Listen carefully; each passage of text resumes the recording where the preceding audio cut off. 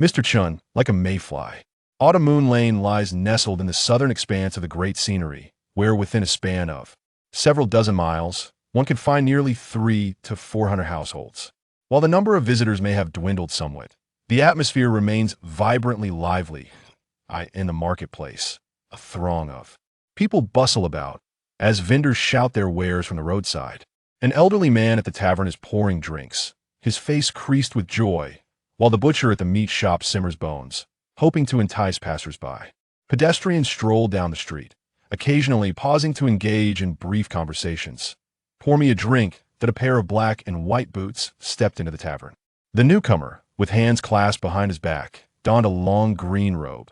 His handsome visage was framed by 2 strands of hair cascading down his cheeks, and at his waist hung a gourd.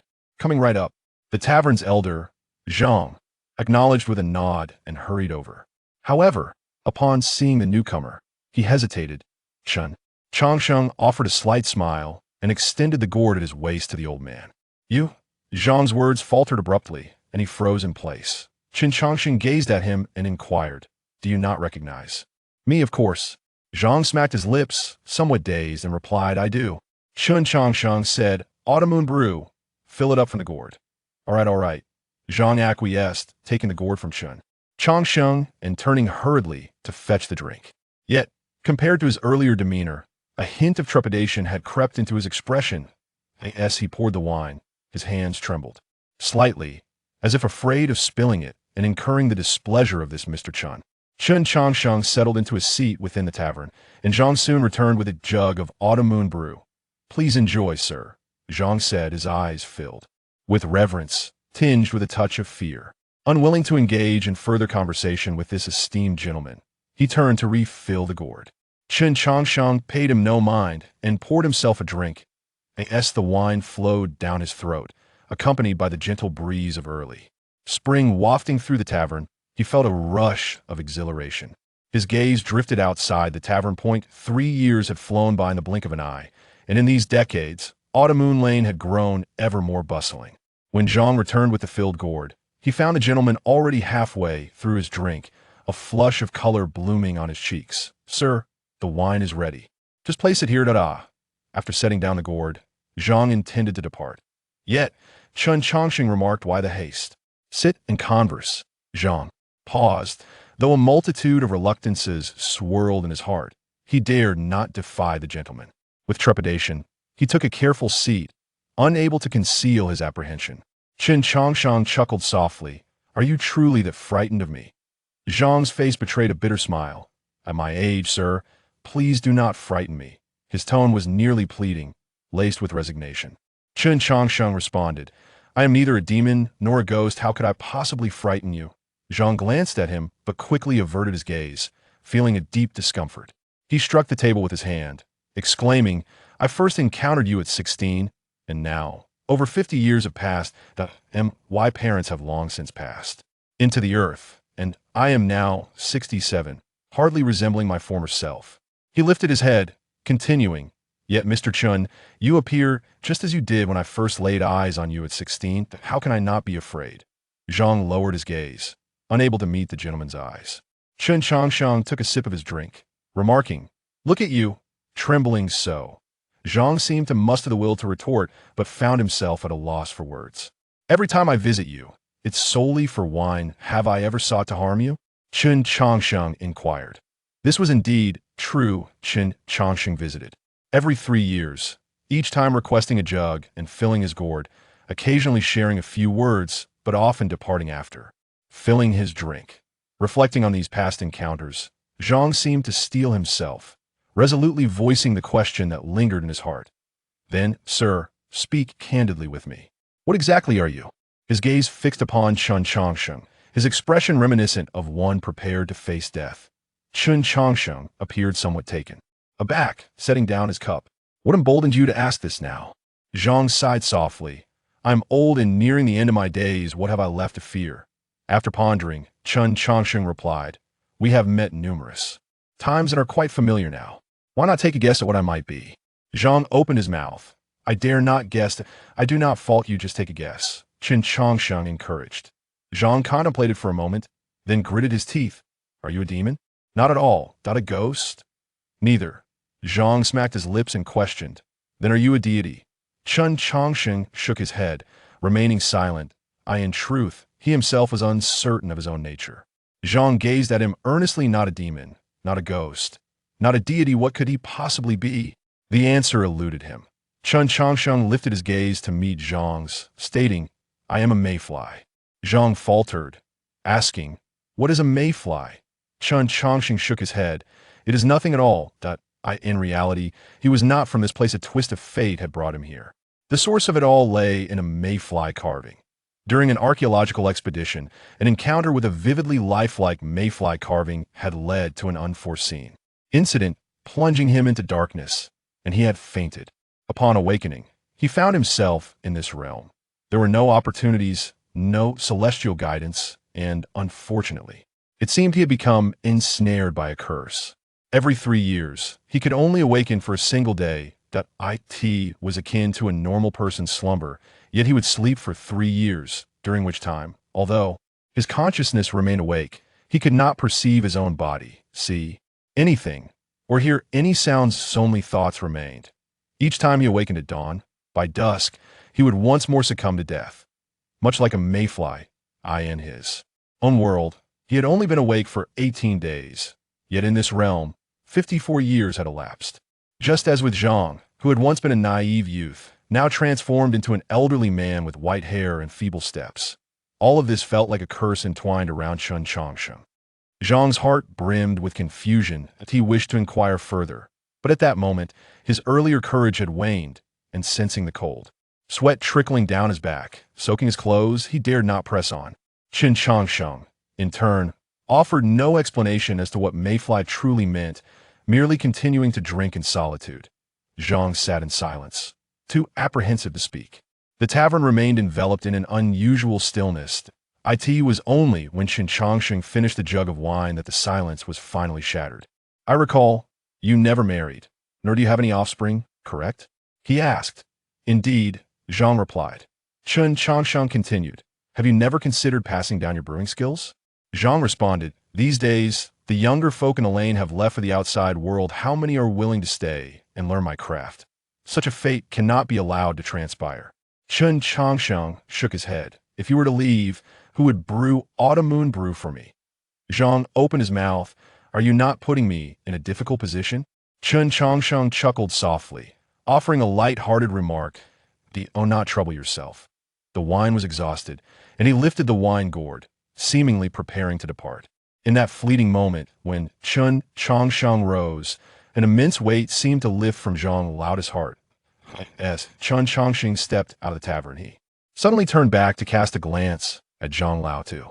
I shall return in 3 years, Chen Changsheng declared. Remember to prepare the Chiuyu brew in advance. Zhang Laotu quickly acquiesced, saying, Safe travels, sir.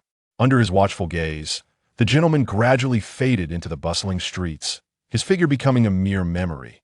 Zhang Laotu exhaled deeply.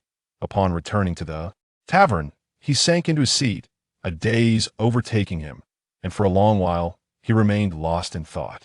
After leaving the tavern, Chen Changsheng carried the wine gourd as he made his way beyond the city walls.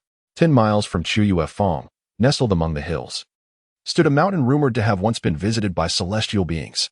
These divine entities imparted their wisdom and left behind 3 drops of dew, which transformed into a Taoist temple known as Luoyuan Temple. 40 years ago, the old master of Luoyuan Temple took in 3 children from the foot of the mountain, bestowing upon each an extraordinary title, Xintian, Xuandi, and Xianhuang. Although the old master lacked a profound understanding of Taoist principles, he spoke with grandiosity, casting aside the 4 characters of heaven, earth, Xian, and yellow without any semblance of order. Remarkably, this flamboyant elder lived for a full 140 years. Standing at the temple gate, Chen Changsheng, after 3 years of absence, observed that the path up the mountain had been paved with stone steps, likely built by the 3 disciples over the years. He ascended these steps without faltering until he reached the entrance of the temple. The 3 disciples had been waiting for him for some time. In the blink of an eye, the years had transformed them. They were no longer the youthful figures he once knew, their faces etched with wrinkles, their postures stooped, approaching their twilight years. Greetings, Mr. Chen. The 3 disciples spoke in unison, bowing respectfully. Chen Changsheng raised a hand, signaling them to rise.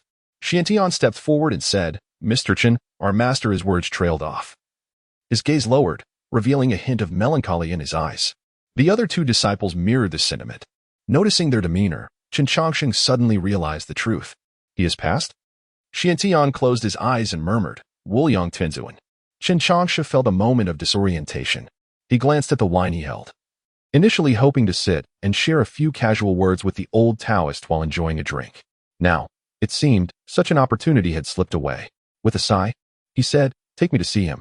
"Please follow me," Xiantian replied, leading Chen Changsheng into the temple. Following a narrow path behind the temple, they arrived at the mountainside, where a solitary grave stood marked with a stone tablet inscribed, "Grave of Hong San Kai, Master of Luyun Temple." Chen Changsheng stood silently before the gravestone for a long while. Hong San Kai was likely the longest-lived individual he had ever encountered. Did Master leave any final instructions before his passing? Chen Changsheng inquired. Xiantian replied, "He instructed you to make the decisions." "And what else?" Chen Changsheng pressed. Xuandi stepped forward, stating he left behind a question. "What was it?" Chen Changsheng asked. "Our master wished to ask you." Xiantian hesitated before continuing. "Is it possible to attain longevity?" Chen Changsheng remained silent for a moment before asking, "And what more?" "There is nothing else. That was the last query before he departed," Xiantian responded. Chen Changsheng nodded in understanding, his gaze drifting back to the grave. After a lengthy pause, he uncorked the wine gourd and poured its contents at the base of the gravestone. The liquid flowed down, seeping into the earth below. Unexpectedly, this wine served a solemn purpose. Who could have anticipated that, in the blink of an eye, everything would change? Chen Changsheng felt a growing resentment towards the curse that clung to him. As the autumn wine ran dry, Chen Changsheng gradually regained his composure. He shook his head helplessly and addressed the solitary grave, saying, "I had thought you would live for another decade or so. Hong San Kai, oh Hong San Kai. How ironic that you bear a name signifying the trinity of heaven, earth, and humanity, yet you sought none of these in your lifetime. Stubbornly fixated on such questions, even in death. You are no fool. How could you not have realized this?"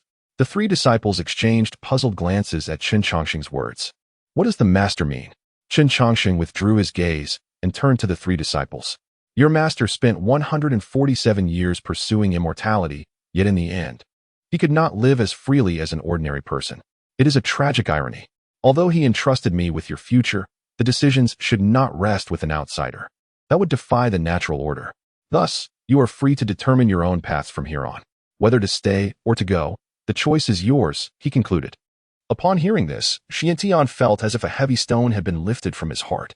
He exhaled deeply and bowed respectfully, saying, "Thank you, Mr. Chen, for your understanding." Chen Changsheng waved his hand and turned to Xuandi, asking, "And you?"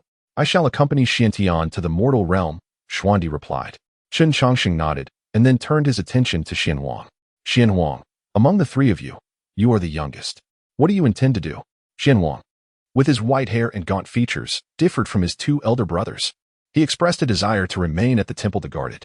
Chen Changsheng regarded the respectful Xianhuang in silence for a time. In truth, Hong San Kai had not mastered the Tao of immortality, he had merely lived a long life, exceeding 140 years. For the sake of seeking longevity? Chen Changsheng inquired. Xianhuang shook his head, clarifying, for the sake of passing on the legacy. He continued, "Since ascending the mountain, I have spent 48 years here. I believe I can, like my master, remain for another 48 springs and autumns, ensuring the legacy is preserved, which would suffice." Chen Changsheng smiled, remarking, "You resemble your master the most." Xianhuang grinned. "My two elder brothers often say the same." Yet Chen Changsheng added, "Your brothers are wise, but you are the most foolish." Xiantian and Xuandi lowered their heads at this remark, but Xianhuang simply replied, "You speak the truth, master." Chen Changsheng waved his hand, saying, "As long as you are willing, I shall not interfere. If you choose to remain on the mountain, that is your decision." Xianhuang sighed in relief and bowed, saying, "Thank you, master." Chen Changsheng surveyed the group, exhaling deeply. Those who wish to descend the mountain, those who wish to stay may remain. Let it be so, to avoid unnecessary chatter. Xiantian and Xuandi bowed to Chen Changsheng and, without hesitation, began their descent. Thus, only Chen Changsheng and Xianhuang remained at the temple. They stood at the entrance, while Xiantian and Xuandi made their way down the stone steps, their age evident in their faltering steps, yet they seemed liberated. Wuliang Tianzuan Xianhuang sighed, stating, "My two elder brothers will find their own paths." Chen Changsheng smiled, replying, "That is the paradise of the mortal realm. Master, the paradise of the mortal realm must also be a path, correct?" Xianhuang queried. Chen Changsheng pondered for a moment before nodding. That is indeed a valid point. The worldly affairs, too, can be a form of bliss. Noticing that the day was waning, he remarked, "It is getting late. I must take my leave." Xianhuang nodded respectfully, saying, "Please take care, Mr. Chen." Chen Changsheng began his descent down the stone steps. Just as Xianhuang was seized by a moment of doubt, he called out, "Mr. Chen." Chen Changsheng paused, turning back. "Is there something else? May I ask you a question?" Xianhuang inquired. Chen Changsheng nodded. "What truly is your answer?" Xianhuang asked. Chen Changsheng gazed at him and replied, "Do you not seek longevity? What need is there for this question?" Xianhuang smiled, saying, "If there is an answer, I would have something to hold on to."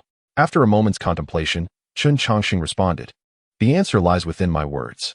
Longevity lies in vision. I have chosen longevity as my name." Xianhuang paused, a flicker of surprise crossing his eyes. "So, you have attained longevity?" "Not at all," Chen Changsheng refuted. "A mayfly cannot be considered long-lived."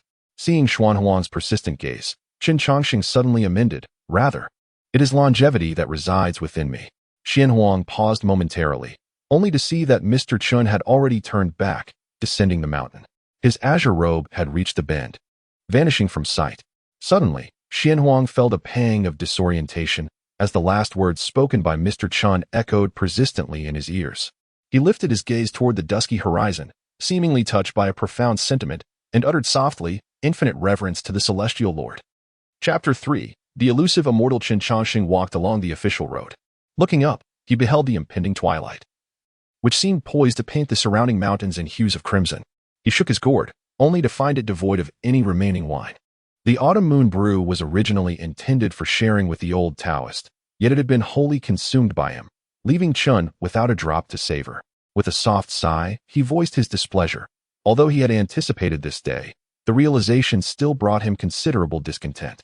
Yet, the cycle of life and death is the norm of humanity, and he had no means to impede such inevitabilities. This was perhaps the most disheartening day he had experienced. Deciding to find a tree under which to sit, Chen quietly awaited the arrival of nightfall. Once the sun had completely faded, it would be time for him to embark on the next 3 years of his journey. At that moment, a voice broke through the quietude. "Why is Mr. Chen seated here?" Chen opened his eyes to see a figure clad in an official robe and black boots, their face obscured by a raven mask. Yet they appeared to float before him like a wisp of a soul. A flicker of astonishment crossed Chen's face. He was perplexed as to why this entity sought him out, even addressing him as Mr. Chen. Feigning composure, he rose and inquired, "May I ask, what brings you here in search of me?" The visitor was neither human nor ghost, but rather a spectral envoy from the autumn moon's city god temple. Existing between the realms of the living and the dead, they were known as ghostly deities. Chen had encountered these spectral envoys a few times upon awakening years prior in the autumn moon neighborhood, and had even visited the city god temple, but had never conversed with these spectral figures. The envoy, chuckling beneath the mask, extended a hand to unveil their face. In that moment, Chen was momentarily stunned. The envoy, now unmasked, looked at Chen and smiled. "Have you truly forgotten my voice?" Chen hesitated, his astonishment evident. You. Regaining his composure, he stammered. "How did you become a spectral envoy?" Hong Sankai laughed. "In life, I accrued merits aplenty, and thus the city god promoted me to this position." At this revelation, Chen's expression faltered momentarily. Yet, the next instant, he burst into laughter. Hong Sankai, puzzled, asked, "What is so amusing, Mr. Chen?" Chen replied with a smile, "I thought you had already perished. The autumn moon brew was spilled at your grave, and who would have guessed you would suddenly reappear as a spectral envoy?" Hong Sankai, "You nearly deceived me." Hong Sankai joined in the laughter and explained, "I did not intend to mislead you. It is merely that as a spectral envoy, I can only visit during the twilight hours." Chen's laughter subsided a bit as he remarked, "It is good that you are alive." "Half alive," Hong Sankai corrected. Chen smiled knowingly. "Let us agree to your interpretation." Hong Sankai nodded, and Chen glanced toward the horizon, noting that the sun had already descended halfway. He lamented, "What a pity you arrived at such a time. Had you come earlier, we could have shared a few more words. I believe the timing is quite fitting," Hong Sankai asserted as he sat down across from Chen. Chen queried, "Fitting?" Hong Sankai replied, "On this very day in years past, We sat before the flowing cloud temple, sharing a gourd of autumn moon brew, discussing the path to immortality. Alas, the whims of fate have rendered me no longer human. Yet here I am, still able to converse with you. What could be more appropriate? Indeed, Chen nodded with a smile. It is regrettable that this year there is no autumn moon brew. Otherwise, we could have indulged in a few cups. There will be time enough. We can certainly drink heartily next time, Hong Sankai reassured. That is a promise. Naturally. The two exchanged smiles. And the reunion of old friends sparked an array of unspoken sentiments. Hong Sankai had not anticipated becoming a spectral envoy after death, nor the chance to meet Chen Changsheng again, a manifestation of fate. Indeed, Hong Sankai remarked, in becoming a spectral envoy, I have come to understand many things. In truth, I never grasped the path to immortality during my lifetime. Though I lived over 114 years, I merely enjoyed longevity. Only you, Mr. Chen, have genuinely sought the path to immortality. Chen inquired, what leads you to such a conclusion? There is no other explanation, Hong Sankai responded. Having known you for over 50 years, you remain ageless and undying. Your name is not even found in the spectral registry. Only an immortal could possess such qualities. Chen shook his head. Do I truly appear so? It is not a matter of appearance. It is the truth, Hong Sankai insisted. If it were otherwise, how could you perceive me? I was born with the ability to see spirits, Chen replied. Hong Sankai interjected. Such keen insight is rare among mortals. Chen jested. In simpler terms, you simply do not regard me as human. That is not the intention, Hong Sankai chuckled, slightly exasperated. I lament that in life I knew the presence of immortals but failed to understand the path to immortality. Perhaps it is a matter of lacking celestial fate. I am no immortal, Chen refuted, shaking his head before changing the topic. So, does that imply you have accepted your fate?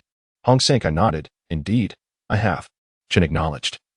In life, one may be a hero, but in death, merely a corpse. It is often at the final moment that one reconciles with their fate, a common truth. You speak wisely, Hong Sankai concurred.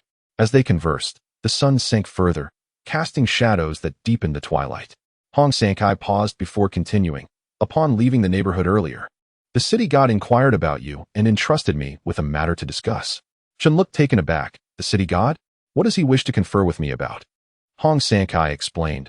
The city god has long been aware of your existence and has sought an opportunity to meet you. However, he hesitated, fearing to intrude upon you, which is why he entrusted me with the invitation. Chen felt a mix of surprise and unease. He was no immortal, merely a victim of a curse that had led others to misconstrue his nature. It seemed that the city god of autumn moon had also been misled. What could be done about this? Hong Sankai chuckled. Perhaps my becoming a spectral envoy is also a blessing from you, Mr. Chen. Chen waved his hand dismissively. That has nothing to do with me. It is your own merits in life that have afforded you this opportunity. Hong Sankai disagreed, believing he had benefited from Chen's influence. He refrained from pursuing the matter further and returned to the main topic. Mr. Chen, may I have your response to relay to the city god? Chen turned to gaze at the horizon, where the sun's outline lingered, on the verge of disappearing. He indeed wished to meet the city god, not only to witness the deity of this realm, but also to seek a remedy for the curse that plagued him. Time does not wait for me. Chen shook his head. Time does not wait for you. Hong Sankai blinked, puzzled. Indeed, Chen replied. If the city god has extended an invitation, I shall certainly accept, but it seems today is not feasible. When might that be? Hong Sankai inquired. Chen answered. It may take 3 years before I can attend. Hong Sankai nodded in understanding. This aligned with his expectations, as Chen had always visited him every 3 years. The last rays of sunlight were about to vanish. Chen Changsheng stifled a yawn, a wave of drowsiness washing over him, and said, I must take my leave. On this day, 3 years hence, Chen would certainly attend the banquet. Allow me to bid you farewell first. Hong Sankai was about to rise to see him off. However, in the next moment, he suddenly found himself in a state of astonishment. As the last rays of twilight descended, Chen Changsheng's figure began to take on an ethereal quality. Hong Sankai blinked, initially believing he was merely imagining things. Yet, the phenomenon undeniably unfolded before his eyes.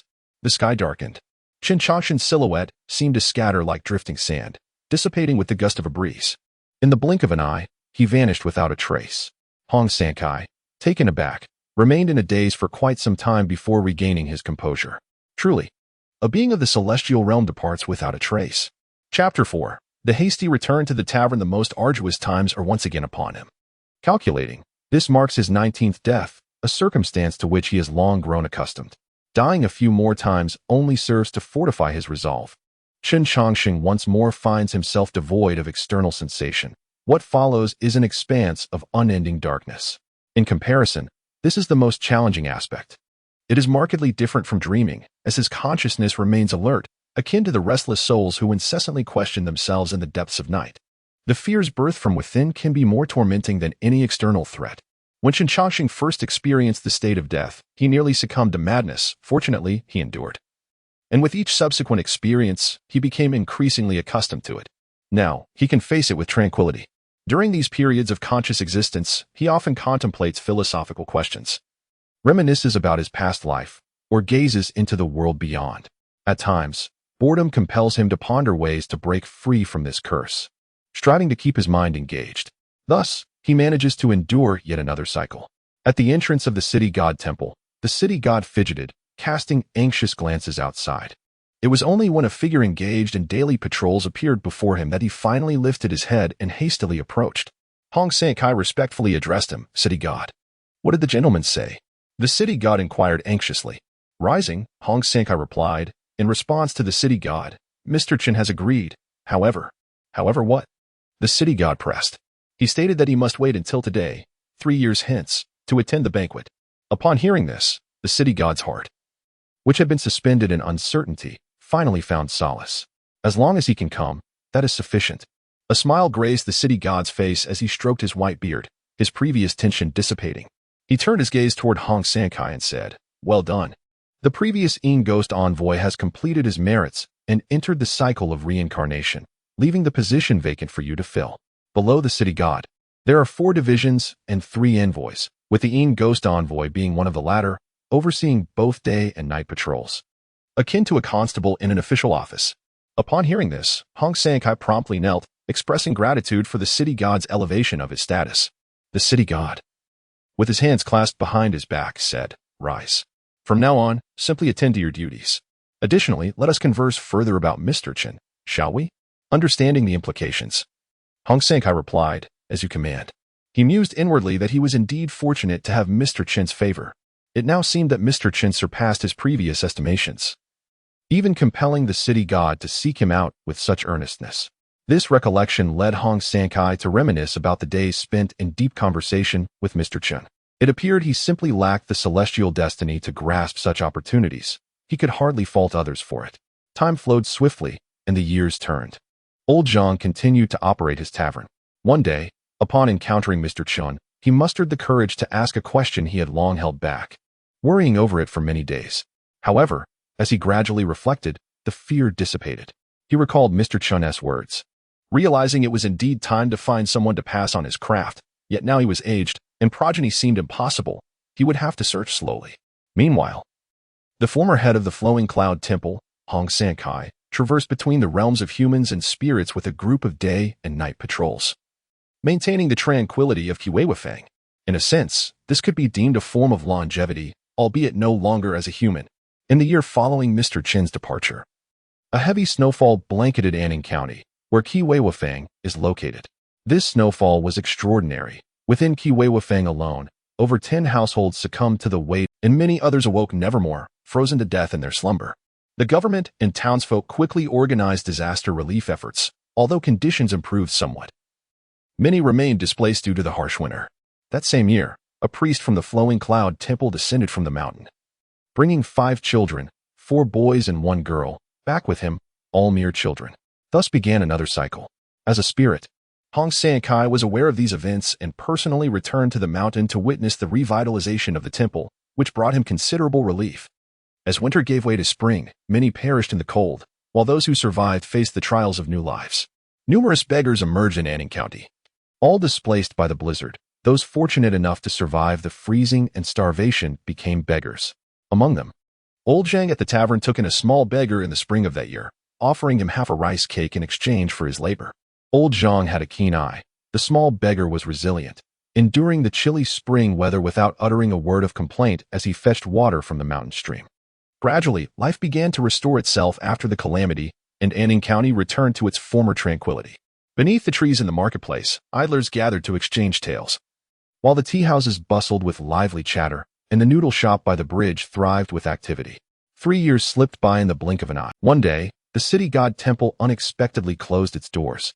It was said that a spirit had conveyed a dream to the county magistrate, prompting him to visit Kiwewafang personally and order the surrounding area sealed off, prohibiting anyone from approaching the temple for all of this was in anticipation of a certain individual's arrival.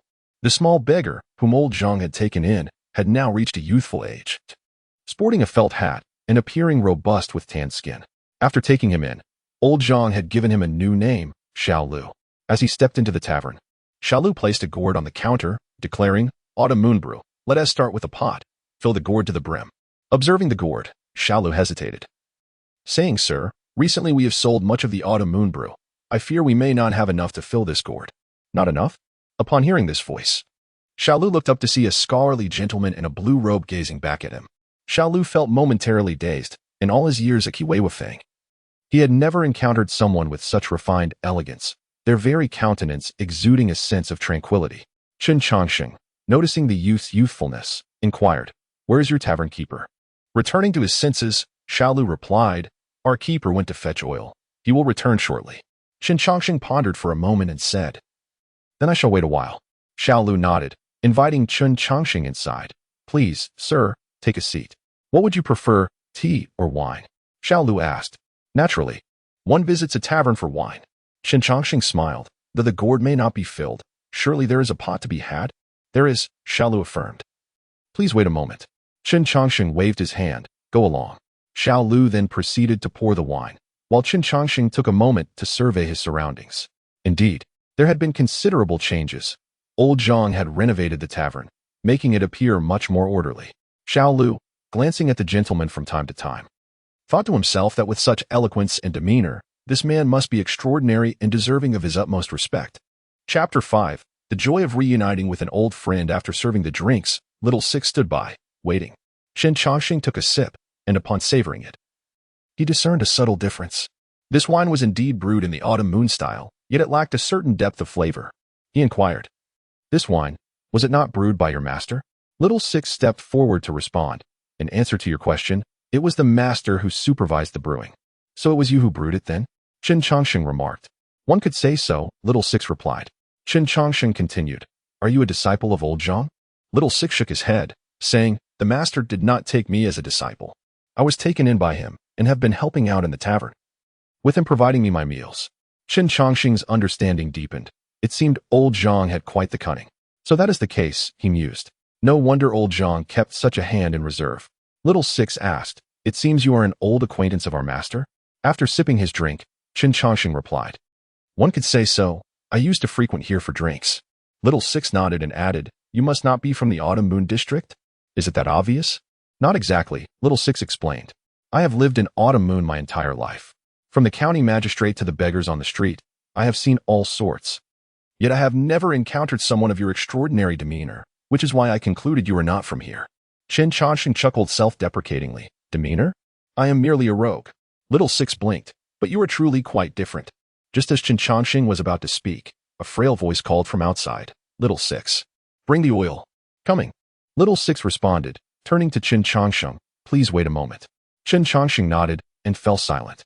He turned to see an elderly man with graying hair limping into the tavern, seemingly injured in his right foot. "Master, allow me," Little Six said, taking the oil jar from the old man's hands. As he raised his head, he caught sight of a familiar gourd on the counter. He paused, his body trembling slightly. Little Six said, "By the way, master, the gentleman claims to be your old acquaintance." Upon hearing this, old Zhang felt an increasing sense of unease. His gaze shifted and landed on Chen Changsheng, who was enjoying his drink. Suddenly, he felt his legs weaken, unable to move, and stars appeared before his eyes. Chen Changsheng looked at old Zhang at the door and said, "What's wrong? You're limping?" Old Zhang opened his mouth but then took a step forward. Little Six, unsure of the situation, hurriedly placed the oil jar on the counter and rushed to assist the master. "Be careful," he cautioned, with Little Six's support. Old Zhang approached Chen Changsheng. "Mr. Chen," Old Zhang said, taking a seat after a moment of hesitation. Once seated, Old Zhang found his fear had diminished, replaced by a rare glimmer of joy in his eyes as he looked at Chen Changsheng. He replied, "A heavy snowfall 2 years ago left my leg with a chill that has never healed, resulting in this limp." Chen Changsheng glanced down and remarked, "You are simply aging." Old Zhang nodded. "I am but a mortal, certainly not as enduring as you." That is not what I meant. Chen Changsheng smiled, glancing at the wine. Did you forget I requested you to prepare wine for me before I left last time? Old Zhang replied, I did not forget. I specifically saved some for you. He then beckoned to Little Six, go fetch that jar of autumn moon brew from the cellar. Little Six paused. Didn't you say? Old Zhang interrupted. This gentleman is the one I mentioned. Little Six glanced at Chen Changsheng, momentarily dazed. The master has such an old friend? What are you dawdling for? Old Zhang urged. I'll go right away. Little Six snapped back to reality and turned to fetch the wine. Chen Changsheng observed Little Six departing figure and commented. You have a good eye. Old Zhang grinned. It was merely serendipity. Chen Changsheng asked, how long has he been with you? All told, over 2 years. Quite some time. Chen Changsheng mused. Indeed, he has learned a fair amount, Old Zhang replied. Chen Changsheng looked at him and laughed. Has he truly learned so much? Or have you been holding back? Old Zhang did not shy away, admitting, it cannot be concealed from you, Mr. Chen. After all, he is not my own son. It is only natural to hold back a bit. Old Zhang expressed some surprise. I thought you would disapprove of my actions. Why would I? Chen Changsheng replied, if I were in your position, I too would hold back. It is not easy to reach this age, should a disciple cause their master to starve. They would surely die of fury before hunger claimed them. Old Zhang felt a wave of relief wash over him. He had long been troubled by this matter, believing he had grown stingy with age. Yet, in truth, it was merely human nature that he struggled to comprehend. Little Six returned with the long-sealed jar of wine. Master, let us serve a pot to the table. Old Zhang instructed, make sure to fill Mr. Chen's gourd. Little Six nodded and began to unwrap the wine jar, pouring the autumn moon brew. Soon, a pot of wine was placed on the table. Chen Changsheng took a sip, satisfaction evident on his face. Now this is the right flavor. Little Six remarked, the master brews a jar each year and stores it away. When the time comes, he sells it and brews anew. Mind your words. Old Zhang shot him a glare. Go fetch your own wine. Little Six flinched and quickly moved away to pour the wine. Chen Changsheng said, it's not something that cannot be discussed. Old Zhang smacked his lips. I feared you would learn and decide not to come for drinks anymore. Chen Changsheng chuckled. I could have chosen not to come, but now that you've mentioned it, I must return. Old Zhang grinned. I would be delighted for you to come. Chen Changsheng took a swig of wine, setting the jug down, and looked at Old Zhang. You are truly no longer afraid of me. Old Zhang candidly stated. When I first saw you enter, I felt a bit of fear, perhaps due to years of habit, but once seated, I felt there was nothing to fear. With age comes courage. That much is true. Not entirely. Old Zhang sighed deeply. This year, I turned 70. In today's world, living past 60 is a blessing. When one lives long enough, life loses its allure, as all of one's old friends have departed ahead of them. Now, only you, Mr. Chen, remain. In years past, he would have felt fear, but now, it was as if he experienced the joy of reuniting with an old friend. Chen Changsheng felt a pang of discomfort at these words. When loneliness fills a person's heart, past fears and trepidations dissolve in an instant, as if it were merely the joy of meeting an old friend, a joy beyond measure. Chapter 6. The dream of the city god welcoming the scholar. Xiao Lu had filled himself with wine, while the jug of the autumn moon brew on the table was nearly empty. In that moment of revelry, Chen Changsheng engaged in conversation with the old man Zhang, reminiscing about various past events. The old man recounted his first encounter with Mr. Chen, how he had been playfully teased at the tender age of 18 or 19. He also spoke of his fears in his 40s, as he realized that Chen Changsheng had not aged a day, leading to a myriad of stories that seemed never-ending. Xiao Lu found it peculiar, muttering to himself, how strange, the shopkeeper never used to be so talkative. Chen Changsheng rose, taking the wine gourd in hand, standing somewhat unsteadily. He said, allow me to see you off, sir. Please, remain seated, Chen Changsheng insisted. The old man Zhang chuckled, replying, if one does not move. Is that not akin to death? Chen Changsheng merely smiled in response, uttering a farewell. I shall take my leave. Zhang escorted him to the door, saying, safe travels, Mr. Chen. Xiao Lu stood beside Zhang, observing the distinguished figure as he exited. To be frank, he had never encountered such an elegant gentleman. Even the heavenly sky above, or the renowned scholars paled in comparison to the comfort Mr. Chen exuded. Zhang paused, calling out, will you return next time, sir? Chen Changsheng halted, turning back. I shall, he replied. Zhang chuckled once more. Chen Changsheng returned a smile, holding the wine gourd as he departed. As he walked, a sense of solace washed over him. Over the years, he had few friends, and the once fearful Zhang had now regarded him as a companion. It was a good thing, indeed a most splendid thing. Xiao Lu queried. Shopkeeper, this gentleman is truly exceptional. Zhang gazed at Chen Changsheng's retreating figure, remarking, if he were ordinary, he would not be Mr. Chen. Xiao Lu, somewhat perplexed, asked, what is the same? What is different? I seem to not comprehend. Zhang replied, you shall understand in due time. As Chen Changsheng's silhouette faded from view, Zhang gradually returned to his senses. After a moment's contemplation, he said to Xiao Lu, come inside with me. Xiao Lu nodded obediently, following Zhang closely, unaware of what awaited him. Yet, from that day forth, Xiao Lu would be known as Zhang Xiao Lu. Not long after Chen Changsheng exited the tavern, he intended to visit the Luoyuan temple, uncertain if Xian Wang still resided there. However, before he could leave the alley, he was intercepted by several patrolling officers. Two masked officers approached him respectfully, clasping their hands. May I inquire if you are Mr. Chen? Chen Changsheng, meeting their gaze, promptly returned the gesture. Indeed, that is I. Noticing Chen Changsheng's courtesy, the officers lowered their hands and heads, stating, the city god has commanded us to invite Mr. Chen to a banquet. Chen Changsheng, feeling somewhat uneasy at their reverence, hesitated. With the city god himself sending for him, it would be impolite to refuse. Alas, the Luoyuan temple would have to wait for another time. Then I shall trouble you to lead the way, he said. Please follow us, sir. Thus, Chen Changsheng followed the two officers toward the city god temple in the autumn moon alley. One of the officers spoke, should any officials impede your passage, simply state, I come to attend a banquet, and they will let you through. Chen Changsheng nodded, understood. Autumn Moon Alley was not particularly large, comprising merely over 100 households. After crossing a stone bridge, the city god temple came into view.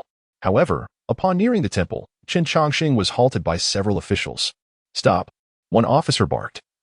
Hand resting on his sword, his expression grim. The magistrate has decreed that no one may approach the city god temple. Chen Changsheng glanced at the two officers beside him. Although they stood by his side, the officials could only see him. Following the advice given, he replied, I, Chen, come today to attend a banquet. The officers exchanged glances, engaging in hushed discussion. Is it him? One mused. It must be. The magistrate spoke of him. Shall we let him pass? Chen Changsheng interjected. May I proceed? The officers looked around, then stepped aside. You may go, they conceded. Thank you, Chen Changsheng replied, moving past them. The officers, meanwhile, slipped through the throng, flanking him. Curious, Chen Changsheng asked, why were their officials obstructing the way? One officer responded, what you may not know is that the temple is often crowded with worshippers. The city god, aware of your arrival, informed the magistrate, who subsequently sealed off the vicinity. Chen Changsheng informed him, how does one communicate such a thing? Can deities manifest before mortals? Certainly not, the officer clarified. It was the city god who personally conveyed it through a dream. The officer spoke nonchalantly, as if it were the most ordinary of matters. Yet Chen Changsheng paused, contemplating the implications. A dream. This was indeed the method of the divine. Upon his arrival, he found the gates of the city god temple firmly shut, and worshippers were barred from entry. As Chen Changsheng approached, the city god awaited him at the entrance.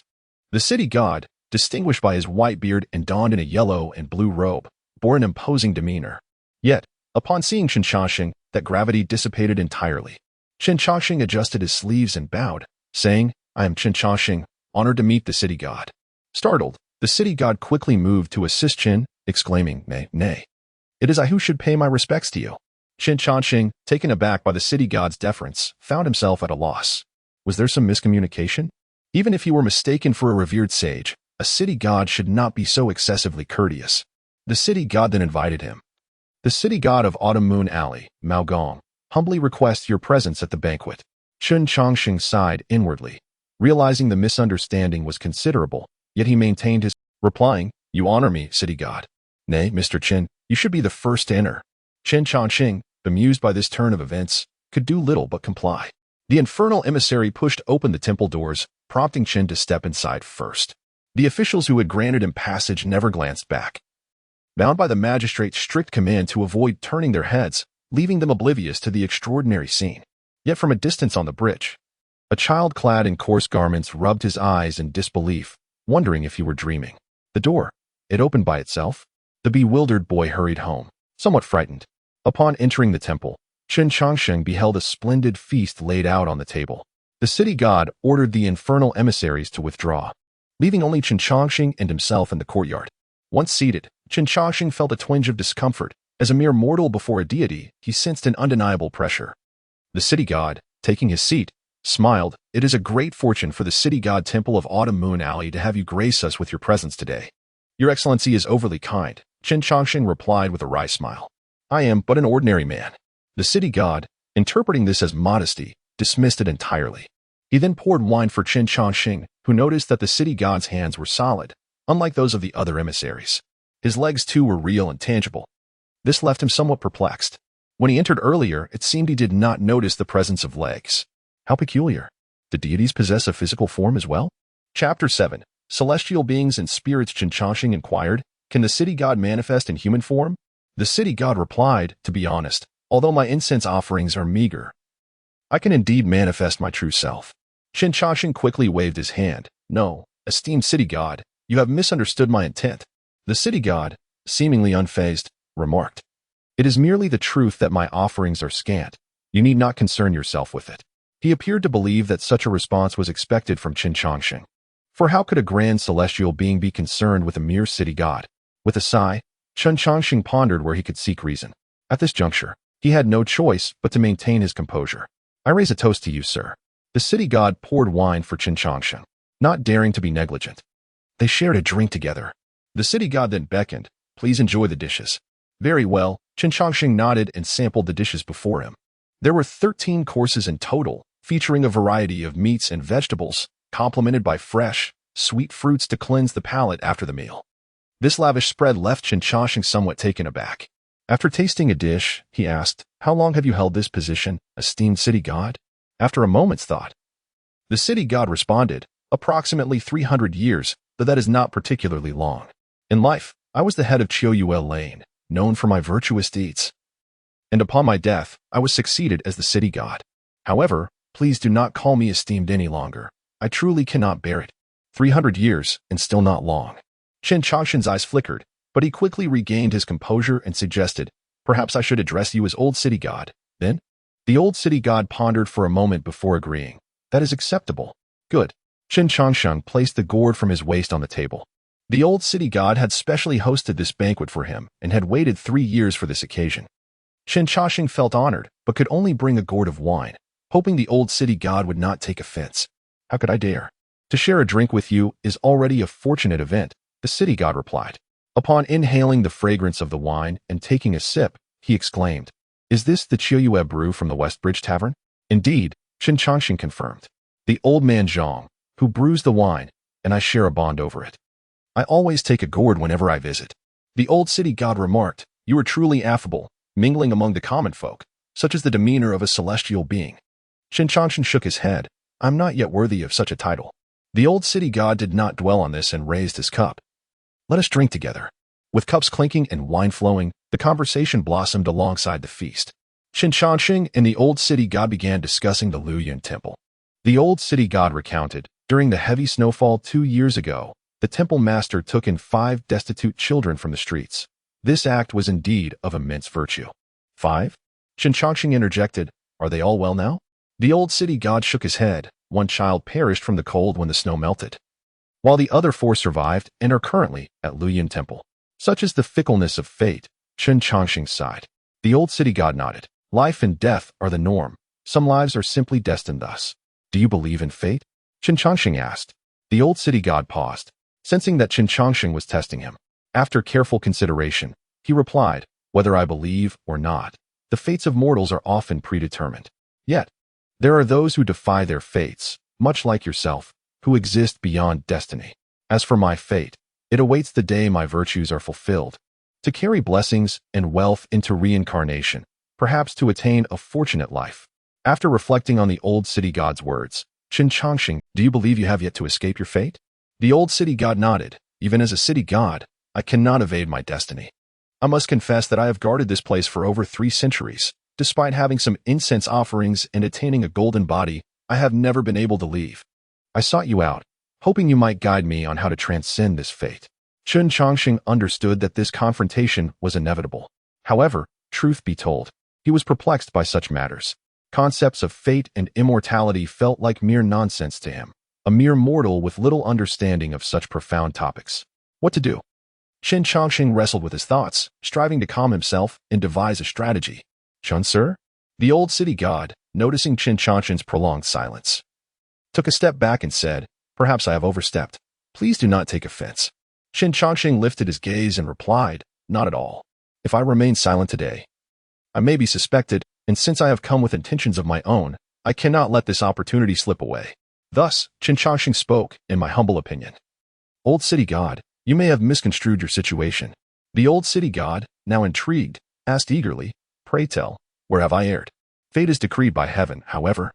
Chen Changsheng continued, "Do you truly believe that becoming a city god was also a matter of fate?" The old city god paused, his expression one of astonishment. "You mean to say?" Chen Changsheng elaborated, "Perhaps it is not so.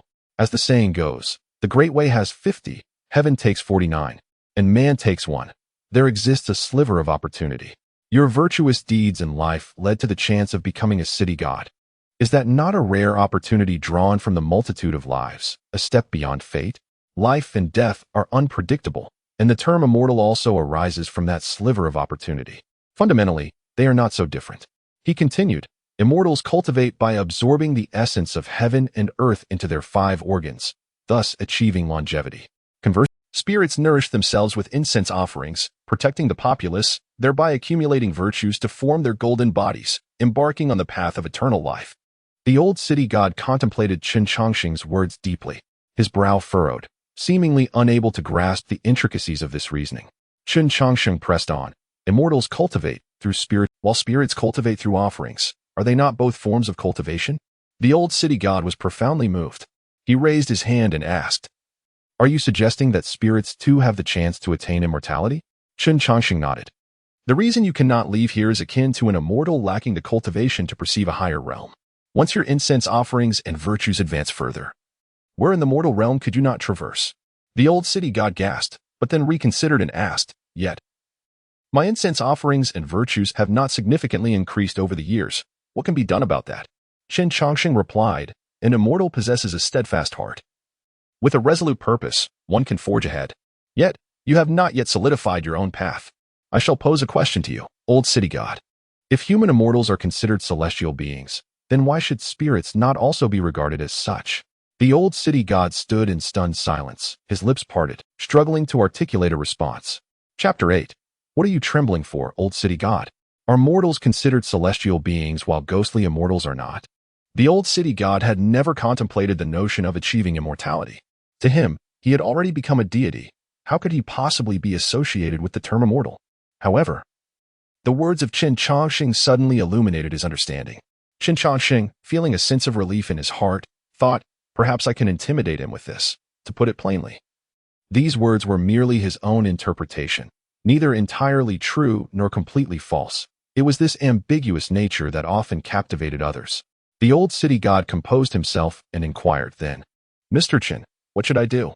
Chen Changsheng replied, "The essence of the ghostly deities lies in incense and virtue, both of which stem from the people. To love and protect the populace, to gather the people's wishes and incense, can lead to the great path." Seated at the table, the old city god gazed ahead. Lost in thought, Chen Changsheng remained silent, quietly observing the old city god's expression, fearing that he might come to a realization. After a few moments, the old city god swayed slightly, as if awakening from a stupor. Chen Changsheng feigned calmness and looked at him. The old city god let out a long breath, rising to clasp his fists, and said, "Little deity, thank you for your guidance." He sighed deeply and continued, "Now I understand." Chen Changsheng paused, pondering, "Understand what?" The old city god replied, "After much contemplation, I realize your earnest intentions. As the city god, I should not be preoccupied with escaping this place, but rather focus on the welfare of the people.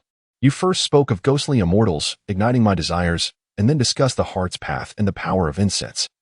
It is only now that I comprehend. The ghostly immortals are but a fabrication of yours." Upon hearing this, Chen Changsheng was taken aback, his grip on the wine cup trembling. The ghostly immortals are false, while the city god is true. Only by returning to the righteous path and following the will of heaven can one hope to attain enlightenment. Suddenly, the old city god bowed deeply to Chen Changsheng, saying, "I have been enlightened." Chen Changsheng felt a bit flustered by this display. It seemed he had not intended for it to turn out this way. However, upon reconsideration, he thought it best to continue along this path. It was imperative not to reveal the truth. Chen Changsheng raised his hand and said, I have deceived you. Yet you remain so courteous. The old city god stood up and replied, your intentions are noble, and if I were to remain ignorant, I would be unworthy of my position. Chen Changsheng smiled warmly, saying, it is your own desire to return to the righteous path, not my merit. There is no need for gratitude. The old city god said, without you, how long would it have taken me to realize this? I am deeply thankful for the destiny you have bestowed upon me. Chen Changsheng felt somewhat uncomfortable with the old city god's reverence. With a guilty conscience, he forced a chuckle and said, let us eat. I am still hungry. Upon hearing this, the old city god paused for a moment. Then a smile spread across his face. I toast to you, sir. Please. Before long, a gourd of autumn moon wine was consumed.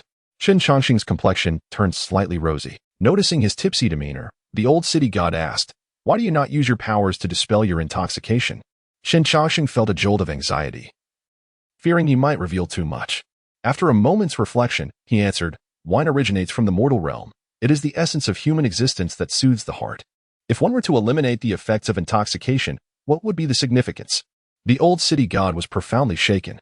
He thought to himself, this is the true immortal. How could one coexist with the mundane if not for such a being?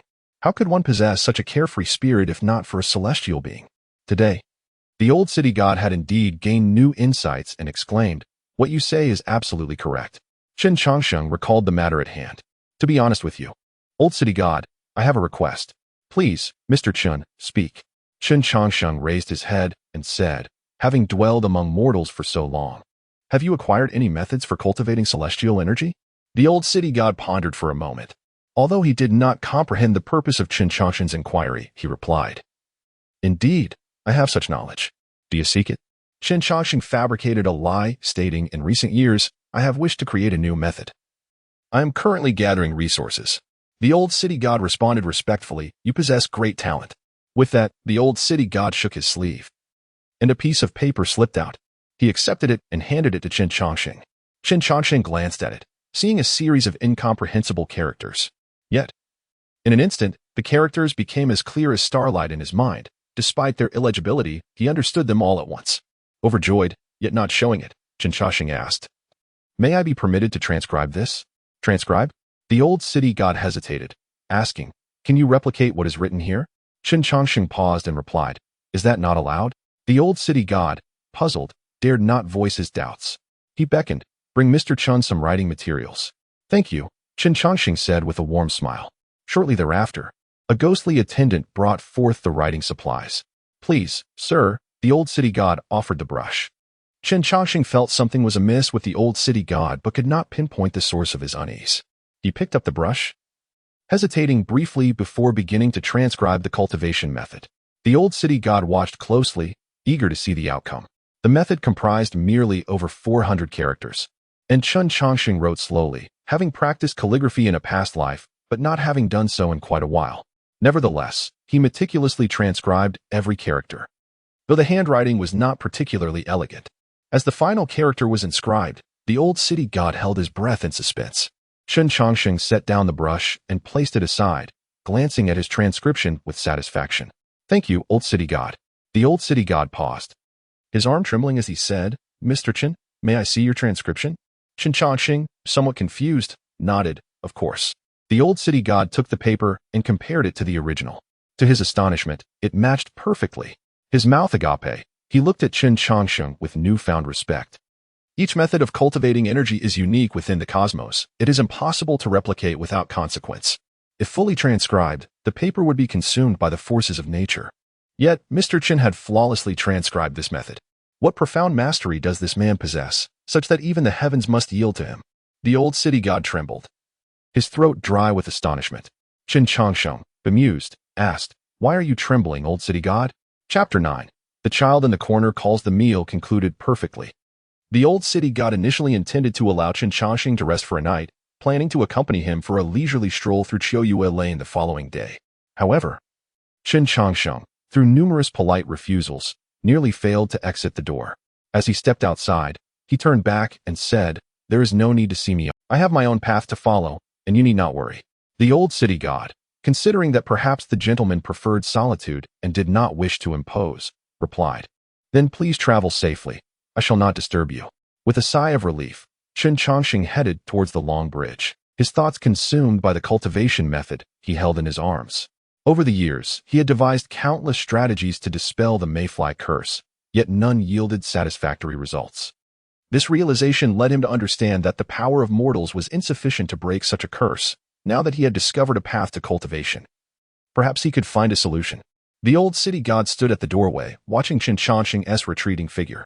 He recalled the scene of the gentleman transcribing the cultivation method, feeling a renewed sense of awe. This Mr. Chen was indeed extraordinary. A wave of dread washed over the old city god.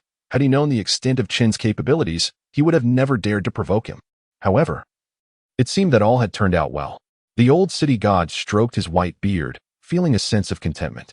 At that moment, a group of ghostly attendants returned to the city god temple. Reporting to the city god, said Hong Sankai, who bore a long knife at his side. Stepping forward with a bow, "The seal in the pond has been reinforced. It should remain stable for the foreseeable future." The old city god cast a satisfied glance at him and replied, "Well done, but you returned rather late.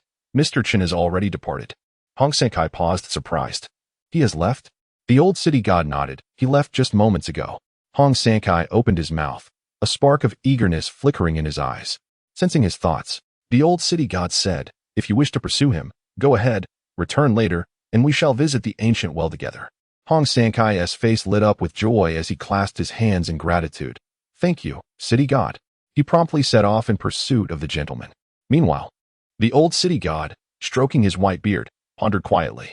His connection with the gentleman paled in comparison to Hong Sankai's rapport. Yet he understood that as long as Hong maintained his friendship with Mr. Chen, his own opportunities for contact would not diminish. Initially, he had believed that Mr. Chen's influence had led to Hong's transformation into a ghostly attendant after his demise. The old city god chuckled inwardly, feeling quite pleased with his earlier decision. As Chen Changsheng stepped off the bridge, he suddenly heard a voice calling from behind, "Mr. Chen. Mr. Chen." Turning around, he saw Hong Sankai floating before him. Cupping his fists in "Greetings, sir." Chen Changsheng smiled. "I was wondering why I hadn't seen you today. I had official duties that delayed me, but fortunately, I managed to catch up." Hong Sankai replied warmly, "It's been 3 years, yet you haven't changed at all." Chen Changsheng scrutinized him for a moment and remarked, "You've changed quite a bit. You've accumulated a fair amount of merit and incense, and you resemble a ghostly attendant more and more. After you departed last time, the city god promoted me to ghostly envoy, all thanks to your fortune." "Fortune?" Chen Changsheng chuckled and waved his hand. "I haven't assisted you in any way. Though you say so, I know the truth. Without you, I might not even be a ghostly attendant, let alone a ghostly envoy." Chen Changsheng merely smiled, choosing not to elaborate further. He understood these truths all too well. The two then found a quiet spot to sit and engage in conversation.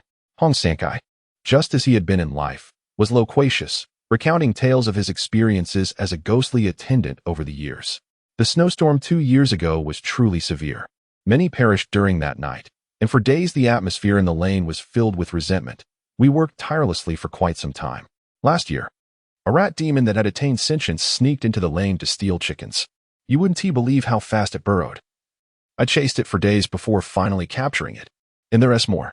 Hong Sankai continued to share his adventures, revealing tales so fresh that even Chen Changsheng had not heard of them. Despite having been in this world for years, he had only truly awakened a mere few days ago. Listening to Hong Sankai, he found himself not bored, but rather intrigued by the nature of demons and evils. "You've had quite an interesting time these past years," Chen Changsheng remarked with a smile. Hong Sankai replied, "There aren't many formidable evils or demons in Shoyue Lane. Mostly just minor ones, so it has been too taxing.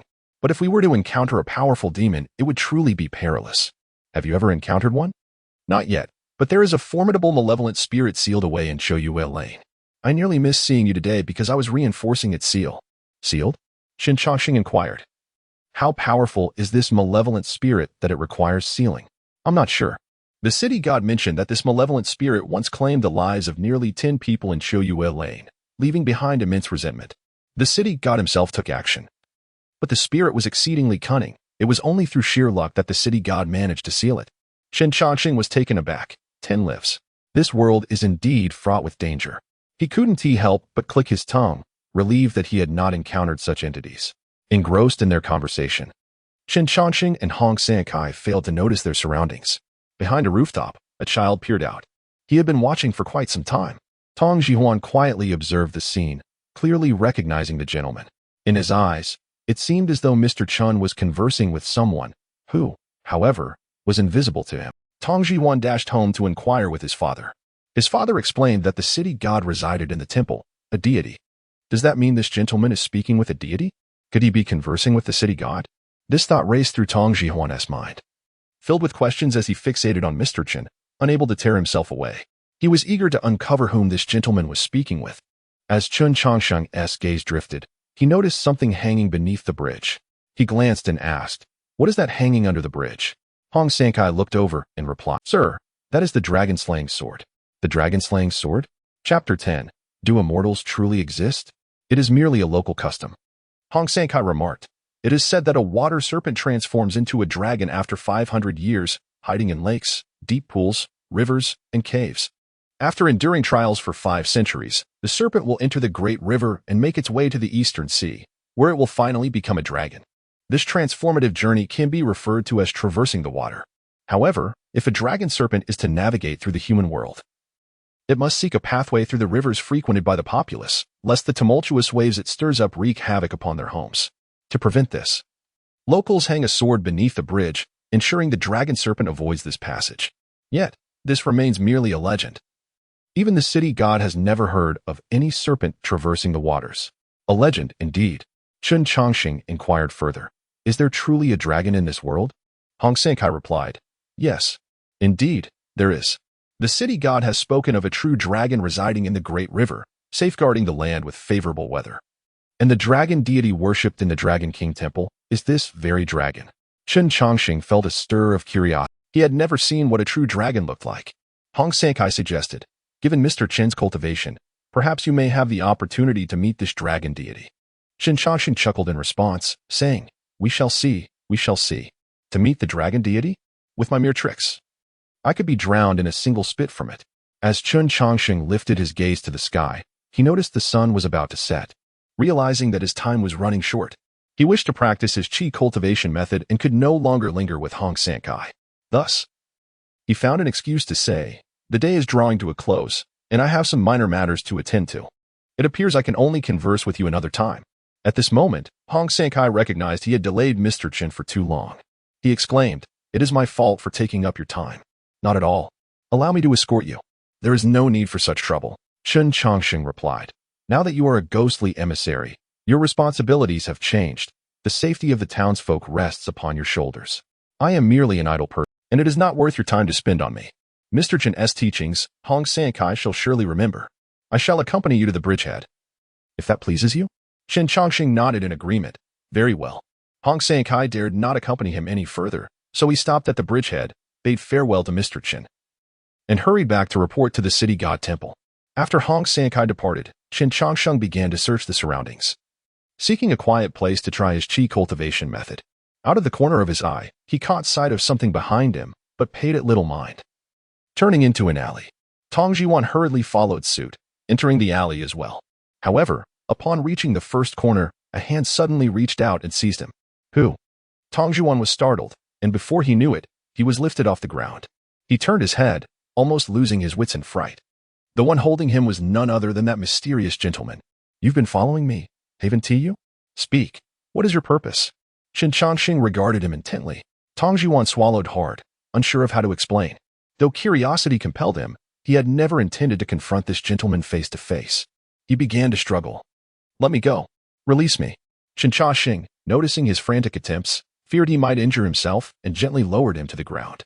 With a thud, Tong Jihuan hit the ground and dashed away without looking back. He fled home at a swift pace, not daring to glance over his shoulder. Chen Changsheng made no attempt to pursue. After all, it was merely the audacity of youth, intended to instill a fright. He stepped into another alley, his figure vanishing from sight. Tong Jihuan, trembling with fear, reached his home in haste, bursting through the door. Bang! The door swung open forcefully. Inside, his parents were startled from their task of threshing beans by the sudden commotion. "Father! Father!" Tong Jihuan rushed into his father's embrace. His father paused momentarily before asking, "What is the matter? Why the sudden rush?" Tong Jihuan glanced nervously outside, his body shaking. Eyes reddening as if tears were about to spill. His mother, you sure, quickly approached, asking softly, Jiwan, has someone bullied you? Tell your mother, and I will confront them. Tong Jiwan's lips quivered, yet he shook his head, unable to articulate the situation. Seeing this, Yu Shi exchanged a glance with her husband and then reassured Tong Jiwan. Do not fear, with your father and mother here, no one can harm you. Take your time and explain. Looking into his mother's gentle gaze, Tong Jiwan contemplated and finally said, Mother, father, you will believe what I say, right? The couple exchanged glances and nodded affirmatively. Certainly. Tong Jiwan opened his mouth and recounted everything he had witnessed that day. From the inexplicable opening of the city god temple door to the gentleman speaking to himself, sharing it all with his parents. Yu Shi and Tong Kaijing were astonished by his words, disbelief evident in their expressions. Did that gentleman cause you trouble? It seems not. He set me down. And I ran home. Tong Kaijing furrowed his brow in contemplation. He approached Yu Shi, speaking softly. What do you think of this matter? Yu Shi replied, Jiwan has never lied. Tong Kaijing remarked, if this is true, Jiwan has surely offended an immortal. But do immortals truly exist in this world?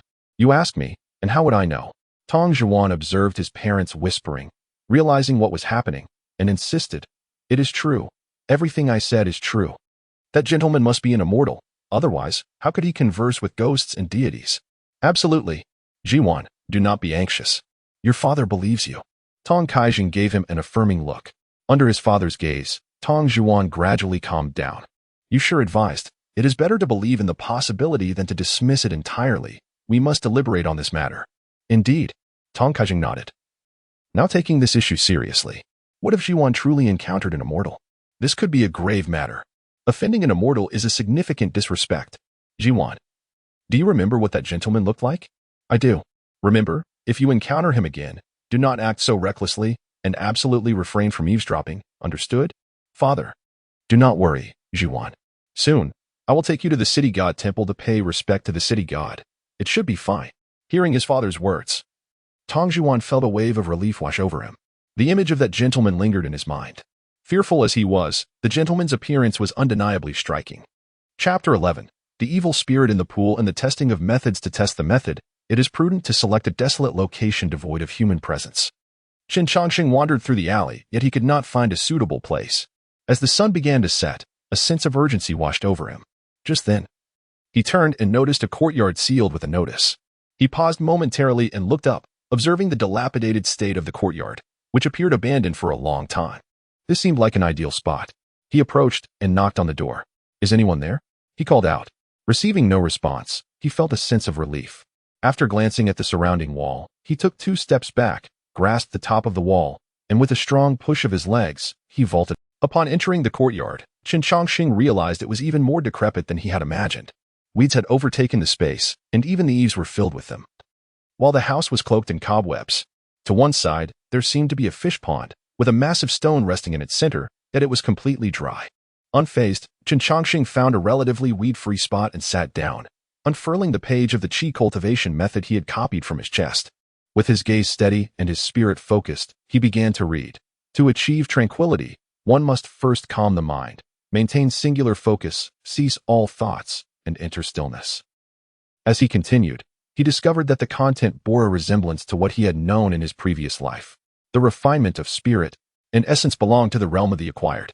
Following the path of nature leads to foundational cultivation, which encompasses the 3 practical skills of refining spirit, qi, and essence. Indeed, all are part of the acquired.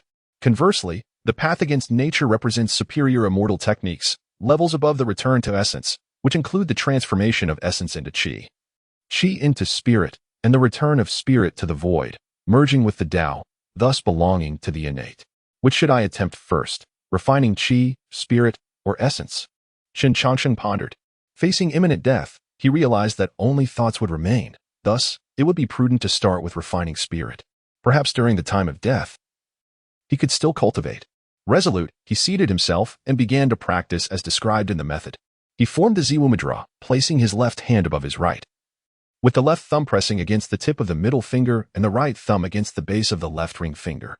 After a moment of cleansing his mind, he gathered his spirit light, focusing on the tip of his nose, waiting for the moment of clarity, then closed his eyes.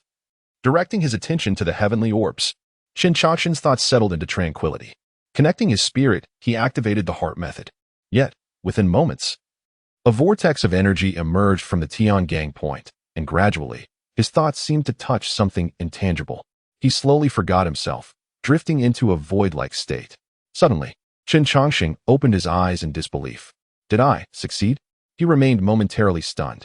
Was it truly this easy? Something feels amiss. This method should be difficult to master, yet I succeeded so readily? Could it be that I am a genius? Furrowing his brow, Chen Changsheng concluded that this was the only plausible explanation. He continued to practice. Just as he anticipated, within a short span, he forgot himself once again. Entering that same void-like realm, forgetting the existence of his physical body. Wait, Chen Changsheng suddenly realized. He was all too familiar with this sensation. Wasn't he akin to the state he experienced after dying? He could hear nothing and felt no connection to his body, only the voice of his inner self resonating. I knew it. Chen Changsheng smacked his lips, coming to a realization. He was not a genius. Rather, he had long been accustomed to this feeling of entering the void.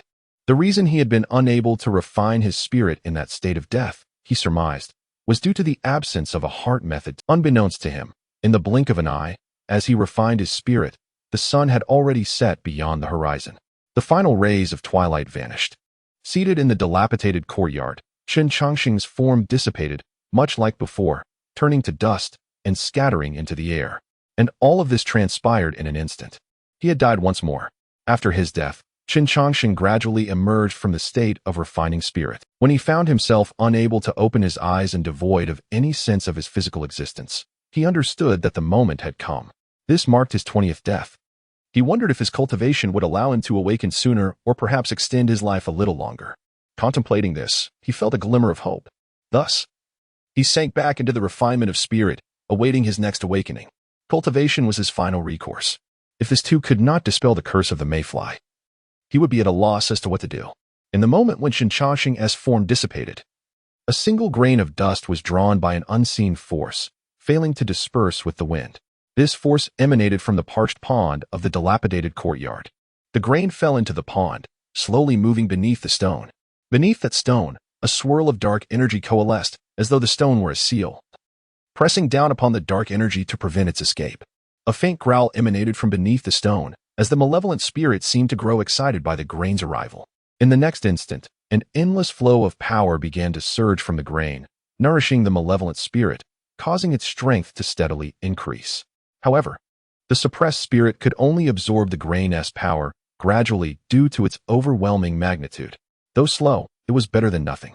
As night fell, Qiu's square gradually settled into calmness. Until midnight, a host of Yin officials appeared in the dilapidated courtyard. The old city god stood before the desiccated pool, gazing at the stone pressing upon the evil spirit. He raised his hand, and the stone emanated a golden light, the power of incense and merit, specifically designed to subdue malevolent spirits. The old city god regarded the solidified seal with satisfaction, nodding. There should be no major issues. Hong Senkai remarked.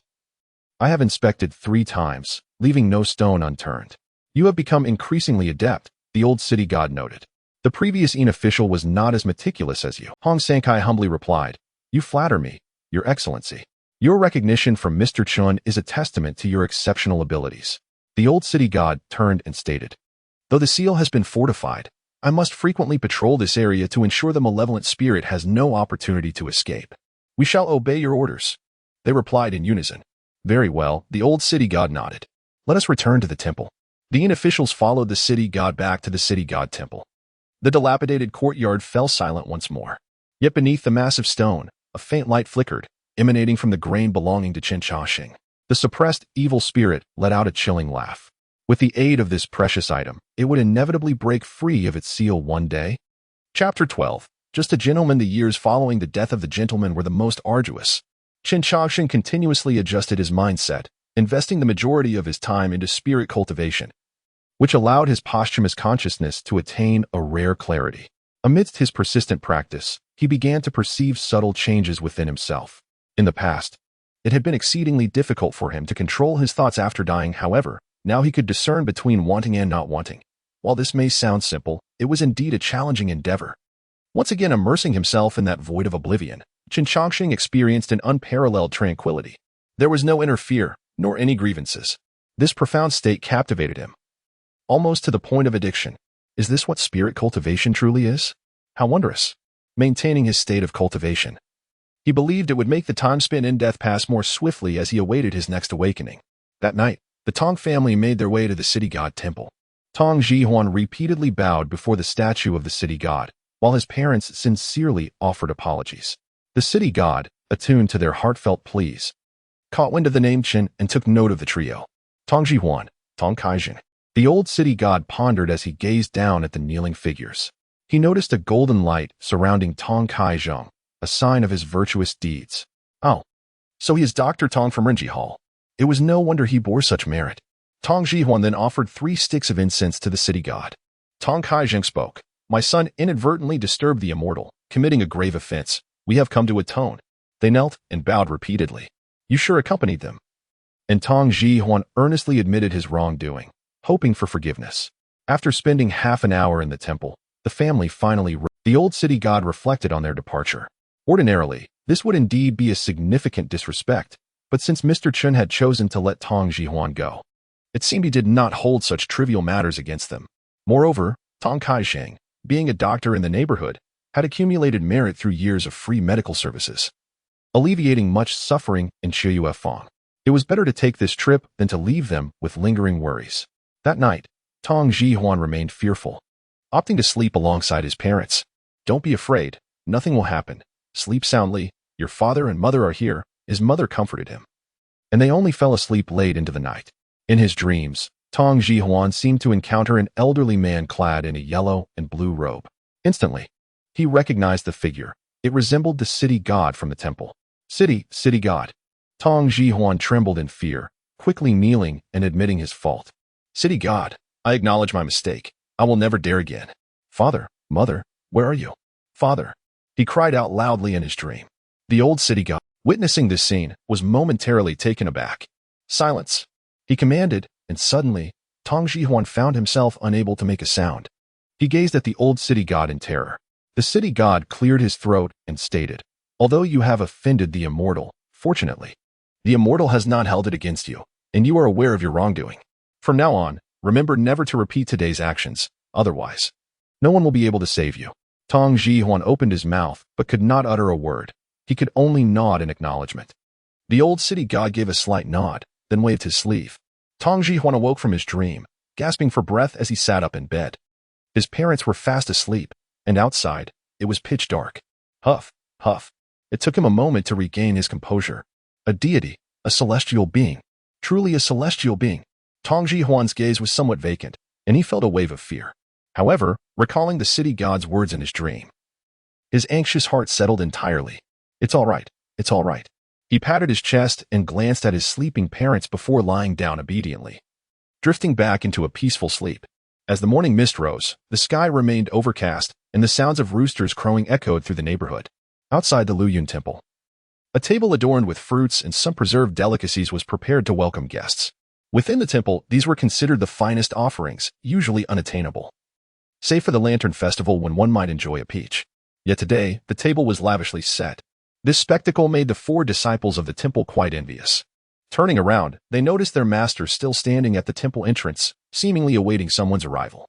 The youngest, Zisu, whispered, "Senior brother. Do you think master is waiting for someone?" Changshan shook his head, replying, "I do not know."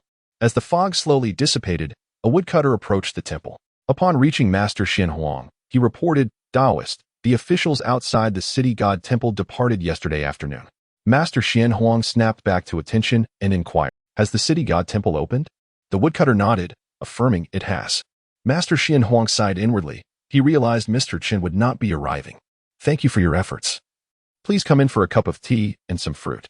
The woodcutter politely declined, saying, "No need for tea. I still have matters to attend to. I shall not disturb your cultivation." Master Xianhuang entered the temple, retrieved 2 peaches, and hurried after the woodcutter, pressing the fruit into his arms. After some coaxing, the woodcutter reluctantly accepted them. Once he had seen off the woodcutter, Master Xianhuang returned to the temple.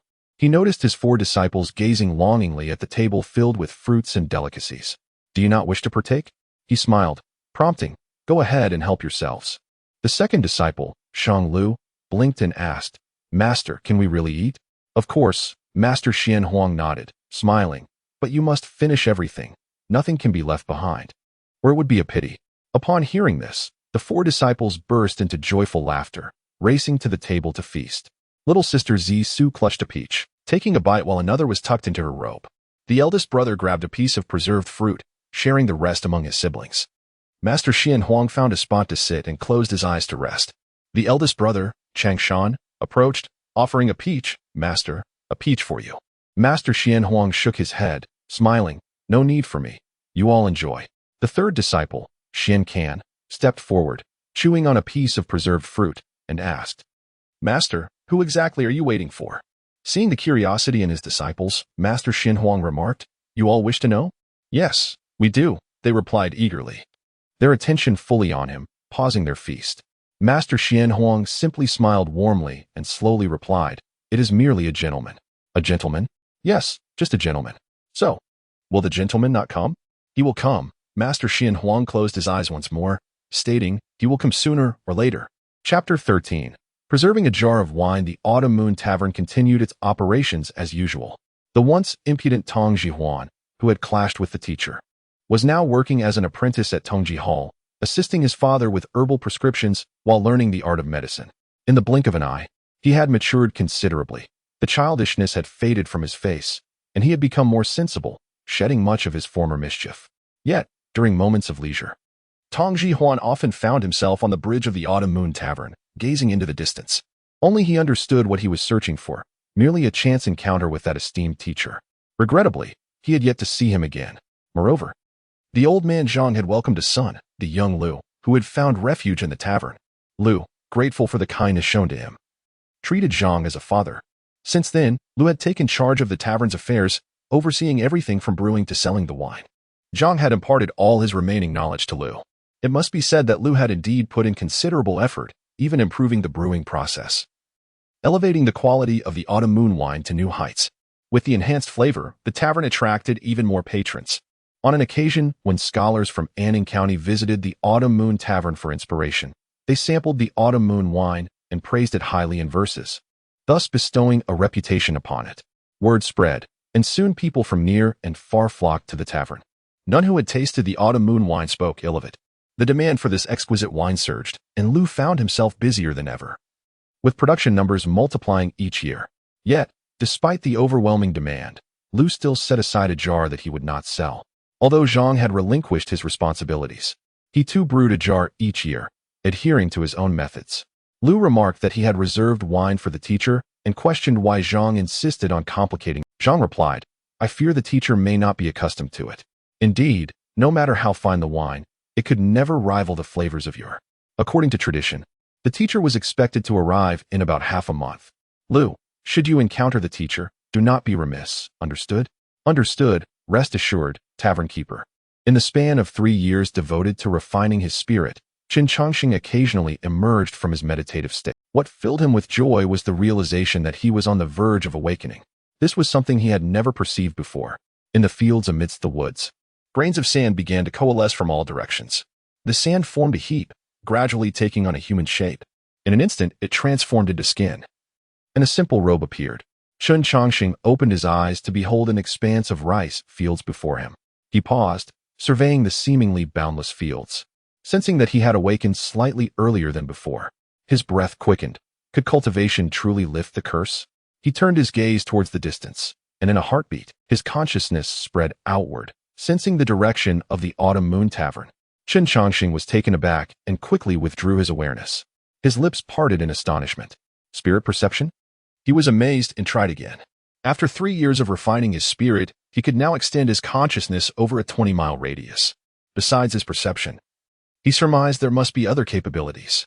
Fixing his gaze on a distant tree, an idea struck him. Concentrating intently on the tree, he aimed to test whether he could shake it with his spirit. However, in the next moment, a tremendous force slammed into the tree. Crack! The tree shook violently before splitting in two with a resounding crash. This. Chen Changsheng retracted his awareness, his eyes wide in disbelief. He had merely intended to nudge it gently, and it had snapped in half. Swallowing hard, he murmured, "What realm am I in now?" He stared at the fallen tree, feeling a mix of awe and trepidation. A horse-drawn carriage halted before the tavern. Soon, An elderly gentleman clad in a long robe disembarked, someone Lu recognized as Steward Rong from the neighboring Yun residence, who frequently came to purchase autumn moon wine. Upon entering, Steward Rong was accompanied by 2 or 3 attendants and stated, "Little shopkeeper, my master's birthday is in 2 days. I require 15 jars of autumn moon wine." Lu approached and paused, replying, 15 jars? I wonder if we have that many left." Steward Rong momentarily hesitated and asked, "No more?" Lu explained, "The autumn moon wine has been selling exceptionally well these past 2 years, as you know. I even hired extra hands to help, yet we still cannot meet the demand. No matter, just fill whatever you have. If it's insufficient, I can take some other wine instead." "Very well." Lu nodded. "Let us head to the cellar." Counting carefully, Lu found only 12 jars of autumn moon wine remaining. Steward Rong, undeterred, instructed his attendants to begin moving the wine. At this moment, Lu interjected, "Steward Rong, you must leave 1 jar for me." Steward Rong paused, inquiring, "Why is that?" Lu replied, "It is not my intention to withhold from you, but since years past, the last jar of autumn moon wine has always been reserved, as per the old shopkeeper's rule." Seeing Lu's earnest demeanor, Steward Rong did not press the issue further, saying, "I want to make it difficult for you, but you must provide a few jars of quality wine. Otherwise, I will have nothing to report back." Lu sighed in relief, assuring, "Fear not, it will not disappoint." Meanwhile, a pair of black boots entered the tavern. Chen Changsheng noticed the absence of patrons and muttered, "Is there no one here?" He observed several attendants hastily moving wine from the back courtyard to the carriage outside, indicating that someone was indeed present. Likely the shopkeeper was preoccupied. Chen Changsheng chose not to call out, but instead sat patiently, awaiting their return. After a brief moment, Lu and Steward Rong emerged from the back courtyard into the tavern. Lu turned and immediately spotted Chen Changsheng seated at a table. He paused slightly and exclaimed, "Teacher, when did you arrive? Why did you not call for me? To leave you waiting here is quite neglectful." Chen Changsheng smiled and waved his hand, saying, "There is no neglect. I have only just sat down. Besides, weren't you busy? By the way, where is the old man Zhang? Is he not in the tavern?" Lu felt a surge of happiness, momentarily forgetting about Steward Rong beside him. The shopkeeper is likely off enjoying a play. Steward Rong gazed at Chen Changsheng and was momentarily taken aback. Truth be told, this gentleman was the most refined person he had ever encountered. Ethereal. Indeed, he was dressed immaculately, not a speck of dust upon him, and a scholarly air emanated from his demeanor. Truly extraordinary. He anticipated that the teacher would be so leisurely. Chen Changsheng placed his gourd on the table and said, "Let us not dwell on that. Bring a pot of autumn moon wine, fill my gourd." "Understood. Please wait a moment, I shall fetch it at once." Lu picked up the gourd, ready to head to the cellar. However, Steward Rong stopped him, asking, "Wait, what do you mean, little shopkeeper? Did you not say you were reserving a jar?" Lu froze, momentarily at a loss with the gourd in hand. "You must explain yourself." Steward Rong frowned. Chapter 14. A personal favor. The situation arose from Mr. Chen's opportune arrival, compounded by Xiao Lu's earlier explanations, which understandably incensed Butler Rong. As Xiao Lu found himself in a predicament, Chen Changsheng approached them, inquiring, "What seems—" Xiao Lu demurred, forcing a smile. "It's nothing, Mr. Chen. Please, remain seated. I'll bring your wine shortly." He then turned to Butler Rong, suggesting, "Perhaps we could discuss this outside?" Xiao Lu wished to shield Mr. Chen from the matter, as the proprietor had explicitly instructed that the gentleman be treated with utmost deference, especially in light of the current situation. "Outside. Where to?" Butler Rong frowned.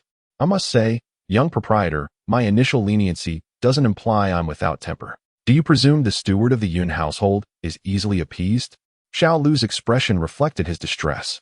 "Butler Rong, I sincerely apologize. How about this? I won't charge you for any of the wine today. Consider it a gift to Master Yun. Would that be acceptable?" Butler Rong's indignation only intensified. Does the Rong household lack such paltry funds?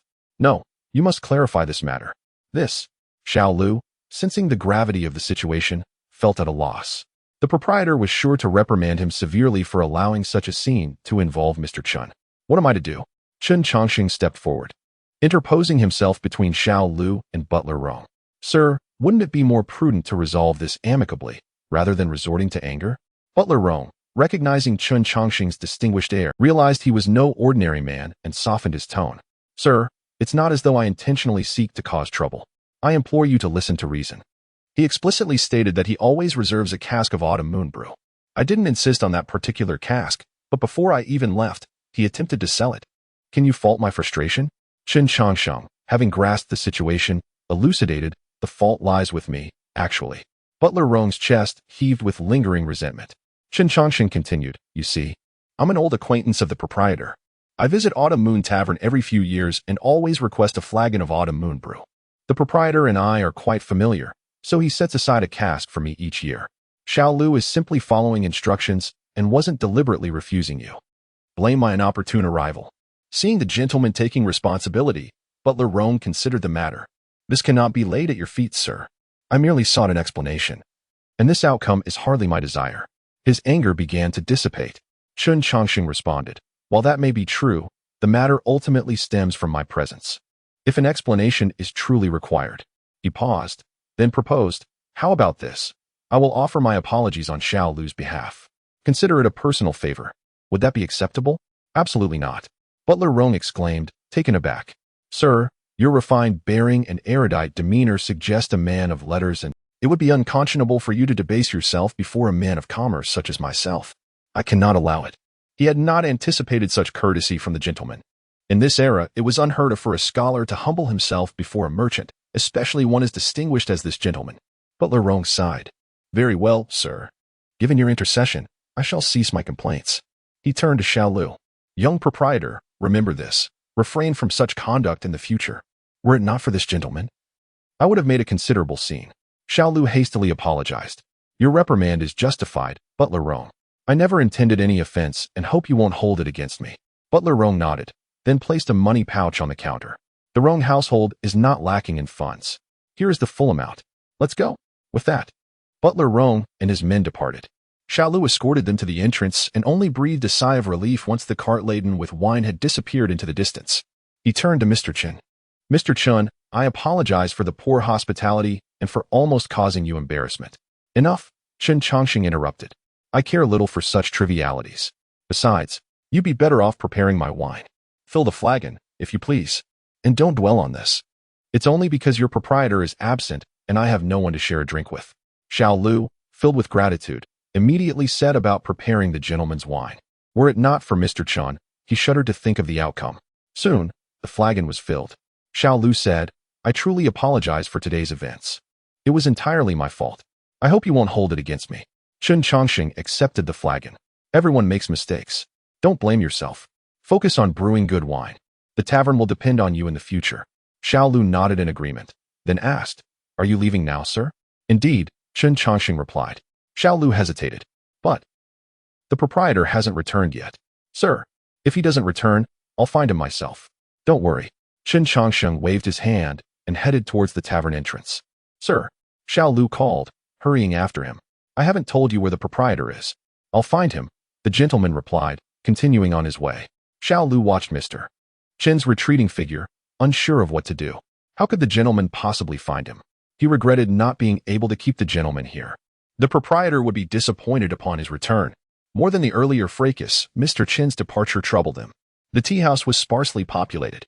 Patrons sipped tea and listened to the storyteller on stage, applauding enthusiastically at each dramatic climax. Old Zhang had intended to attend a play, but the troupe was on hiatus. So he settled for listening to stories. He took a sip of tea and noticed someone sitting beside him. Old Zhang glanced over, seemingly indifferent, but then abruptly turned back. Chen Changsheng, watching the animated storyteller, remarked, You seem to be doing well these days, with time for such leisurely pursuits. Mr. Chen, Old Zhang exclaimed, startled. Nearly dropping his teacup, Chen Changsheng cautioned, Steady yourself. Don't fall from the chair. You'll embarrass yourself. Old Zhang took a deep breath to compose himself. How did you know I was here, sir? Chen Changsheng smiled. How do you think I knew? Old Zhang was taken aback.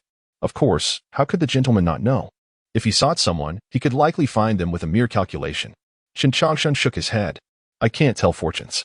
He had simply located Old Zhang using his divine sense. But Old Zhang didn't believe him. He assumed the gentleman was simply being modest. Chapter 15. A scholar's vengeful spirit and tales of woe. The tea house attendant, ever perceptive, promptly attended to Chen Changsheng upon his arrival, serving tea after receiving his order. Zhang, the elder, mused upon the calendar, remarking, Master Chen, you seem to have arrived somewhat earlier than in years past. A subtle smile graced Chen Changsheng's countenance upon hearing this. Indeed, he inquired, Zhang nodded. By more than a fortnight, I'd wager. Chen Changsheng, who had harbored doubts about his own perception, felt a weight lifted from his heart upon receiving Zhang's confirmation. Cultivation, it seemed, was truly mitigating the curse's influence. Noticing the master, Zhang inquired with a hint of curiosity, "The master appears to be in high spirits?" Chen Changsheng affirmed with a simple, "I am." Discerning the boundary, Zhang refrained from further probing. He sought to initiate further conversation but found himself at a loss. Despite their acquaintance spanning many years, a certain distance remained between them. "And your leg?" Chen Changsheng inquired. "Is it any better?" Zhang lamented, "Alas, no. It worsens with each passing year, particularly with the onset of cold weather. The pain is quite severe. I recall it not being so dire during our last encounter," Chen Changsheng observed. "Ah, but that was 2 or 3 years ago," Zhang chuckled ruefully. "Old age brings with it a multitude of ailments. You, master, remain untouched by such things. I merely long for Xiao Lu to assume control of the tavern so that I may finally find peace." Chen Changsheng paused, then inquired. "I recall you being rather wary of that prospect." Zhang explained. "After the previous incident, I had Xiao Lu enter the ancestral hall, kowtow thrice, and offer incense to our forebears. Upon reflection, I found that relinquishing my anxieties brought greater solace than clinging to them." Chen Changsheng, gladdened by this revelation, remarked, "You have indeed achieved a state of enlightenment." Zhang offered a wry smile.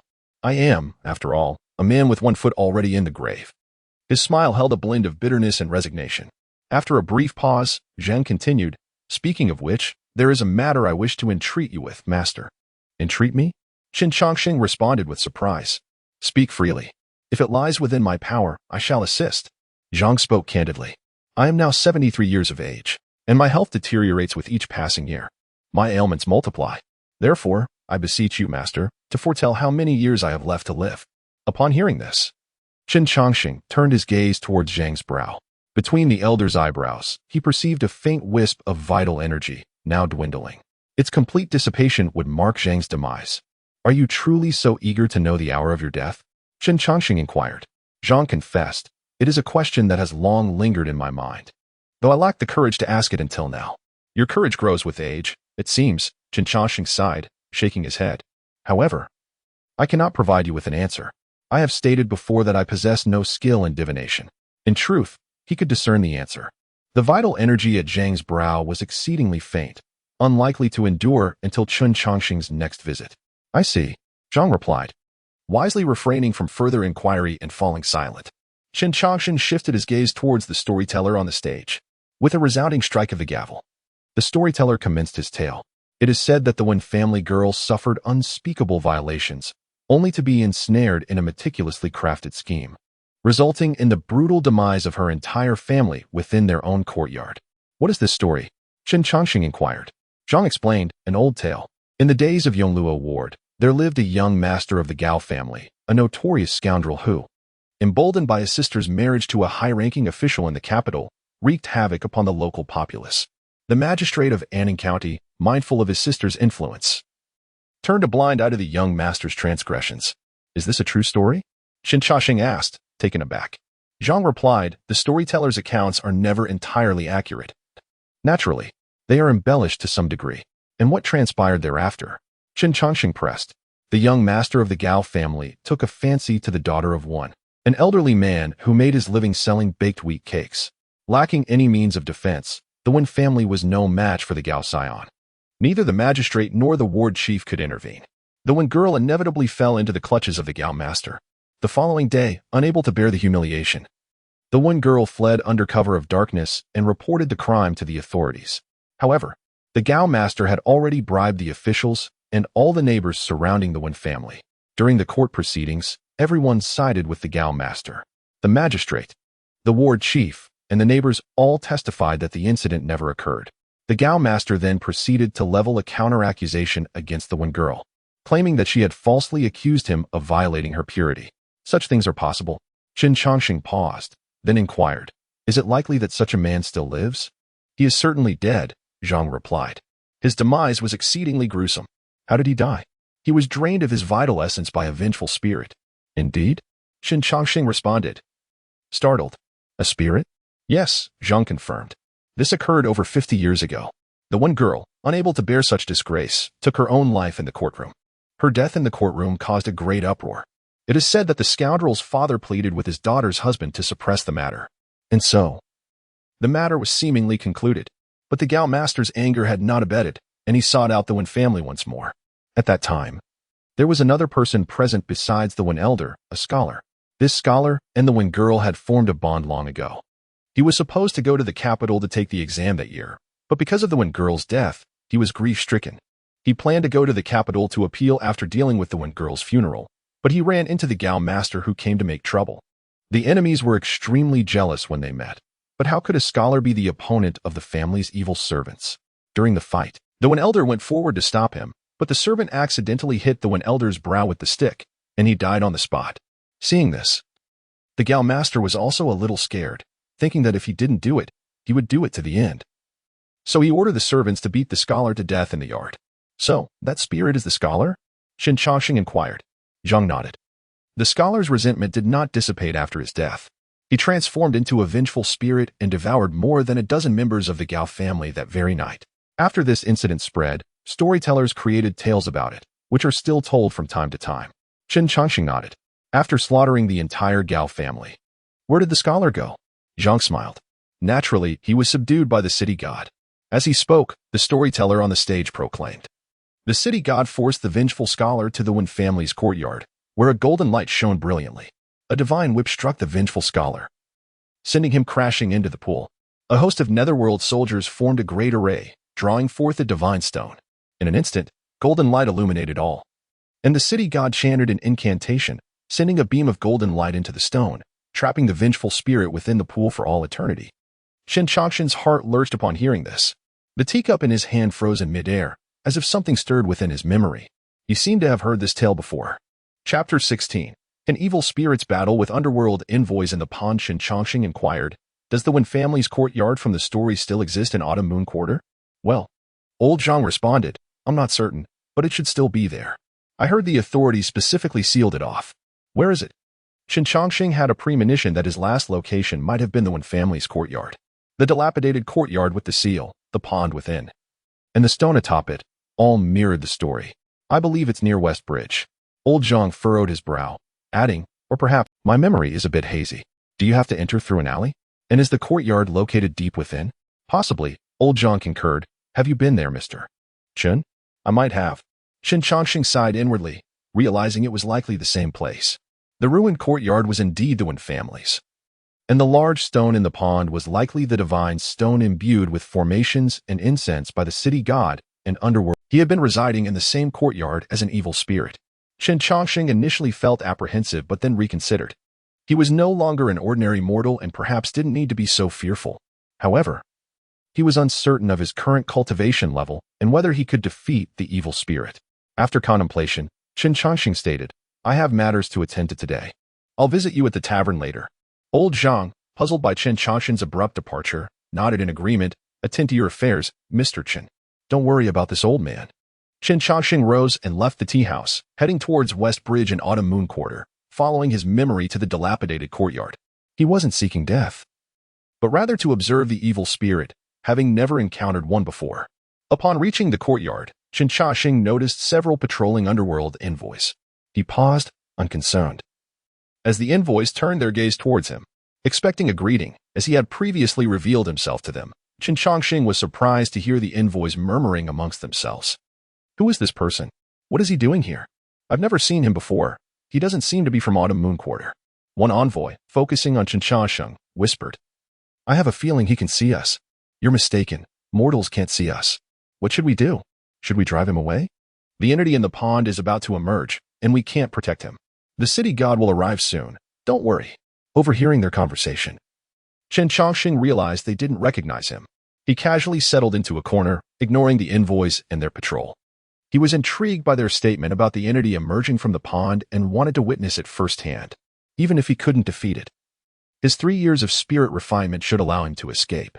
Chen Changsheng gazed at the courtyard, sensing the densing energy and realizing the evil spirit's imminent emergence. Activating his divine sense, he scanned the courtyard, discovering nearly 20 patrolling underworld envoys, including Hong Sankai. Quite the spectacle, as Chen Changsheng marveled at the scene. Activity stirred within the courtyard. Not good. It's coming out. Hong Sankai exclaimed. Form the formation. Understood.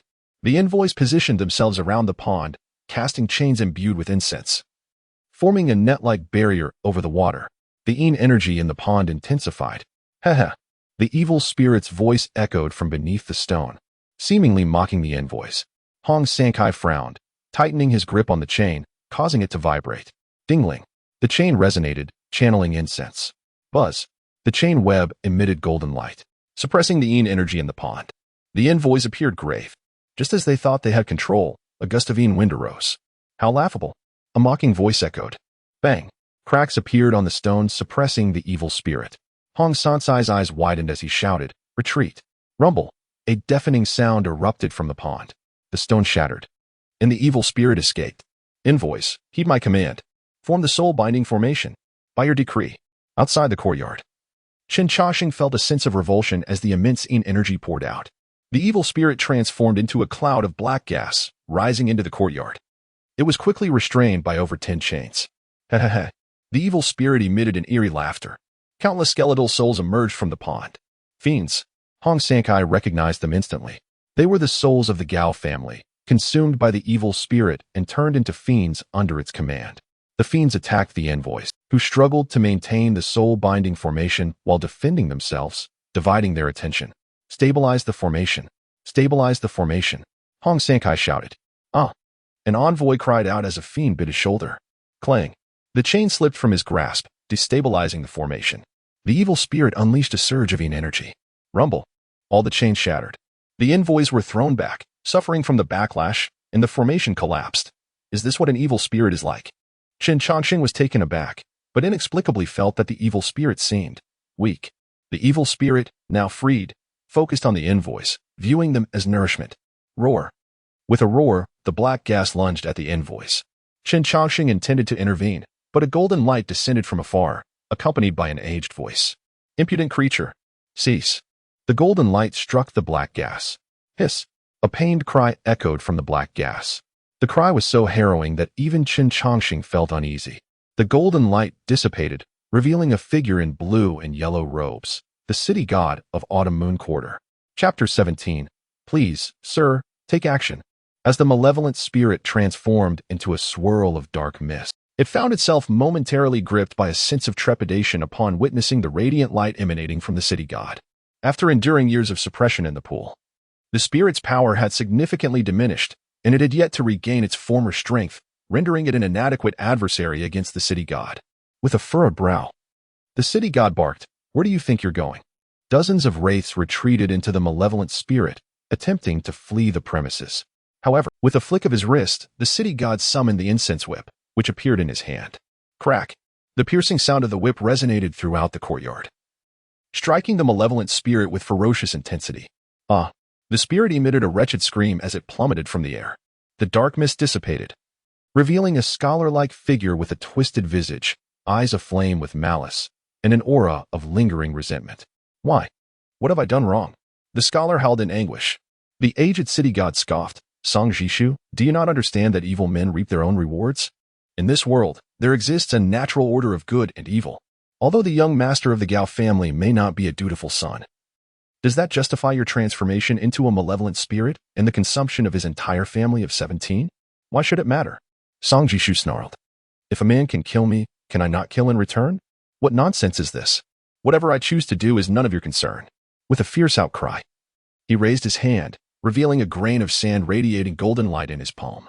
The city god frowned, sensing something amiss with the grain of sand. Suddenly, Song Jishu's demeanor shifted to calmness as he gazed at the grain in his hand, a bitter smile emerging on his lips. If worst comes to worst, let my soul scatter. So be it. I shall accompany my demise. Ah! In an instant, Song Jishu threw his head back and unleashed a terrifying roar. Dark energy emanating from his being. What is happening? The city god felt a sense of foreboding. The malevolent spirit's dark energy had multiplied threefold compared to before. Was it the grain of sand? Outside the dilapidated courtyard, Chen Changsheng abruptly rose to his feet. When the malevolent spirit produced the grain of sand, he felt a jolt of shock. Wait, that grain. Chen Changsheng was astonished. It was the very grain he had emitted in his dying moments. How had it ended up in the hands of this malevolent spirit? He was certain it belonged to him, or was a part of his very being. for he could sense a resonance with it. The onlooking spirit officials were rendered speechless. The dark energy emanating from Song Jishu was beyond their capacity to contend with. Not only them, even the city god felt a weight of pressure, his expression grim. Song Jishu laughed maniacally, his laughter tinged with a sense of desolation and liberation. Let them all perish. Ha ha ha. Form a formation, commanded the city god. The spirit officials, snapping back to reality, quickly complied. In accordance with the decree, over a dozen spirit officials reformed the array. However, this time, they were utterly impotent against the malevolent spirit. With a mere flick of his hand, Song Jishu could dismantle the formation in an instant. Die. All of you, die. Ha ha ha. Song Jishu's laughter bordered on madness, his mind clouded by resentment, rendering him incapable of controlling his actions. The city god stepped forward, his voice cold and resolute. There exists a path in this world. Why seek a path to destruction? As he spoke, a golden chain of light materialized in his grasp, different from the chain seen before. This one was born of incense merit, specifically designed to subdue malevolence. Bind. With a decree on his lips, the chain shot forth, encircling Song Jishu and tightening rapidly. Chen Changsheng's eyes widened at this display. Is this a decree? A decree, in its essence, is the issuing of commands, yet it possesses the power to manifest the spoken word into reality. Song Jishu struggled momentarily before harnessing the grain of sand. Shatter.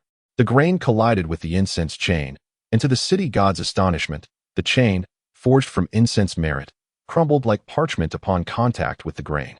The city god's expression shifted dramatically as the backlash from the shattered chain struck him. He stifled a groan, clutching his chest, feeling quite unwell. Where did you acquire that grain? He demanded, his eyes widening in shock. Song Jishu, equally taken aback, faltered. The grain was perhaps more formidable than he had anticipated. Heaven is aiding me, truly aiding me. He cackled. With this grain in hand, I wonder how you can possibly contend with me. The spirit officials heard the command and formed a myriad of locks, intending to bind the dark energy and trap his spirit. In accordance with the decree, Hong Sankai surged forward, grasping the spirit chain and swiftly intertwining it. A vast net enveloped the dilapidated courtyard, the chains emanating an aura that instilled fear in the spirits. Yet to Song Jishu, it was merely a tickle. Witnessing this scene, Chen Changsheng clicked his tongue in dismay. He sensed that he could no longer linger. It seemed the city god's chances of victory were slim. He certainly did not wish to be devoured by this malevolent spirit. Manifest the incense golden body. The city god extended his fingers, and behind him, the incense golden body manifested. Mao Gong, city god of Kuewa Fang, seeks to vanquish evil and malevolence. Please, heavenly sword, descend and slay this spirit. The heavenly sword materialized, a beam of golden light cascading from the heavens. In the city god's hand appeared a sword imbued with celestial might, unparalleled in its essence, a gift from the heavenly way. Upon witnessing this, Song Jishu hastily summoned the grain of sand to shield himself. Flash. The city god swung the sword. The blade infused with the laws of heaven and the power of incense merit, aimed directly at Song Jishu's spirit form. Suddenly, Song Jishu felt the weight of celestial authority pressing down upon him. Yet, the blade's energy was halted by the grain of sand, which surprisingly held its ground against the heavenly sword's might. Struggling, Song Jishu clung to the grain as they reached an impasse. What on earth is this grain? That even the heavenly authority cannot vanquish it? The city god, astonished, regained his composure. Song Jishu, do you not recognize your errors? I am in the right. Song Jishu retorted, teeth gritted. The Gao family deserves death. I am blameless. Even heaven cannot strike me down. Ah. The might of the heavenly sword bore down upon Song Jishu, who cried out in despair, the golden radiance sizzling against him. Clearly, he had underestimated the sword's ferocity. His expression turned grave as he weighed his options. If this stalemate continued, he would surely perish. I must flee. Get away from me. Song Jishu bellowed, unleashing all his dark energy, expelling the wraiths toward the city god in a fierce onslaught. The city god hurried to defend himself, but in that fleeting moment, Song Jishu transformed into a swirling mass of darkness, attempting to escape. Do not let him flee. The city god understood the urgency of the situation. With the overwhelming dark energy and the throng of wraiths obstructing him, he found himself powerless to intervene. He called out urgently, Please, sir, take action and Chapter 18.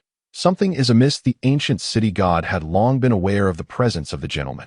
He surmised that perhaps the gentleman was merely observing their case, which was why he had not acted swiftly.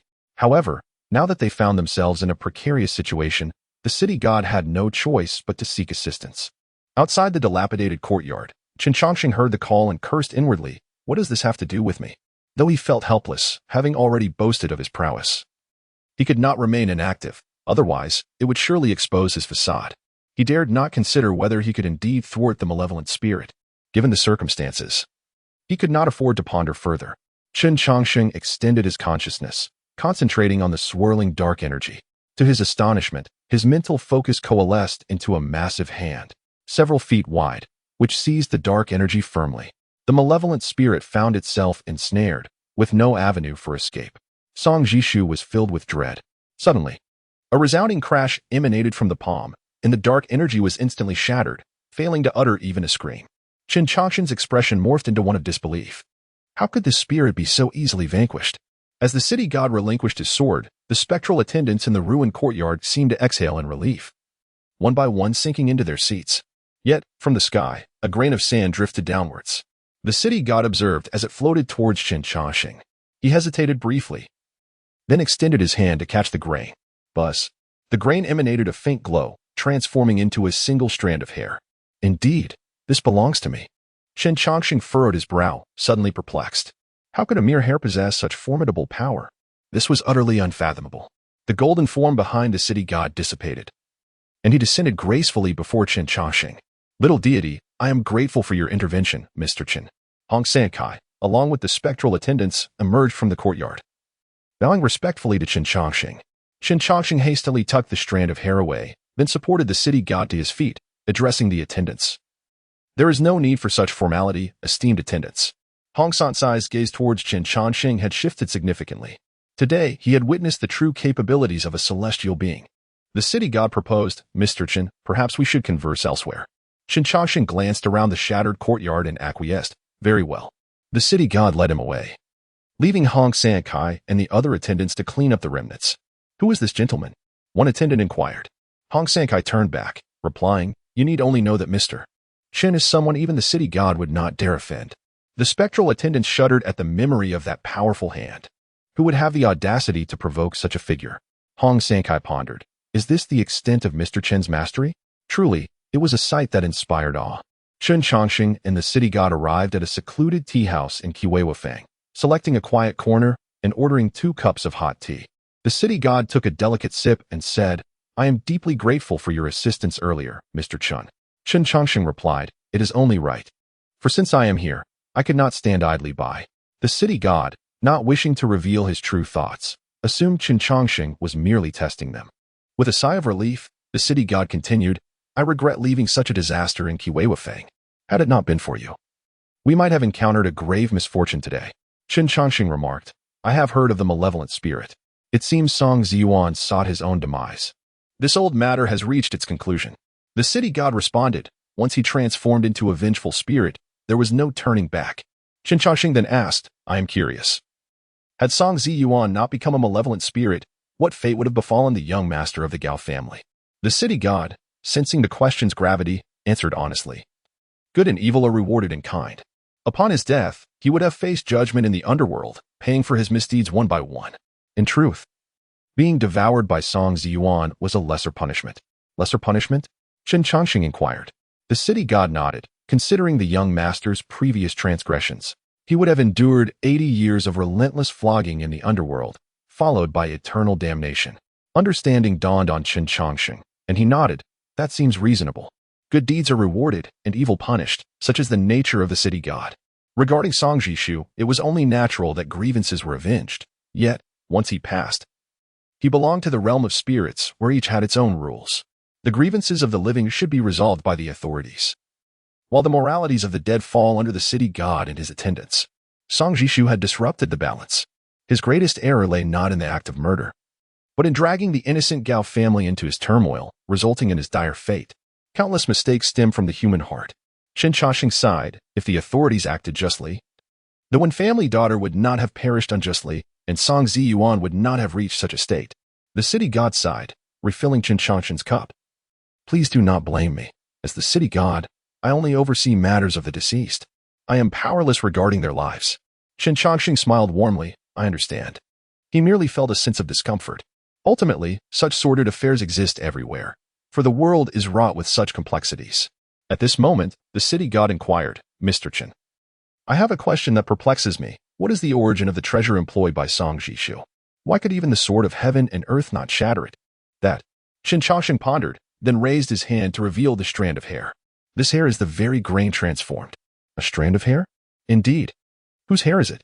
Chen Changsheng replied, If I claim this hair is mine, would you believe it? City god? The city god examined the hair and then Chen Changsheng, stating, I believe you, but how did this hair come to be in the possession of that malevolent spirit? This is my fault, Chen Changsheng admitted. When I departed Kiwei Fang last time, I lingered briefly in that courtyard and may have inadvertently left it behind, only for the malevolent spirit to find it. Is that so? The city god replied. Yet, Chen Changsheng still harbored questions. Why did a mere strand of hair possess such power? It was utterly astonishing. His perplexity extended beyond the hair to the nature of his consciousness. Chen Changsheng then asked, May I inquire, city god, what level of attainment can a practitioner achieve in 3 years? 3 years. The city god responded, I cannot say for certain. But I once read in a celestial tome that after entering the path of immortality, it takes at least a century to establish a foundation. He paused, perplexed. Why do you ask this, Mr. Chen? With a calm expression, Chen Changsheng replied, just a casual inquiry. He discreetly lifted his teacup and took a small sip. It seems that my own thoughts are rather amiss. Chapter 19. May I have them all? A series of enigmatic events seemed to enshroud Chen Changsheng, as if veiled in layers of mystery. The old city god, too, was immersed in. He had witnessed with clarity the transformation of a grain of sand into a strand of hair. The fact that the hair, instead of drifting elsewhere, had settled into Chen Changsheng's hand spoke volumes. The old city god found Chen Changsheng to be an exceedingly unfathomable individual. He had effortlessly vanquished the malevolent spirit and possessed a single strand of hair capable of contending with celestial might. Yet, such a being frequently roamed the mortal realm. Was he merely sojourning in the mundane world, or did he harbor other intentions? The old city god dismissed these thoughts. He surmised that he was perhaps overthinking things. In their several interactions, he had perceived Chen Changsheng's heart to be pure, devoid of any discernible flaws. It was best not to dwell on such matters. Regaining his composure, the old city god noticed Chen Changsheng seemingly lost in thought and inquired, What occupies your mind, esteemed sir? Chen Changsheng set down his teacup and replied, I observed the old city god's battle with the malevolent spirit earlier and found the art of imperial decree to be profoundly arcane. Therefore, I wish to seek your guidance on this technique. You have not studied it before? Indeed, I dedicated my early years to the art of the sword, and thus I am not well versed in supernatural arts. I understand. The old city god, generous in spirit, produced a manual detailing the art of imperial decree with a flick of his wrist and presented it to Chen Changsheng. Chen Changsheng perused it briefly and said, May I transcribe a copy for myself? Transcribed. The old city god was taken aback. Chen Changsheng, assuming the other party was unwilling, said, Is it not permissible? Then I shall simply take a look. No, the old city god hastily replied. If you wish to transcribe it, by all means, do so.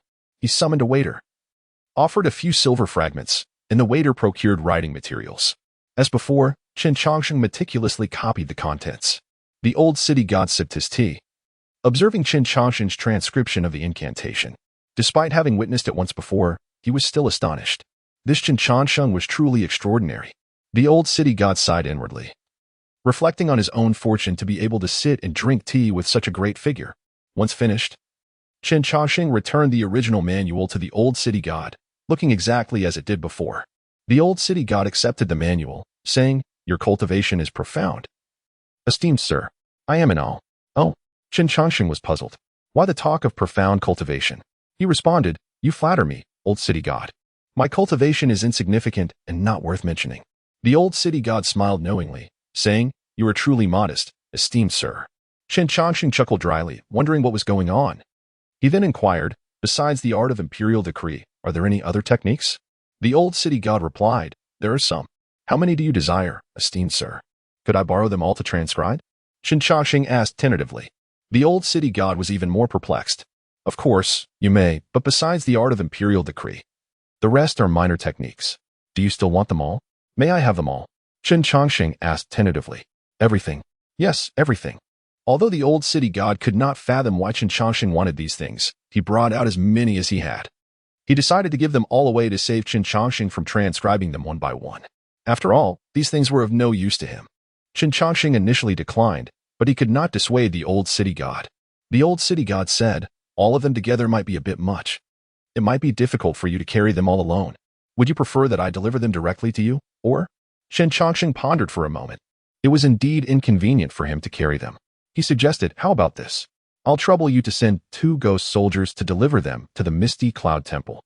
That works too. The two continued to chat about trivial matters, exchanging pleasantries and inquiring about each other's well-being. In this way, nearly half an hour passed. Chen Changsheng rose to take his leave, and the old city god saw him off. Learning that Chen Changsheng was heading to the misty cloud temple, he escorted him out of Autumn Moon Alley before turning back. Chen Changsheng glanced back at Autumn Moon Alley as he exited. He murmured, "The old city god is quite the conversationalist." Chen Changsheng smiled and walked in the direction of the misty cloud temple.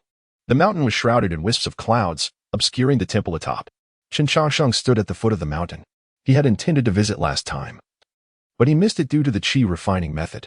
6 years had passed, and he wondered what the mountain looked like now. Chen Changsheng was about to step onto the stairs when he sensed something and turned back. He saw a young Taoist, clad in a simple robe, carrying 2 buckets of water. Changsheng stopped and looked at the person blocking his path. When he saw Chen Changsheng's face, he was stunned, wondering how there could be such an ethereal person in the world. "Young Taoist?" Chen Changsheng called out, rousing him from his reverie. "Ah." Changsheng recovered and asked, "Does the esteemed guest wish to ascend the mountain?" Chen Changsheng nodded. "Indeed." Changsheng picked up the water and said, "Please follow me, esteemed guest. The path up the mountain has stone steps, but it is still difficult to traverse. Please watch your step." "All right."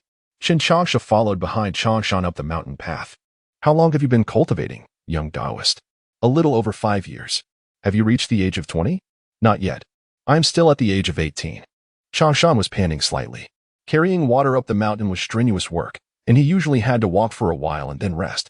Seeing his difficulty, Chen Changsheng stepped forward and took the carrying pole from Changsheng's shoulders. "Esteemed guest, no!" Changsheng exclaimed, trying to stop him. But the gentleman had already placed the pole on his shoulders.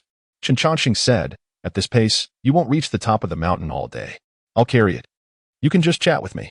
Changsheng knew that the gentleman did not mean to say that he was slow. He said, "I appreciate your kindness, but carrying water is part of my cultivation. Please return it to me." Chen Changsheng ignored him and continued up the mountain, carrying the water.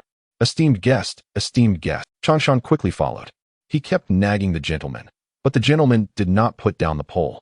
He was a little annoyed and wanted to stop him, but the gentleman's pace was a bit faster than his, making it difficult for him to catch up.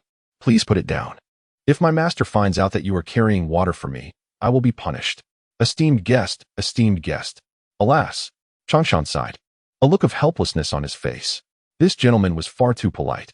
Chapter 20. The inevitable arrival in the end. Changsheng could not resist the will of the gentleman and had no choice but to follow him up the mountain. Chen Changsheng inquired, "Is your master Xianwang Taoist? Has he visited before?" Changsheng asked. Chen Changsheng smiled and replied, "Indeed, not only that, but I am also acquainted with your grandmaster." "Grandmaster?" Changsheng paused, surprised. "You have met our grandmaster?" "Yes," Chen Changsheng nodded. "Your grandmaster is named Hong Sankai, and he was often addressed as Sankai Taoist during his lifetime."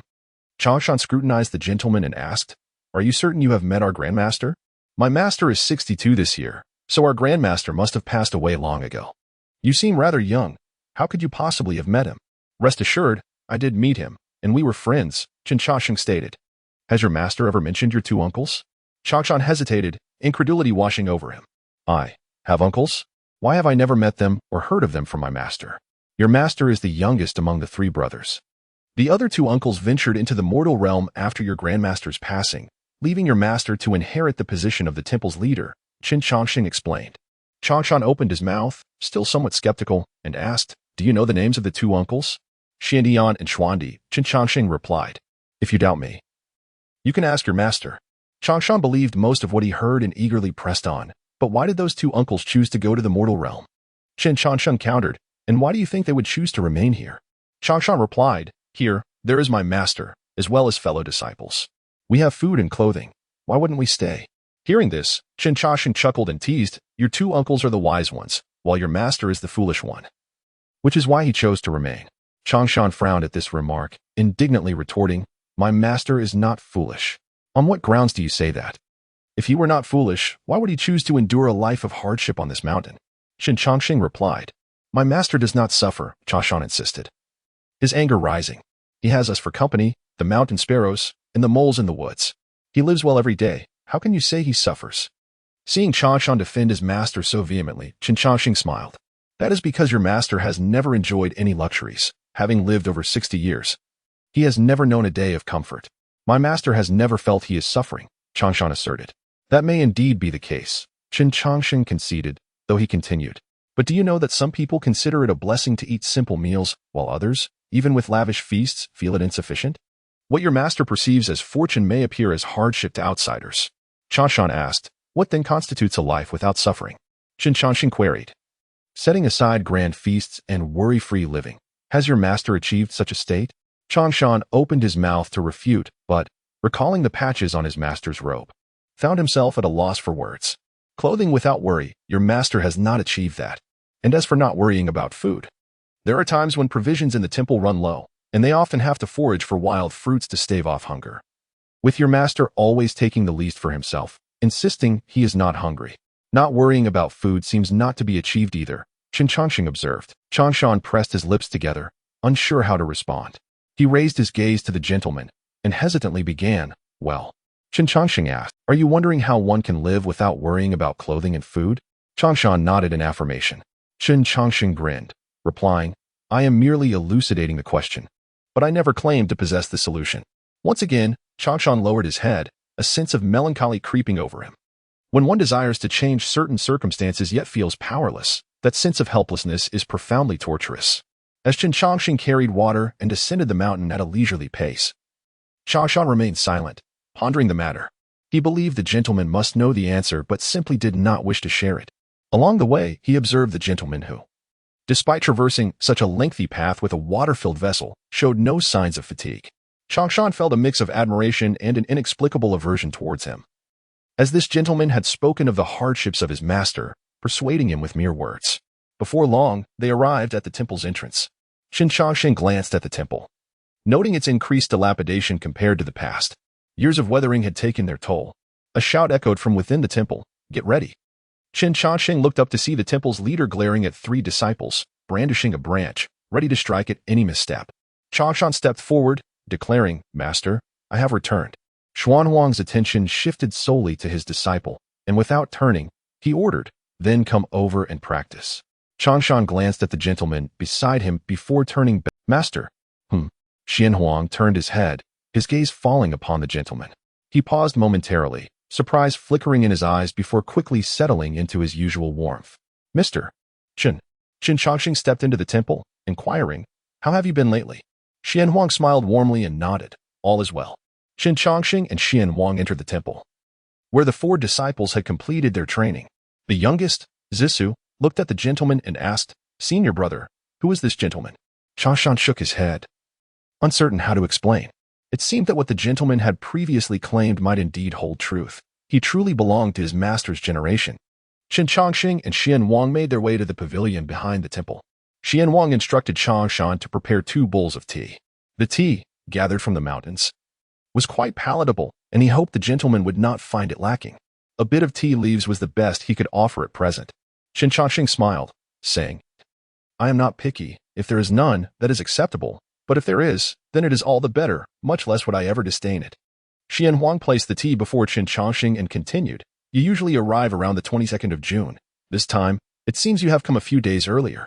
Chen Changsheng replied, Whether early or late, the arrival is inevitable. Xuanhuang paused slightly, filled with gratitude. As long as Mr. Chen had not forgotten this humble temple, that was enough. Chen Changsheng studied Xuanhuang, noting the evident signs of aging compared to 6 years prior. The lines on his face had deepened, and his hair was now speckled with white. Indeed, time is a relentless force. Chapter 21. I am still alive. After 2 cups of tea, Chen Changsheng unfastened the wine gourd from his waist and placed it on the table. He remarked, as in previous years, I have a gourd of the autumn moon brew. Xuanhuang paused at the sight of the gourd and then smiled, saying, In the past, when my master was still alive, every time you visited, you would bring a gourd of wine.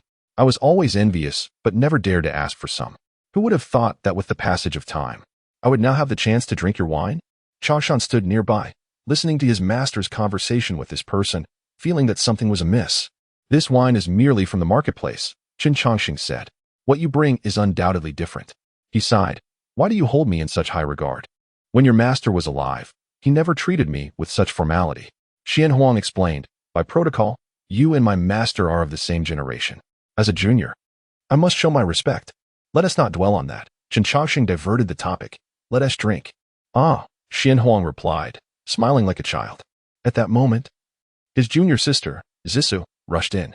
Master, master, there are suddenly many books outside. I don't know who left them. Books? Xian Huang paused and looked at Chen Changsheng. They must be for me, Chen Changsheng responded. I had them sent to Luyun Temple, but I did not expect them to arrive so quickly.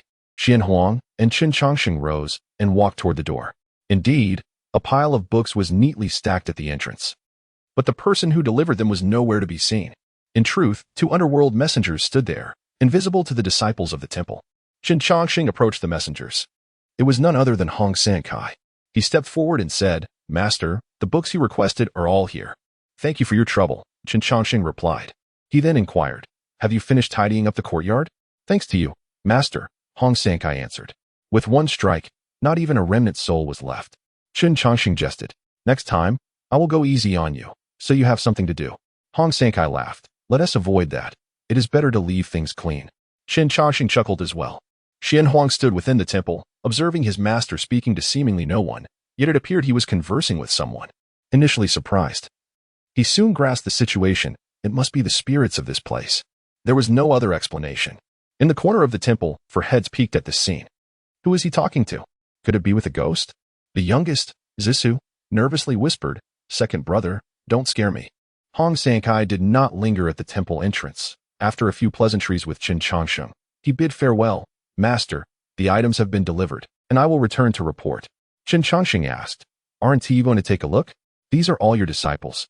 Hong Sankai shook his head. I have now become an underworld messenger, and I cannot linger in the realm of the living. Chen Changsheng sighed softly, that is for the best, to avoid unnecessary attachments. Farewell, Master, Hong Sankai said, departing with another underworld messenger. Xian Huang approached Chen Changsheng's side. Chen Changsheng gazed at the figure of Hong Sankai as he descended the mountain. This man had once perished on this very mountain, and now he truly walked away. Xian Huang asked, was that my master just now? Yes, Chen Changsheng nodded. Your master was virtuous in life, and after death, he was promoted by the city god, entering the underworld. He is now the ghost emissary of Wei-Fang. Xian Huang felt a surge of emotions, whispering, infinite, heavenly respect. Do not dwell too deeply. Chen Changsheng advised.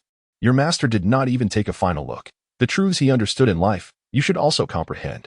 Xian Huang nodded, I understand. He looked at the pile of books at the entrance, stating, let us place these here. If we cannot finish them this time, we can return next time. Chen Changsheng replied. Xian Huang understood and turned back. Stop staring. Come help the master move the books. The four disciples, caught, had no choice but to reveal themselves. The third disciple, Xian Can, scratched his head and explained, Master, we were just passing by. Xian Huang chuckled helplessly. Just move the books. Chanshan asked, Master, where shall we move them? Let us put them in the library. All right. They quickly moved the books inside. Along the way, Xian Can, curious, mumbled, what kind of books are these? Why do they have no titles? As he reached to open one, a hand suddenly struck out. Smack. Xian Can quickly withdrew his hand. Looking at his senior brother. Why did you hit me? Chanshan replied, didn't Tea Master teach you? One should not touch another's belongings. If that master finds out, it would be a disgrace to our master. Seeing this, Xian Can lost the urge to peek further, muttering, fine, I want tea look. Chen Changsheng held a book in his hand. The tome contained teachings on evasion techniques, focusing on the 5 elemental spells. Although Chen Changsheng had only recently begun his practice, he found it somewhat challenging to comprehend, yet the concepts were not difficult to grasp. From Xian Huang's perspective, the book Chen Changsheng held appeared as blank pages, revealing nothing. Confused, he asked, why is Master holding a blank book? Chen Changsheng smiled and replied, though the book has no words, my eyes perceive its meaning. Xian Huang was taken aback, realizing Master possesses great talent. Chen Changsheng closed the book and said, let us speak inside. Upon returning to the pavilion, Xian Huang sat across from Chen Changsheng, sharing the autumn moon brew, enough to carry their conversation until dusk. Xian Huang spoke far less than his, which suited Chen Changsheng just fine, as it spared him from boredom. Had he been as loquacious as his master, it would have been painful to endure. Before long, twilight descended. The horizon gradually turned a golden hue, eventually igniting into a fiery red. The gourd of autumn moonbrew was nearly empty. Chen Changsheng suddenly recalled his previous agreement with old Zhang, but given the time, it seemed he would not make it. It appeared he would have to wait for another opportunity. Chen Changsheng began to converse about his disciples with Xian Huang, all the while anticipating this impending death. It will soon be dark. Xian Huang remarked, is Master about to leave? Chen Changsheng gazed at the horizon, where the last rays of sunlight were about to vanish. Perhaps. As the sun completely sank below the mountains, darkness enveloped the land. Chen Changsheng paused, a flicker of astonishment in his eyes. He stood and looked into the distance. Xian Huang, puzzled, inquired, what is Master looking at? Is it completely dark? Chen Changsheng asked, almost in disbelief. Yes, Master, it is dark, Xian Huang replied. Chen Changsheng felt a surge of shock, staring into the night. His figure trembled slightly, his lips quivering involuntarily. I am still alive? Chapter 22. Borrowing power from Herod first, Chen Changsheng felt a tinge of uncertainty. He stood at the entrance of the temple, gazing at the ink-black horizon. He remained in that position for a whole half-hour, accompanied by Xian Huang, who dared not disturb his master. Xian Huang pondered that perhaps his master was deep in thought, yet he could discern no flicker of emotion in Chen Changsheng's eyes. Changshan, go light the oil lamp in my room, Chen Changsheng finally instructed. Changshan paused slightly, then nodded in agreement, saying, yes, Master. Upon entering his master's chamber, Changshan could not help but let out a soft sigh upon seeing the oil lamp. His master had always been reluctant to light it. It seemed that since Chen Changsheng's arrival, his master had become more generous. The light from the oil lamp flickered in Chen Changsheng's peripheral vision. After standing at the temple entrance for a considerable time, he gradually returned to his senses. His posture shifted slightly as he turned to Xian Huang, who was holding the oil lamp, shielding it with his hand to prevent the mountain winds from extinguishing the flame. Why bother lighting the lamp? Chen Changsheng inquired. Xian Huang replied, the mountain is cold at night. An additional oil lamp brings warmth. Chen Changsheng glanced at the lamp, noting the dust accumulated atop it, suggesting it had not been used in quite some time. It was evident how frugal Xian Huang was. If he were alone, perhaps he would not have to endure such hardship, but with 4 disciples in the temple, the responsibility naturally fell upon him as their master. You. Chen Changsheng shook his head, at a loss for words. Xian Huang smiled gently, saying, with a bright lamp to guide the way, one may glimpse the great path. The great path? Chen Changsheng blinked, curious. Xian Huang answered, the great path lies close at hand. Chen Changsheng shook his head in denial, saying, it is merely a grain of sand amid the vast sea of humanity. How can one speak of a great path? He extended his hand and took the oil lamp from Xian Huang. Xian Huang cautioned, the wind on the mountain is strong. Be wary of the flame. The flame within the lamp danced wildly. Amidst the swaying, it appeared as though the oil might spill out. Chen Changsheng reached out and gestured towards the lamp, commanding, still.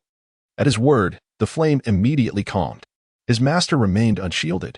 Even when the wind howled, the flame stood unwavering. Xian Huang was taken aback by this spectacle. Chen Changsheng explained, this is the method of command. To still the flame is, in fact, a minor path. But what of the great path? Xian Huang asked. Chen Changsheng gazed outside, and under the lamp's glow, he could see his hair fluttering slightly in the breeze. He raised his hand once more, pointing into the distance. The wind ceased. With a command, the gentle breeze stopped, and his hair fell back into place. The lamp's light illuminated. A look of astonishment flickered in Xian Huang's eyes, leaving him momentarily speechless. Chen Changsheng turned to him and said, the so-called minor path pertains only to oneself. It is like this oil lamp, which may have its flame stilled, yet the source of its flickering remains unchanged. However, if one can influence the external environment, and if there is no wind, the flame will naturally remain steady, and that is what one may call the great path. You have lingered on this mountain for over 60 years, accustomed to a life of hardship. Yet, to maintain the status quo is ultimately untenable. Change is necessary. Even if not for yourself, you must consider the temple and your disciples, mustn't you? Xian Huang understood his master's words all too. The condition of the temple had been deteriorating year by year. During his master's lifetime, there were still some visitors who made the journey up the mountain. But since Xian Huang had taken over as the abbot, the number of visitors had dwindled to nearly none. The temple had several areas in disrepair, and they lacked the funds for restoration. Even basic sustenance had become a concern. Your teachings are profound, Xian Huang sighed. After contemplating, Chen Changsheng suggested, there is water in the mountain. Why not dig a well? There are fields behind the mountain. Why not cultivate them? There is land in front of the temple. Why not plant trees? In the coming year, there may be fruit. Cultivation is not merely about sitting in meditation. Your disciples understand this better than you might think. Indeed, Master, Chen Huang acknowledged. When I helped Changsheng carry water up the mountain, do you know what he said? Chen Changsheng continued. He said that carrying water is also part of his cultivation. Do you understand? Chen Huang took a deep breath and closed his eyes, murmuring, Infinite heaven. Thank you for your guidance, Master. Chen Changsheng raised his hand, saying, Rest now. Chen Huang added, I have prepared an empty room for you. Please follow me. Chen Changsheng waved his hand, saying, There is no need. I shall sleep in the library tonight. That is unacceptable. Why so? Chen Changsheng replied, It matters not where I sleep. Ultimately, Chen Huang could not persuade Chen Changsheng, and after escorting him to the library, he returned to his own quarters. Chen Changsheng placed the oil lamp on the floor of the library. He casually picked up a book and began to read. The texts provided by the old city god were genuine methods of divine power, although such minor techniques might not hold much weight in the eyes of the mighty. For Chen Changsheng, they were invaluable treasures. Sigh. As he read, Chen Changsheng let out a sigh. Without spiritual power, he could only gaze at the texts. Although he could comprehend these spells, he had spent years refining his spirit, possessing not even a trace of magical energy. The command technique he could wield was entirely due to the fact that this method primarily relied on the mind's power, connecting with the universe, essentially. It was a matter of the universe bestowing its favor.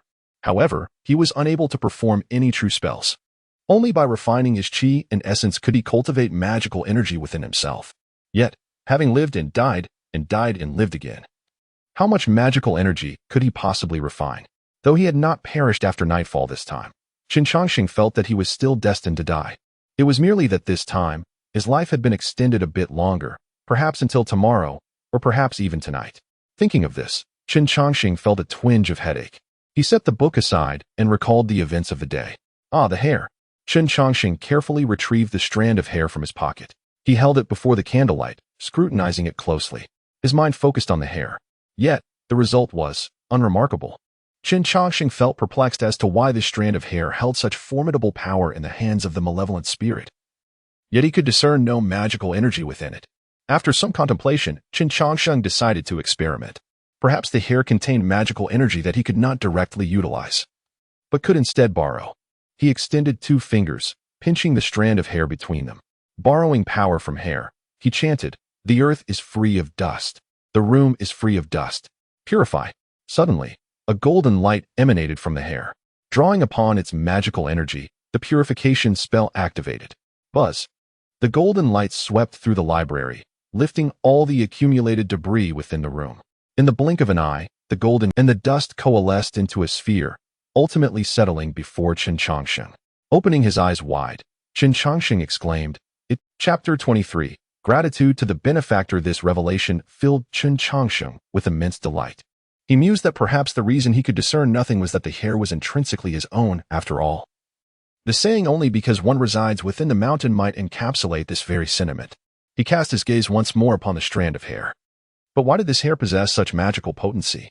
Chen Changsheng felt a wave of astonishment, then pondered, Is every strand of hair imbued with such power? After a moment's contemplation, he resolutely plucked another hair from his head.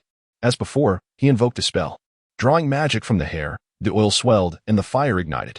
With the hair in hand, Chen Changsheng gently touched the oil lamp. A stream of golden light surged forth from the hair, cascading into the lamp, causing the oil within to swell in an instant.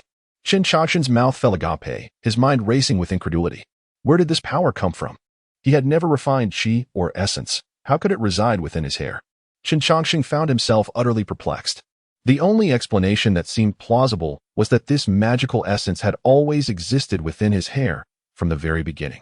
Was it perhaps a boon bestowed upon travelers from another realm? He shook his head, deeming that notion rather unrealistic. Perhaps the matter was not as simple as he had imagined. Yet, given the current circumstances, unraveling the truth seemed an impossible task.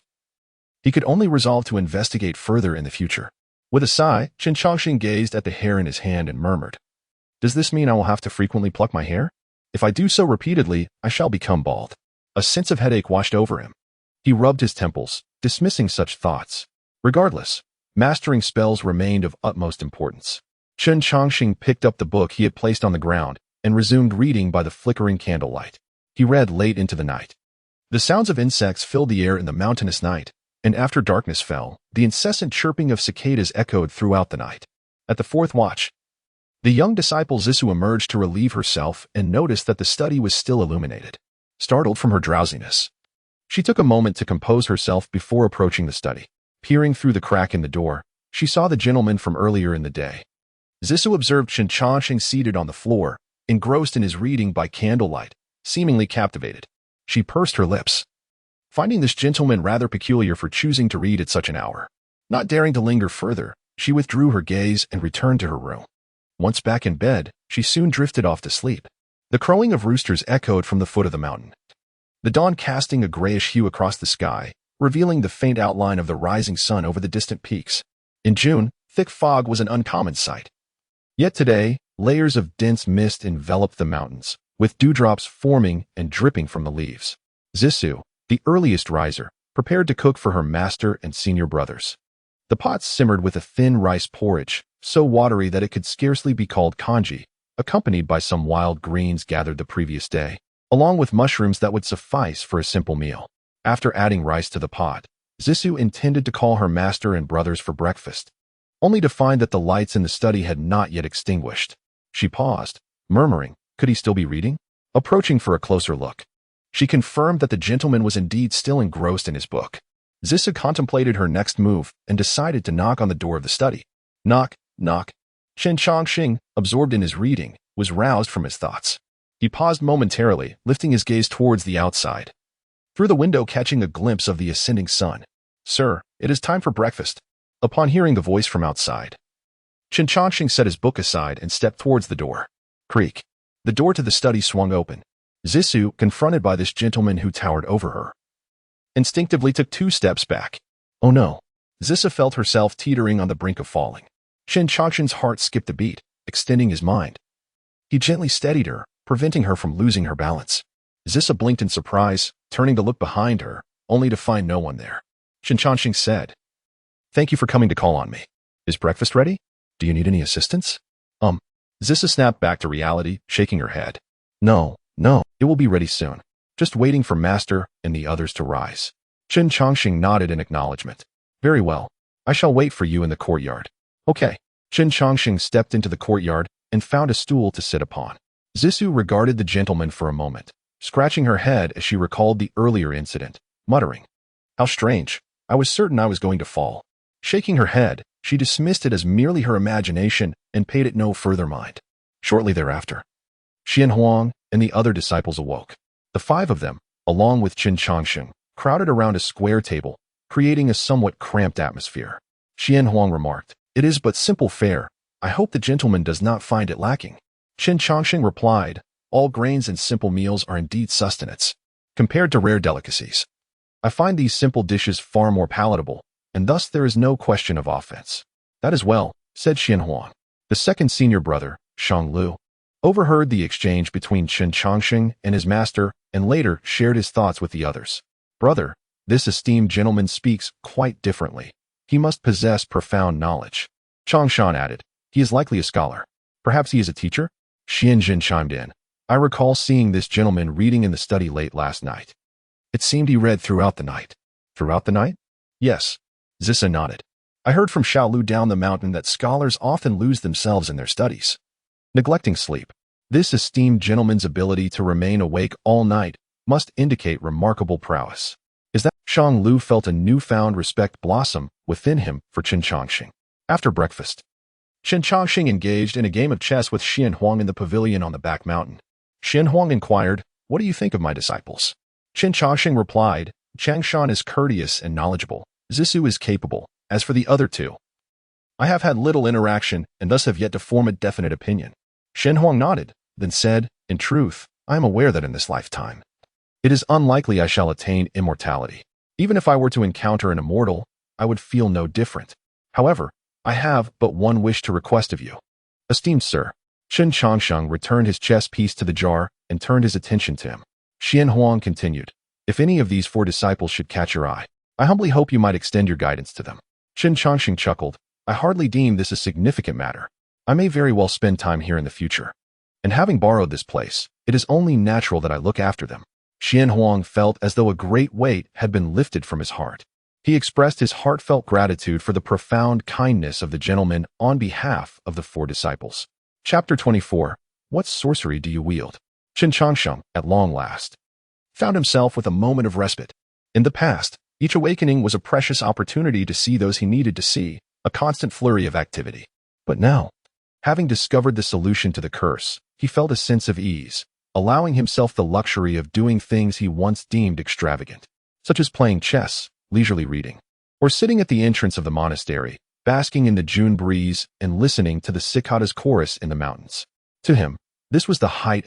The 4 disciples in the monastery spent their days drawing water and meditating, dedicating the rest of their time to honing their skills. They practiced internal cultivation, a martial art focused on self-improvement. Indeed, this world was not only inhabited by immortals and spirits, but also by martial artists.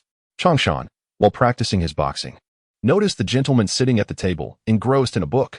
A glance revealed that the book was devoid of any words. No words? Changshan was puzzled, wondering what one could possibly read in a blank book. It was the same yesterday and the same today. He couldn't fathom what the gentleman found so captivating in a book with empty pages. Xian Wang furrowed his brow slightly and called out, Changshan. Yes, master, Changshan replied, averting his gaze from the gentleman. Chen Changsheng closed the book and observed the 4 disciples practicing their boxing. Xian Wang allowed them to practice independently. Seeing the gentleman at leisure, he approached him and inquired, What do you think, sir? They're about 7 or 8 tenths there, Chen Changsheng replied, but they still fall short of your and your brother's skill back in the day. They're still young, Xian Wang said. 7 or 8 tenths. Xian Shan, upon hearing this, felt a twinge of displeasure and muttered, We're not that far off. Xian Wang overheard this and said, Xian Shan, do not be presumptuous. Xian Shan, even more disgruntled, ceased his practice and declared, Master, I am not being presumptuous. I have been practicing Tai Chi for over 3 years. If not perfect, I should be at least 9 tenths there. In essence, he was unconvinced. Xian Wang glanced at his 3rd disciple, a hint of exasperation in his eyes. Pointing at him, he said, Do you even know who taught you the 24 forms of Tai Chi you're practicing now? Xian Shan replied, Wasn't Tai Chi passed down by the Grandmaster? Xian Wang sighed and shook his head. Then do you know that your Grandmaster, including your master, learned Tai Chi from Mr. Chen? Senior brother, Zissou interjected, tugging at Xuanchan's sleeve, urging him to cease his defiance. However, Xian Shan, with his fiery temperament and aversion to backing down, paid no heed to her counsel. He glanced at the gentleman, who appeared frail in his green robe, and retorted, I don't believe it. You, Xian Wang began, but was interrupted by Chen Changsheng. Chen Changsheng stepped forward and said, A young man should possess youthful vigor. You may say whatever you wish about me, but it is improper to contradict your master. You deserve a beating. Xian Shan took a step forward and said, Then so be it. You don't look much older than me and appear so frail. How could you have taught the Grandmaster? I simply don't believe it. Then don't, Chen Changsheng said with a smile. But you're still going to get that beating. Xian Shan, hearing this, grew indignant and said, Why are you like this? I'm making things difficult for you. Shouldn't you be angry? And what do you think I should do? Have a contest with me. What kind? A martial arts contest. Chen Changsheng shook his head and said, I don't know martial arts. I can't compete with you. Then how do you know Tai Chi? Xian Shan countered. Chen Changsheng placed his hands behind his back and said with a smile, When did I ever say I did? Huh? Xian Shan paused and said, If you don't, then how did you teach the Grandmaster and Master? Chen Changsheng replied, I indeed do not know Tai Chi. Although he had taught Hong Sankai and the 3 Xians Tai Chi, Chen Changsheng himself had never practiced it. He had only learned a few moves from the old men in the park in his previous life. Xian Shan said, I don't care whether you know it or not. Just tell me, do you dare to spar with me? Seeing his persistence, Chen Changsheng couldn't help but say, Do you really have to compete with me? Xian Shan nodded and said, If you defeat me, I will not say another word. You truly resemble a martial artist. My master has said so as well. Chen Changsheng sighed, realizing that there was no avoiding it. He turned to Xian Wang and said, Then shall I spar with your disciple? Xian Wang sighed inwardly and said, I hope you will show mercy, sir. I don't know martial arts. I won't harm your disciple, Chen Changsheng replied. Chen Changsheng stepped forward, holding a book in one hand behind his back, and extended the other hand towards Xian Shan. I don't know martial arts, so I'm not taking advantage of you. Chen Changsheng said, Come at me. Xian Shan didn't hold back. He swung his fist, surrounded by qi, directly at Chen Changsheng. Chen Changsheng's outstretched hand struck Xuanchan's wrist, gently pushing it outward, and then pulling it back with the momentum. Xianshan brushed past the gentleman, his fist missing its mark. He paused, feeling as if he had lost control of his strength, as if he was being manipulated by the person before him. Chen Changsheng extended his hand and said again. Seeing this, Shanglu asked his senior brother, Senior brother, are we really not going to stop junior brother? Changshan calmly replied, Why should we? He wanted to make a scene himself. How could we stop him? Shanglu sighed, realizing that of all the disciples, the third junior brother was the most unruly. Xianshan charged forward again, attacking Chen Changsheng. This time, Chen Changsheng still used only one hand, employing the techniques of Tai Chi in essence. It was a matter of using force against force. If one could master these techniques, even without martial arts training, they could still defeat Xianshan. Chen Changsheng once again received his fist, using the force to pull him and then push him forward. The full force of the punch was returned to Xianshan. Thump, thump. Xianshan stumbled back several steps to regain his balance. He looked at his hand in disbelief and said, What sorcery do you wield? Sorcery? Chen Changsheng shook his head and said, This is not sorcery, but Tai Chi. Xianshan panted and said, You're lying. Tai Chi and Taiji are not the same, Chen Changsheng said. The Taiji I just used is merely a technique for redirecting force. It can be a fist, or it can be a sword. Chapter 25. How can one truly see? Xianshan rolled up his sleeves, still somewhat unconvinced. I refuse to believe it. Let us go again. He charged towards Chen Changsheng, this time unleashing all of his might without holding back. Yet, to his dismay, every punch and kick was deftly neutralized by his opponent, sometimes even causing him to be pushed back several steps by the very force he exerted. The two faced each other once more. At this moment, Xianshan was panting heavily, one hand resting on his knee, his forehead glistening with sweat. What exquisite technique! Changshan reflected on their earlier encounter, as if a new world had been unveiled before him. So this is how Tai Chi is practiced. With remarkable insight, Changshan grasped the essence of Tai Chi just by observing the duel. It harmoniously fused the principles of yielding and countering, allowing one to triumph over years of martial training without drawing upon any internal energy. Truly impressive. Meanwhile, Shang Lu and Zi Su watched in confusion, unable to discern the source of the Master's power. Chen Changsheng regarded Xianshan and inquired, Will you come again? Xianshan opened his mouth, but found himself at a loss for words. He realized that continuing the fight was futile. He could never surpass this master. He pressed his lips together and lowered his head, saying, You have won. Xian Huang breathed a sigh of relief, fearing that the boy's stubbornness would prevent him from admitting defeat. Xianshan lifted his head and asked, How did you dissipate my strength? Do you wish to learn? Chen Changsheng replied. Xianshan nodded eagerly, affirming, I do. At this moment, Shang Lu stepped forward, saying, Master, I too wish to learn. Little junior sister Zi Su followed suit, declaring, I wish to learn as well. Changshan simply stepped forward to stand alongside the three. Chen Changsheng surveyed the four before him and smiled. Aren't you all already learning? Learning already? Shang Lu questioned, perplexed. The essence of Tai Chi resides within Tai Chi Quan. Chen Changsheng explained. However, you have all underestimated the complexity of this art. With diligent practice, you will naturally grasp it. Moreover, while passing down knowledge is easy, teaching effectively is far more challenging. I am not particularly adept at instructing. That falls to your master, he added, and all eyes turned toward Xian Huang. Xian Huang stepped forward, stating, I have already told you that this martial art is not easily mastered. It cannot be learned merely by imitation. Master, Shang Lu interjected. You only impart the form, not the essence. How can we comprehend Tai Chi Quan, or rather, Tai Chi itself? Chen Changsheng responded, the form is for calming the mind. If the heart is not tranquil, how can the essence arise? Do not blame your master. He too has traversed this path. Changshan listened to the master's words and felt a peculiar sensation. Why did the master's speech give the impression that he was extraordinarily aged? Changshan found himself puzzled. Could it be that this master was truly very old? He glanced again at Chen Changsheng's youthful visage and shook his head, dismissing the thought. He looked so young. How old could he possibly be? Surely, there was some misunderstanding. Changshan stepped forward and asked, Master, may I spar with you? His fellow disciples turned their gazes toward him, as did Xian Huang. Chen Changsheng looked at him and inquired, How much have you comprehended from the earlier encounter? Changshan felt a jolt of surprise. It seemed as though the master could read his thoughts. About 30%, he replied. Chen Changsheng shook his head, saying, I cannot contend with you. Huh? Changshan stared at him, bewildered. Chen Changsheng elaborated, There is one thing I did not deceive you about. I truly do not possess martial skills, not even the slightest. My ability to overcome Chen Changsheng stems solely from the fact that his internal energy was not overly formidable, thus granting me an opportunity. Your internal energy far surpasses his. While Tai Chi is indeed an art of leveraging energy, in the face of absolute dominance, raw strength can shatter all techniques. Upon hearing this, Changshan understood.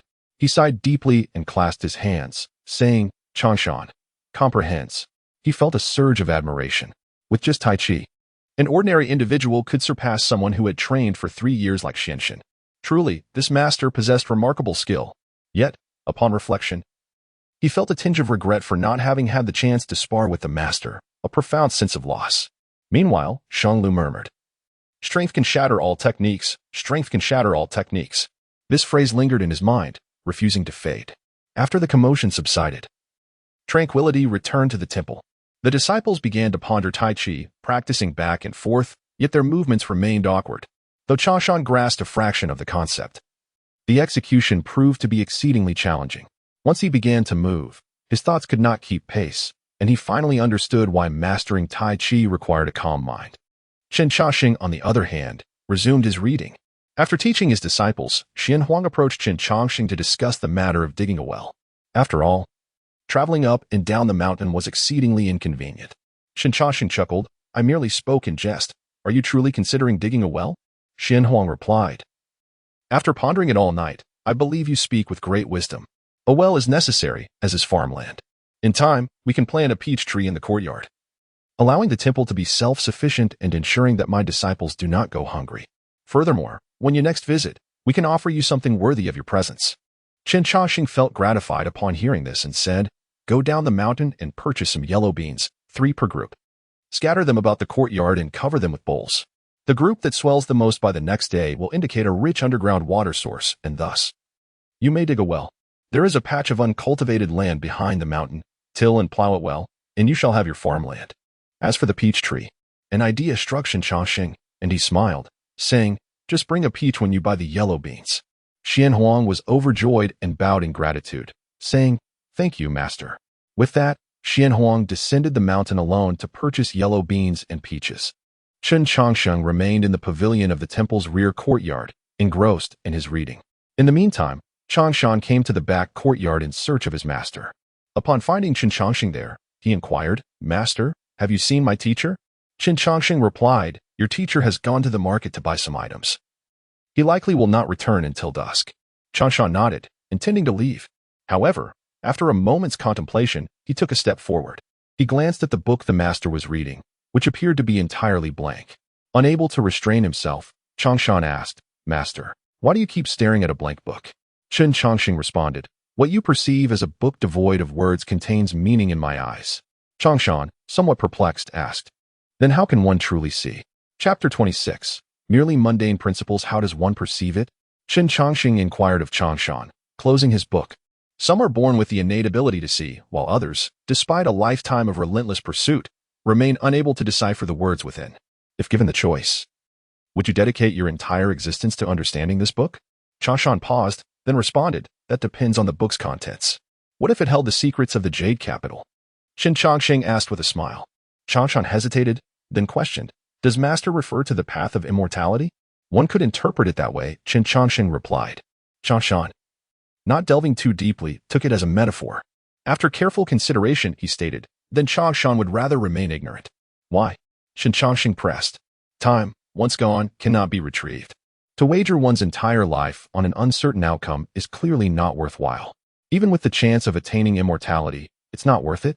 Not worth it, Changshan. It's better to live a life of carefree ease. Upon hearing this, Chen Changsheng chuckled.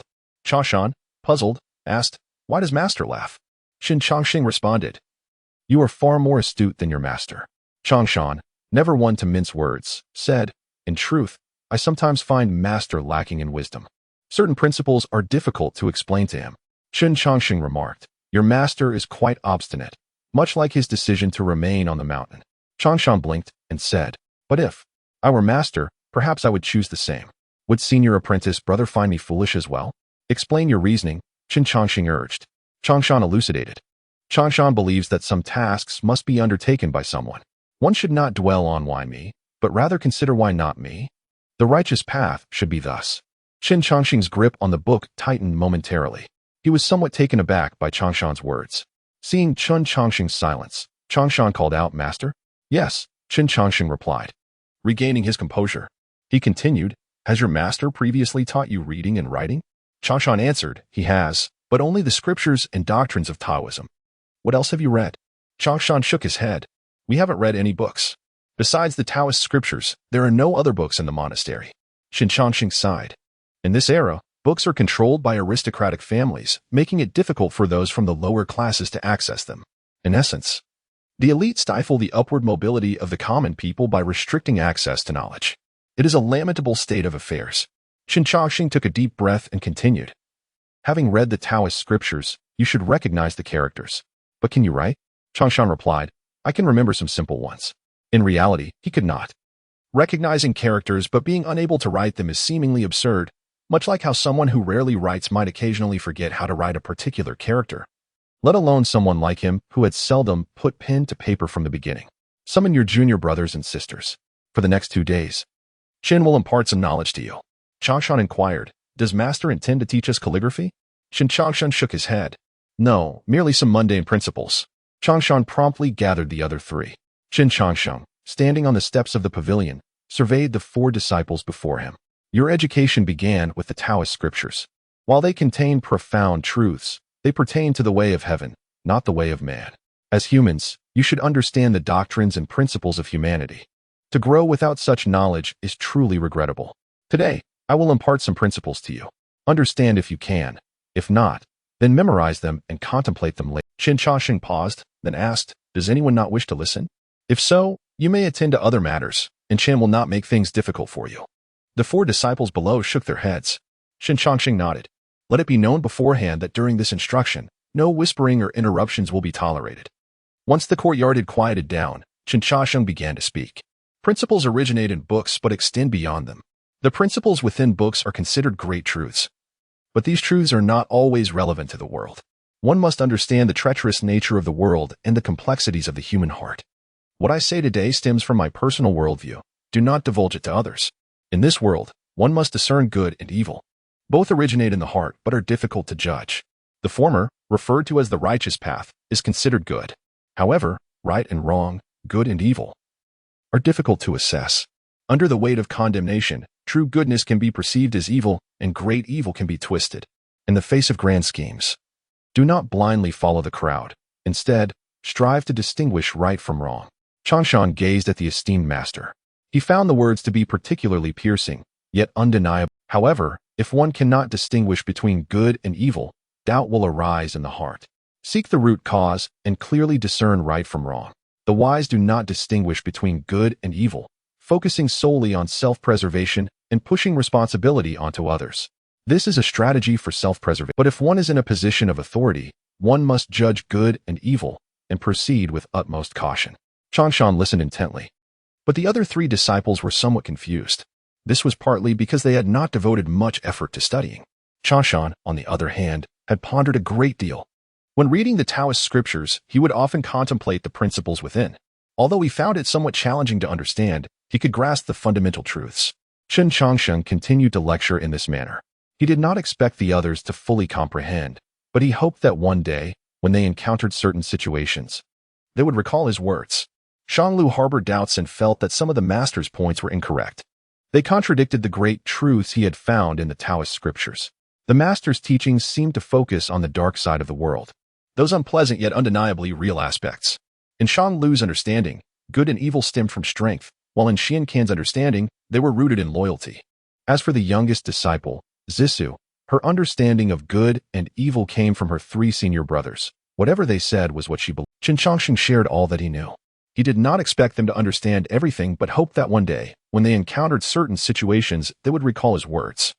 The sun gradually shifted westward, and the intense midday heat slowly dissipated. The breeze blowing through the forest became much cooler. The chirping of insects in the mountain stream accompanied the master's teachings in the pavilion, creating a particularly serene atmosphere in the Taoist temple. As dusk approached, Xian Huang returned to the mountain, carrying a small bag of soybeans and a peach. Upon entering the temple, he heard the sounds coming from the backyard. He first placed the soybeans and peach down, then slowly made his way to the backyard. Seeing that the master was lecturing, Xian Huang hesitated to disturb him and stood there, listening alongside the 4 disciples. Some govern the world with scholarly knowledge, yet they are unaware of the suffering of the people. While discussing strategies on paper is easy, implementing them in reality is extremely difficult. In one's conduct, one must be mindful of practice. Moreover, one should speak thoughtfully. There is no distinction between noble and lowly. Just because one understands more principles does not mean one is superior. For example, if a certain region experiences a drought and there is a crop failure, and you are a government official, you must provide relief to the victims. The imperial court allocates grain, but due to the large number of victims, the grain is clearly insufficient. Now, there is a substitute, bran, which is food for livestock. However, 1 unit of grain can be exchanged for 3 units of bran. If bran is used, it will be met with scorn, but the victims can still fill their stomachs with it. If you were in that position, what would you choose, grain or bran? If one is in a position of authority, one must consider one's responsibilities and not be concerned with the opinions of outsiders. Bran can save more people, and life is paramount. Therefore, one should choose bran. Chapter 27. The blossoming peach trees fill the courtyard. Changsheng murmured, momentarily lost in thought, believing that grains were indeed the right choice. However, upon reflection, he felt that bran was even more appropriate. Human life is paramount. Xian Huang, who stood still, felt a profound shock within his heart. How could it be? Xian Huang couldn't help but sigh, contemplating the extraordinary thoughts of the master, whose insights were indeed exceptional. As the sun set, the sky grew dim. Chen Changsheng remarked, "It is getting late. Let us conclude our discussion for today." Shan Lu was filled with countless questions, eager for the master's elucidation. Thus, he inquired, "Master, may I ask what I do not understand?" Chen Changsheng pondered and replied, "Ask your senior brother." Upon hearing this, Changsheng was taken aback and pointed to himself. "Me?" Chen Changsheng waved his hand, clutching a scroll as he strolled away, indifferent to the 4 behind him. "Master." Shan Lu attempted to pursue him but was halted by Changsheng. Changsheng, in resignation, said, "Junior brother, the master must be weary from teaching. Do you not see that it is already dark? If you have any uncertainties, you may ask me. If I know, I will tell you. If not, we shall have to consult the master." Shang Lu opened his mouth, sighed, and finally conceded, "All right."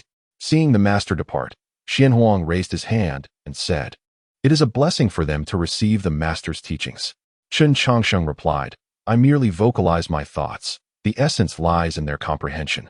If I could linger for a few more days, perhaps I could address each query individually. Alas, time is not on my side, and I must conclude all at once." "That is already sufficient," Xian Huang stated, feeling content for his 4 disciples. They had never previously enjoyed the master's teachings, and the knowledge imparted today would surely benefit them for a lifetime. Xian Huang scattered soybeans on the ground of the courtyard and covered them with an empty bowl. When the bowl was insufficient, he sought out a few broken tiles, spreading them across approximately 16 or 17 spots. After a while, he had been busy for nearly half an hour. Chen Changsheng did not assist, but rather stood aside, savoring a peach. The climate in Kiwei was delightful, and the peaches grown there were particularly sweet and fragrant. A bite revealed their juiciness, which he relished in the evening breeze. As Xian Huang pressed down the final tile and lifted his head, he noticed that Chen was nearly finished with his peach. "This peach is delightful," Chen Changsheng smiled. Xian Huang replied, "Had I known, I would have purchased 2. In truth, it was not that he forgot, but rather that his finances were limited. He had thought he brought enough money, but upon entering the market, he realized that this year's peaches were priced significantly higher. After buying the soybeans, he found that the remaining coins only sufficed for a single peach. Chen Changsheng chuckled, not exposing him, and then asked, "Where do you think this peach tree should be planted?" Xian Huang responded, "I originally considered planting it at the entrance, but if the peaches were to fall next year, they might roll down the hill, which would be a pity. Therefore, it is better to plant it in the corner of the courtyard." Chen Changsheng nodded, producing the hair he had pulled out the night before. He tied the hair to the peach pit. Chen Changsheng shook his head and sighed, stating, "1 peach cannot satiate my hunger. A few more should suffice." Xian Huang paused before saying, "I shall descend the mountain tomorrow to buy some more." Chen Changsheng looked at him and smiled. "Who said I wanted you to buy them?" Xian Huang was taken aback. "Huh?" Chen Changsheng extended his fingers, and to Xian Huang's astonishment, the pit in his palm suddenly levitated. Xuan Huang's eyes sparkled as he stared in disbelief at this spectacle. Chen Changsheng pointed at the pit, murmuring an incantation. As he spoke, strands of golden light emanated from the hair, gradually merging into the peach pit, becoming particularly radiant under the moonlight. Fall. Chen Changsheng commanded. The pit plummeted into the earth, disappearing beneath Xianhuang's watchful gaze. His lips parted slightly, a sense of trepidation washing over him. Yet, the master spoke again, grow. As the words fell, the earth began to stir. With a soft sound, a seedling burst forth from the ground, rapidly transforming into a sapling, sprouting branches. The surrounding soil continued to churn. Xuanhuang's gaze remained fixed on the peach sapling, his eyes wide with astonishment. In the blink of an eye, the sapling grew taller and sturdier. 1 foot, 2 feet. 1 zhang. Xianhuang instinctively stepped back, nearly losing his balance. Despite having witnessed the master's miraculous abilities before, nothing could compare to the shock of this moment. In mere moments, a peach pit had blossomed into a peach tree. Leaves unfurled, followed by budding flowers. Soon, peach blossoms danced down in the gentle breeze, and fruit began to form on the branches. 1, 2, 3. In the blink of an eye, it was spring and summer combined. Seeing the peach tree laden with fruit, Chen Changsheng nodded in satisfaction, declaring, "Thus, we have peaches to enjoy." He raised his hand and beckoned lightly. 2 peaches fell into his palm. Chen Changsheng turned to the astounded Xianhuang and offered him one of the peaches.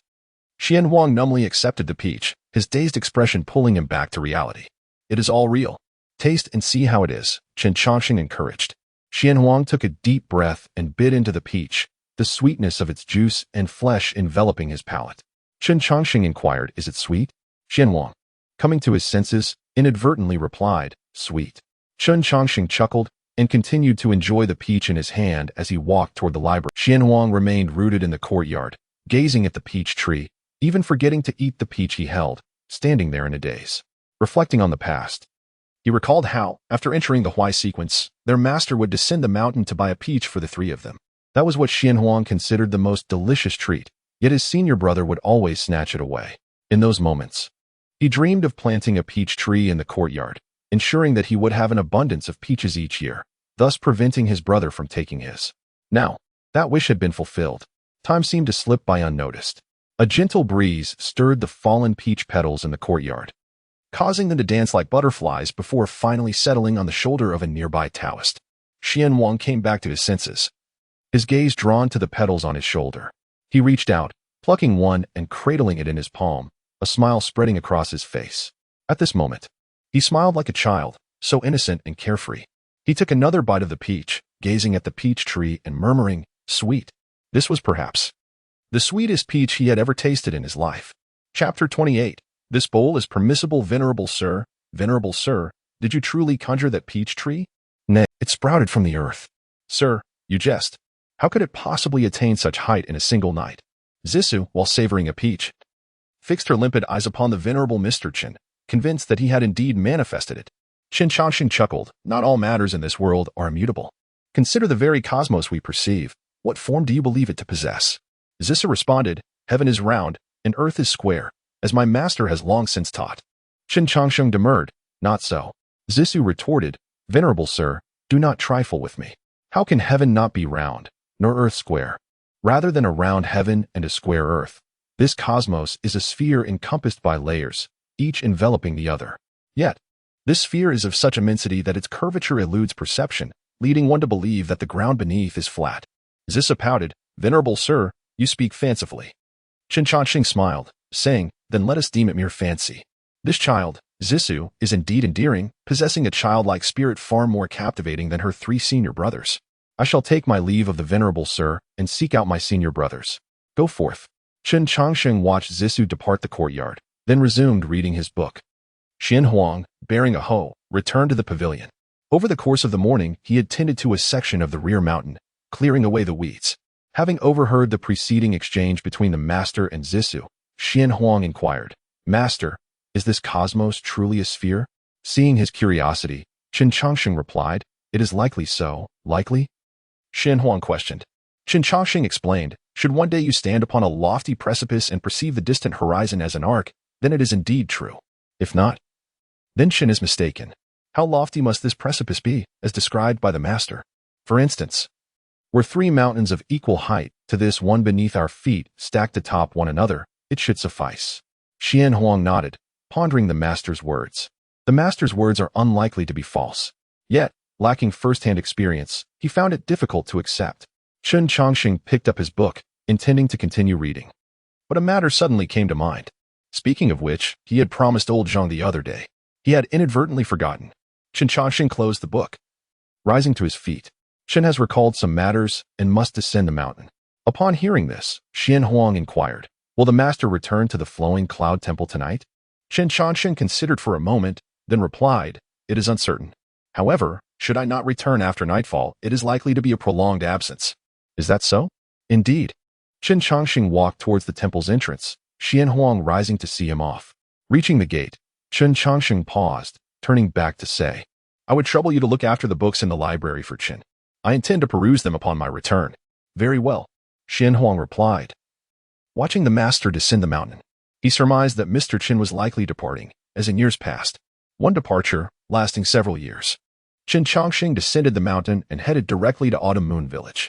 Autumn Moon wine had sold out, and the tavern's patrons had dwindled, leaving Little Lu idle. Dozing at a table, Chen Changsheng entered the tavern and sat down at Little Lu's table. Little Lu, propping his chin on his hand, lost his balance and awoke. Opening his eyes, he was startled.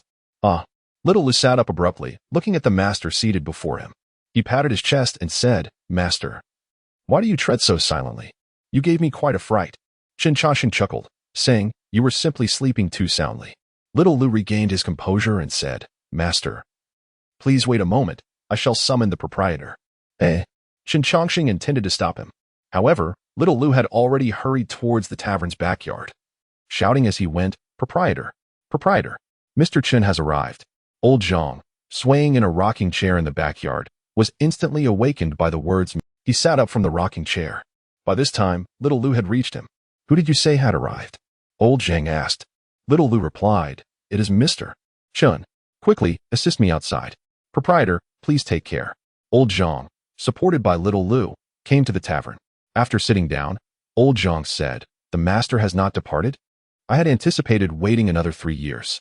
I shall tarry a few more days this year, Chen Changsheng said with a smile. Old Zhang chuckled. Having lost a front tooth with age, his laughter appeared somewhat comical. Chen Changsheng said, I had intended to visit you in the afternoon the day before yesterday. But I was delayed by some matters, and 2 days have passed. But I have come at last. Old Zhang said with a smile, it is my good fortune that the master remembers me. How dare I make demands?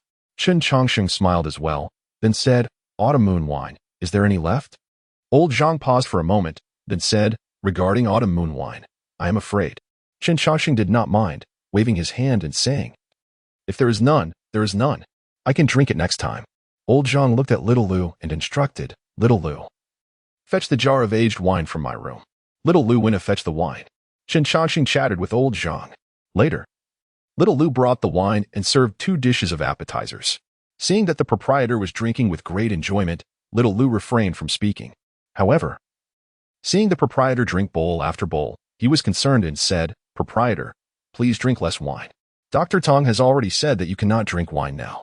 Old Zhang was displeased to hear this, saying, you are too talkative. I do not have many years left to live.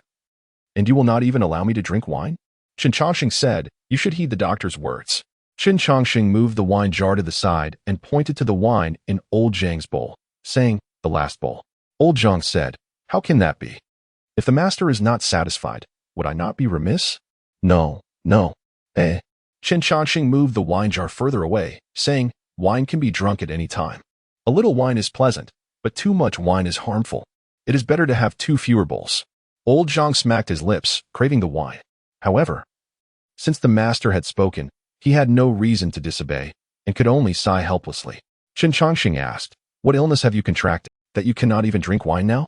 Old Zhang stretched out his leg and sighed helplessly, it is still this leg ailment. Chen Changsheng examined it, seeing through the skin that Old Zhang's leg bones were showing signs of decay. In this condition, he should indeed not drink wine. It is indeed so serious. Chen Changsheng then said, in your condition, I am afraid that after a period of time, it will be difficult to even stand up. Old Zhang did not seem to care, saying, if I cannot stand up, then I cannot stand up. After all, I am so old, and some minor illnesses are common. Chen Changsheng pondered for a moment. He took Old Zhang's wine bowl and placed it in front of him. Then, he picked up the wine jar and filled the wine bowl. He pushed it in front of Old Zhang. Old Zhang was puzzled, asking, did the master not say that I should not drink? Chen Changsheng smiled kindly. This bowl is permissible. Chapter 29. Inexpressible old Zhang pondered for a moment before lifting the bowl of wine. He cast a glance at the gentleman and then down the contents of the bowl. After taking a small sip, he intended to set it down.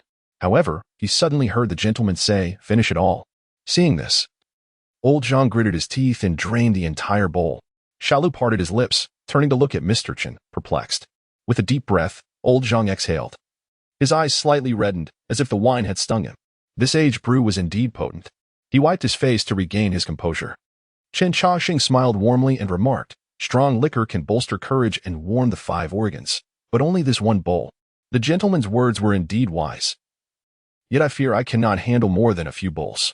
"That may not be the case," Chen Changsheng replied. "Who can predict what lies ahead?" Xiaolu sighed inwardly. Unable to comprehend why the gentleman urged the tavern keeper to drink the wine, he resolved to take the tavern keeper to Dr. Tong after the gentleman's departure. The conversation between the gentleman and the tavern keeper continued until the hour of Shin, as the sun sank low in the west, casting a shadow at the tavern's entrance. Noticing the time, Chen Changsheng rose to take his leave. "It is getting late.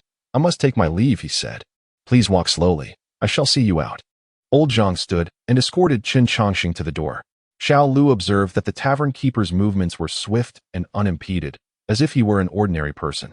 He could not help but be taken aback and hurry to catch up. Upon reaching the tavern's entrance, Chen Changsheng raised a hand, signaling, "This is far enough." Old Zhang nodded and said, "Next time you visit, I shall keep a few more jars of autumn moon brew." Chen Changsheng smiled and nodded in agreement. "That sounds delightful. Take care now," he said as he departed. In old Zhang's eyes, the gentleman, clad in a blue robe, walked away with remarkable grace. It was only natural. He was no ordinary person, navigating the mundane world yet untouched by its chaos, which made him deserving of such elegance. The fact that the gentleman could converse with someone as common as himself was indeed a stroke of fortune for the old man. "Shopkeeper," Xiaolu began, somewhat dazed, gazing at him. "Your leg." "Huh?" Old Zhang paused, questioning. "My leg?" Xiaolu pressed his lips together and said, "Shopkeeper, take a few more steps." Suddenly, old Zhang realized and quickly took a few steps forward. The stabbing pain in his leg had vanished, and the stiffness was gone. "Shopkeeper, your leg has healed?" Xiao Lu exclaimed in astonishment. Old Zhang's eyes widened as he gazed into the distance. However, the gentleman's figure had already disappeared from his sight. He sighed deeply, understanding everything now. So that was the reason. A knowing smile spread across old Zhang's face as he chuckled, revealing his gapped teeth, his eyes suddenly glistening with unshed tears of gratitude. Xiao Lu stood beside him, overwhelmed with questions. Had the shopkeeper's ailment truly been cured? How had it happened? Everything felt surreal. Observing the shopkeeper's expression, Xiao Lu sensed there must be something he did not know. "Let us return," old Zhang said cheerfully, waving his hand as he entered the tavern. Xiao Lu hurried to keep pace with the shopkeeper, asking, "Shopkeeper, has your leg truly healed?" Old Zhang laughed and shook his head, replying, "Inexpressible, inexpressible." "Huh?" Xiao Lu halted in his tracks, watching as the shopkeeper laughed heartily and walked into the back courtyard. He scratched his head in confusion, unable to comprehend. Chen Changsheng descended from the bridge, intending to stroll through Chouyue Alley. The previous night in the study, he had contemplated a matter. The frequent hair pulling was quite troublesome, difficult to preserve, and prone to loss. Thus, he sought a place to find something convenient for storing his hair. Tong Jihuan had shed his youthful innocence and now adeptly handled herbs at the Tong Clinic, weighing and wrapping them in oiled paper for patients expected the following day. With a sigh of relief, Tong Jihuan finished his tasks and stepped outside to enjoy the. However, upon lifting his gaze, he spotted a figure on the bridge. It was. Tong Jihuan froze, his pupils dilating as he stared at the gentleman descending the bridge, unable to blink. He snapped back to reality and turned to look at his father, who was engrossed in medical texts. "Father, I am stepping out," he exclaimed. His father nodded in acknowledgement, saying, "Return before dark." "Understood." Tong Jihuan rushed out the door, jogging to the bridge's edge. After catching his breath, he began to scan for the gentleman's silhouette. "Where did he go?" Tong Jihuan muttered, just as a voice called from behind, "It's you again." Startled, he turned around and, upon seeing the gentleman's face, a flood of memories surged forth. "It's him. It truly is him." Chen Changsheng regarded Tong Jihuan, noting that this was their second encounter. Tong Jihuan hastily stepped back, bowing his head. "Celestial sir, I did not mean to offend. It was merely. Cold sweat trickled down his forehead, astonished to encounter the gentleman again despite his carefulness. "Huh?" Chen Changsheng replied, somewhat surprised, laughing. "When did you offend me?" Tong Jihuan was taken aback, looking up with confusion in his eyes. No, was there not? Not that I perceive, Chen Changsheng replied. By the way, why do you call me celestial, sir? Tong Jihuan opened his mouth, then began to explain. Recounting tales from years past, overhearing conversations, and later the city god's dream visitation. Is that so? Chen Changsheng nodded. No wonder you were so frightened of me. Tong Jihuan pursed his lips and replied, Celestial sir, I was merely a child then, unaware of decorum. Thus, I may have offended you unintentionally. I hope for your grace to forgive me. Seeing the boy nearly on the verge of tears, Chen Changsheng couldn't help but inquire. What exactly did the old city god say to you? It's not related to the old city god, Tong Jihuan hastily clarified. Chen Changsheng chuckled. All right. It is not as serious as you imagine. I harbor no intention to take your life nor to trouble you. I am not so petty. Chapter 30. The mortal iron-forged immortal sword. Tong Jihuan swallowed nervously. To speak frankly, he harbored a modicum of trepidation towards this gentleman. Chen Changsheng, observing the boy's cautious demeanor, couldn't help but sigh inwardly. It seemed he had inadvertently cast a shadow upon the child's psyche. Immortal, sir, I can. Tong Jihuan initially intended to voice his desire to leave, but upon reflection, he found himself tempted to stay. Fear aside, he stood before a genuine immortal. Chen Changsheng blinked. Tong Jihuan managed a couple of awkward chuckles and said, Nothing. Nothing at all. Chen Changsheng replied, It is indeed fate that we meet twice. As it happens, I am intending to purchase something in the market. Would you be so kind as to guide me? Guide you? Indeed. Tong Jihuan felt a flicker of reluctance, yet he dared not refuse the immortal's request. Thus, he took the lead, guiding him forth. Immortal sir, what is it you wish to buy? A small item, something to contain things, akin to a bamboo tube. Also, please refrain from calling me immortal sir. It sounds rather peculiar. If you are willing, simply call me Mr. Chen. Mr. Chen? Yes. Tong Jihuan led Chen Changsheng to several shops selling trinkets, but most of these establishments charged exorbitant prices. For many of their wares were antiquities or items of renown. Esteemed customer, your eye is quite discerning. This pen holder once belonged to the literati Zhang Qiuwen of the previous dynasty. Chen Changsheng interrupted the shopkeeper, inquiring, And what is the price of this pen holder? 5 taels of silver. Chen Changsheng paused momentarily. He found it appealing, yet the price was indeed steep. He set the pen holder down and remarked, I shall take a look elsewhere. Esteemed customer, I can reduce the price. No need. Esteemed customer, 4 taels. 3 taels. Esteemed customer. Chen Changsheng walked out without a hint of regret. He couldn't afford even 1 tael at present. Shall we proceed to the next shop? Tong Jihuan inquired. Chen Changsheng nodded. To the next one. Tong Jihuan acquiesced and continued onward. After visiting several shops, Chen Changsheng did spot a few items of interest. Yet each inquiry about the price extinguished his enthusiasm. Each was more costly than the last. Chen Changsheng sighed inwardly, contemplating that it might be more prudent to craft something himself rather than squander his funds. Tong Jihuan seemed to perceive his dismay and spoke up. Are you, sir, lacking in funds? Chen Changsheng did not conceal his predicament, replying, Indeed, I am currently unable to produce even a single tael. Tong Jihuan pondered a moment before asking then, Shall we continue our search? Chen Changsheng sighed. Perhaps we shall cease our exploration. Just as he spoke, a clattering sound caught his attention. Clang, clang. Turning his head, he beheld a blacksmith in the forge across the street, vigorously hammering an iron ingot, sparks flying. Chen Changsheng's eyes brightened. An idea struck him. Tong Jihuan followed Chen Changsheng's gaze and asked, Are you seeking to commission a blacksmith? Chen Changsheng shook his head, smiling. I have a different notion. Please follow me. Tong Jihuan nodded and trailed after Chen Changsheng to the blacksmith's establishment. The blacksmith could not pause his work. Upon noticing Chen Changsheng, he wiped the sweat from his brow and said, Please wait a moment while I finish this piece. Take your time. After a brief interval, the blacksmith returned, having placed the iron ingot back into the furnace. Only then did he perceive the extraordinary aura of the gentleman before him. Are you in need of a weapon? The blacksmith inquired. Chen Changsheng shook his head, stating, I would like to request your assistance in forging a sword. Certainly, the blacksmith replied. What material do you wish to use? If it is blue steel, it will cost 5 taels of silver. 5 taels. Chen Changsheng mused. Tong Jihuan understood the situation was likely unfeasible again, yet he was puzzled. Had they not initially set out to purchase trinkets? Why the sudden desire to forge a sword? Observing the gentleman's hesitation, the blacksmith added, 5 taels is the minimum. It may even exceed that. Chen Changsheng asked, Is there a less expensive option? The blacksmith shook his head, indicating there were none. Very well. Chen Changsheng contemplated and then turned to Tong Jihuan, saying, "Might I borrow some silver from you?" "Ah?" Tong Jihuan paused, replying, "Sir, I do not possess much." He retrieved his coin pouch, revealing only a few pieces of broken silver.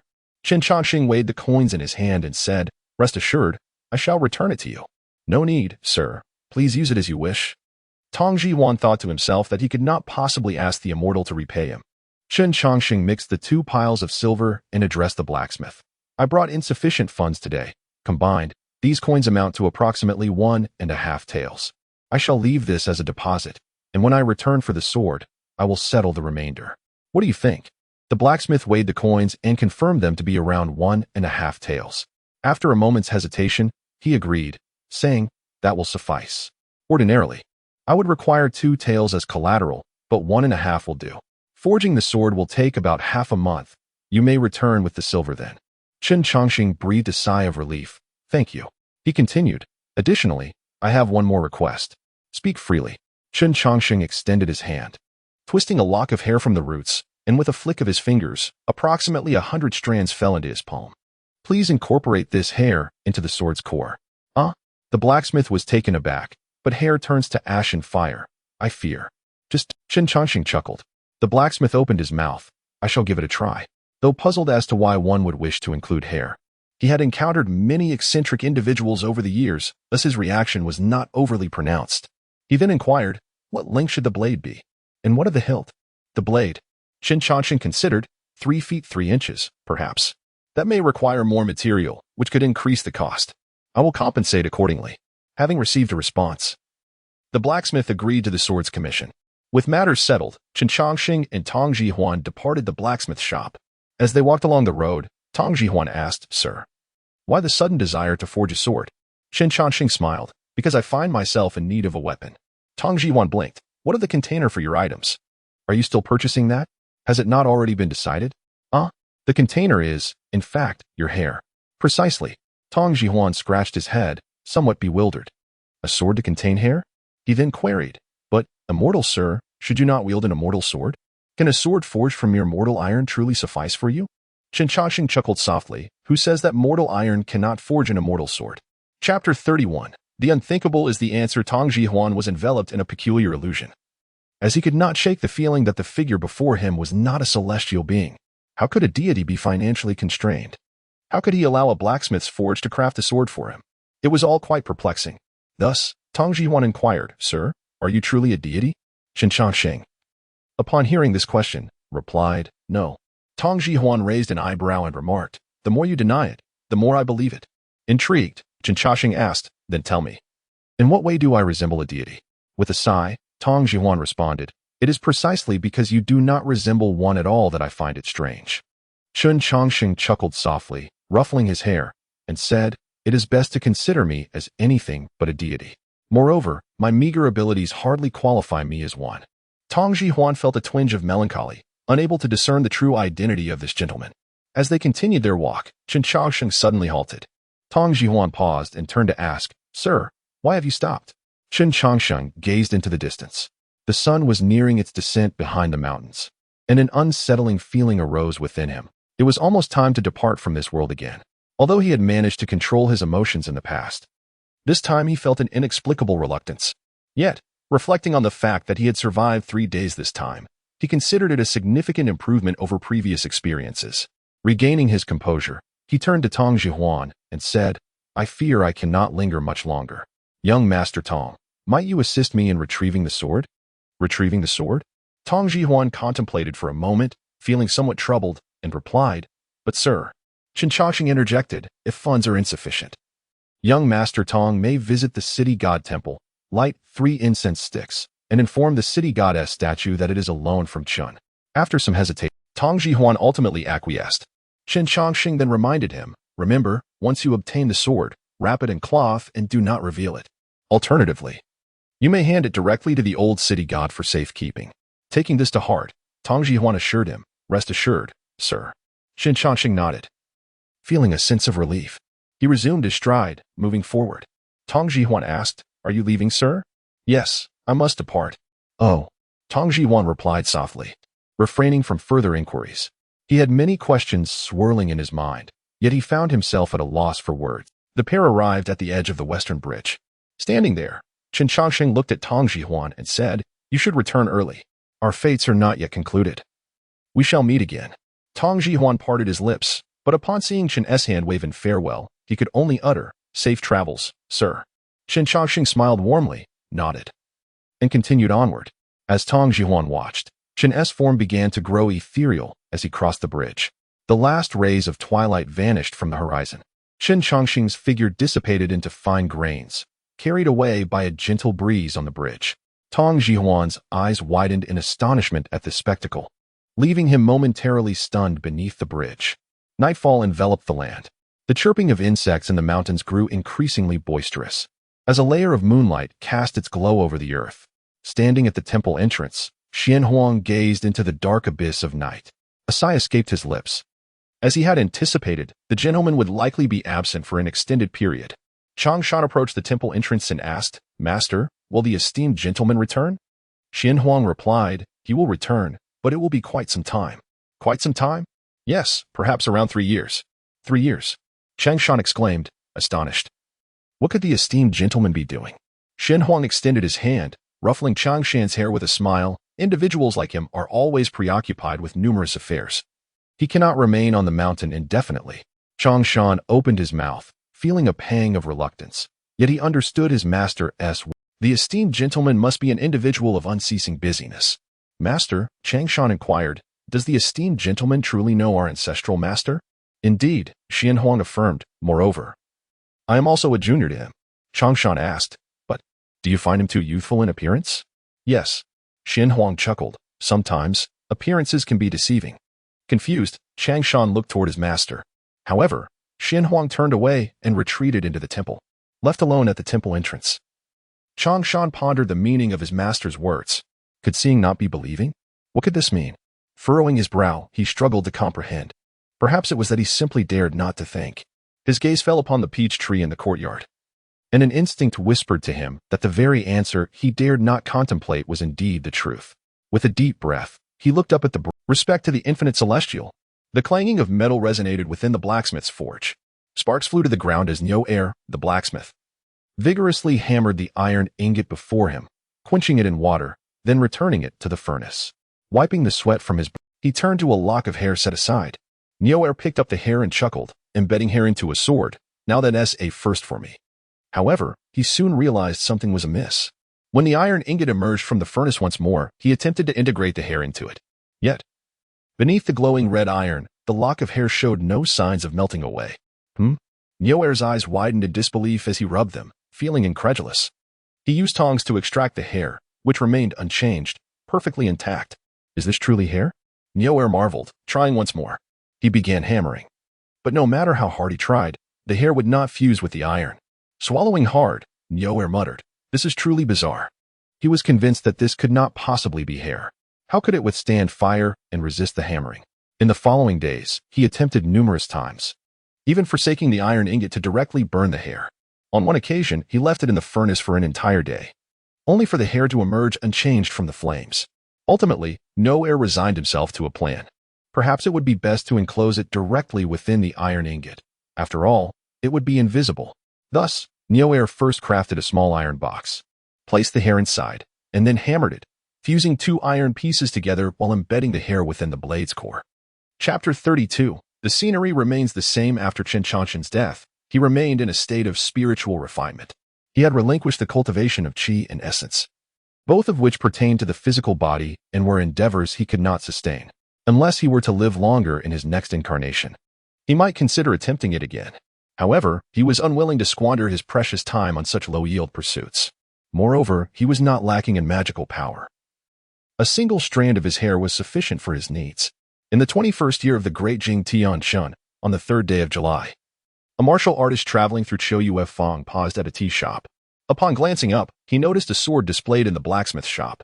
After spending 100 taels of silver, he acquired the sword, admiring it for a long while before placing it into a sword case. This sword would serve as the main weapon within the case. After purchasing the sword, he mounted his swift steed and continued on his journey. Meanwhile, Nyoer from the blacksmith shop was grinning widely with 2 taels of silver in hand. On the 7th of July, Tong Jihuan arrived to collect the sword. After paying the silver, Nyoer presented him with a newly forged sword.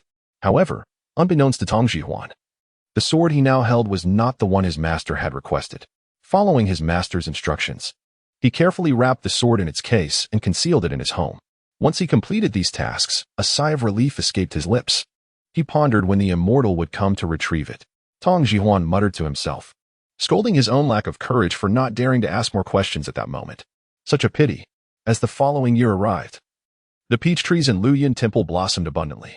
The little junior sister, Zissou, had grown into a graceful young woman, seated beneath the tree, admiring the peach blossoms.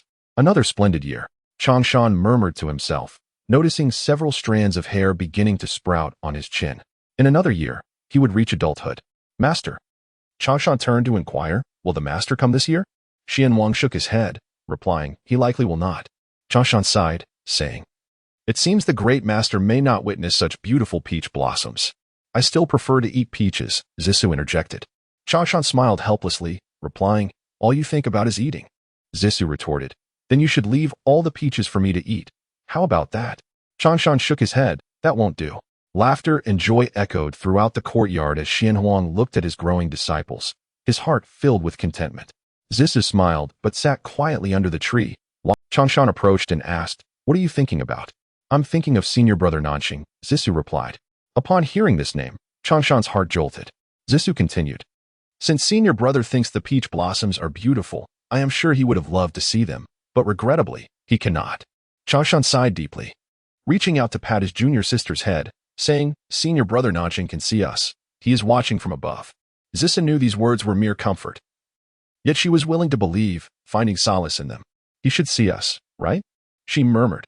The back mountain of Luoyuan Temple had been cultivated into a field, and later, Xianwang discovered a water source on the mountain, digging a channel to irrigate the land. Now, the seedlings stood neatly arranged in the field. Xianwang gazed at the patch of land, feeling an indescribable satisfaction.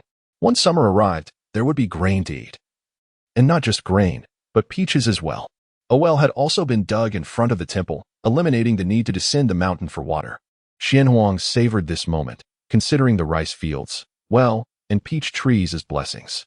In the second year, Xianhuang held a coming-of-age ceremony for his eldest disciple, Changsheng, and his second disciple, Shanglu, but did not bestow titles, as he felt it was inappropriate. Though he was their elder, he believed that Changsheng, with his remarkable talent and the teachings of the master, was far more knowledgeable than he. To avoid gossip, Xianwang refrained from granting titles, stating that they would wait for the master to return next year to decide. Time passed swiftly. The spring breeze faded, giving way to the summer winds. The Luoyuan Temple bustled with activity. Changsheng made a special trip down the mountain to purchase some new tea, while Zissou began tidying up the temple, sweeping away cobwebs and dust. Xianwang, now aging and somewhat less agile, merely wiped the temple's deities. After completing these tasks, the group admired the refreshed temple, feeling an indescribable joy. It certainly looks much cleaner, Xianwang murmured. Changsheng remarked, the great master would probably be astonished to see it. He might not even recognize it. Shanglu joked. Changsheng then asked, Master, how long until the master arrives? Xianwang replied, in previous years, it was on the 16th of June. If we calculate the days, it should be in just a few days. Is the great master always so punctual? Zissou asked, puzzled. Xianwang nodded. The master has always been like this. On the 13th of June, in the year of Tianshun, Chen Changsheng awoke once more, standing on the official road leading to Chiyuef. A glance to the side revealed the rice fields nestled among the countryside. The scenery remained unchanged. Chen Changsheng smiled, shook his sleeves, and set forth toward Luoyuan Temple. Having died for 3 years, he distinctly felt that the range of his spiritual awareness had expanded significantly, at least twice that of his previous awakening. Standing at the foot of the mountain, he looked up and faintly discerned the peach trees peeking out from the temple. They were thriving. Chen Changsheng smiled again, ascending the steps toward the mountain. Upon reaching Luoyuan Temple, Chen Changsheng noticed that the temple was much cleaner inside and out. He was taken aback by the transformation. Finding no one in the temple, he knocked on the door. Knock, knock. Coming. A voice called from the backyard. Zissou dashed into the courtyard, initially thinking it was her master or senior brother returning, but upon looking up, she saw the figure standing at the door. Great master. Chen Changsheng greeted warmly. You've grown quite a bit. After a moment of astonishment, Zissou hurried forward. Great master, please come in and sit. Are you here all alone in the temple? My master and senior brother went to the town, but they should return soon. Zissou went inside and brought out 2 peaches. She felt a bit awkward, sitting down and saying, Master, have a peach. Chen Changsheng nodded, picking up a peach. This peach is indeed quite large. Zissou smiled. Every year, we have so many peaches that we can't eat them all. Is that so? Chen Changsheng gazed at the peach tree, with a strand of his hair present. The tree's growth would undoubtedly flourish. How has your master been lately? Upon hearing this question, Zissou's expression changed noticeably. My master is getting older and is indeed not as vigorous as before. Upon hearing this, Chen Changsheng sighed inwardly. The cycle of blooming and wilting is a natural part of existence. Xian Huang, after all, could not match his master's longevity. Chapter 33. A mountain and a view ultimately insignificant. Approximately half an hour passed. Xian Huang returned to the mountain accompanied by his 2 disciples. Upon seeing him this time, one could distinctly sense the weariness of age upon his visage. The wrinkles on his face had deepened, and he had lost 2 teeth. With advancing years, even the simple act of eating had become challenging, leaving him considerably thinner, to the point where his bones protruded. His gait had slowed significantly, and as he ascended the mountain, he was supported by Shang Lu and Changshan. Ultimately, he had grown old. After all, Xian Huang remained an ordinary man, far from the longevity of his master. However, the moment he entered and saw Mr. Chen, the bitterness etched on Xian Huang's face vanished, replaced by a broad smile. Mr. Chen, you have arrived. Chen Changsheng gazed at him, momentarily at a loss for words. Changshan brought forth the candied delicacies purchased from the foot of the mountain, all carefully selected by their master and not inexpensive. It was likely that only when Mr. Chen visited would such treats be acquired, and any leftovers from Mr. Chen would surely find their way into the stomachs of his junior disciples. A few fine teas were also brewed for the esteemed guest. Clearing his throat, Xian Huang said, You may all leave for now. I wish to have a good conversation with Mr. Chen. Changshan took his junior disciples away to attend to other matters. In the cool pavilion of the rear courtyard, only Chen Changsheng and Xian Huang remained. Chen Changsheng took a sip of tea and inquired, Why is there one less person? The second year after Mr. Chen's departure, Xian Can descended the mountain. Xian Huang replied, taking a breath. He yearned for the worldly realm, so I let him go. Chen Changsheng remarked, He is deeply immersed in the ways of the world. It was expected that he could not remain here on the mountain. Xian Huang understood this as well, which is why he did not stop Xian Can when he left. He merely told him that if he ever wished to return, there would always be a room for him in the temple and a bowl of rice to eat. Yet, Xian Huang had been troubled by a matter for the past 2 years and wished to seek Mr. Chen's counsel. Feel free to ask, Chen Changsheng encouraged. Reflecting on Xian Can's departure, Xian Huang admitted, Initially, I hoped they would all stay on the mountain. I know this was merely my selfish desire, but in recent years, I have increasingly believed that the world outside is where they truly belong, rather than being obscured here in the temple. Xian Huang sighed. It is fate and destiny. In these past 2 years, I have felt increasingly powerless, fearing that I may soon meet my end, with none of the 3 willing to remain in the temple, thus severing the lineage of our teachings. Therefore, I have refrained from broaching this subject. Chen Changsheng understood and asked, Do you think all 3 wish to leave? Xian Can shook his head and sighed. I do not know. Straightening up, Chen Changsheng stated, I believe Changshan wishes to descend the mountain, but if Shang Lu and Zissou also desire to leave, he would choose to stay in the temple. Xian Can closed his eyes in contemplation, murmuring, Wuliang Tinsuan. After a moment of thought, Chen Changsheng asked, What do you envision as the best outcome? The best outcome. Xian Can pondered, but his thoughts became chaotic. After years of tranquil cultivation, he rarely found himself in such turmoil.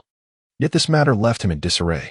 At times, he envied his master for having lived so long. If only he could live a few more years, he would not face such a difficult decision.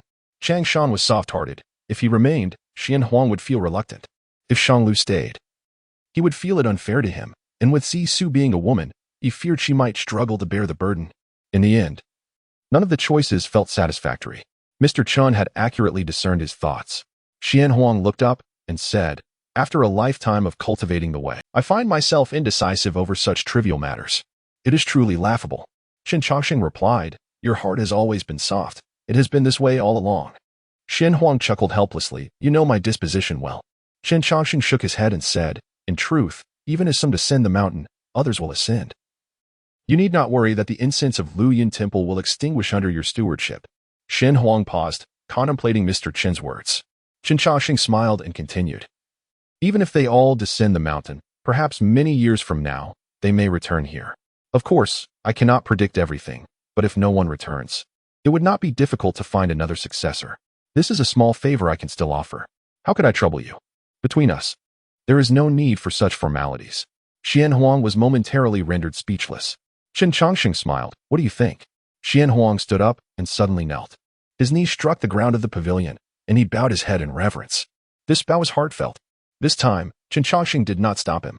If he had done so, Xian Huang might have felt even worse. In the eyes of a cultivator, clarity of thought is more important than anything else. At noon that day, Xian Huang summoned his 3 disciples before him. You all shall descend the mountain. Changshan implored his master, asking countless times why. Yet Xian Huang remained silent, ultimately expelling the 3 from the temple without further discussion. Changshan, persistent, knelt at the temple door, even breaking the latch. Yet received no response.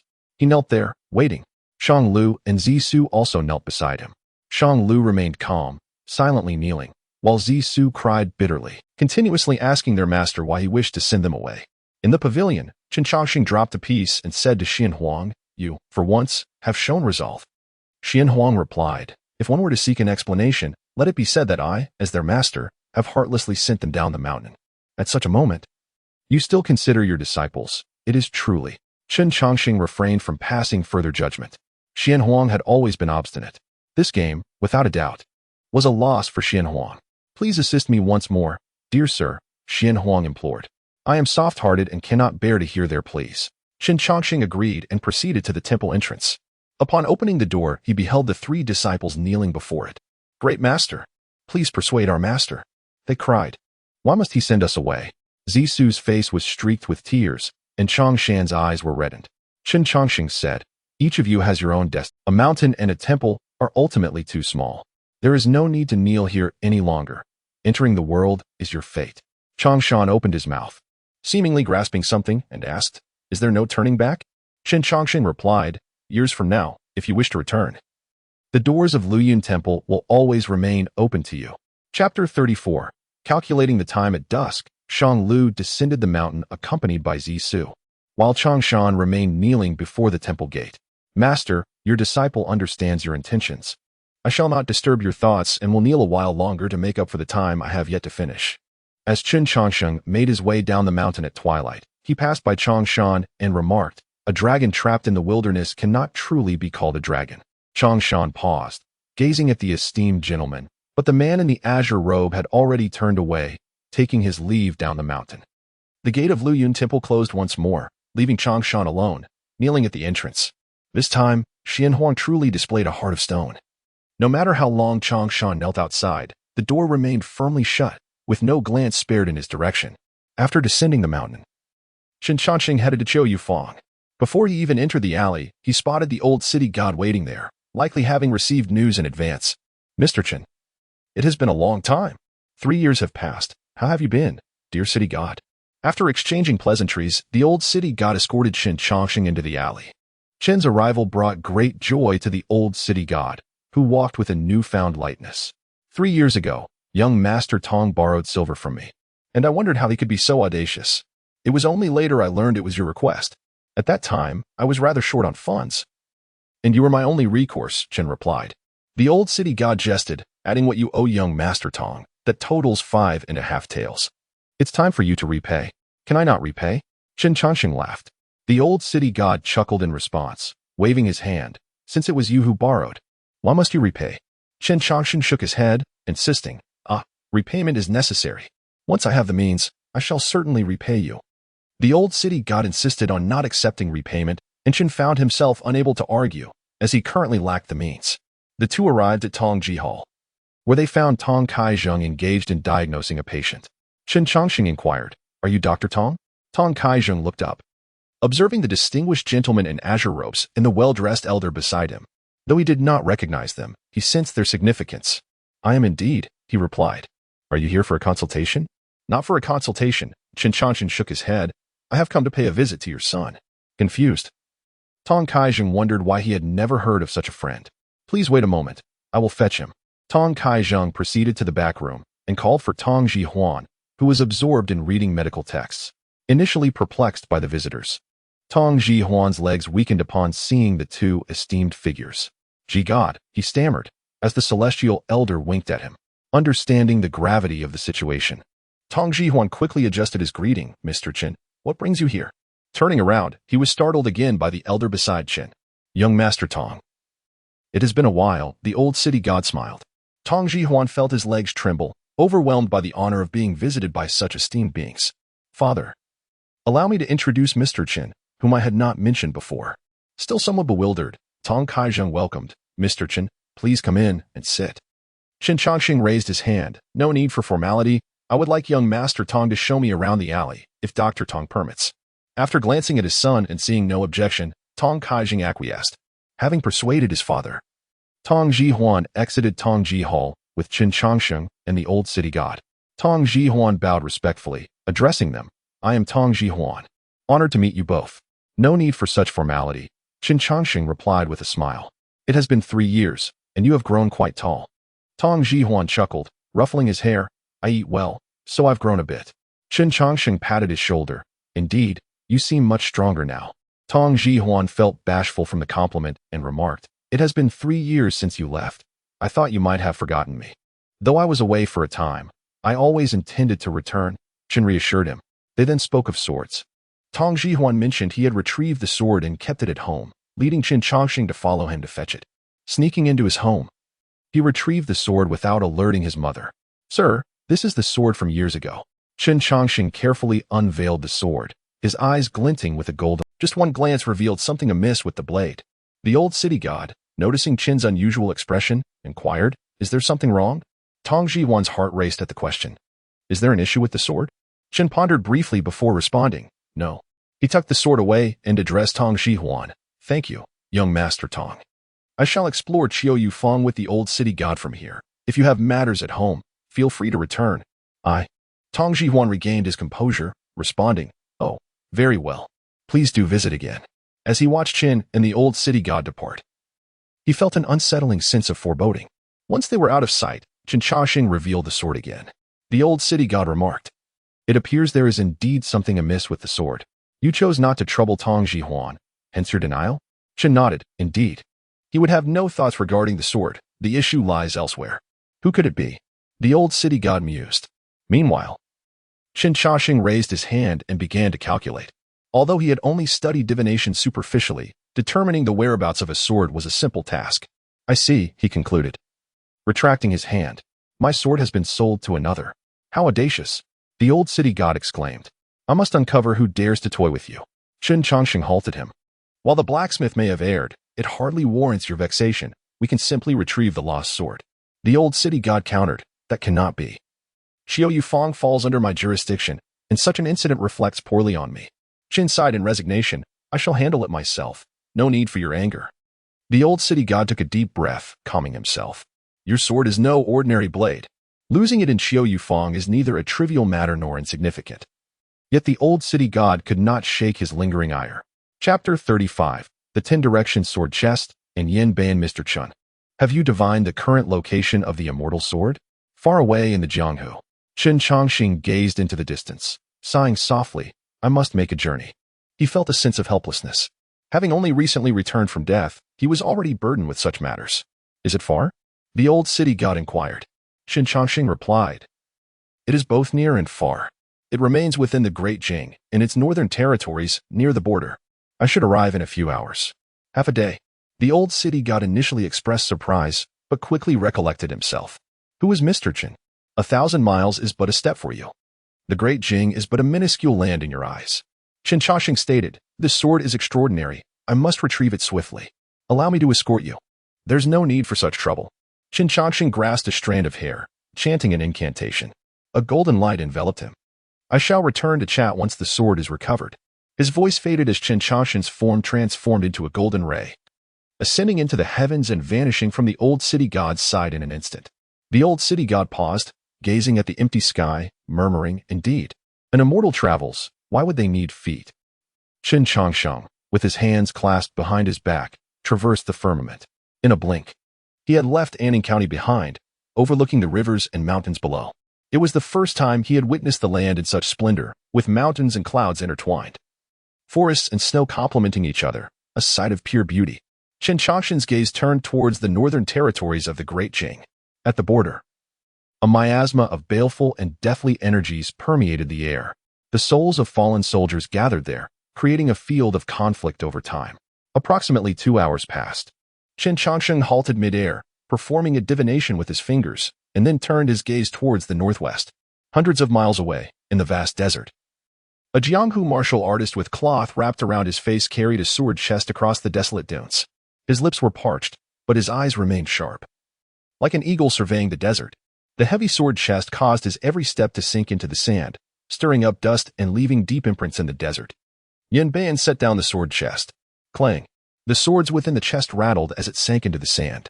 He exhaled deeply, sitting down cross-legged, and took a small sip of water from the flask hanging at his waist. Yin Bian gazed into the distance, the tranquility soothing his heart. Even the scorching desert winds seemed to pause for him.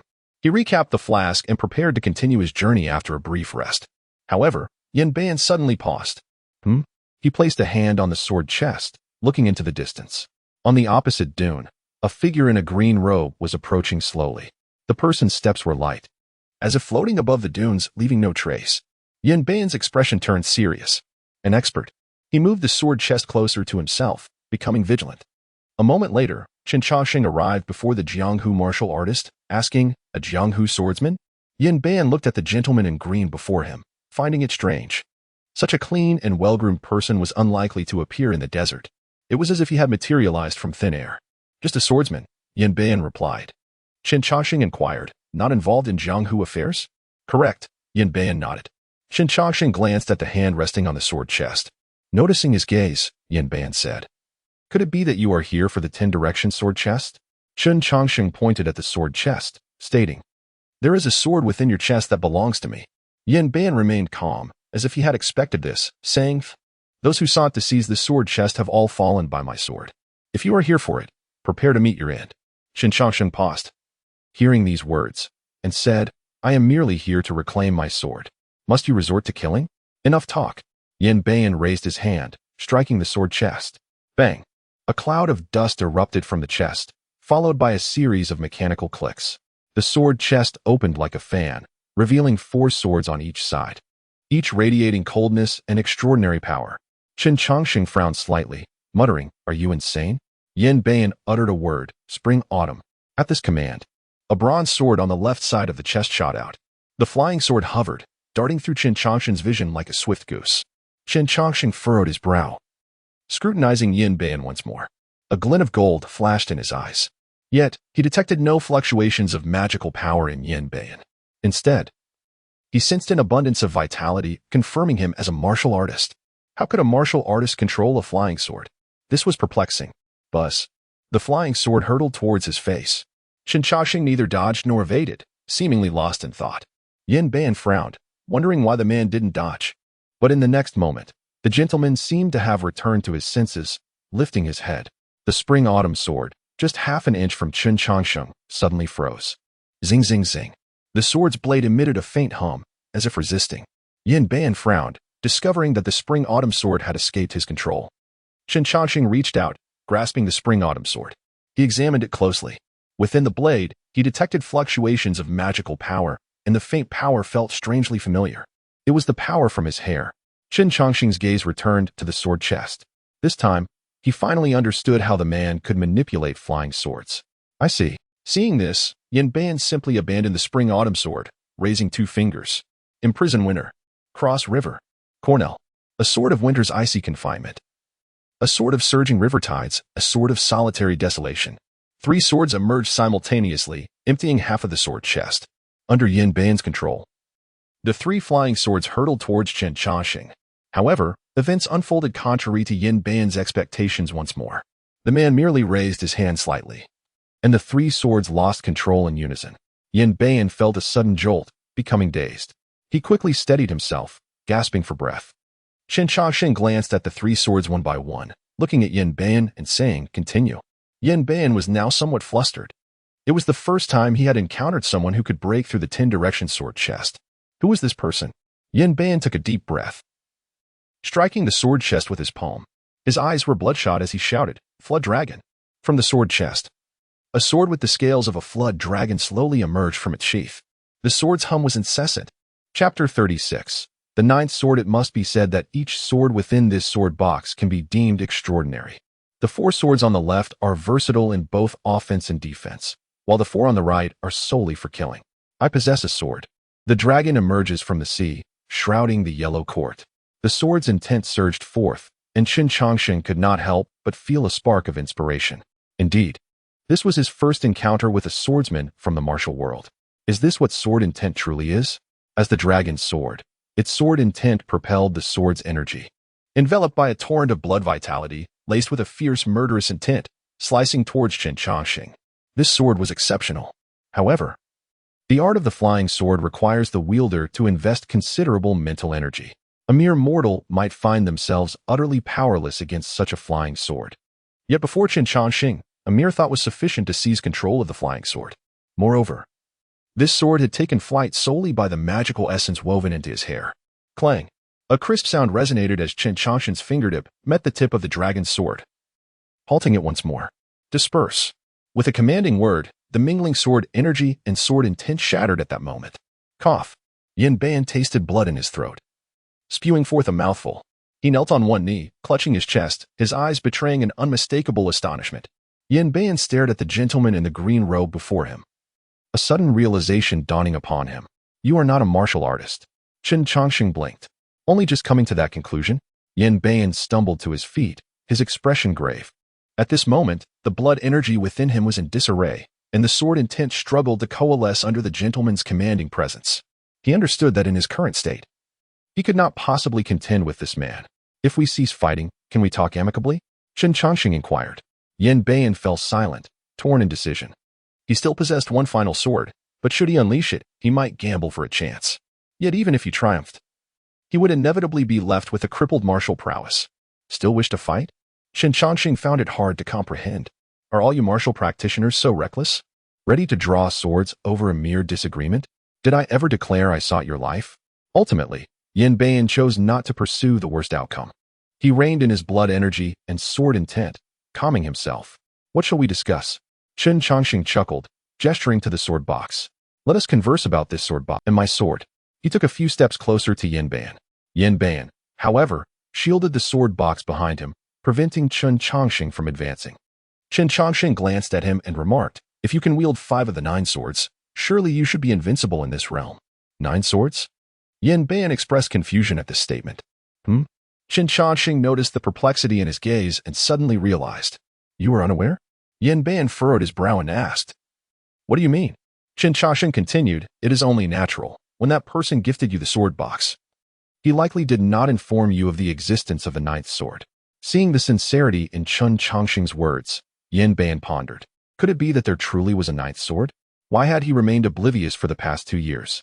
Chen Changsheng pointed to the sword box and said, the 9th sword lies in the center. Opening the outer iron panel should reveal it. Yin Ban turned his gaze to the sword box, eyeing the iron compartment that split apart, and urged to open it rising within him. However, I must caution you, Chen Changsheng said. Should you withdraw that sword from the center, the sword box will become useless, and you can forget about employing the flying sword technique. Yin Ban seemed to believe Chen Changsheng's words and asked, why is that? The other 8 swords within your sword box are forged from mundane iron. Lacking blood vitality and spiritual resonance, how could they facilitate the flying sword technique? Chen Changsheng explained. Your ability to command the flying sword stems solely from borrowing the magical essence of the 9th sword within this box. Yin Ban paused, inquiring, what magical essence? Is my statement not clear enough? Chen Changsheng questioned. Yin Ban, still incredulous, asked, how do you know all this? Chen Changsheng pointed to the sword box, declaring, that sword belongs to me. Yin Ban remained silent, gazing at him. Seeing his lack of response, Chen Changsheng decided not to linger any longer. You must understand, this is not a negotiation. Yin Ban turned once more to the sword box, a quiet sigh escaping him as he recognized his inability to resist. He lifted his hand and called, spring and autumn. The flying sword responded, landing in his grasp. Gripping the sword, Yin Ban glanced at the man before him, then turned, swinging the sword downward. Clang! The compartment in the center of the sword box was cleaved open from above, revealing the hilt of a sword before his eyes. As Yin Ban reached for the sword, he heard Chen Changsheng's voice, You cannot draw it out. Yin Bayan attempted to extract it, but as the gentleman had said, the sword remained firmly lodged in place. Allow me, Chen Changsheng offered. Yin Bayan released his grip, watching how this man would draw the sword. The sword emerged. Chen Changsheng raised his hand, issuing a command. Buzz. In an instant, the surrounding sand dunes began to tremble. A whirlwind suddenly erupted over the vast desert, spreading from the position of the sword box. An omen? Yin Bayan marveled in astonishment, turning once more. Clang, clang, clang. The sword box trembled. The sword hidden within the center began to unsheath. With a wave of his hand, Yin Bayan beheld a flying swan manifest before him, the sword gracefully landing in Chen Changsheng's hand. Chen Changsheng extended a finger and lightly flicked the sword's body. Clang. The crisp sound of the sword resonated across, yet it was not merely a sword's chime. As the gentleman flicked the sword, a wave of energy radiated outward, stirring the surrounding sands and stones. When all fell silent, Yin Bayan regained his composure. He gazed at the sword in Chen Changsheng's hand, which appeared to be an unremarkable ordinary sword, less impressive than spring and autumn, less exquisite than Zhuyu, and inferior to any sword within the box. But why, with a mere tremor, did it possess such formidable power? Chen Changsheng, satisfied with the sword, acknowledged its only flaw: it bore no spirit. Yet that mattered little, for the purpose of forging this sword was to store magical essence, eliminating the need to constantly extract hair. Yin Bayan stared at the sword, momentarily lost in thought, rendered speechless. Chen Changsheng sheathed the sword. Let us return. He raised his hand, summoning the other scattered swords, which obediently returned to the sword box, one by one. Click, click. The mechanism sounded once more as the sword box closed, standing firmly beside Yin Bayan. As Yin Bayan snapped back to reality, he inquired, "What kind of sword is this?" "Really?" Chen Changsheng pondered for a moment before providing an answer. "A broken sword." Chapter 37. The Modest Journey of the Elder Sword Cultivator. I have taken the sword. Do you have any objections? Chen Changsheng inquired. Yin Bayan shook his head. After all, a mere sword was not as valuable as one's life. That's good to hear. Chen Changsheng nodded slightly, indicating that this man was not unreasonable. Under Yin Bayan's watchful gaze, he observed the figure of the gentleman fading into the vast. He stood there, guarding the sword box, motionless for a considerable time, until the sun began to set, casting a fiery hue over the desert. The fiery clouds seemed to herald something, guiding Yin Bayan. His lips parted slightly, uttering, "It is indeed a celestial sword." No wonder. Having retrieved the sword, Chen Changsheng turned and departed from the northwestern desert, his thoughts not lingering on the swordsman. As he sought another individual, the one who had entrusted the sword box to the desert swordsman. Within the bustling capital city, the sounds of life thrived as the sun approached its descent. The marketplace remained lively, albeit with a touch less vigor. Numerous taverns and inns hung lanterns at their beckoning patrons. The painted boats and taverns were filled with guests, enjoying melodies and drinks, reveling in joy. Yet, amidst the nightly festivities of the capital, there existed a singularly tranquil place, the imperial palace. Before the grand hall, upon the hundreds of steps, lay a man. He appeared to be a swordsman, for a sword rested beside him, yet he bore the demeanor of one from the palace, albeit with an air of nonchalance. Reclining on the steps, he crossed his legs, a piece of grass idly held between his lips. This man was not young. His face was etched with wrinkles, and his eyes concealed the passage of time. Suddenly, the old sword cultivator's heart jolted. He opened his eyes, gazing into the sky. Raising his hand, he calculated something, and a sense of foreboding washed over him. "The wind howls ominously," the old sword cultivator muttered, hastily rising to flee. However, to his surprise, a figure descended from the heavens, blocking his path. The gentleman in blue held a sword, looking at him and inquiring, "Pray tell, where are you headed?" Upon witnessing this, the old sword cultivator immediately pivoted and dashed in another direction. With a single step, he covered several paces. Spatial contraction? Chen Changsheng's eyes brightened. What a coincidence. I possess that ability as well.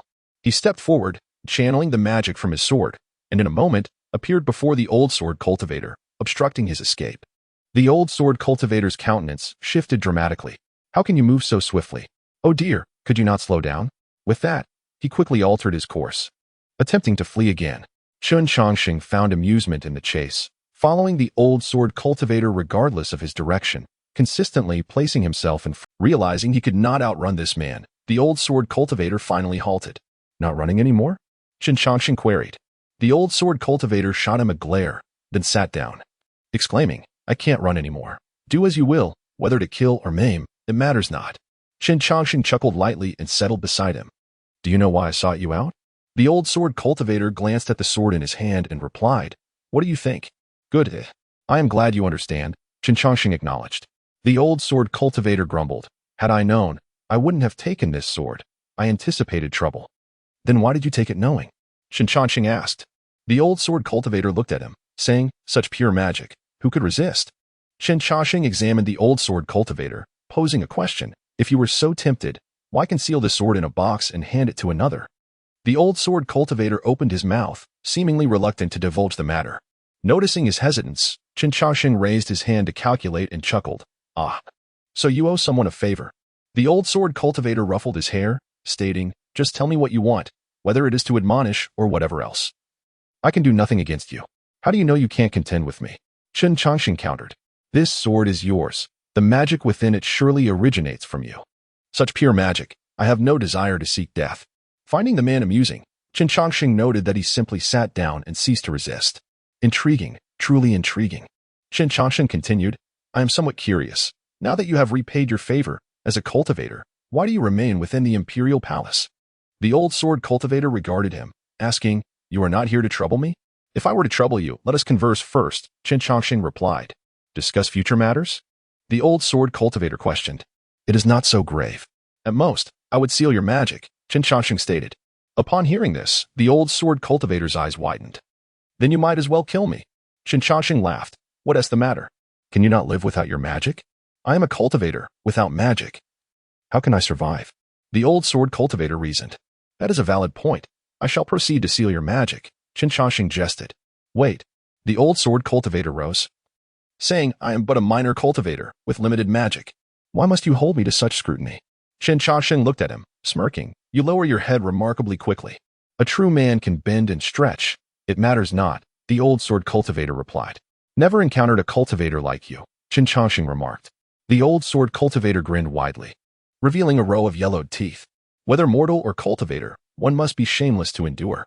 Chen Changsheng waved his hand. "Let us return to my question." "All right then." The old sword cultivator lowered his head, resembling a servant, and began to speak with Chen Changsheng. "Unbeknownst to you, my lineage has long been dedicated to exterminating demons. I arrived here many years ago, therefore."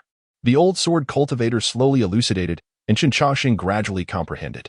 After a pause, Chen Changsheng stated, "The emperor's consort is a fox demon?" "Indeed," the old sword cultivator affirmed. "She is of spirit fox lineage, possessing 4 tails, quite remarkable." Chen Changsheng paused, inquiring, "What does her being remarkable have to do with anything?" Cough, cough. The old sword cultivator cleared his throat, continuing, "These are mere asides, in essence.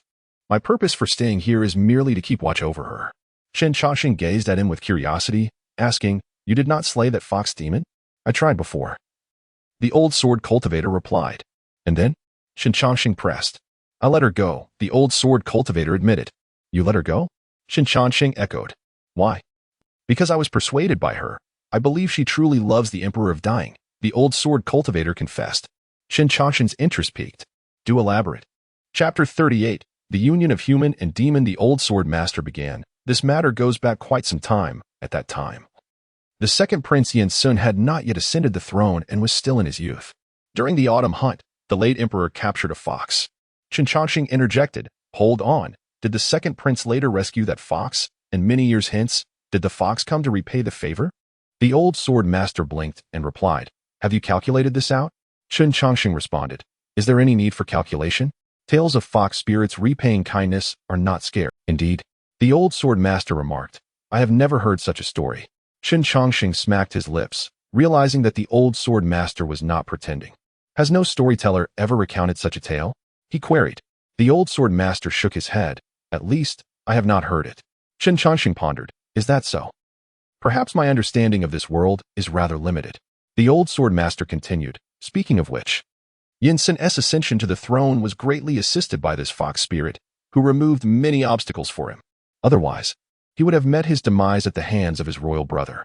After assuming the throne, he made her his Li Fei, and since he did not establish an empress, all matters of the harem are now under her sole purview." Chen Changsheng inquired, "No empress? Was it Li Fei's own request?" The old sword master explained. Initially, the emperor intended to establish Li Fei as the empress, but the voices of opposition among the court were too numerous. Later, rumors spread that Li Fei was a calamity to the nation, and not wanting to complicate matters for the emperor, she relinquished her claim to the title. The emperor, infuriated by this, ultimately chose not to establish an empress at all, despite any counsel. Chen Changsheng remarked, in that case, this fox spirit does not seem entirely malevolent. The old sword master nodded. Indeed, since I encountered this fox spirit, I have found no reason to believe she has committed any outrageous deeds. Truly, I cannot find justification to slay her. Chen Changsheng chuckled. Then why do you remain here? With a soft sigh, the old sword master replied, many years ago, I spent some time here. It was during that time that I nearly killed her. After lowering my guard, I wandered the world. My return this time is due to another matter. What matter? Chen Changsheng asked. The fox spirit is with child, the old sword master said. And Chen Changsheng furrowed his brow at this news. The old sword master turned. It is utterly absurd. I was concerned about this very possibility, so before I left, I placed a spell upon Li Fei, ensuring she could never conceive. Yet, who would have thought that this fox spirit somehow unraveled the spell and is now with child? Heaven knows what kind of abomination might be born. The union of human and demon inherently defies celestial principles. Chen Changsheng remarked, but since you remain here, I take it you have not terminated the fetus? The old sword master opened his mouth, having never seen it with my own eyes. How could I know what it would yield? The fox spirit has prostrated before me, bloodied and bruised. In a moment of compassion, I refrained from striking. Remaining here, I wish to witness the child's birth. Should it be a monstrosity, I shall not hesitate to sever it with my sword. Chen Changsheng could not help but regard the old sword master with newfound respect. Though he lacked decorum, he conducted himself with considerable rationale. Had it, they would have slain the fox spirit at their first encounter. How long until the child is born? Considering the time, it should be soon, likely within these few days. The old sword master replied. You have arrived at a fortuitous moment. You might witness it, he added. Chen Changsheng expressed interest. Would you allow me to accompany? The old sword master asked. Do you intend to intervene? Once the truth is laid bare, what need is there for my intervention? I am merely curious, Chen Changsheng replied. The old sword master contemplated for a moment before acquiescing to Chen Changsheng as request. He then led Chen Changsheng to the inner palace. They employed a concealment spell, allowing them to traverse unhindered to the chamber of Li Fei. Within the chamber, Li Fei, adorned in a flowing red robe, reclined on a chair with her eyes closed in repose, while a maid fanned her gently. Sensing something, Li Fei opened her eyes. You may all leave, she commanded. And the maids exited the chamber, leaving her alone. At that moment, as the maids opened the door, Chen Changsheng and the old sword master entered the chamber and beheld the fox spirit who held dominion over the harem. Li Fei rose, placing a hand upon her belly, preparing to bow. There's no need, the old sword master said. You are with child. Simply remain seated. Li Fei expressed her gratitude. Thank you, sword immortal. Her gaze shifted to the gentleman beside the old sword master. Su Xiaoxiao felt an inexplicable familiarity with this individual, as if she had encountered him before. This one is Chen Changsheng, noticing her peculiar gaze, responded, I am merely a wandering soul. There is no need to pay me any mind. I have, Su Xiaoxiao said, lowering her head. You are being too courteous, Chen Changsheng replied. Su Xiaoxiao furrowed her brow, continuing to scrutinize Chen Changsheng. She could not shake the feeling that this was no mere illusion. She was certain she had seen him somewhere, yet the memory eluded her. Have we met before, immortal? Chen Changsheng paused, taken aback by her words. After a moment of reflection, he answered, I do not recall having met you. Su Xiaoxiao nodded slightly. Perhaps I am mistaken. Initially, Chen Changsheng thought it was simply a case of mistaken identity on the part of the fox spirit, but then he began to reconsider the matter. Chen Changsheng inquired, Why do you believe you have seen me? The old sword master was equally taken aback by this line of questioning. Is there more to uncover? Su Xiaoxiao replied. The little demoness feels an inexplicable familiarity with the immortal, as though we are acquainted. Chen Changsheng's gaze settled upon the fox spirit. In that fleeting moment, Su Xiaoxiao felt a jolt within her heart and instinctively wished to resist, yet under the weight of his divine presence, she found herself utterly powerless to do so. With just a glance, it was as if he could peer into the depths of her soul. Chen Changsheng withdrew his gaze, having discerned no useful information. Perhaps it was indeed an illusion, he mused. His sensitivity to this matter stemmed from the mysteries that had long plagued him, the first being the divine presence, and the second, the potent essence of magic within his hair. These two matters had continuously troubled Chen Changsheng. leading him to believe that there were past events he had yet to recall. Su Xiaoxiao exhaled. You seem quite fixated on this matter. It is merely a matter of verification, Chen Changsheng replied. There is no need to dwell on it. The old sword master glanced at Chen Changsheng, asking, did the immortal manage to discern the child within her womb? Upon hearing this, Su Xiaoxiao grew tense, instinctively shielding her belly, fearful that the two before her might take action against her unborn child. Chen Changsheng reassured her. I took a brief glance. Chapter 39. The person before you is not who they once were. Upon hearing these words, both the old swordsman and Su Xiaoxiao were taken aback. No serious harm? The old swordsman inquired, blinking in surprise. He was somewhat perplexed by Chen Changsheng's statement. Chen Changsheng elucidated, logically, with the demonic nature suppressing the human one. It's uncertain whether the child would even be born safely.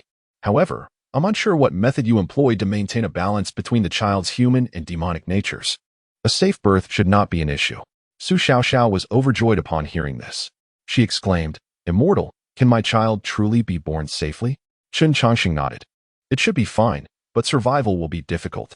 Su Xiaoxiao did not seem surprised by this. Only a look of concern appeared in her eyes. Chen Changsheng smiled amiably and said, It seems you have already contemplated a solution. Might you inform me, will you ultimately extinguish the human or demonic nature? Su Xiaoxiao looked up at Chen Changsheng, surprised that this celestial being had discerned even this. The old swordsman was astonished by Chen Changsheng's words. He had failed to notice anything over the years, while Chen Changsheng, with a single glance, had foreseen even future events. Su Xiaoxiao inhaled deeply and declared, It must be the human nature that is extinguished. Chen Changsheng nodded. It is better to be a demon. Otherwise, this child would likely be gossiped about by the world after birth.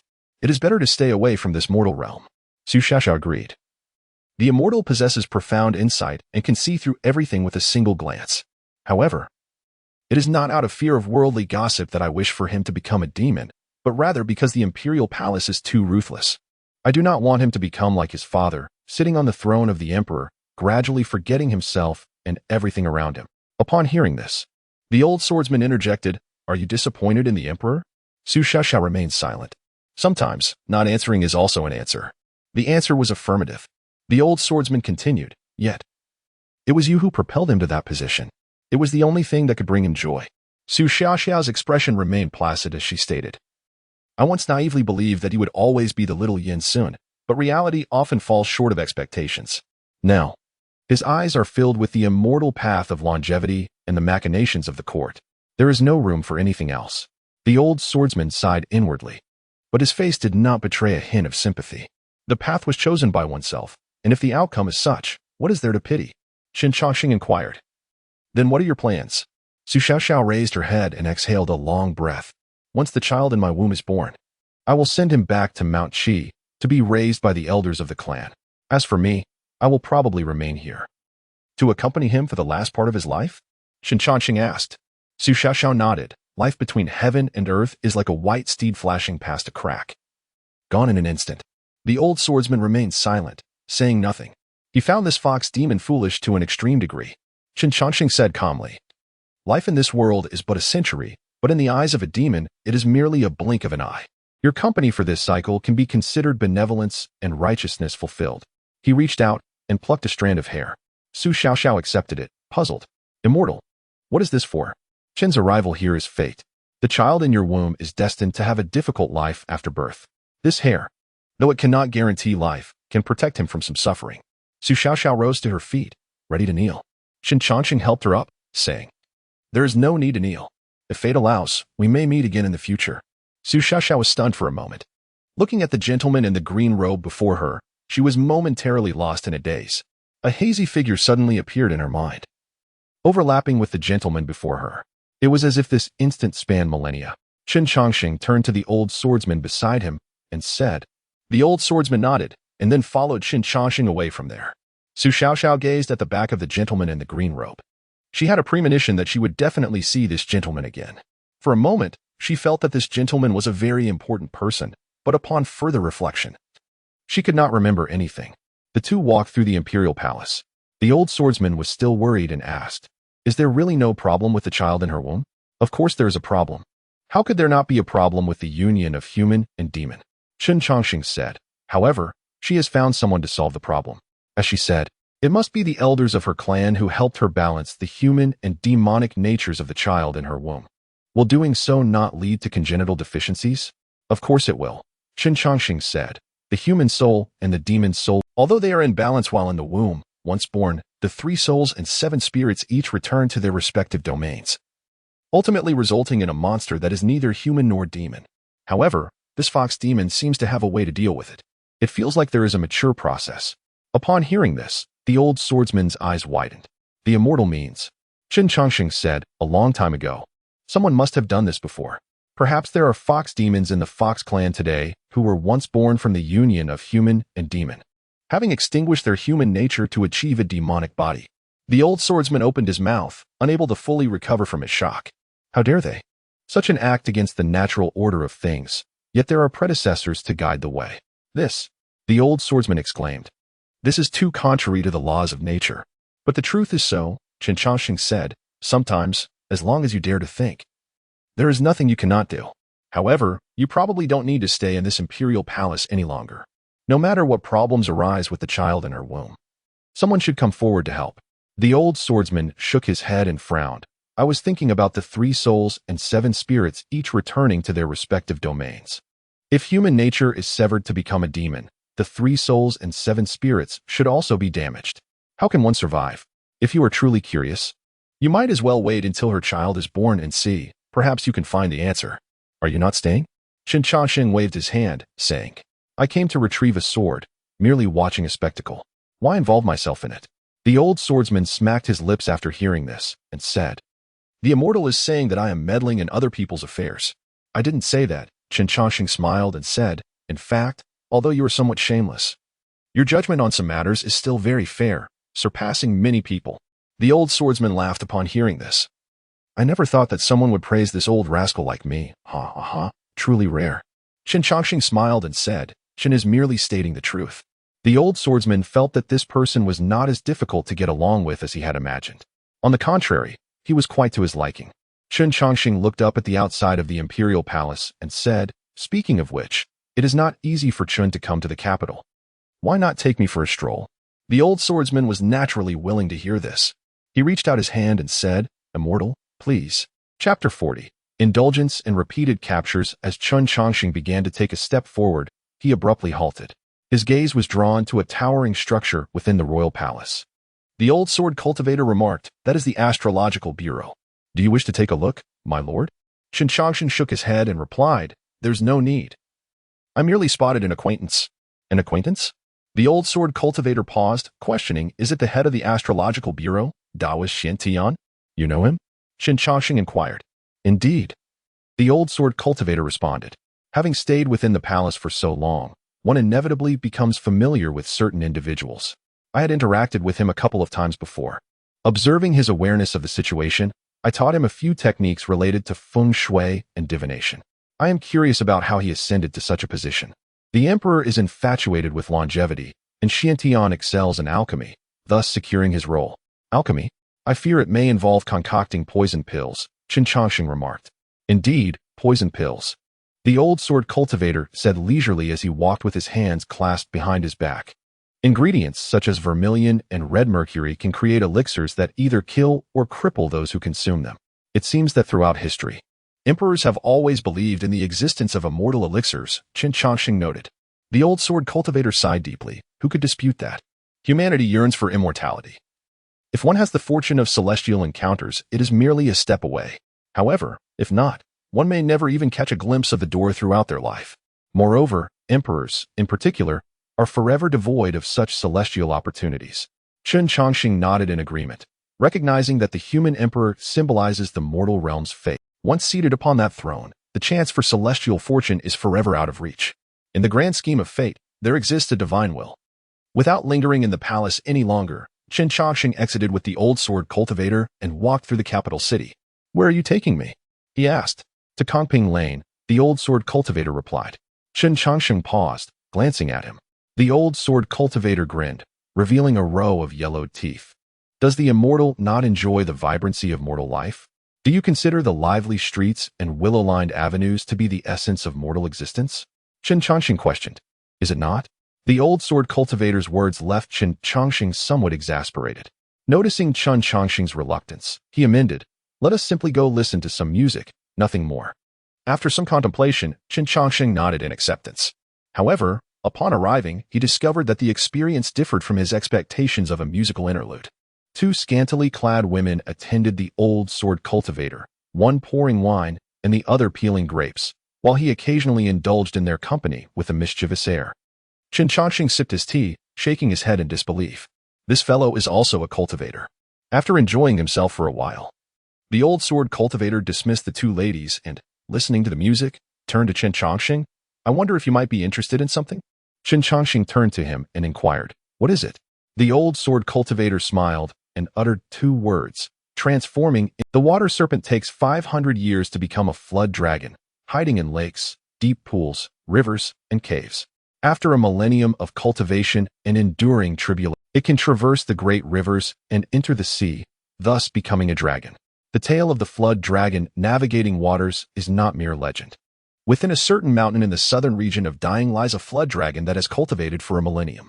This flood dragon has endured 3 tribulations, each time left on the brink of death, yet it has not wavered in its determination to transcend. It is now approaching another tribulation, the old sword cultivator explained. Such persistence? Chen Changsheng queried. Indeed, the old sword cultivator affirmed. Generally, a flood dragon that fails its tribulation has no hope of transformation. Yet this black flood dragon has repeatedly fought and failed, and I find myself somewhat admiring its tenacity. When will this take place? Chen Changsheng asked. The old sword cultivator calculated the days and said, by the end of the year, it should attempt its tribulation. If successful, it will transform. However, he shook his head. The chances of success are exceedingly slim. Upon hearing this, Chen Changsheng shook his head. If it is at the end of the year, I fear I shall not make it. By then, I may very well be dead. What a pity, the old sword cultivator lamented. The flood dragon's tribulation is indeed a spectacle. You will only have the opportunity to witness it next time. Is there not a true dragon in Dying? Chen Changsheng inquired. The old sword cultivator replied. The dragon lord of the Tongdian River has transformed for 500 years, continually receiving offerings from humanity. Chen Changsheng nodded, expressing a desire to pay a visit. The old sword cultivator shook his head. It is said that the old dragon has a rather foul temper. It would be wise to avoid unnecessary entanglements. He paused before adding, however, with your cultivation, you may indeed visit. The old dragon should not pose a threat to you. Chen Changsheng took a sip of tea and replied, we shall see. He was indeed curious about the true dragon's appearance, but the old sword cultivator's warning had somewhat dissuaded him, as whether he could contend with it remained uncertain. Remembering something, Chen Changsheng turned to the old sword cultivator and asked, what level have you reached in your cultivation? The old sword cultivator replied, I cannot compare to you, my lord. I have barely reached the transformation stage, with a long path still to traverse before reaching the void stage. Chen Changsheng paused, then asked, having been absent from the world for many years, I have heard little of the immortal path. Pray, enlighten me about any remarkable talents in recent years. Remarkable talents? The old sword cultivator mused. If we were to speak of such, Lu Yuanshan from the Heavenly Mechanism Pavilion would be one. He entered the transformation stage in just 400 years. There is also a young lady from the 100 Flowers Valley, though her name escapes me, who is on par with Lu Yuanshan. Chen Changsheng's expression remained calm. He did not recognize any of the figures mentioned, nor had he heard of their sections. And you? Chen Changsheng inquired. As for me, the old sword cultivator chuckled awkwardly. Have you ever heard of Sword Mountain? Chen Changsheng shook his head. I seldom pay attention to such matters. The old sword cultivator continued. I hail from Sword Mountain. In its prime, Sword Mountain boasted over 10,000 disciples. When the great bell tolled, one could witness thousands of sword cultivators soaring through the skies. However, now, only a few hundred remain. And I was once one of the elders. Chen Changsheng momentarily paused, turning to scrutinize him. You cannot possibly believe that, can you? The old sword cultivator chuckled. I truly was an elder, albeit dismissed for my indiscretions. Chen Changsheng halted at his words. He looked at the old sword cultivator and asked, what did you do? I sought indulgence in the mortal realm, repeatedly caught in the act, and ultimately dismissed, the old sword cultivator confessed. Chen Changsheng found himself momentarily speechless, but recalling the old sword cultivator's earlier actions, he could not help but find it somewhat reasonable. It is fortunate they did not expel you from the sect entirely. Otherwise, you would not be wandering the world now. Chen Changsheng's lips twitched as he thought to himself, truly, Remarkable. Chapter 41. Chen's incurable worldliness. The old sword cultivator sipped his tea and remarked, besides being a bit thick-skinned, this is my only vice. If others disapprove, so be it. What's the point of cultivating immortality if it means suppressing all desires? Chen Changsheng chuckled. To make lechery sound so refined is a feat in itself. The old sword cultivator shamelessly grinned, but it's true. Cultivation is essentially a dehumanizing process, isn't it? Chen Changsheng conceded. There's truth to that. Ever since he was cursed, he noticed his heart grew calmer with each awakening, making him less prone to emotional fluctuations. Cultivation seemed to work similarly. Meditation, rigorous training. Over time, emotions would inevitably fade. Perhaps irreversibly. Chen Changsheng had foreseen this and worked hard after his death to remain tethered to his humanity. What do you think of retaining one's humanity? Chen Changsheng inquired. The old sword cultivator shrugged. Keep it if you like, but you'll never become a true immortal. A true immortal? Indeed. The old sword cultivator nodded. Countless cultivators aspire to transcend the void realm and attain true immortality, but all have failed. The path to immortality is elusive, and true immortality even more so. Those who tread this path merely become tombstones along the way. The great Tao is 50, the heavenly deduction 49, and humanity escapes. Chen Changsheng set down his teacup. Opportunity exists, but until it arises, all efforts are futile. The old sword cultivator paused, then asked, is the esteemed immortal also on that path? Chen Changsheng shook his head. In my view, emotions are the joys of the mortal realm. Chen is incurably worldly and cannot achieve true immortality. The old sword cultivator burst into laughter, nodding repeatedly. Precisely. Precisely. Chen Changsheng smiled, but then realized he had forgotten something. He had meant to ask the old sword cultivator about his current cultivation level, but it seemed he would have to wait for another time. The moon hung high in the firmament. Though the capital city was known for its nightly revelry, it gradually quieted down after midnight. The old sword cultivator had taken Chen Changsheng to listen to music, but Chen Changsheng was in no hurry to leave, wanting to further explore the city. Later, the old sword cultivator led him to a gambling den, where he lost several rounds and emptied his pockets. Why doesn't the esteemed immortal try his luck? The old sword cultivator suggested. Chen Changsheng demurred, my purse is empty. He was still in debt, and had not a single coin to spare. What a pity. The old sword cultivator sighed. I had hoped the esteemed immortal would lead me to a glorious victory tonight. Chen Changsheng chuckled. You possess considerable fortune. You should be able to win. Why not use it? The old sword cultivator replied. If one knows they will win, gambling loses its appeal. A fair point. Chen Changsheng turned to him. Where to next? Brothels, gambling dens, or perhaps houses of pleasure? You are indeed an immortal. Hitting the mark with a single phrase. The old sword cultivator grinned, his eyes gleaming with anticipation. Chen Changsheng inquired, you're penniless. How will you afford a visit? I go to brothels for free. The old sword cultivator chuckled. Most of the pleasure houses in the capital are run by the palace. Young Yin once gave me a waist. Since then, I've never had to pay. Young Yin? Yin Ban, the esteemed immortal has met him. Ah. Chen Changsheng recalled the swordsman in the desert. A prince of Great Jing went to the northern desert? How novel. The old sword cultivator nodded. Foolish, perhaps.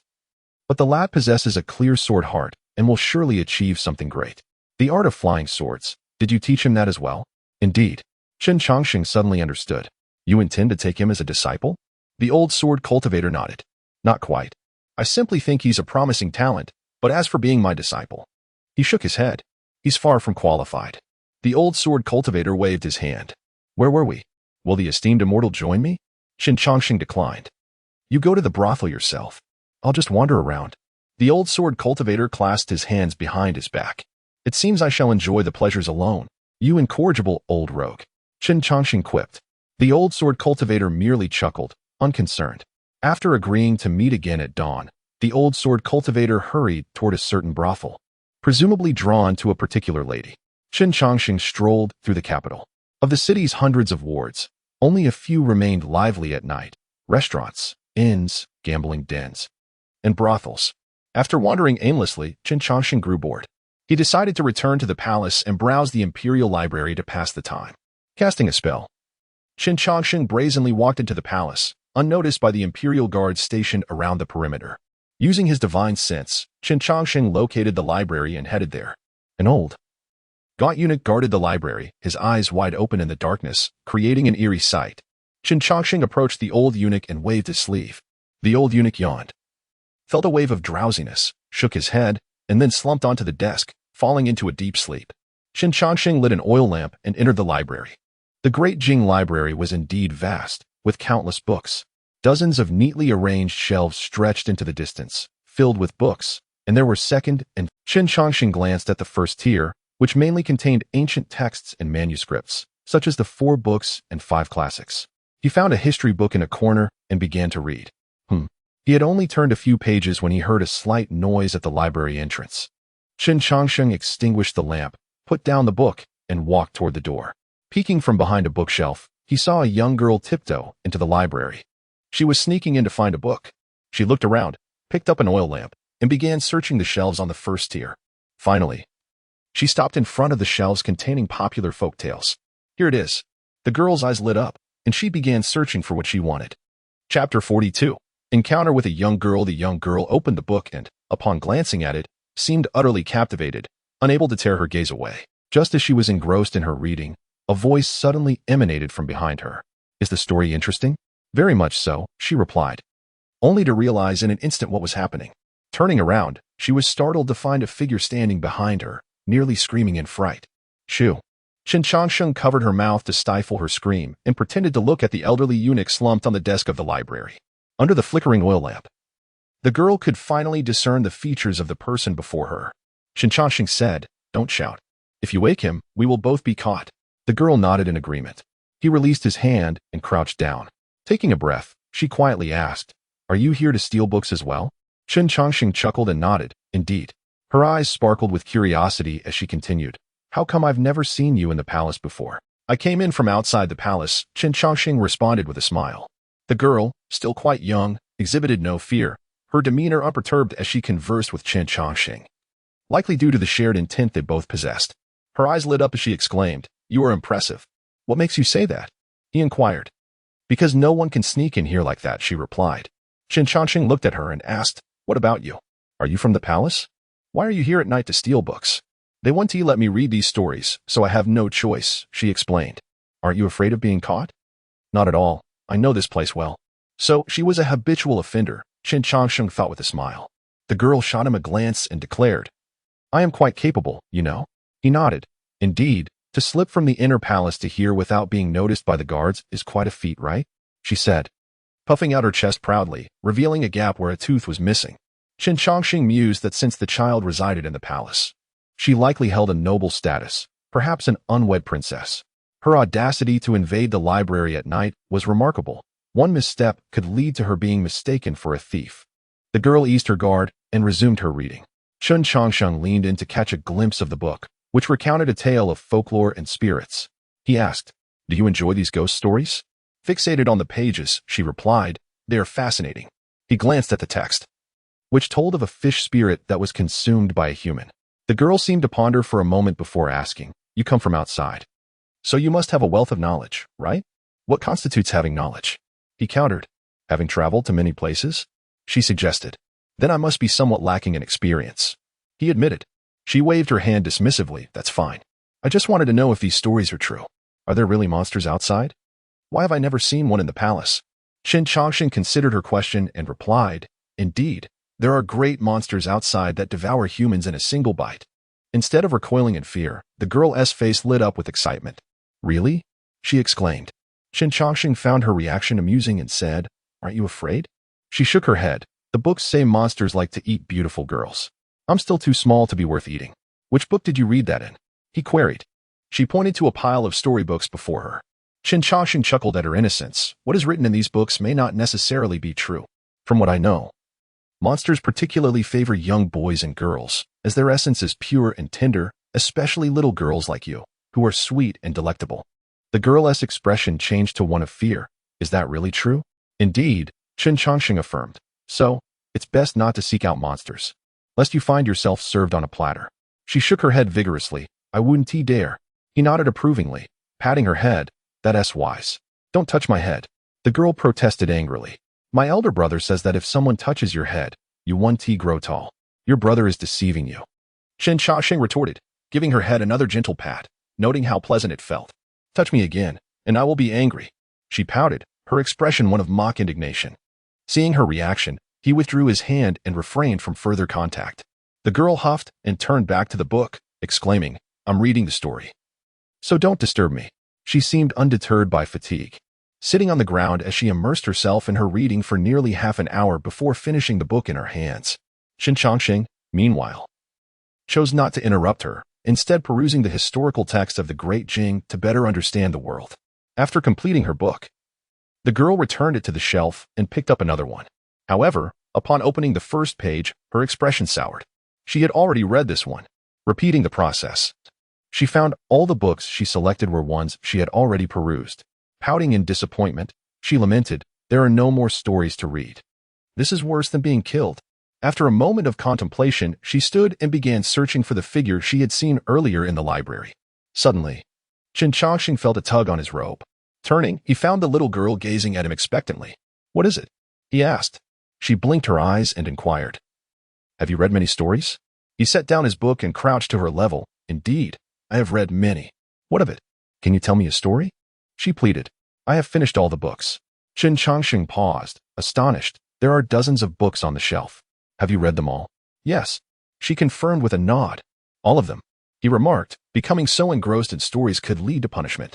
"I'm not afraid," she replied. "If you don't tell, no one will know I've read them. You will keep it a secret, right?" Chen Changsheng chuckled. "Of course. You tell me a story, and I'll let you pat my head. How does that sound?" she proposed, believing that this offer might entice him. With a smile, Chen Changsheng reached out and placed his hand on her head. "It's a deal." Chapter 43. The Celestial Supervisor Xiantian. Where is the Eastern Victory Divine Continent? A distant place indeed. Is there really a Ling Taifang Xiyun Mountain? Are there truly immortals residing upon it? Such matters are uncertain. I yearn to master the 72 transformations. How extraordinary they are. The golden cudgel is so heavy. Can the Monkey King truly wield it? Are you still listening? With a single remark from Chen Changsheng, the little girl immediately quieted down, ceasing her incessant inquiries and closing her small mouth. Chen Changsheng continued his narration. The young girl was particularly enthralled, excitedly waving her small hands as she recounted the Monkey King's battle against 100,000 celestial soldiers, continuously murmuring about how impressive it was. However, when she heard that the Monkey King was trapped beneath the Five-Finger Mountain, her expression suddenly fell. "How can that be possible?" she exclaimed. "How could my Monkey King lose to a mere muck? I refuse to believe it." Chen Changsheng raised his hand to explain, but was abruptly interrupted by the sound of footsteps approaching from outside. "Who is in the library?" a sharp voice called from beyond the door, seemingly provoked by the girl's outburst. "Oh no." The girl immediately grew anxious, worry etched across her face. She pushed Chen Changsheng and said, You must leave quickly." "And what about you?" Chen Changsheng inquired. "I will go out to handle them. Do not worry, they dare not harm me." The girl assured him, "You must run. If you are caught, it will be disastrous." With that, she advanced, intent on confronting the palace guards entering the library alone. As she walked, she turned back to urge him again, "Hurry and go." After uttering those words, she resolutely approached the door. Chen Changsheng smiled warmly and shook his head before casting a spell upon himself. When the girl looked back, Chen Changsheng had vanished. She breathed a sigh of relief and called out to the guards outside, "I'm right here. Over here." The guards quickly surrounded her. Upon recognizing who she was, they were utterly taken aback. "Your Highness?" The girl sighed inwardly, realizing she had fallen into a trap. Logically, she should have left earlier, during the guard change. She could have slipped back to her chamber unnoticed, but she had become so engrossed in the story that she forgot. The guards could not harm her, but she would inevitably face punishment tomorrow. Chen Changsheng stood at the entrance of the library, watching as the girl was escorted away by the guards. What audacity! He chuckled softly, finding the little girl quite intriguing. She was bold, innocent, and undeniably entertaining. Although the girl was merely taken away, the old eunuch guarding the library was in dire straits, likely to face a severe reprimand, soon to be replaced by another. Chen Changsheng repeated the process. With a flick of his sleeve, the newly appointed eunuch fell into a deep slumber at the table. He lit an oil lamp and ascended to the second floor. The collection on the second floor varied significantly. It housed numerous texts on martial arts, even more than those below. One could surmise that this world's martial arts were flourishing. Otherwise, how could the second floor be so filled? Chen Changsheng casually pulled out a book to read. The second floor resembled an encyclopedia of martial arts, encompassing a multitude of styles from the martial world: legs, fists, fingers, techniques, spears, swords, knives. Everything was present. After a thorough scan, he approached the shelf containing sword techniques. Indeed, he ought to learn some swordsmanship, he mused. Otherwise, this sword would be wasted. A glimmer of gold flashed in his eyes as he absorbed the contents of each book into his memory with each glance. Yet, even at such a pace, it took him over an hour to peruse all the books on that shelf. As he closed the last sword technique book, he exhaled deeply, recalling the various sword techniques he had reviewed. While these techniques were exquisite, they paled in comparison to those wielded by sword immortals. Perhaps he could glean strengths from them and create his own sword technique to meet his aspirations. However, he estimated it would require considerable time. Currently, he had no intention of undertaking such tasks. After all, once he died, he would have ample time to ponder these matters. Subsequently, Chen Changsheng examined some texts on vital energy and blood, but found them somewhat lacking. Let us check the third floor. Chen Changsheng initially thought the third floor would house significant texts.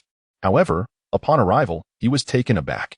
There were only a few books, primarily written by royal ancestors, including a female edict penned by a former empress and the incomplete Tianshun Grand Code authored by the current emperor. Finding them uninteresting, he descended. Upon exiting the library, he noticed the horizon had begun to lighten. He hadn't realized dawn was approaching so swiftly. He had intended to leave the palace to seek out the old sword cultivator, but considering the old man likely lay in some comfortable refuge, he redirected his path toward the celestial supervisor. Inside the celestial supervisor, a large alchemical furnace stood prominently. Dressed in a Taoist robe, Chen Tian continuously added materials such as vermilion sand, causing faint black smoke to rise and a pungent odor to permeate the air. He waved his fan to stoke the flames, watching the furnace closely, apprehensive of any mishaps. After a considerable time, the furnace opened, and the contents slowly cooled. Chen Tian gathered the remnants into a round ball, nodding in satisfaction. Just as he was about to turn to rest, he noticed someone sitting in the chair before him, observing him with great interest. As Chen Tian rubbed his eyes in disbelief, his legs suddenly weakened, causing him to kneel before Chen Changsheng. Mr. Chen. Chen Changsheng regarded the kneeling Chen Tian and asked, "Have you been laboring so hard that your legs have given way?" Chen Tian was momentarily at a loss, unsure whether to remain kneeling or rise. Chen Changsheng continued, "So, are your legs weak from fatigue, or is it due to some guilty conscience?" Chen Tian was taken aback and quickly lowered his head, exclaiming, "I dare not." Seeing Chen Tian tremble before him, Chen Changsheng shook his head. In the early years, when your master was still with you, he advised you three to always harbor good intentions, regardless of where you go, and to refrain from causing harm to others. Yet here you are, fully aware that the elixir is toxic, yet you still concoct it and deceive others into believing it is a heavenly potion. Mr. Chen, Chen Tian hastily explained, "It is not my intention. The emperor insisted that I concoct the elixir, and if I refused, he would have me killed. I had no choice." Chen Changsheng fixed his gaze upon him and inquired, "Did the emperor truly coerce you?" When Chen Tian met Chen Changsheng's penetrating gaze, it felt as though his thoughts were laid bare. He trembled, breaking into a cold sweat. Chapter 44. Zhang Wudi Xuanyi trembled as he spoke. Yes. Is it, or is it not?" Chen Changsheng continued to inquire. His tone remained calm, yet it resonated with an icy chill in Xuanyi's ears, causing him to shudder involuntarily with each utterance. Xuanyi swallowed hard and admitted, "No, it is not." Upon hearing this, Chen Changsheng sighed and slightly raised his hand. Xuanyi, kneeling before him, was lifted by an unseen force. Xuanyi could no longer maintain his composure, fear evident in his voice as he pleaded, "Please spare me, sir." Xuanyi will never dare to do so again. Chen Changsheng ignored him, standing to survey the interior of the Tianjian, each item exuding opulence and worth. Even the teacups on the table were crafted from jade. Xuanyi watched as the gentleman walked towards the corridor. Chen Changsheng turned back and remarked, "The world is bustling for profit. All are striving for gain. In truth, you are not entirely at fault." As Xuanyi beheld the gentleman's figure gradually fading from view, the Tianjian fell into a tranquil silence once more. Thud. Xuanyi collapsed onto the ground, his eyes reflecting unutterable terror, his garments soaked with cold, as if he had survived a catastrophe. Chen Changsheng did not take his life nor impose any punishment, for there were far too many like him in this world. As the saying goes, one who does not act for oneself is doomed. Xuanyi's entrance into the Tianjian was a testament to his own capability. It was a matter of mutual consent, and thus, no one could be blamed. Chen Changsheng felt compelled to offer a few words of advice. Merely because this man was an old acquaintance, and out of respect for his master, he chose to provide a gentle reminder. Whether Xuanti heeded, it was of no concern to him. The elixir he sought was the emperor's lifespan, a royal decree of immense value. Such karmic consequences were beyond Xuanti's capacity to bear. Once he passed into the underworld, he would come to understand these truths. Upon exiting the Tianjian, Chen Changsheng encountered the old sword cultivator, who had been waiting for quite some time. The old man stood with his hands clasped behind his back, a smile upon his face as he addressed Chen Changsheng. Have you just emerged from the Tianjian, my esteemed friend? Or perhaps from the embrace of a gentle maiden? The old sword cultivator chuckled and replied, naturally, Ah, you old rogue. Chen Changsheng shook his head, saying, This capital city holds little allure. Having spent a night here, it is time for me to depart. Are you leaving so soon? Why not linger a few more days? There will be future opportunities to return. The old sword cultivator sighed, expressing regret. What a pity. Although he addressed Chen Changsheng as my esteemed friend, he had already grown to regard him as a companion. In this world, finding someone with whom to resonate was a rare fortune, and his impending departure filled the old man with a sense of loss. Chen Changsheng remarked, Should you find yourself in the capital again, remember to extend a warm welcome to me. Of course. The old sword cultivator pondered for a moment and produced a talisman from his robe, presenting it to Chen Changsheng. Should you wish to find me, activate this talisman, and I shall sense your presence within 1,000 miles. Excellent. Chen Changsheng accepted the talisman, saying, When that time, I shall treat you to a drink. The old sword cultivator nodded with a grin. I genuinely wish to taste the flavor of your wine. With a warm smile, Chen Changsheng raised his hand and declared, I must take my leave. The old sword cultivator nodded in agreement, and Chen Changsheng raised 2 fingers, causing the flying sword behind him to rise into the air. He stepped onto it, transforming into a radiant streak as he soared away, clad in azure robes. He seemed not a mere sword cultivator, but rather akin to a celestial being. The old sword cultivator grinned widely, thinking to himself that this esteemed individual was truly extraordinary. Their bond forged through the art of the sword was indeed a fortunate occurrence. As Chen Changsheng traversed mountains and rivers on his sword, he beheld the rushing rivers converging into the sea, an endless expanse of scenery. Yet, he remained unfazed by the beauty surrounding him. He returned, a diminutive place compared to the grand rivers, yet it held countless memories for Chen Changsheng. Upon arriving at the tavern owned by old Zhang, he found that over the span of 3 years, Xiaolu had matured significantly. A pair of small mustaches adorned his lips, and his attire was no longer that of a mere attendant. He had become the tavern's proprietor. Xiaolu raised his gaze, presenting a gourd. The gentleman in azure robes observed and said, As usual, fill the gourd to the brim. Xiaolu momentarily froze before breaking into a smile. Sir, you have returned.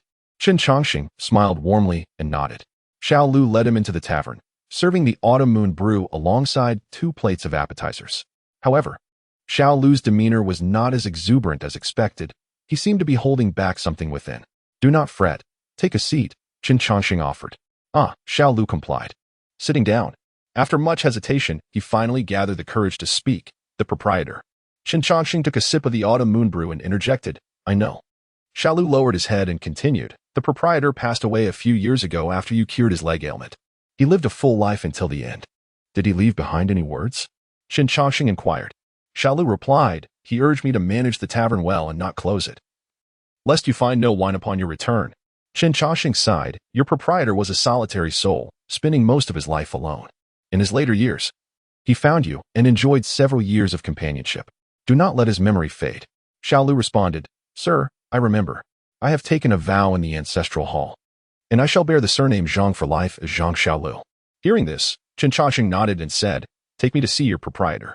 Xiaolu closed the tavern's door and led Chen Changsheng outside the neighborhood. Old Zhang was buried on a nearby hill, where he claimed the scenery was fine, allowing him to see the road leading to the neighborhood. In this way, when Chen Changsheng arrived, he would know. Arriving at old Zhang's grave, they found inscribed upon it, Grave of Zhang Wudi. Chen Changsheng murmured, What a peculiar name. This was the first time he learned of old Zhang's name. He had never inquired before, simply addressing him as old Zhang. Xiaolu explained, I heard the proprietor say that when he was young, there were few family members. His grandfather named him this, hoping for a prosperous family. Yet, in the end, he was left alone. Is that so? Chen Changsheng gazed silently, opening the gourd and pouring its contents over the grave. Xiaolu, carrying paper money and incense, burned them at old Zhang's grave. Chen Changsheng uttered not a word. His sole inquiry had been about old Zhang's name. Zhang Wudi. Sometimes, fate does not unfold as one wishes. The desire for a flourishing lineage yields a life of solitude. Devoid of descendants, Chen Changsheng looked upon the small mound, reflecting on the gradual loss of old friends, akin to leaves. Chapter 45, Dance of Swords in the Rain. The Dragon King emerges as Xiaolu burned paper offerings. Another figure arrived. The old city god stood beside Chen Changsheng and remarked, "Life, aging, illness, and death are but the natural order. Why should you dwell on them?" Chen Changsheng turned to the old city god and replied, "Being amidst the mundane world, one inevitably becomes tainted by it." The old city god paused. Could Mr. Chen also be affected by the mundane? Indeed. Chen Changsheng gazed at the old city god and affirmed, "How could it be otherwise?"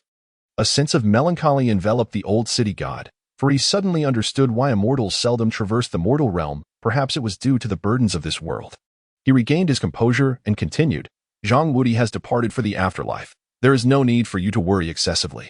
Chen Changsheng expressed his gratitude. "Thank you, city god. You are too kind," replied the old city god. "His encounter with you is the fortune of his life." Perhaps, Chen Changsheng mused. Once the incense and candles had burned out, he took his leave. After bidding farewell to Chen Changsheng, the old city god returned to the city god temple. The tavern doors remained ajar, and Zhang Xiaolu sat inside, mirroring the presence of Zhang Wudi from years past, occupying the same seat. Thus would pass another cycle of seasons. Chen Changsheng ascended the steps, returning to the flowing cloud temple. Changshan had already departed, seemingly having left the mountain that very morning. Upon entering the temple, the joyful sounds of laughter were replaced by an unsettling silence. The peach tree in the courtyard rustled in the summer breeze, its fruit swaying, while fallen leaves lay undisturbed on the ground. Xianhuang sat at the stone table beneath the peach tree, resting his head in his hands, his gaze distant. Lost in thought, Chen Changsheng approached and took a seat beside him. Xianhuang gradually came to himself, looking at his master. "You have returned," he noted. "What occupies your mind?" Chen Changsheng inquired. "Nothing in particular," Xianhuang replied. "I merely find myself unaccustomed to the stillness." The once vibrant temple now felt desolate, making Xianhuang feel as though he had aged further. Chen Changsheng chose not to press further but stated, "I visited the capital last night and encountered Xian Tian." "Brother Xian Tian?" "Indeed," Chen Changsheng affirmed. "Among the countless palaces in the imperial city, only the Astral Monitoring Bureau, where your brother resides, towers above the rest." The Astral Monitoring Bureau. Xianhuang contemplated, "Is brother Xian Tian now the chief of the bureau?" Chen Changsheng nodded, saying, "The current emperor is infatuated with immortality. Your brother is astute, mastering the art of alchemy, thus attaining the position of chief." "Alchemy?" Xianhuang furrowed his brow. "True elixirs, or?" Chen Changsheng regarded him and asked, "What do you think?" Realization dawned on Xianhuang. His lips parted, but he found no words. A sigh escaped him as he lamented, "My brother has lost his way." Chen Changsheng shook his head, stating, "He is not truly lost. He is acutely aware of his desires, wealth and power, which he has indeed acquired." Xianhuang gazed into the distance, reflecting, "One who acts with benevolence may not yet see fortune, but misfortune is already at bay. Conversely, one who acts with malice may not yet see misfortune, but fortune has already fled. My brother may be in peril. He chose this path," Chen Changsheng replied. "His fate foretells a calamity. It is merely a matter of time." Xianhuang, resigned, lowered his head and said, "Let it be." That night, a torrential downpour commenced. Xianhuang had retreated to his room early, seemingly troubled by the departure of several disciples. The rain fell in sheets, drumming upon the courtyard's peach tree. Chen Changsheng stood beneath the eaves, a scroll in hand. He gazed at the rain, pondering if perhaps the heavens, unable to bear witness any longer, had sent this downpour to breathe life into the temple. With Zhang Lao gone, the temple had lost its vibrancy.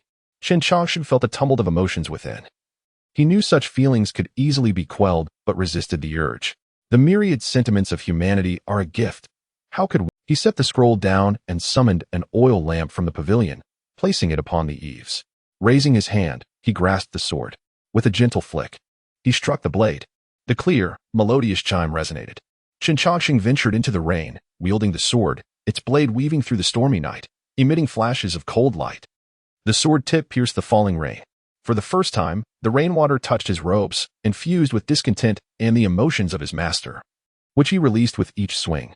As he struck, the water splashed beneath his feet. Chen Changsheng's movements were swift, his form gliding through the courtyard, the sword in his hand transcending the earthly realm. Suddenly, a shadow fell at the temple's entrance. In the darkness, a pair of eyes gazed into the temple. Such sword intent. The observer at the door was taken aback, captivated by the figure dancing with the sword, unable to move from the spot. Chen Changsheng's hair was soaked by the rain, yet he paid it no mind. The rain arrived at an opportune moment, as if cleansing his inner turmoil. Beneath the tempestuous swordplay, the sound of the blade resonated endlessly. The peach tree in the courtyard appeared to tremble before the sword in the master's hand, swaying in the rain-soaked night, causing many unripe fruits to fall. A mysterious force enveloped Chen Changsheng. This was sword intent, a coveted aspiration of countless swordsmen in the martial world. Only with intent does the path of the sword emerge. Yet, the master's sword intent was accompanied by a profound sense of solitude. Within this, it felt as though only one stood amidst a vast, obscuring mist, rendering everything else indistinct. The sword tip pointed to the ground as rainwater flowed down the blade, pooling at its tip before falling to the earth. Chen Changsheng was now thoroughly drenched. He exhaled deeply and lifted his gaze. Rainwater dripped into his eyes, as if infusing the murkiness of the world into his very being. He was inherently muddied, not clear. Raising his sword once more, he struck the blade again. "It is time to give you a name." As he pondered, the rain briefly paused. Regaining his focus, Chen Changsheng looked at the sword and said, "I shall name you listening to the rain." He sheathed the sword and turned to return to the pavilion. Just then, he felt a sudden stirring and turned to the temple entrance. The door had opened unbeknownst to him, revealing a figure standing at the threshold. To be precise, it was not a mere human. A human body with a dragon's head. A pair of horns adorned its crown, and its gaze bore the majesty of a true dragon. Chen Changsheng's heart raced, sensing an imminent threat. The old Dragon King furrowed his brow, meeting Chen Changsheng's gaze. Noticing his own reflection in Chen Changsheng's eyes, he suddenly realized, "You can see me? You are not immortal?" Chen Changsheng's heart skipped. He recognized the identity of the being before him. If all was as it seemed, this was indeed the old Dragon King of the Celestial River. Chapter 46. The vanished in memory. Chen Changsheng clasped his hands in greeting, saying, "I have met the Dragon Lord." He felt a tinge of trepidation in the presence of the sudden old Dragon King, having heard whispers of him from the old sword cultivator before. The Dragon King inquired, "How did you come to know I am the dragon?" With the torrential rain and the figure before him possessing a human body and dragon head, Chen could scarcely think of anyone else.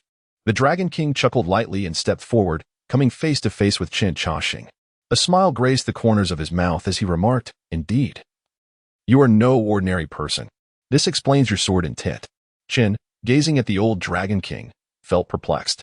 The Dragon King continued, "Your sword intent encompasses the vastness of the sea and the changes of the world, something beyond the reach of mere mortals." "I had my doubts before." With a warm smile, Chen replied, "You flatter me, Dragon Lord. I merely wield my sword to dispel some discontent within." While he maintained a facade of calm, his mind pondered the old sword cultivator's warning about the Dragon King's temper, which now seemed unfounded. He was still uncertain about how he had summoned this old dragon. Unbeknownst to him, the Dragon Lord had come for a reason. Chen asked, "What brings you here, Dragon Lord?" The Dragon King shook his sleeves and responded, "I am here by heavenly decree to bring rain and to witness your sword dance." I found it amusing and decided to linger for a while. Understanding dawned on Chen as he offered, "Please, come inside. We have some tea and a few ripe peaches. Though modest, they are palatable." The Dragon King declined. "No need for trouble, I cannot stay long."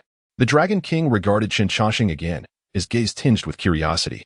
Chen found this scrutiny odd, unsure why he was the subject of such attention. The Dragon King stroked his white beard and mused, "Though your physical form is weak, your spiritual awareness has reached the third heaven. I once encountered someone quite similar to you." Chen's heart skipped a beat as he inquired, "I have been here for less than a century."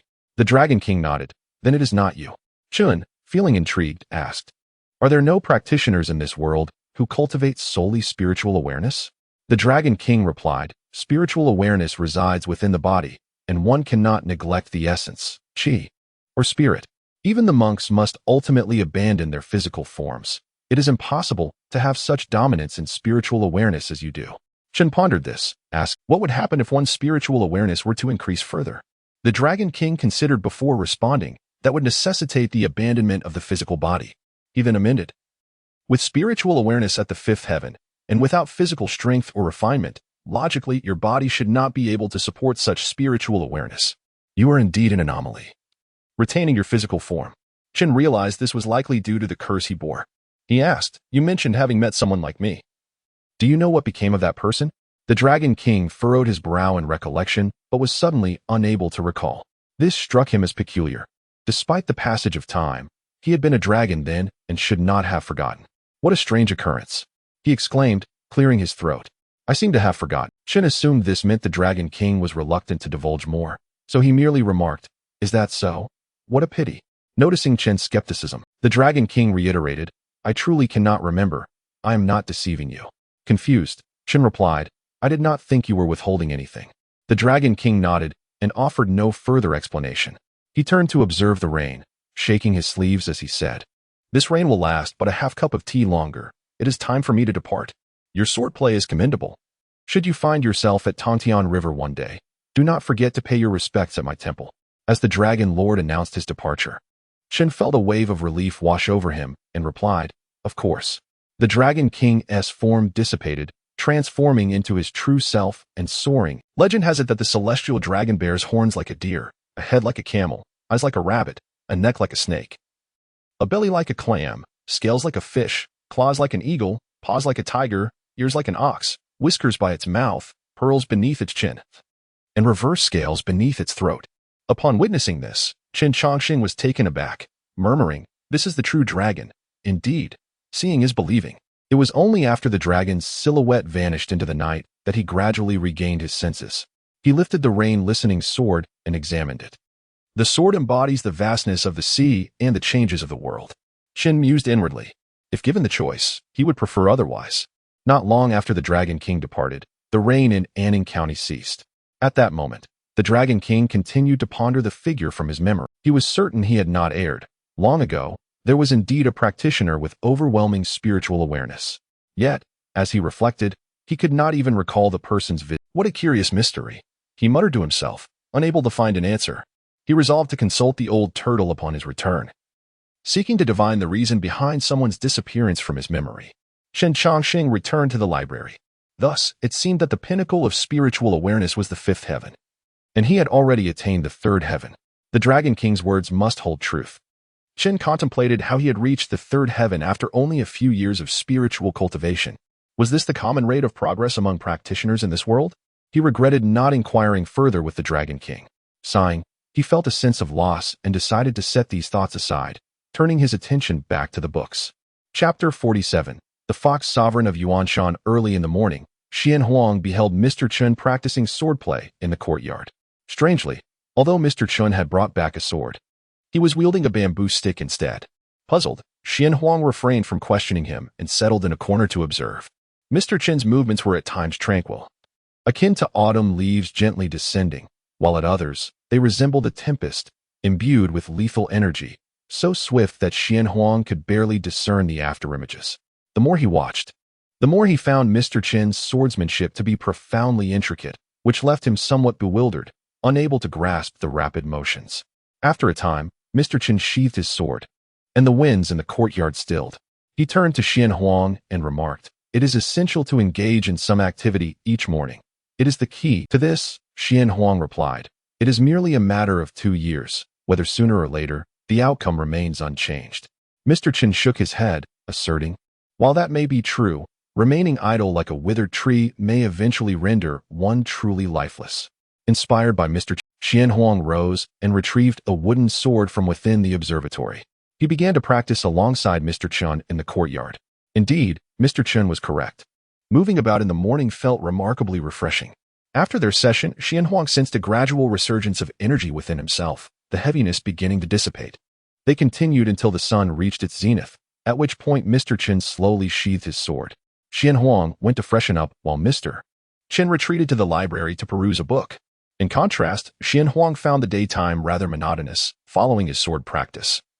He often immersed himself in meditation or leafed through scriptures, losing himself for the entire day. Seated beneath the peach tree, Mr. Chen became engrossed in his reading. Of the stack of books gifted by the old city god, he had only managed to read about half. As the old city god had mentioned, these texts contained rudimentary Taoist principles, easily grasped and learned. The day passed without much busyness. The peach tree swayed gently in the summer breeze above Mr. Chen's head. As he became absorbed in his reading, an inexplicable thirst seized him. Just then, a peach fell, landing perfectly on his table with a soft thud. Momentarily taken aback, he picked up the peach, casting a casual glance at it, attributing the occurrence to mere coincidence. Nevertheless, he smiled at the peach tree and expressed his gratitude. "Thank you." The tree remained silent, unresponsive. Mr. Chen then turned and began to eat the peach while continuing his reading, finding great pleasure in the moment. Meanwhile, the second princess of the great Jing dynasty had ventured into the library under the cover of night. While this incident was not particularly grave, after all, she was a princess and thus faced no severe penalties. She ultimately found herself confined to her chamber, unable to venture beyond.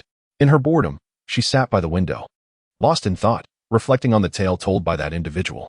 The story had abruptly ceased after the great sage, equal to heaven, was imprisoned beneath the Five-Finger Mountain. The young girl felt a restless yearning, convinced that the story held more to reveal. However, she was uncertain when that person would return, longing to hear the conclusion. When her royal brother visited her, she implored him with a pitiful demeanor, and after much pleading, he finally acquiesced. The great sage, equal to heaven? What kind of tale is this? Brother, could you help me find it? All right, I will help you look. Yet, the outcome was inevitable. The story was not one that had ever circulated in that realm. The old sword cultivator spent his days wandering the capital, occasionally napping in the palace's trees or indulging in the comforts of brothels, living a leisurely life. Yet unexpectedly, a commotion arose within the palace. The old sword, roused from his slumber, furrowed his brow and gazed toward the harem. After calculating, he found himself at a loss. How could there be a premature birth? Transforming into a beam of swordlight, he arrived at the quarters of the favored consort, Li. However, he was halted before he could enter. Standing before him was a dashing young man, resplendently dressed, with a hint of a tail peeking from beneath his robes. 6 tails. The old sword cultivator knitted his brows. The six-tailed fox demon spoke amiably. "Sword immortal, please retreat. The Yuanshan fox clan will ensure the safety of this child." The old sword cultivator glanced into the chamber and sensed an even more formidable presence within. Perhaps a 7-tailed, or even an 8-tailed entity. Realizing he would not gain entry today, he stated, "Should anything go awry, I shall seek an explanation from Yuanshan. Rest assured, sword immortal." The old sword cultivator dismissed the notion of entering and found a tree to sit beneath. Approximately 2 hours later, the sound of a baby's cries echoed, signaling the child's birth. Yet, the cries abruptly ceased. The old sword cultivator looked up to see the palace doors swing wide open. Suddenly, a gust of demonic wind surged forth, and the 6-tailed fox demon vanished like a wisp of smoke at the palace entrance. The old sword cultivator did not pursue but was certain the child had been taken.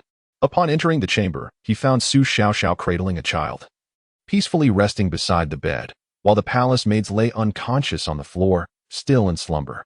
The old sword cultivator glanced at the child in her arms and inquired, "Is this not the child in question?" Su Xiaoxiao nodded, replying, "I wish to keep him. I cannot allow the child to simply vanish without reason." The old sword cultivator sighed helplessly, saying, "Why go to such lengths?" He wanted to express that the emperor was no longer the man he once was, but reconsidered, sensing that Su Xiaoxiao understood this truth as well. Nevertheless, she was still willing to remain.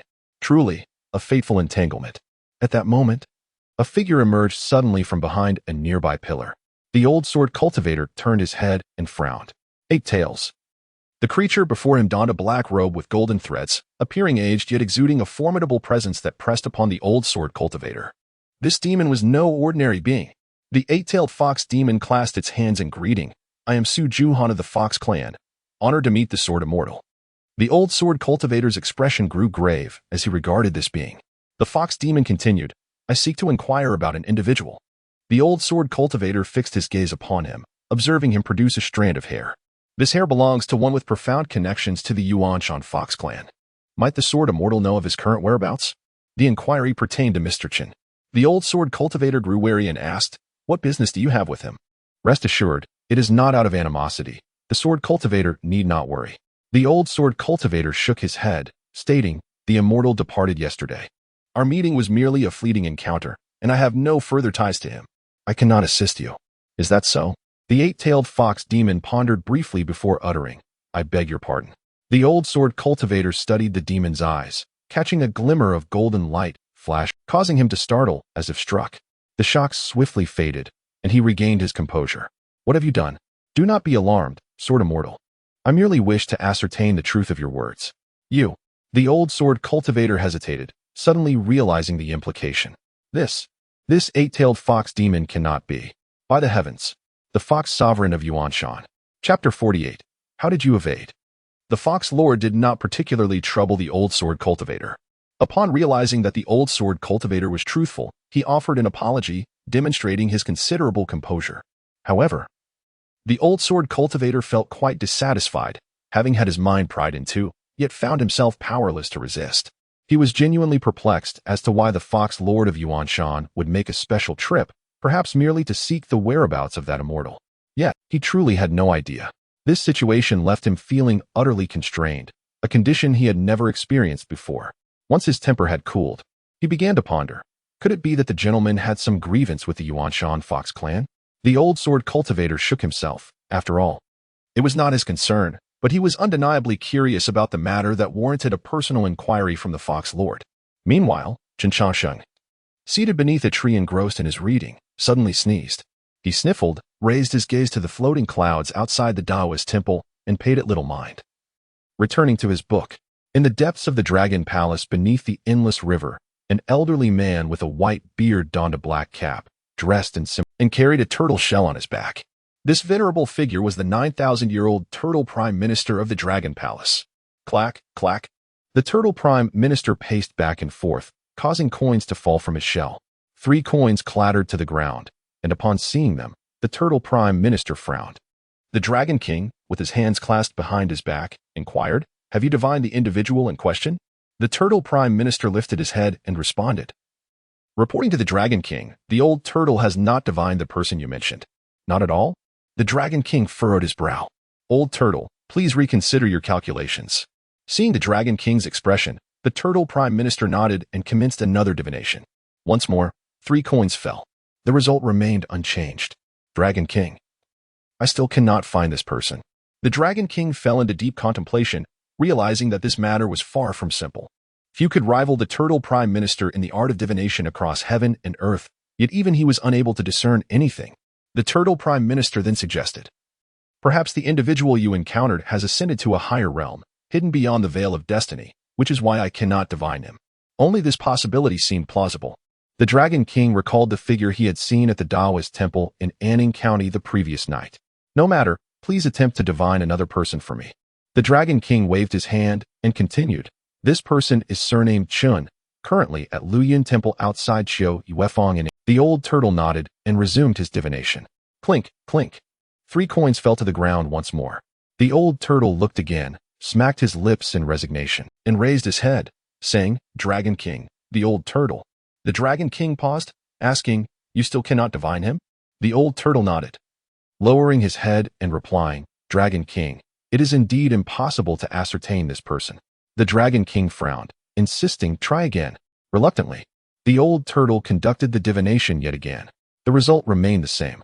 This Chen surnamed cultivator continued to elude his grasp. Bang! Upon hearing this, the dragon king slammed his hand down, exclaiming, "You old turtle, have you rusted from neglect after hundreds of years without divining? Not even a powerless individual can you discern. Spare me, dragon king." The old turtle prostrated himself on the ground, pleading, "I truly cannot divine this person, please understand." "Very well." The dragon king took a deep breath and remarked, "What if this person truly exists?" The old turtle's lips trembled as he stammered, "I, your humble servant, can only ascertain that at Luyin Temple, there is currently only an ordinary Taoist named Xian Wang. There is no Chen surnamed cultivator, truly. What if such a person does exist?" The old turtle thought to himself that the dragon king was intentionally making things difficult for him, uncertain of how he had offended the dragon king. He felt an irritable resolve and boldly declared, "If such a person exists." The dragon king looked at him. The old turtle instantly wilted, stammering, "If such a person exists, I shall overturn my own shell." The dragon king chuckled, saying, "You said it yourself." With that, the dragon king seized the old turtle by his garments. In the blink of an eye, the dragon king whisked the old turtle out of the dragon palace. And in another blink, they emerged above the endless river, reaching the heavens. The turtle prime minister felt an inexplicable sense of dread, yet he was certain that his divination could not be wrong. At worst, he would endure a beating, despite the dragon king's anger. He would likely show mercy when the time came. Meanwhile, Chen Changsheng looked up from his reading, directing his gaze towards the distant sky. To his eyes, It appeared as if two dark figures were descending. When they landed atop the mountain, he recognized them as the Dragon King and, in his grip, the Turtle Prime Minister. Chen Changsheng set aside his reading and rose to greet them. Dragon King, your sudden visit. Is there a matter at hand? The Dragon King cast the old turtle aside. Open your eyes and see if this is the person. The old turtle stumbled to regain his balance. Upon lifting his gaze, he beheld Chen Changsheng standing before him. A jolt of shock coursed through the Turtle Prime Minister. There was indeed someone in this temple. How is this possible? Chen Changsheng, confused by the situation, inquired. Who is this? The Turtle Prime Minister cleared his throat. I am the Turtle Prime Minister of the Dragon Palace. Chen Changsheng offered a respectful bow. I have met the Turtle Prime Minister. The Turtle Prime Minister scrutinized Chen Changsheng and asked, Is your surname truly Chen? Chen Changsheng, somewhat puzzled, replied, Indeed, it is. Does the Turtle Prime Minister harbor doubts? The Turtle Prime Minister lowered his head in contemplation, an odd occurrence indeed. The Dragon King stepped forward and seized the Turtle Prime Minister by the nape of his neck. The old turtle dangled in the air, flailing his limbs, pleading, Dragon King. Spare me. Have I caused you trouble? No, not at all. The Dragon King coldly snorted and kicked him away. Return to the endless river. With a pain scream. The Turtle Prime Minister was unceremoniously sent soaring into the sky, headed straight for the endless river. Chen Changsheng, witnessing this spectacle, could not help but click his tongue. He suddenly realized that perhaps the old sword cultivator's words were not unfounded. The Dragon King indeed possessed a rather irritable temperament. The Dragon King withdrew his gaze, turning it towards Chen Changsheng, who, having regained his composure, met the Dragon King's eyes. He blinked, seemingly inquiring what business. The Dragon King regarded him with a significantly softened expression and asked, The old turtle is well versed in divination. He can discern matters of the world. I am curious how you managed to elude detection. Chen Changsheng paused in surprise. Evade detection? The Dragon King fixed his stare upon him, his eyes narrowing. Chen Changsheng felt a sudden sharpness in the Dragon King's gaze. Chen Changsheng felt perplexed, yet that gaze soon softened once more. Never mind. The Dragon King waved his hand. Do you have time? I happen to have no affairs today. Do you have any wine? Hearing this, Chen Changsheng felt a sense of relief and replied, Since it is the Dragon King who speaks, I shall ensure there is wine, if none exists. The Dragon King chuckled at this, pleased with the response, and replied, No worries. I have a bit on hand. Chapter 49. The Stone Gate and the Lotus Pool. The old Dragon King waved his sleeve, and immediately, 2 jars of wine appeared on the table. Chen Changsheng focused his gaze and could not help but feel a surge of excitement. Surely, the contents of these jars were exquisite. Just some spirit wine, hardly worthy of distinction. The old Dragon King raised his hand and opened a jar, releasing a wave of fragrant aroma. Why not sample its flavor? He suggested. Chen Changsheng poured a bowl and tasted a sip, then remarked, The wine is rich and smooth. Its fragrance suggests it is crafted from a blend of 100 fruits. Could it be the famed monkey wine? The old Dragon King, recognizing his keen discernment, inquired with interest, Can you discern its vintage? Chen Changsheng smiled, replying, I would need another taste. The old Dragon King chuckled, Wine is abundant. Drink as much as you like. Chen Changsheng emptied the bowl, savoring the flavor, and then declared, If I am not mistaken, this wine is approximately 30 years old. Am I correct? The old Dragon King smiled in affirmation. Indeed, it is precisely 30 years. Chen Changsheng raised his cup, saying to her health. The old Dragon King mirrored the gesture, and both drank heartily from their cups. Curiosity piqued, the old Dragon King asked, It appears you are also a connoisseur of fine wine. What do you usually drink? Chen Changsheng replied, My choices are likely inferior to yours, Dragon King. There is a tavern in Chiyue Lane known for its brew called Chiyue Nyang, which I often enjoy. Common wine? Queried the old Dragon King, puzzled. How can one enjoy such bitter fare? Chen Changsheng responded, While Chiyue Nyang pales in comparison to your spirit wine, drinking is sometimes about more than just the beverage itself. What do you mean? The old Dragon King inquired. I have resided here for merely a century, and I have watched the tavern keeper grow from youth to old age, regarding me as a dear friend. Our conversations are far more engaging than the wine itself, Chen Changsheng explained. The old Dragon King regarded him with a newfound interest, remarking, I have never encountered a practitioner quite like you. Chen Changsheng chuckled modestly, I am merely ordinary. Nay, the old Dragon King countered, I see elegance in you. Chen Changsheng protested, I hardly deserve such praise. I doubt I have even grazed the edges of true refinement. The old Dragon King found him quite agreeable. Compared to those aloof practitioners, this man was far more amiable. To drink, the old Dragon King proclaimed, raising his bowl once more. They clinked their vessels together. And after several rounds, both began to feel the effects of the fine wine. As the quality of the drink was exceptional, their words became fewer. Eventually, they abandoned their bowls and resorted to drinking directly from the jars while seated in the courtyard. Laughter echoed from the temple, and within half an hour, both jars were emptied. Chen Changsheng felt unusually intoxicated. After only a few bowls, he sensed a heaviness in his head, attributing it to the potency of the spirit wine. Little did he know, the true cause lay elsewhere. The old Dragon King appreciated this man's candidness and warmth, which elevated him in the dragon's esteem. As Chen Changsheng continued to drink, a fog of drowsiness enveloped him. "I seem to be a bit tipsy," he murmured. The old Dragon King, unconcerned, replied, "Is this all it takes to intoxicate you? Come, come."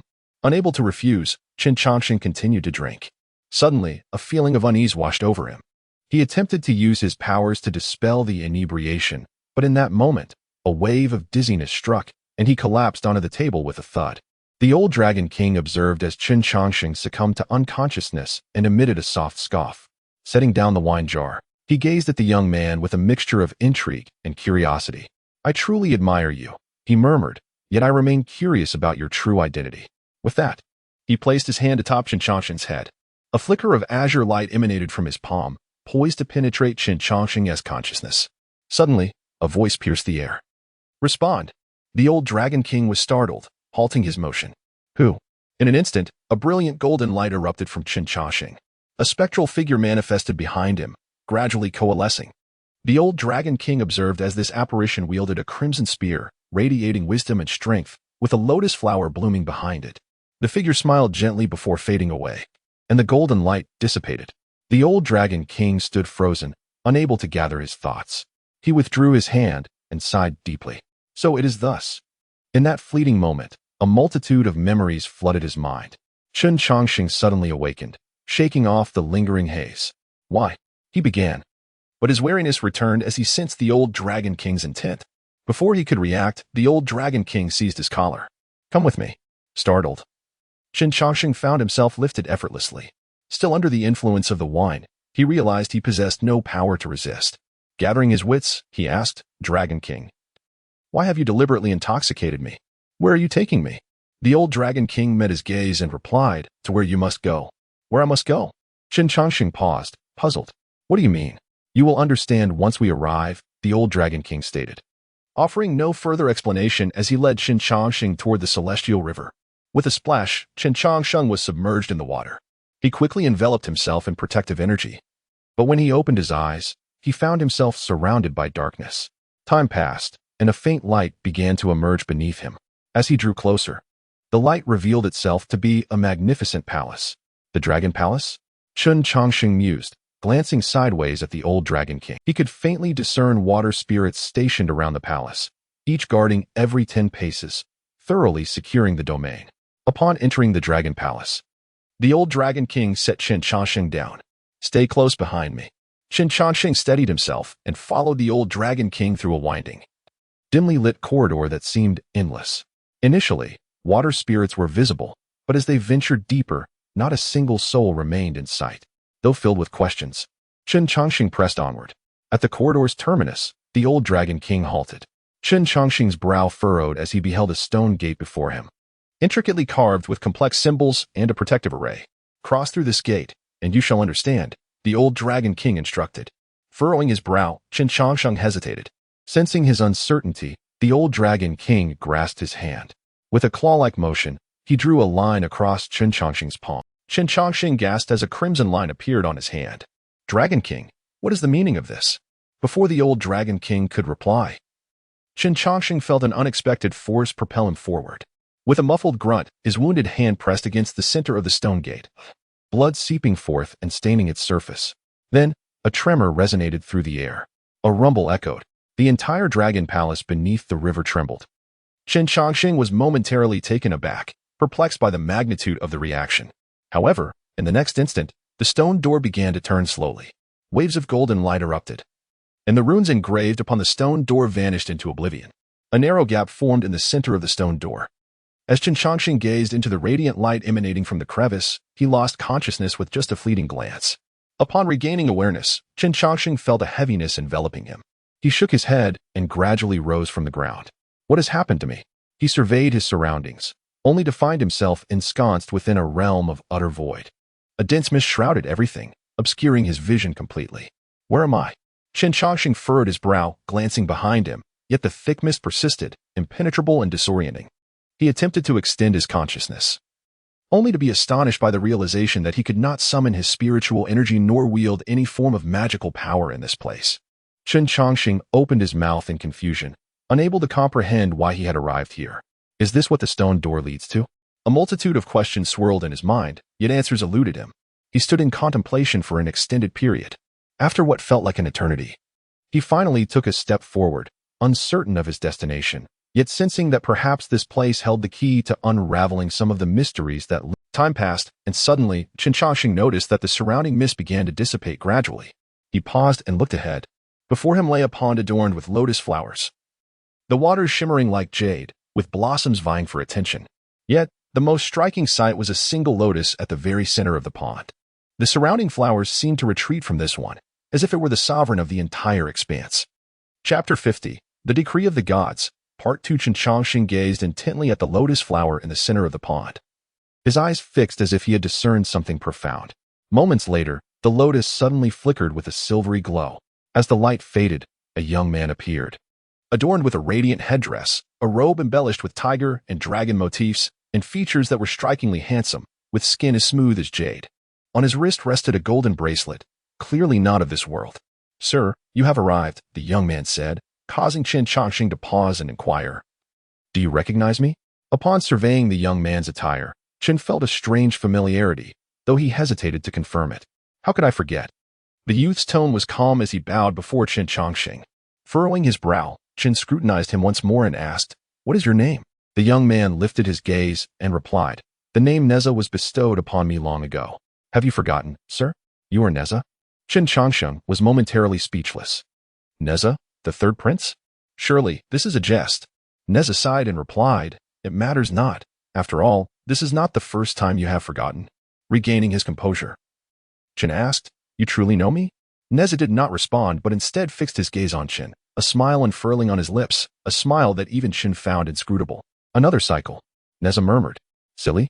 "Indeed." Neza spoke halfway but offered no further explanation, instead urging, "Please follow me, sir." Seeing no point in pressing further, Chen followed him forward. The lotus pond suddenly vanished in a gentle breeze, revealing an altar before them, at the center of which lay a tome. The book hovered in midair, seemingly bound by a mysterious seal. "Please, sir," Neza gestured. Chen turned his attention to the book on the altar, asking, "Am I to retrieve it?" "Indeed," Neza affirmed. "What is contained within?" Chen inquired further. "It holds what you seek, sir," Neza replied. After a moment's hesitation, Chen turned back, asking one more question. "Did you appear at the Flowing Cloud Temple?" "Indeed," Neza confirmed. Now reassured, Chen stepped toward the altar's center, feeling as if he had passed through a barrier. He glanced back at Neza, questioning, "Will you not join me?" "I cannot enter," Neza replied somewhat helplessly. As Chen suspected, the barrier likely allowed only a chosen individual to pass, or perhaps it was specifically intended for him. This was perplexing. Approaching the tome, Chen contemplated whether the answers he sought lay within its pages. He stood before the book, hesitating momentarily before reaching out to touch it.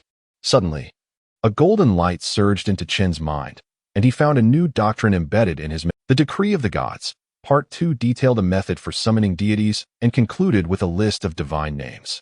Among them, Chen discovered the name of Neza, the third prince, alongside many others he recognized.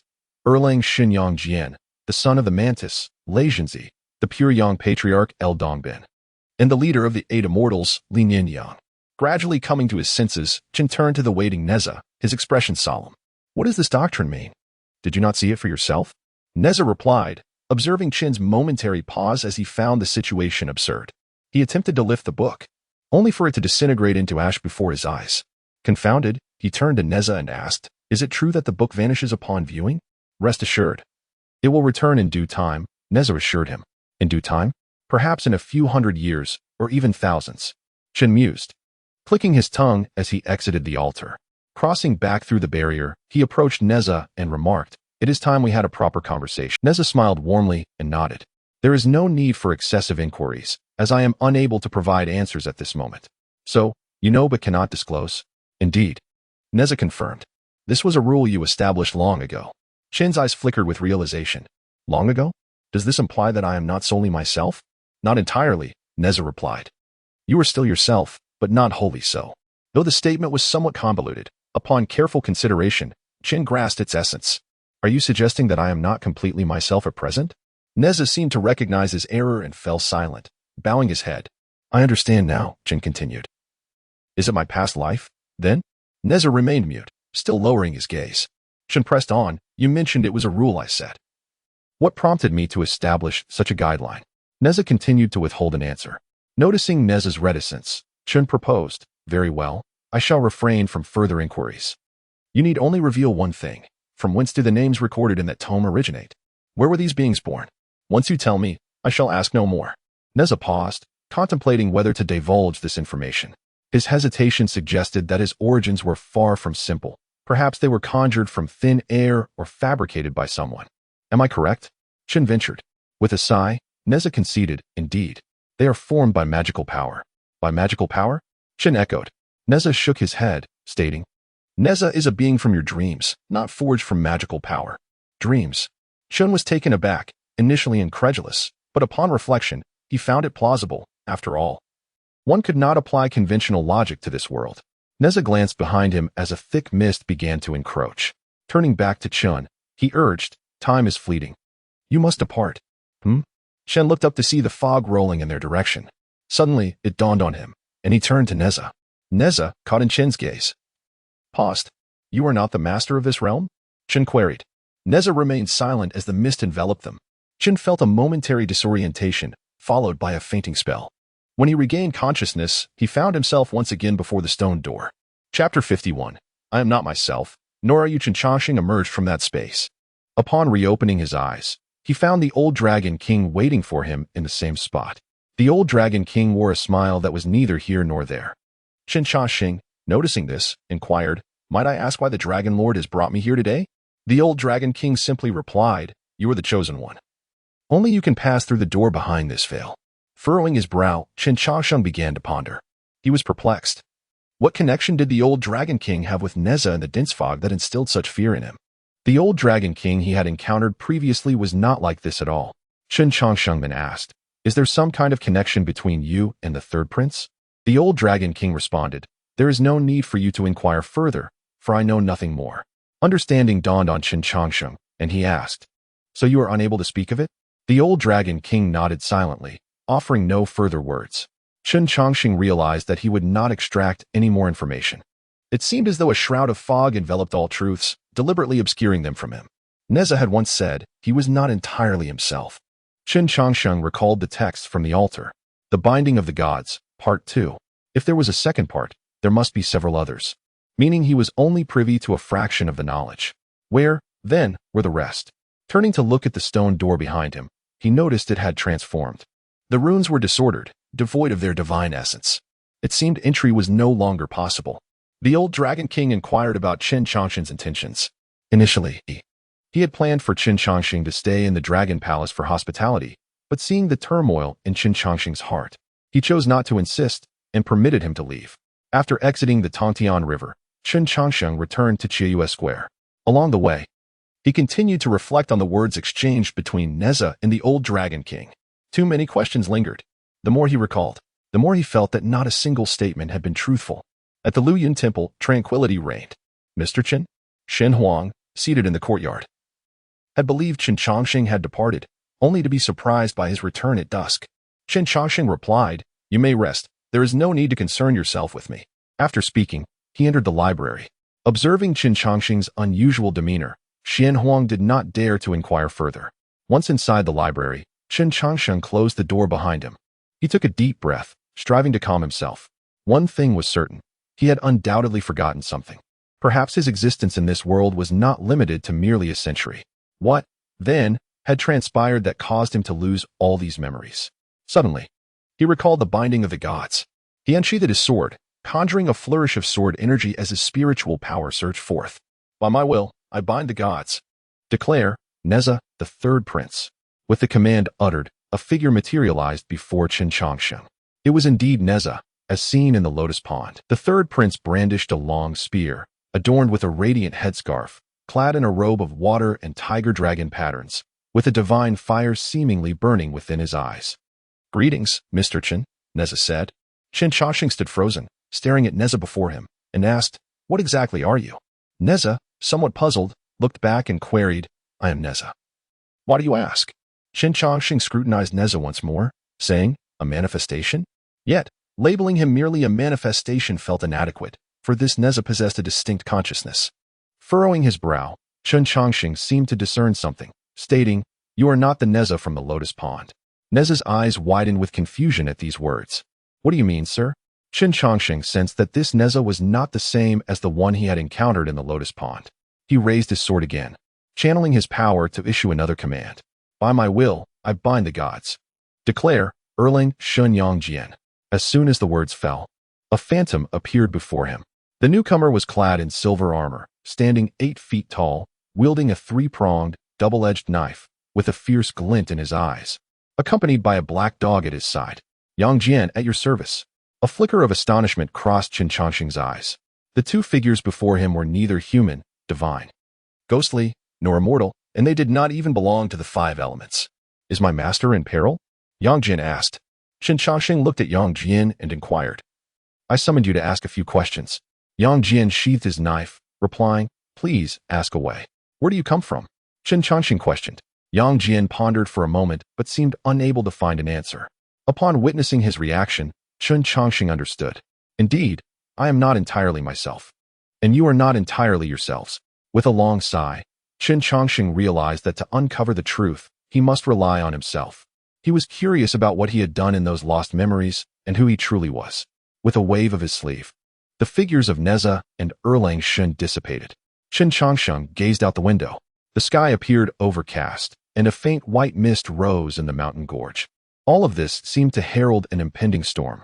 He understood that upon encountering Neza, he had been drawn into a game, possibly as a pawn, or perhaps as the player. A storm was brewing. Chen Changsheng approached and closed the library window.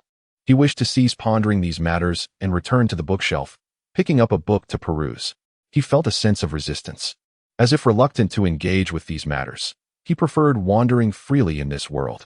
The enormity of the situation was something he wished to avoid. Nevertheless, it seemed this was not a matter he could control. Chapter 52. The pilgrim. That evening, Xian Huang hesitated for a considerable time before the study pavilion, pondering whether perhaps Mr. Chun required a conversational companion. However, seeing the silence that enveloped the pavilion, he surmised that Mr. Chun might prefer solitude. After a moment of reflection, he decided against lingering and returned indoors. As he had anticipated, the following morning, Mr. Chun was seated beneath the peach tree, engrossed in his reading, appearing as he always had. It seemed that Chen Changsheng had forgotten the events of the previous day. He was reluctant to let trivial matters tarnish his mood. The world was filled with joys, and there was no need to allow such matters to disturb his tranquility. The peaches on the tree, the cicadas singing in the woods, the well in the courtyard, and the gentle breeze through the locust trees, all these were far more delightful. Good morning, sir, Xian Huang greeted. Good morning. Chen Changsheng replied with a smile. Xian Huang nodded in acknowledgement and then commenced a day of diligent activity. In this world, some mortals sought immortality, remaining as still as withered trees, while others pursued the cultivation of their character, working at dawn and resting at dusk, living a life of leisure and ease. Suddenly, Xian Huang noticed a change in the demeanor of Mr. Chun compared to before. The distinct difference lay in the pronounced aura that now enveloped Mr. When Xian Huang first encountered him, he still appeared to be a mere mortal, but now, at a glance, he seemed to descend from the heavens. Chen Changsheng read throughout the morning, and by noon, visitors arrived at the temple, pilgrims ascending the mountain. Sensing their presence, Chen Changsheng inquired, Are there still pilgrims coming to the mountain? Typically, pilgrims ascend on the 1st or 15th day of the month to pay their respects, Xian Huang elucidated. Mr. Chen has always visited at times that coincided with their absence.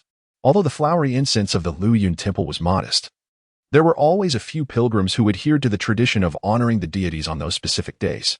Is that so? Chen Changsheng understood and returned to his reading without further thought. Meanwhile, Xian Huang, hearing Mr. Chen's inquiry about the pilgrims, proceeded toward the temple entrance, confident that pilgrims were indeed on their way. Tong Jihuan followed closely behind his father, having traversed this mountain path countless times and familiar with it. He recalled that when he was very young, there were no stone steps on the mountain, and the path became much easier to navigate once they were constructed. Panting slightly, Tong Jihuan turned to his father, saying, "Times have changed. Once we enter the temple, we must bow sincerely and without negligence. Do you understand?" "I understand," Tong Jihuan responded. Ever since he informed his father about Mr. Chen, his father had been repeating his instructions for days, reminding him to behave with utmost respect when encountering Mr. Chen and to visit the temple on the first day of the month to worship the deities. Raising his head, Tong Jihuan noticed Xian Huang standing at the mountain gate, seemingly waiting. "Xian Huang Taoist," Tong Jihuan's father greeted. Tong Jihuan also bowed his head respectfully, saying, "Greetings, Xian Huang Taoist." Xian Huang warmly nodded and said, "Please, follow me into the temple." Tong Jihuan's father nodded in agreement, leading his son into the temple. Tong Jihuan's gaze was drawn to the peach tree planted in the courtyard, and he looked sideways at the plump peaches hanging from its branches, swallowing hard at the sight. However, when his gaze shifted downward, he abruptly halted in his tracks. Xian Huang and Tong Jihuan's father were walking ahead when Tong Jihuan's father stopped and looked back at his son, asking, "Jihuan, why are you dawdling?" Following Tong Jihuan's gaze, he too was momentarily taken aback. There, beneath the tree sat a scholar in a blue robe, engrossed in a book. "Mr. Chen," Tong Jihuan called out. Chen Changsheng turned his head, looking at the Tong father and son, and said, "Please go ahead and pay your respects. I shall remain here to read, so do not mind me." Tong Jihuan parted his lips to speak, glancing at his father. Tong Jihuan's father had heard him mention Mr. Chen and realized this was indeed the esteemed scholar. How different he seemed from their last encounter. In just a few days, an air of profound mystery surrounded him. Tong Jihuan's father felt a moment of uncertainty, unsure how to address a being of such caliber. He hesitated before finally cupping his hands and saying, "Tong Kai-zhong, a physician from Tong Ji-tang, pays his respects to Mr. Chen." Chen Changsheng looked at Tong Kai-zhong and replied with a gentle smile, "You are too kind. Please, go and pay your respects." Tong Kai-zhong paused, intending to say something, but seeing Mr. Chen's demeanor, he chose to remain silent. He turned to his son and said, "I shall speak with Mr. Chen after we finish our offerings." The father and son followed Xian Huang into the temple. Xian Huang inquired, "Do you know Mr. Chen?" Tong Kai-zhong responded, "My son has had a few encounters with Mr. Chen." Xian Huang glanced at Tong Jihuan with a knowing smile, remarking, "Your son is indeed fortunate." Tong Kai-zhong was momentarily taken aback by Xian Huang's implication. The Taoist's words suggested something profound, but he dared not speak. As they entered the temple to pay their respects, Tong Jihuan was particularly earnest this time. In previous years, his father had only brought him to the Luoyuan temple once a year, typically at the beginning of the year. Had it not been for Mr. Chen, he would not have come today. Tong Jihuan felt a surge of excitement. He had never anticipated encountering Mr. Chen here. "Taoist, has Mr. Chen been here all along?" he inquired. Xian Huang shook his head, replying, "Mr. Chen only occasionally stays overnight on the mountain." Tong Jihuan nodded in acknowledgement and then began to bow before the deity. The fragrant smoke filled the temple. After the three bows, Tong Kai-zhong engaged in light conversation with Xian Huang for a while, before the father and son made their way to find Mr. Chen. Tong Kai-zhong hesitated briefly before leading Tong Jihuan forward to the peach tree. Chen Changsheng closed his book, glanced at Tong Kai-zhong, and said, "Mr. Tong, we just met a few days ago. Please, have a seat." Tong Kai-zhong sat down, and Chen Changsheng turned to Tong Jihuan, saying, "You too, sit." "May I?" Tong Jihuan hesitated slightly. Chen Changsheng smiled, "Why not?" Tong Jihuan, feeling delighted, took a seat. Tong Kai-zhong began, "Years ago, my son was young and naive, and he inadvertently offended Mr. Chen. Thankfully, you were magnanimous and did not hold it against him. I am deeply grateful for your understanding, Mr. Chen." Chen Changsheng replied with a warm smile, "You are too kind, Mr. Tong. I am quite easygoing and do not dwell on trivial matters. However, this child possesses remarkable talent and a pure heart, which is indeed commendable." Tong Jihuan felt a bit bashful, scratching his head as he said, "You flatter me, sir. I am not as exceptional as you claim." Chen Changsheng chuckled lightly, "We are destined to meet." Chapter 53. Follow your heart. Tong Kaijing felt particularly anxious, uncertain of the gentleman's temperament, fearing he might say something amiss. However, when the gentleman spoke of the fateful connection with Ji Huan, he could not contain his excitement. A celestial connection. It was indeed a heavenly bond. Tong Ji Huan was momentarily taken aback, yet he appeared more at ease than Tong Kaijing, perhaps due to previous encounters with Tong Kaijing trembled as he spoke. Sir, is it truly a blessing for my son? Chen Changsheng replied, the fortune lies not with me, but within you both. Dr. Tong, you frequently hold free clinics, alleviating suffering and saving lives. After a lifetime of practicing medicine, you have surely accumulated merit.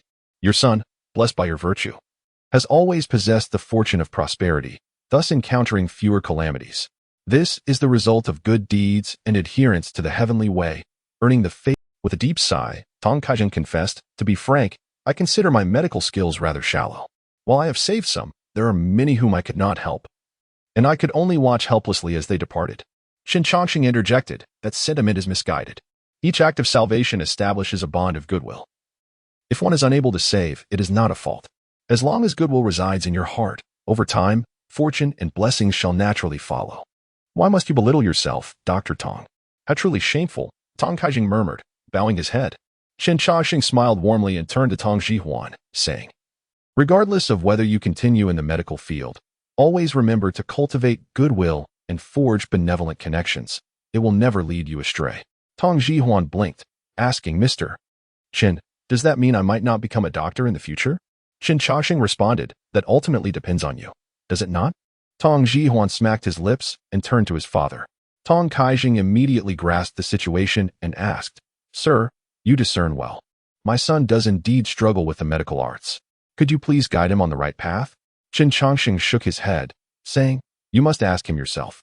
In essence, following one's heart is the true path.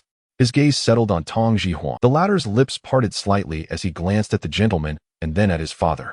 He understood that his forthcoming words could shape his entire life, causing him to feel a twinge of nervousness. Tong Ji Huan took a moment to collect himself and lowered his head in contemplation. Follow my heart, he mused. He closed his eyes, but after much reflection, he still struggled to grasp what it meant to truly follow his heart. Finally, he raised his head and asked, Sir, what does it mean to follow one's heart? Chen Changsheng replied, it means to disregard external influences. Your first thought is what it means to follow your heart. Tong Ji Huan pondered once more, but this time he quickly lifted his head, declaring, Sir, I still wish to be a doctor. Tong Kaijing was momentarily taken aback by this declaration. As his father, he understood all too well that in terms of medical aptitude, Ji Huan's talent was not particularly remarkable. He required twice the time of others to comprehend certain medical principles. Ji Huan, you must think carefully, Tong Kaijing cautioned. Tong Ji Huan looked at his father and said, Father, I truly want to be a doctor. When I was young, I accompanied you in the marketplace, and the villagers held you in great esteem.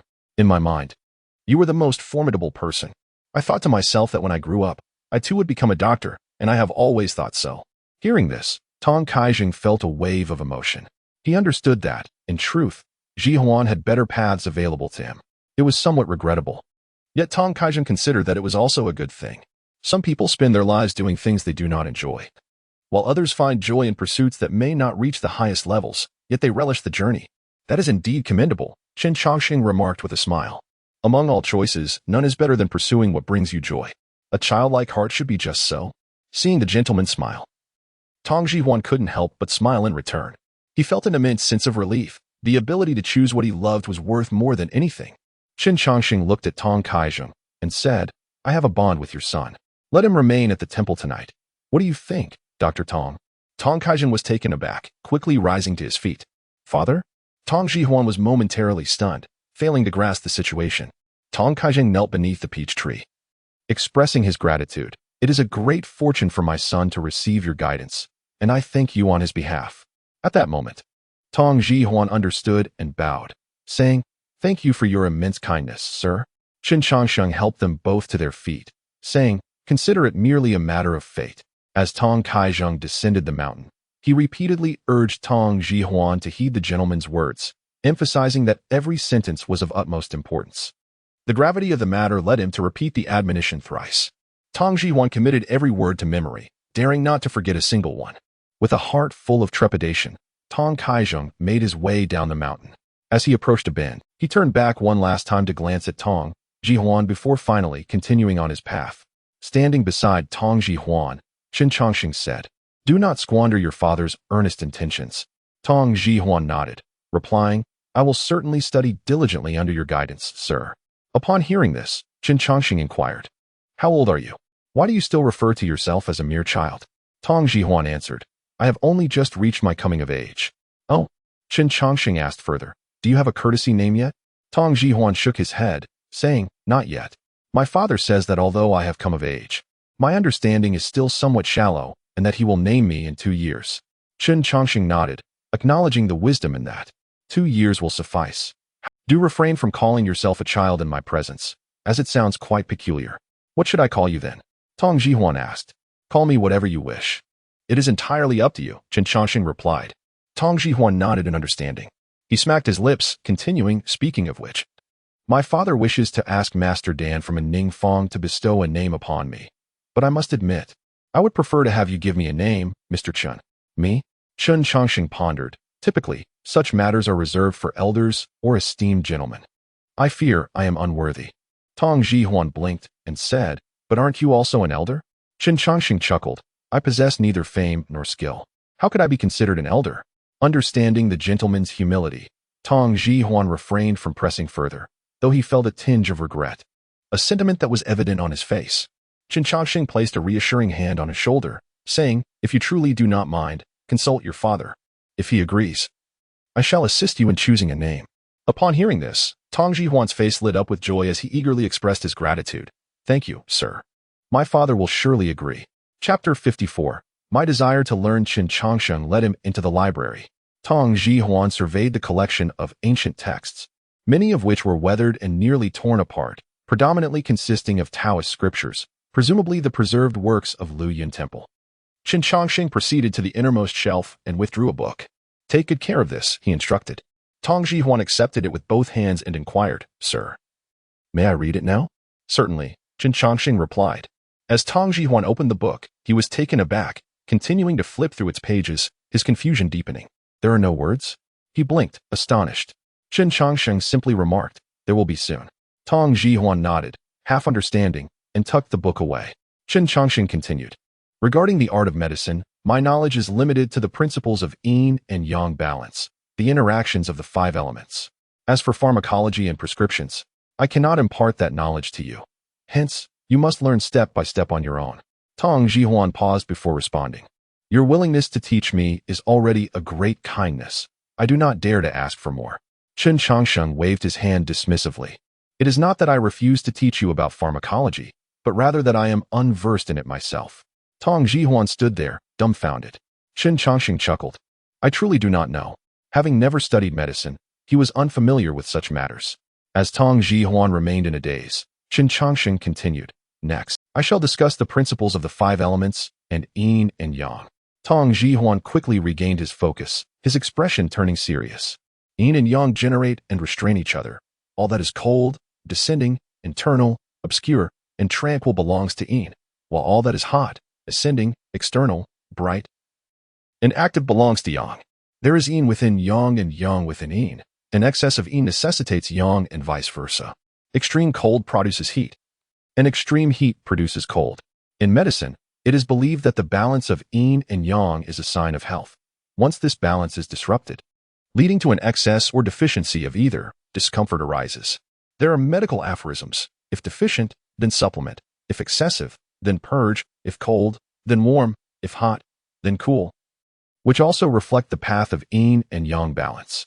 Simply put, in a person's constitution, yang energy is akin to heat or fire, while yin represents the bodily fluids, akin to water. Should yang heat become overly dominant, the body exhibits dryness, fever, and dryness of the throat. The 5 elements consist of metal, wood, water, fire, and earth, corresponding to the heart, fire, liver, wood, kidneys, water, lungs, metal, and spleen, earth. Tong Jihuan listened attentively.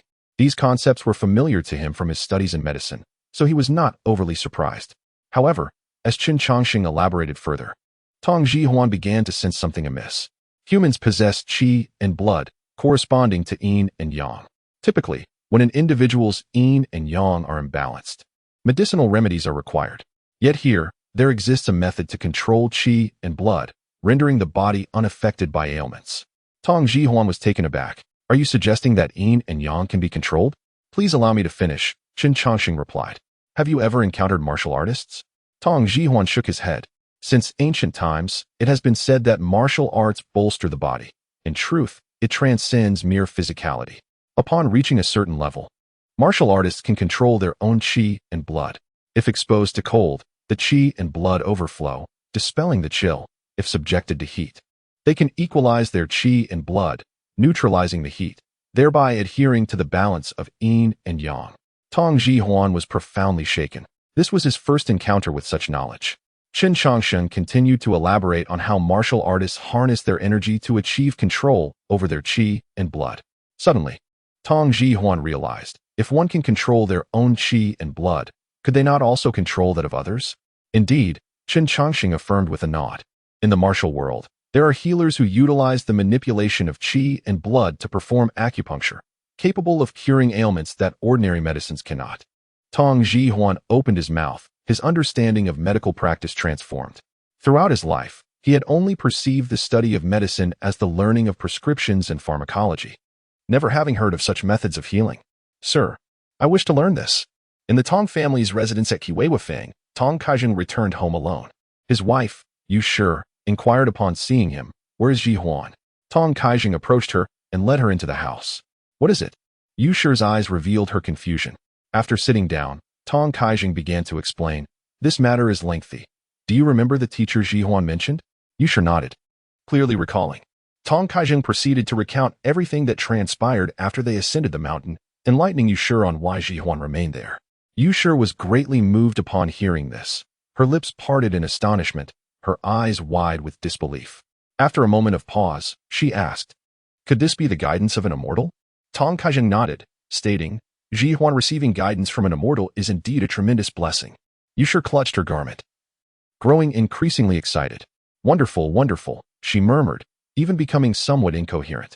Yet, she soon felt a wave of concern wash over her. But if he is learning medicine?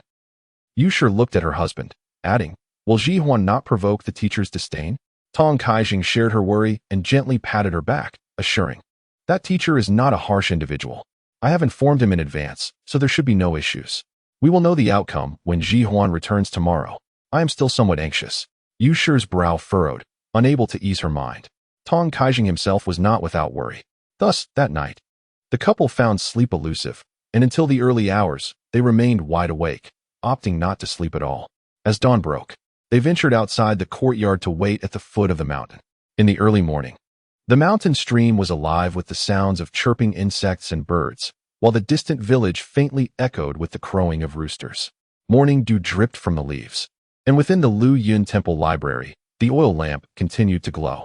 Tong Jihuan held a book, engrossed in its details, completely unaware of the rising sun. Beneath the peach tree, Chen Changsheng set aside his brush. Before him lay a meticulously transcribed manual on the practice of martial energy. This was a text he had previously encountered in the Great Jing Library. With a flick of his sleeve, the ink on the paper faded entirely. He turned toward the library and stood up to approach. Creak. The library door swung open. Tong Jihuan lifted his head to see his teacher. "Daylight has arrived," Chen Changsheng announced. "It is time to descend. Your parents are waiting for you at the foot of the mountain." Tong Jihuan paused, pondering. "My parents?"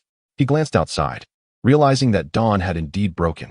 He hastily rose and approached his teacher, asking, "Sir, may I return to the mountain tomorrow?" Chen Changsheng shook his head. "Tomorrow, I shall not be on the mountain."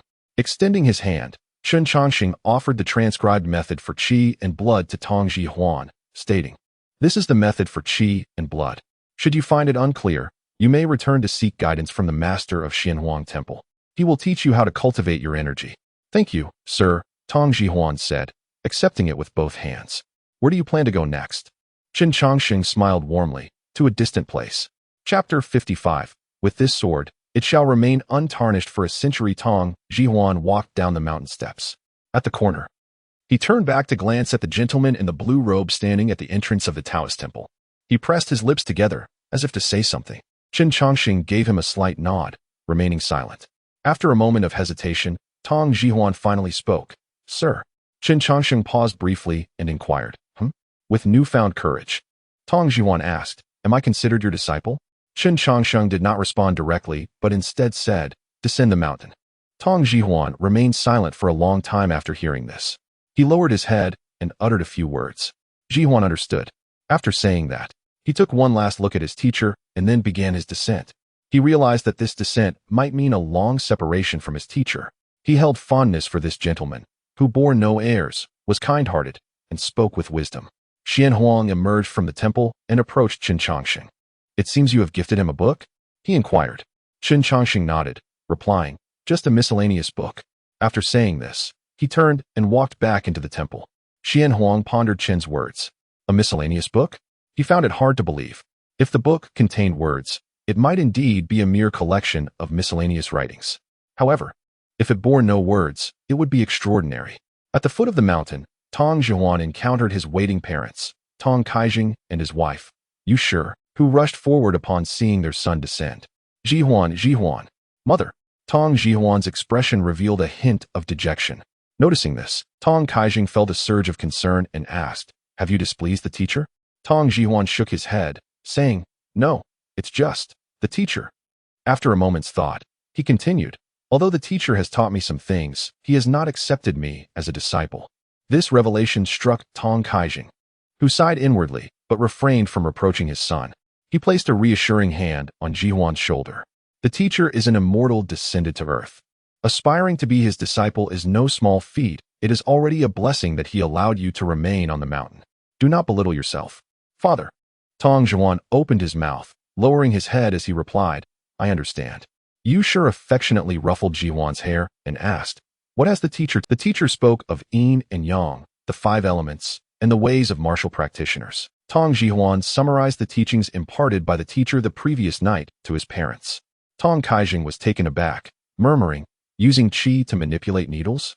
Despite his years of practice in medicine, he had never encountered such a method. However, upon reconsidering the principles of acupuncture, he suddenly found it plausible. Tong Jihuan continued, The teacher also gave me a book. A book? Tong Kaijing paused, asking, May I see it? Tong Jihuan, somewhat puzzled, replied, If father wishes to see it. Then look. He took the book from his bosom and handed it to his father. Upon receiving the book, Tong Kaijing opened it only to find it entirely blank. No words? He exclaimed, bewildered. Tong Jihuan explained, At first, when I opened the book, it had no words, but when I looked again, it was filled with text, a book on pharmacology.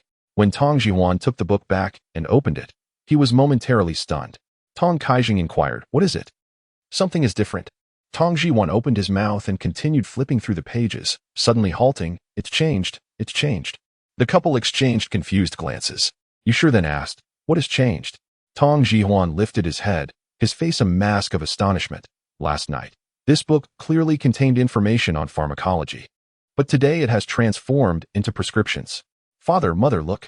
This page, which yesterday detailed the effects of poria, now describes acupuncture methods for dispelling cold. Tong Kaijing was momentarily taken aback, but seeing the genuine astonishment in his son's eyes, he realized Jihuan was speaking the truth. However, in Tong Kaijing and Yu Shi's eyes, the book remained devoid of any writing. Yu Shi looked at her husband, seemingly inquiring. Tong Kaijing appeared to grasp the underlying meaning and said to Tong Jihuan, Jihuan, your mother and I cannot see the contents of the book. You must remember, the book given to you by the teacher is no ordinary artifact. You must never lose it, nor should you entrust it to others. Do you understand? Tong Jihuan paused, sensing that his father had discerned something significant. Father, I understand. Tong Kaijing nodded, carefully closing the book and placing it back into Tong Jihuan's arms. Is the teacher still on the mountain? He asked. Tong Jihuan hesitated before replying. He should still be there. When I left, the teacher mentioned that perhaps if I returned to the temple tomorrow, I might not see him again, as he said he would be going far away. Is that so? Tong Kaijing withdrew his gaze and remarked, the teacher likely wishes to avoid disturbance. We should not ascend the mountain again. As Tong Jihuan looked at the book in his arms, a wave of indescribable melancholy washed over him. The family of 3 made their way back home. At the entrance of the Luyin temple, Xian Huang observed the 3 figures descending the mountain before withdrawing his gaze to the distant mist. Infinite Heaven Sovereign. The concept of fate is truly ineffable. As Chen Changsheng said, This journey is indeed a matter of destiny. Xian Huang turned his gaze back to the temple, watching Chen Changsheng seated beneath the peach tree. Engrossed in reading, he spoke, "Are you preparing to leave, sir?" Chen Changsheng looked up and nodded. It seems so. He felt the familiar sensation of impending death. Last time, he had lived for 3 days, this time, 5 days. The curse was gradually dissipating, and he felt content to have lived an additional 2 days. Xian Huang nodded. "Will we meet again in 3 years?" Chen Changsheng affirmed, "Indeed." Xian Huang regarded his teacher and suddenly remarked, "I wonder if, when you return next time, I shall still have the fortune to see you." Upon hearing this, Chen Changsheng's heart momentarily stilled. He gazed at Xian Huang, but did not respond. Xian Huang, understanding the implication in the teacher's eyes, realized that it was unlikely they would meet again. Yet, he bore no sorrow. Instead, a hint of contentment graced his features. Although he had not lived as long as his master, he was grateful to have witnessed the flourishing of Luyun Temple before his demise. With the teacher present, he no longer feared the loss of the lineage. He felt fulfilled. Chen Changsheng couldn't help but shake his head with a sigh, asking, "If there were a path to eternal life, would you take it or not?" Xian Huang smiled warmly and retorted, "Teacher, when has Xian Huang ever sought immortality?" Initially taken aback, Chen Changsheng regained his composure and nodded slightly. He looked at the Taoist temple before him, pondering for a moment before raising his hand. With a hum, the celestial sword from the book pavilion fell into his grasp. Chen Changsheng lifted the sword, causing a flurry of blossoms to dance in the air. In an instant, a gentle breeze swept through Xian Huang's eyes. He closed them, and when he opened them again, he found himself rooted to the spot. The once dilapidated temple now appeared revitalized. The moss on the eaves and steps entirely vanished, the broken tiles restored, and a golden light enveloping the temple, infused with an air of divinity. "With this sword, the Luyun Temple shall remain unblemished for a century." Xian Huang exhaled deeply, lowering his head. "Thank you, sir." Chapter 56. A desire for peaches. As the sun descended, Xian Huang, who had been busy fertilizing the garden in the back mountain, set aside his tasks. Upon returning to the Taoist temple, he turned his gaze towards the peach tree, only to find that the master's figure had vanished, leaving the study serene as ever. Xian Huang understood that the master had likely departed. Although it was customary to bid farewell, he found himself reluctant. In his view, an unobtrusive departure spared the sorrow, especially since this was the final time. With a deep sigh, Xian Huang settled at the stone table beneath the peach tree. Before him stood the untainted Taoist temple, above him the bountiful peach tree, and in the courtyard, the well lay still, devoid of ripples or fallen leaves. Observing this scene, a sense of contentment graced his face. The Luyun Temple flourished day by day, which was precisely what this fool had longed for. However, as Xian Huang regained his focus and exhaled deeply, he was suddenly taken aback. The master's sword? Staring in astonishment, he noticed a sword peacefully embedded beneath the peach tree. Appearing so unremarkable, how could the master forget his sword?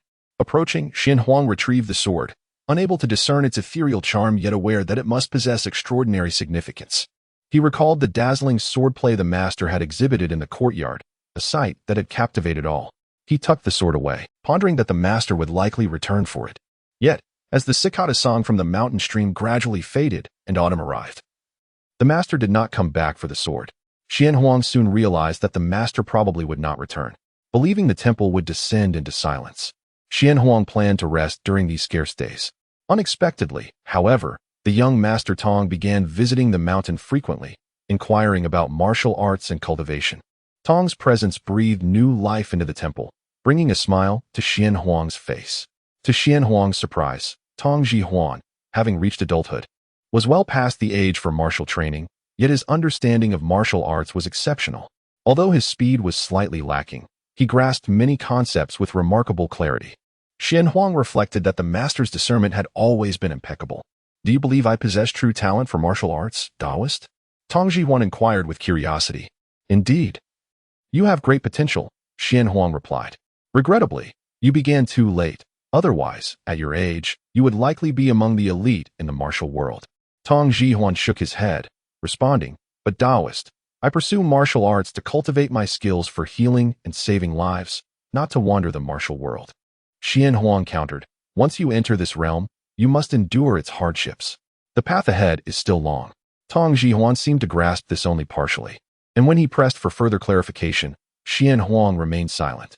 Upon returning home, he asked his father, who appeared calm, as if he had anticipated this.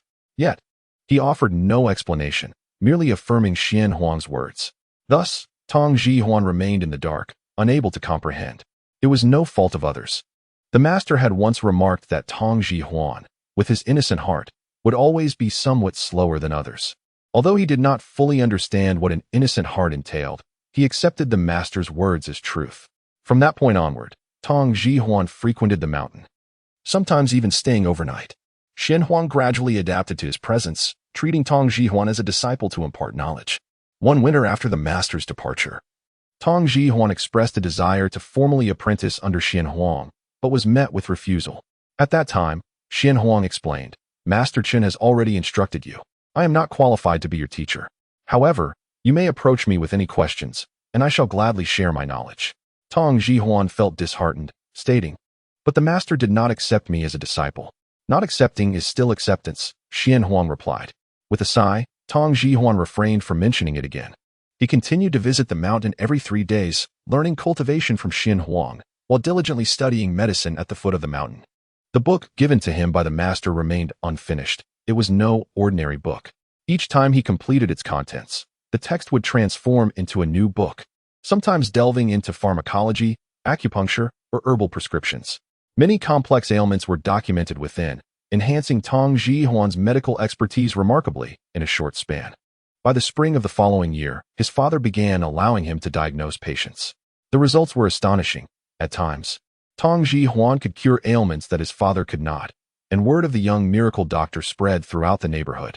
Soon, patients with difficult conditions sought his expertise, providing him ample opportunities to learn and gradually accumulate experience. Not only in Shiyue Lane, but even in neighboring towns, whispers of the young miracle doctor circulated. One day, as usual, Tong Zhihuan arrived at Luyun Temple, carrying a bundle of nourishing herbs for Xian Huang. Cough, cough. Since the beginning of the year, Xian Huang's cough had grown increasingly severe, often leaving him gasping as if it would claim his life. "I am well aware my time is limited. Do not waste these precious herbs on me," Xian Huang feebly remarked. "These herbs are not worth much.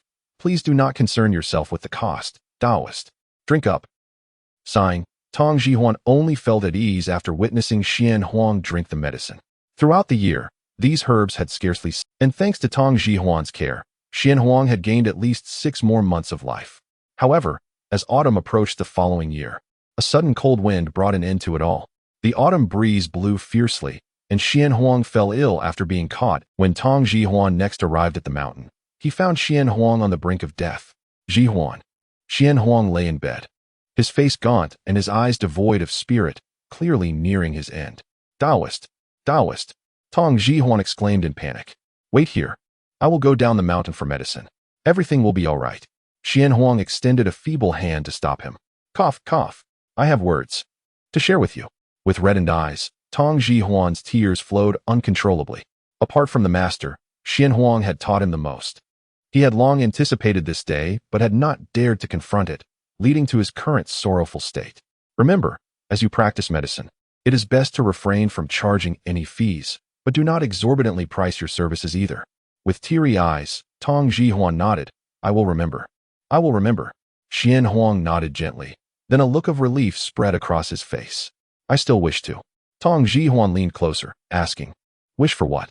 With nearly all his strength, Xian Huang whispered, "I wish to eat peaches." Upon hearing this, Tong Zhihuan sprang, urgency in his voice. "I will go buy some right away. Wait for me. Wait for me." He dashed out the door, but upon turning, he halted in his tracks. As autumn arrived, the peach tree within Luyun Temple had inexplicably borne a single peach. This peach had formed the moment Xian Huang had uttered his desire. With a rustle, Tong Zhihuan approached, and as the peach tree swayed, the peach fell directly into his hands. Stunned, he was momentarily taken aback, but he soon disregarded everything else and hurried inside with the peach in hand. Tong Zhihuan scooped a piece of peach flesh and brought it to Xuan Huang's lips. "The Taoist." Xuan Huang's chin quivered slightly. Though his eyes were closed, the expression of contentment remained upon his face. A gentle awakening memories spanning over 70 years. This was the very delicacy he once longed for, and even now, it held the same allure. His breath ebbed away, leaving no regrets behind. "Taoist." Tong Zhihuan wept inconsolably, collapsing before the bed, crying like a child of merely 10 years. Chapter 57. A beauty appears in the winter courtyard. The second-generation master of Luyun Temple, Xuanquang, has passed. A small hillock has emerged on the back mountain of the temple, in accordance with the late master's wishes. A simple burial was arranged just an inch below the resting place of the former master. Tong Jihuan knelt before the grave for 2 days, neither more nor less. For the Taoist priest had not accepted him as a disciple. To kneel 1 day longer would be to disrupt the established order. This matter remained buried deep in his heart, difficult to forget. For him, Master Xuanquang was a figure as revered as a teacher. The teacher guided his path, and the Taoist priest illuminated his way, granting him his previous life and the medical skills he possessed. Yet, this was also the source of his profound sorrow. Echoing the words he spoke at the master's grave, I can treat difficult ailments and rescue those whom others cannot save, yet I cannot bring the master back. This reflects the helplessness of a healer, and indeed, the helplessness of countless souls. Birth, aging, illness, and death are simply the norms of human existence. After attending to all the master's affairs, Tong Jihuan seldom returned to Tongji Hall and eventually relocated to the mountain. He wished to linger there for a time, as it was the place the master had cherished the most throughout his life. Subsequently, many seeking medical aid ascended the mountain to request remedies. The once silent Luoyuan temple regained its liveliness. However, new rules emerged. Only difficult cases would be treated, and while pulse diagnosis was free, one had to offer 3 incense sticks in reverence within the temple. It was this very practice that ensured the temple incense burned continuously, the smoke never ceasing. This, Tong Jihuan believed, was the only way to repay the master. During these 2 years, Tong Jihuan devoted himself to studying medicine, and with the books the teacher had once given him, his skills improved remarkably. Until one day, he discovered the book the teacher had given him was now devoid of any text. No matter how he flipped through it, the words had vanished.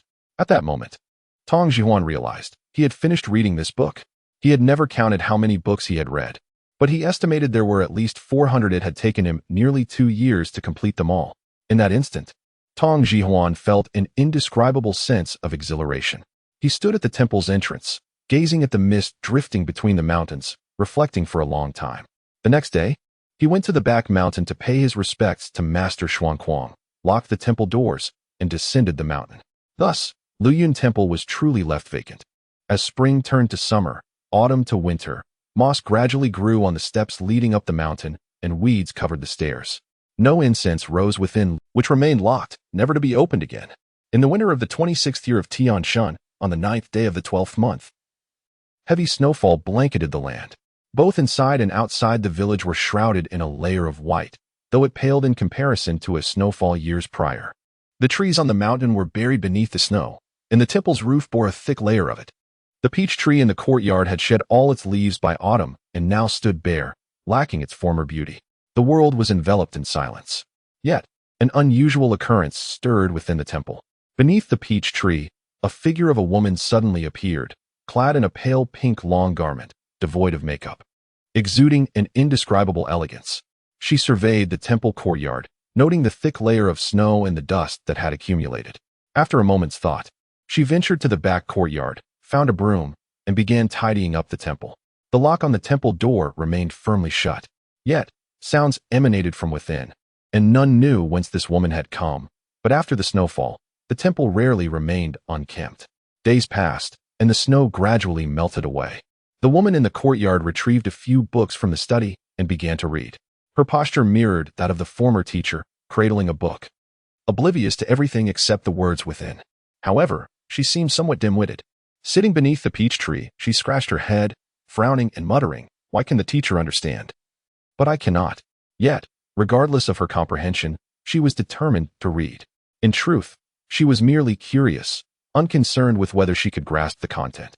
Unexpectedly, her reading spanned from spring to the blooming of the locust flowers. The peach blossoms flourished on the tree, complementing the beauty of the woman beneath, as if she were the embodiment of the blossoms themselves, enchantingly lovely. Suddenly the reading woman paused, turning her gaze toward the temple door. It was the sound of the lock being turned. She set her book down and looked toward the entrance. Creak. Tong Jihuan pushed open the temple door. Having been away for a year, his appearance had changed dramatically. The youthful visage he once bore was now adorned with a beard, and his eyes reflected the weight of experience. Upon entering the temple, he was momentarily taken aback. The interior was impeccably tidy, the courtyard devoid of fallen leaves, and the eaves free of dust, exuding an air of tranquility that seemed unchanged since his departure. Tong Jihuan furrowed his brow, wondering if someone had visited. He began searching the temple. Meanwhile, the woman stood beneath the peach tree, yet Tong Jihuan appeared entirely oblivious to her presence as he continued his search. Not only were the eaves and courtyard spotless, but even the statues within the temple and the pavilion in the back courtyard were immaculate. This perplexed Tong Jihuan. When he arrived beneath the peach tree, he noticed a book resting on the table. How did this book come to be here? He frowned, scanning the surroundings once more, yet saw no one. The woman stood right beside him, yet he perceived nothing. Fool! She stifled a laugh, but Tong Jihuan heard nothing. He picked up the book and returned it to the study.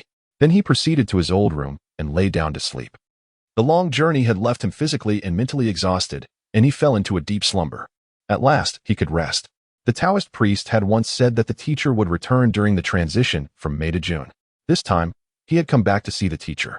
The following morning, Tong Jihuan awoke, drew a bucket of water from the well for washing, and after grooming himself, intended to write his medical records beneath the peach tree. However, as he sat down, he noticed something amiss. How did this book return here? The one he had placed back in the study was once again on the table. This startled Tong Jihuan.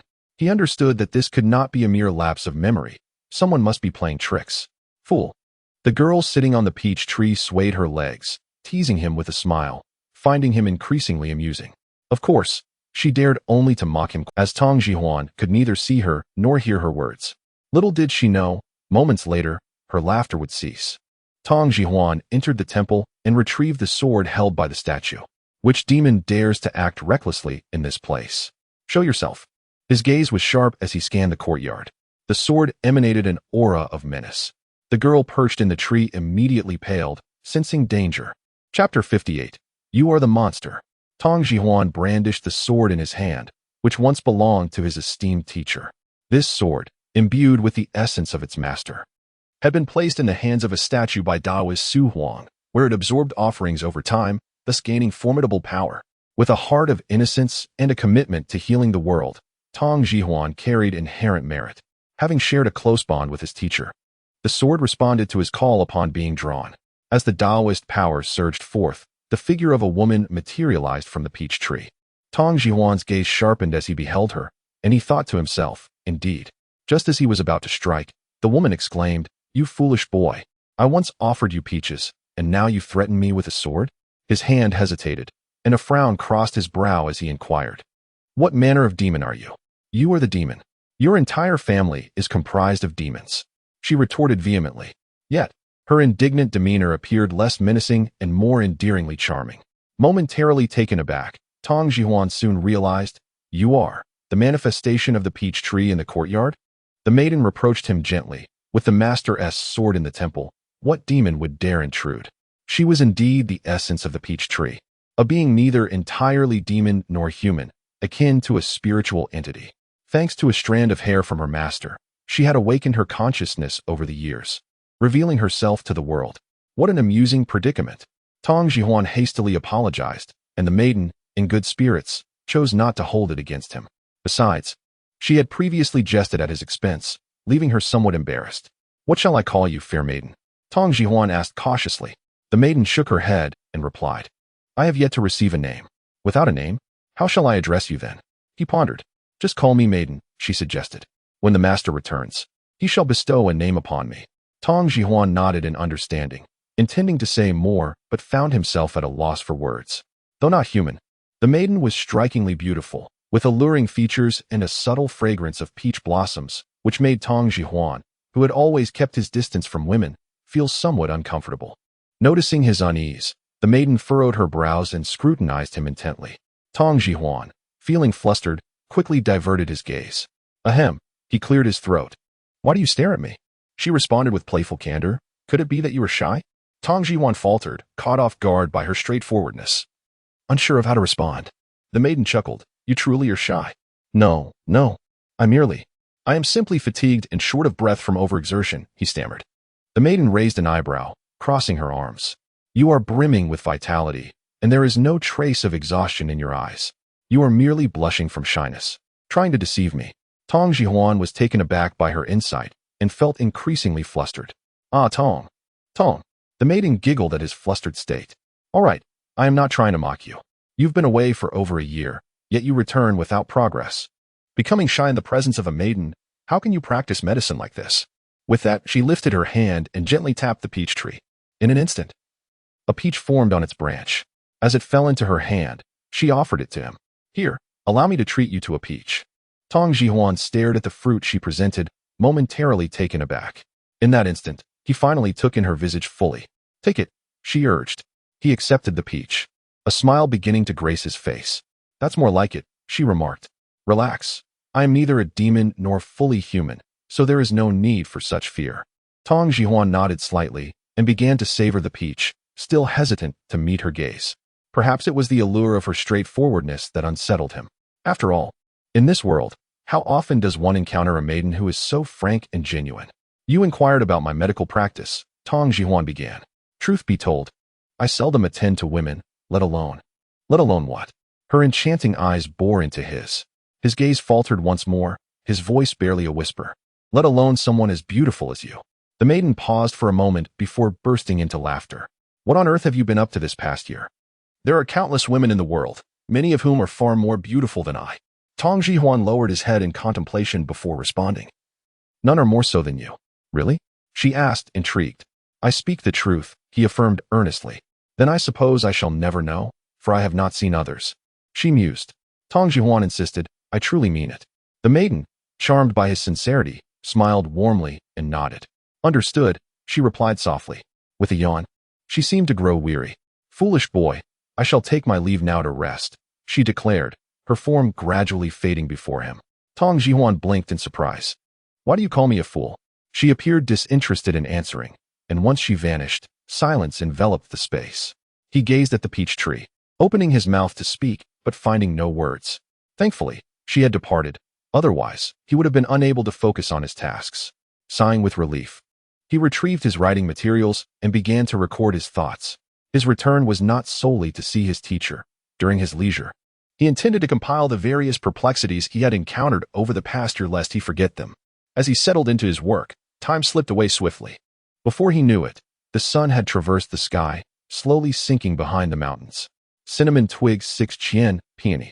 Tong Jihuan murmured to himself. Suddenly, a voice called from behind him. When preparing guai decoction, the ratio of cinnamon twigs to peonies is crucial, but this is merely a folk saying. Increasing the dosage of cinnamon twigs would enhance the treatment for wind-cold ailments, as noted in the book the master provided you. Tong Jihuan turned in astonishment, discovering the maiden standing behind him, observing intently. How do you know this? He asked, bewildered. I often saw you sitting here reading. Out of boredom. I glanced at some of the texts and took note, she replied. Tong Jihuan felt a twinge of shame, realizing that many details from that very book had slipped his memory.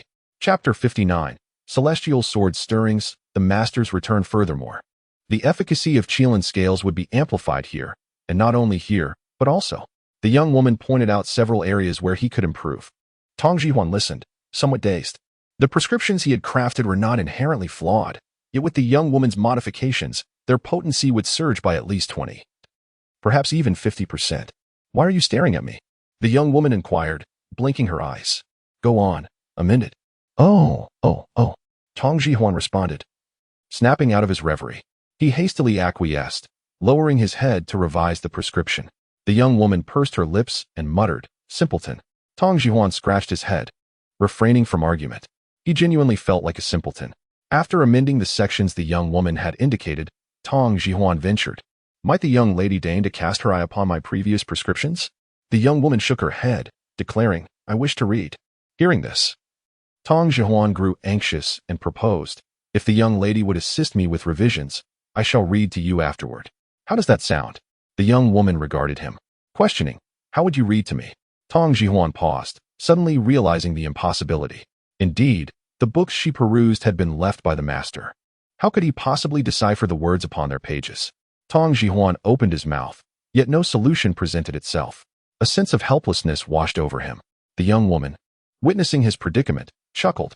Tong Jihuan was taken aback, his gaze fixated on the young woman's radiant smile. He blurted out, Has anyone ever told you that your smile is beautiful? The words escaped his lips before he could restrain them, and he instantly regretted his imprudence. Such utterances, if heard by a woman, would surely brand him a libertine. Tong Jihuan was about to retract his statement when the young woman responded. You are the first person to speak to me. No one has ever said that before. Now that you have, it is so. Tong Jihuan's hand, clutching the brush, froze in midair. His face flushed, and his heart raced. Realizing his lapse in composure, he swiftly lowered his head. The young woman giggled, remarking, simpleton. Tong Jihuan remained silent, his face crimson. He was genuinely disconcerted by the young woman's boldness, deeming it his most embarrassing moment. Tong Jihuan struggled to comprehend why he, typically composed, was so easily flustered in her presence. How will I manage in the days to come? He wondered. The young woman, in turn, found Tong Jihuan increasingly amusing. She seized every opportunity to tease him, finding satisfaction in his blushing countenance. She was hardly a virtuous maiden. May 27th. Following the summer solstice, the weather grew increasingly sweltering, and the chirping of cicadas echoed through the mountain streams. Wisps of smoke rose from the Taoist temple. The 27th day was auspicious for bathing and offering incense. Thus, Tong Jihuan arose early, meticulously cleaning the temple before presenting 3 incense sticks to each of the deity statues. Kneeling in the temple, his gaze fell upon the sword held by the Jinwu statue. After borrowing the sword previously, he had returned it to its original position. The master should be returning soon. Tong Jihuan mused, trusting that the Taoist priest's prediction would prove accurate. Just then, the resonant sound of a sword echoed through the air. Buzz. Tong Jihuan was startled. He lifted his gaze once more to the sword held by the Jinwu statue. The blade trembled slightly, emitting a faint hum. This is... Tong Jihuan initially hesitated, but swiftly grasped the significance. The master is returning. The young woman appeared behind him, explaining, the sword possesses a spirit. Hence, it resonates when the master is near. Tong Jihuan paused, then stood up, inquiring, but the master has not yet arrived. The young woman rolled her eyes, retorting, simpleton. Does it not take time for the master to travel? Go to the temple entrance and await him. Oh. Tong Jihuan assented and joined the young woman in awaiting the master's arrival at the entrance. Chen Changsheng stretched languidly, loosening his muscles. He calculated the date, murmuring, it is only May 27th, 5 days earlier than last time.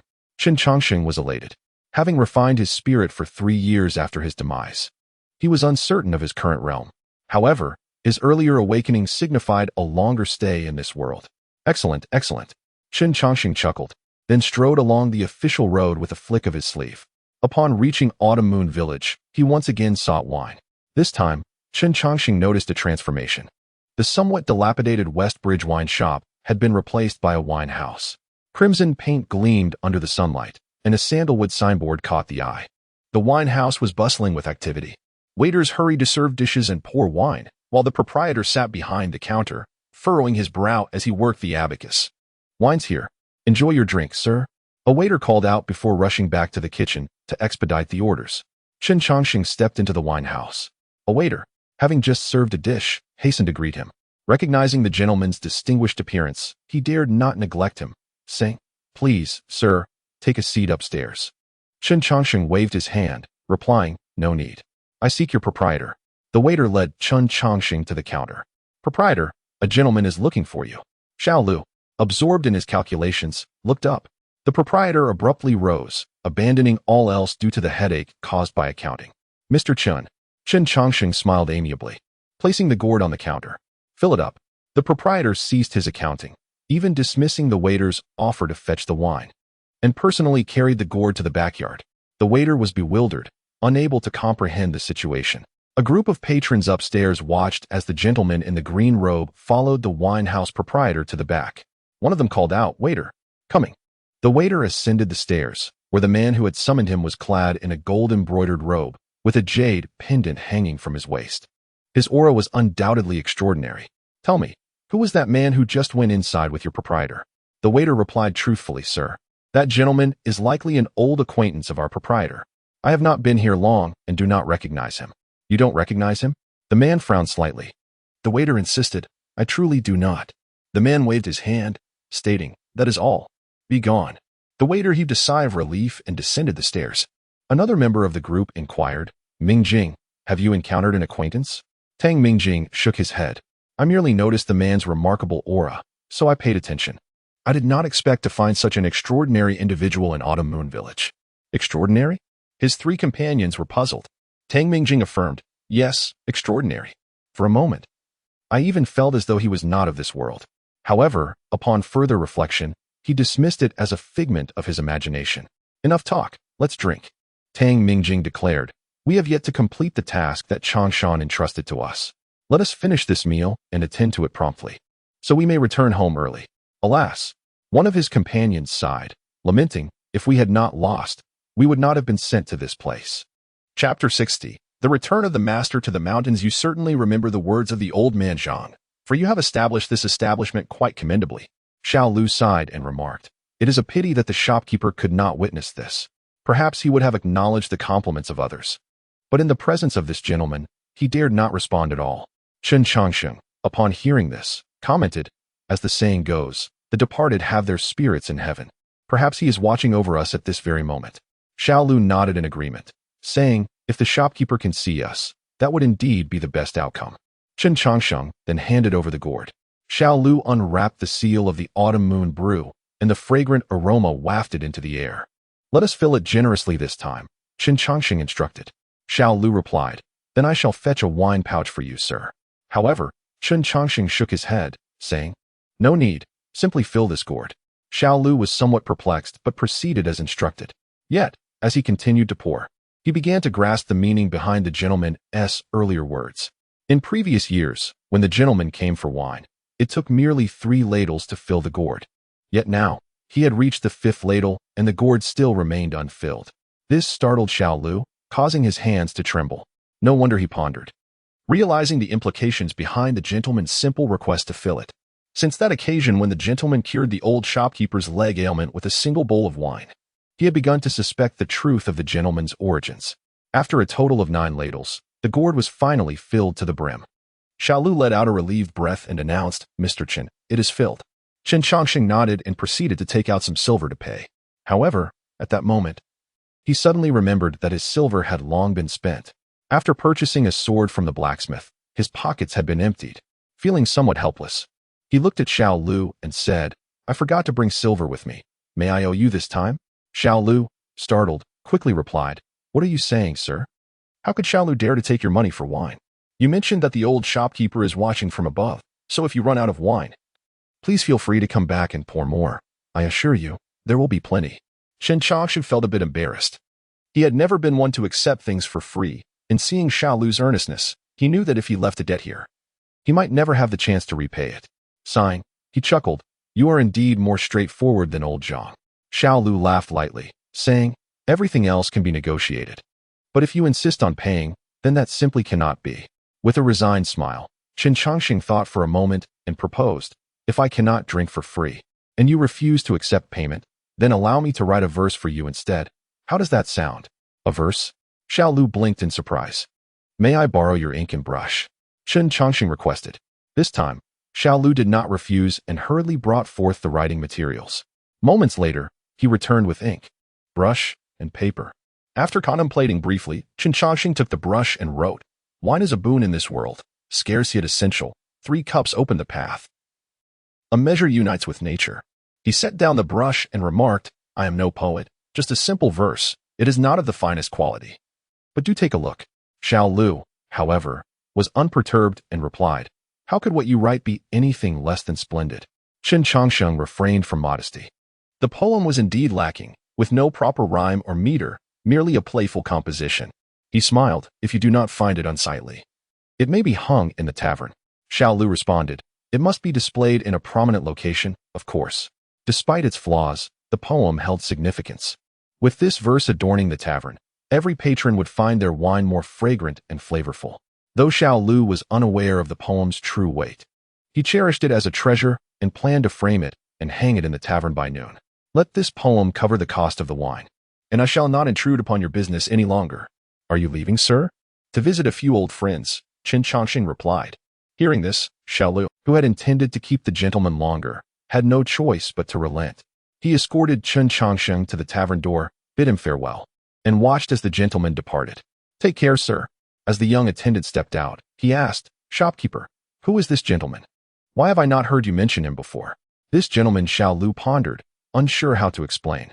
After a moment, he instructed, "Just know that when you next encounter this gentleman, you must be most respectful.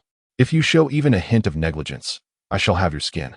The young attendant was taken aback, realizing that this gentleman was not someone of ordinary stature. After leaving the tavern, Chen Changsheng did not linger in Fang. He first made his way to a hill outside the town, where he poured a third of the autumn moon brew onto the grave of Zhang Wudi. The grave stood somewhat lonely, prompting Chen Changsheng to feel a sense of discomfort.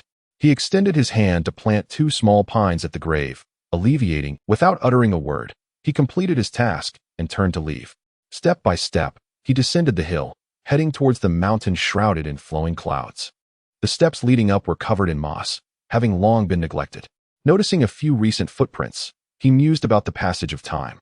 Sighing, Chen Changsheng ascended the mountain. With each step, the moss and weeds disappeared, revealing the stone steps beneath.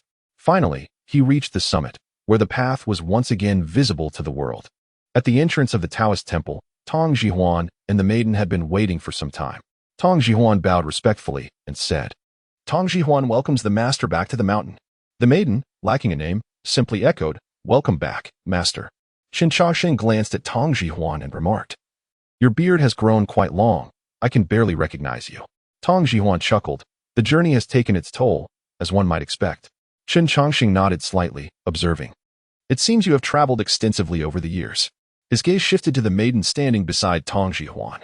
He had not anticipated that this peach tree would attain sentience and wisdom in such a short time. Having garnered innate energy over the years, she had achieved this feat, which was no small accomplishment. Chen Changsheng continued, "Now that you can reveal your spirit form, you should give yourself a name. The one I chose is rather unappealing." The maiden blinked, saying, "Perhaps you could bestow a name upon me." "Do you truly wish for me to name you?" "Yes." "Then I shall call you Tower." Tower was taken aback, suddenly realizing that the gentleman had not been merely humble before. Chapter 61. A respite amidst the storm. Tong Jihuan gazed at the figure of the master within the temple, parting his lips to whisper softly to the nearby Tower. The master truly possesses a unique charm. Tower shot him a glance, retorting, "What nonsense are you spouting? The name bestowed by the master is the finest." Tong Jihuan nodded, clarifying, "I do not mean to imply that the master's name is unappealing, Miss Tower. It is indeed quite melodious." "You fool," she replied. "Why do you insist on calling me that?" Sighed Tong Jihuan, perplexed by her frequent use of the term. Chen Changsheng entered the temple, raising his hand to summon the sword held by the statue of Zhen Wu. As he turned the sword in his hand, it trembled slightly, seemingly expressing joy, perhaps in response to the master's return. "Is my hair truly that effective, awakening even you?" Chen Changsheng gently flicked the blade 2 inches from its body, eliciting a resonant chime. Now that the sword possessed a spirit, it could be considered a true celestial weapon. The sword emitted another sound, seemingly thrilled by the master's praise. Chen Changsheng sheathed the sword, a flicker of joy gracing his countenance, though it swiftly faded back into his customary indifference. He turned and made his way to the rear mountain of the temple, passing through the main hall before arriving at a pavilion. Following a narrow path for about 40 paces, beneath the solitary tomb, a small mound had emerged. Before the stele lay 3 peaches and 3 burned incense sticks, likely offerings made by Tong Jihuan during his recent visits. Chen Changsheng unfastened the gourd at his waist, lifted the lid, and began to pour wine. The crystalline autumn moonlight spilled onto the tombstone, seeping into the earth. Deep within, Chen Changsheng understood that such tributes held little significance, yet he willingly performed the act, primarily to solace his own heart. After all, he was but a mortal. "You," Chen Changsheng sighed, muttering, "you once told me that being able to drink my wine was a fortune. Now, look, after only a few sips, you've departed. How should I address you now?" "Utterly foolish," Chen Changsheng remarked, a phrase he often used toward Xian Huang, who consistently responded with a silly grin. This old Taoist had dedicated his life to the path, yet never once lived for himself. Tong Jihuan and Tower approached the master from behind. Once half the wine in the gourd had been consumed, Chen Changsheng ceased pouring.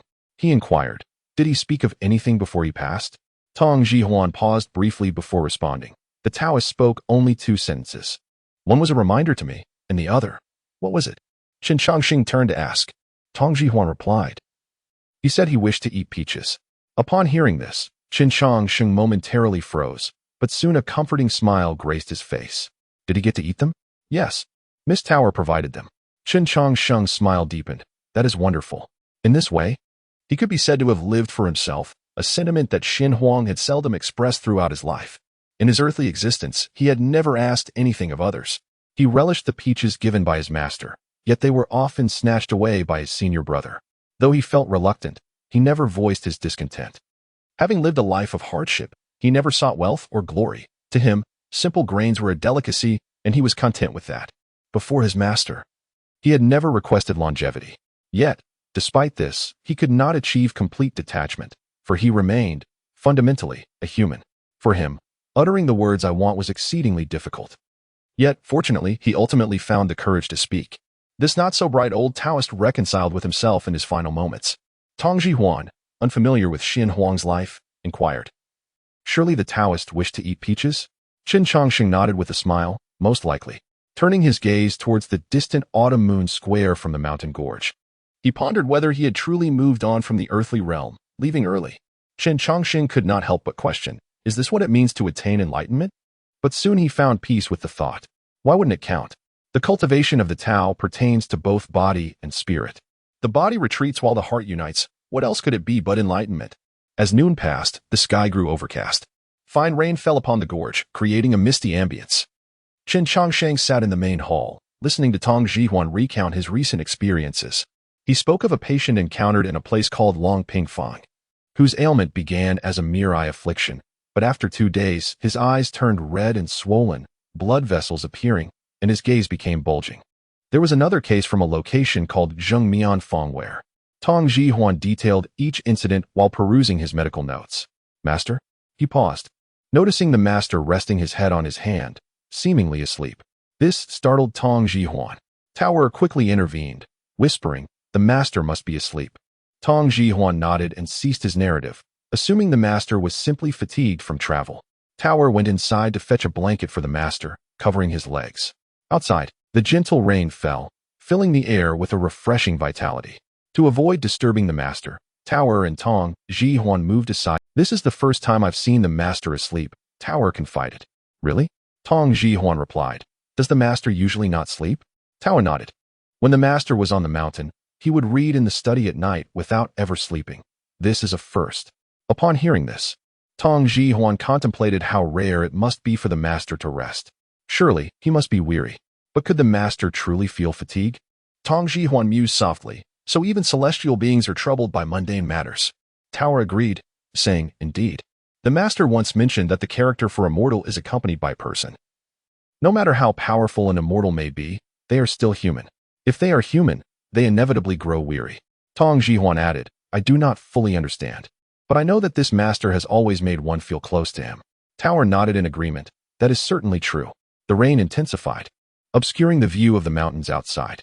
Yet, even in such downpours, the rain could not breach the eaves, nor could the fierce winds intrude upon the temple. Tong Jihuan mused that perhaps it was the master's presence that compelled even the stormy skies to yield.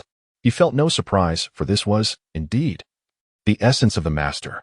Chapter 62. The disturbance of serenity by rascals from outside. It was a rare moment of tranquility for the master. However, fate had other plans. Suddenly, the door of the temple was flung open with a loud bang. Hurry, hurry, get inside.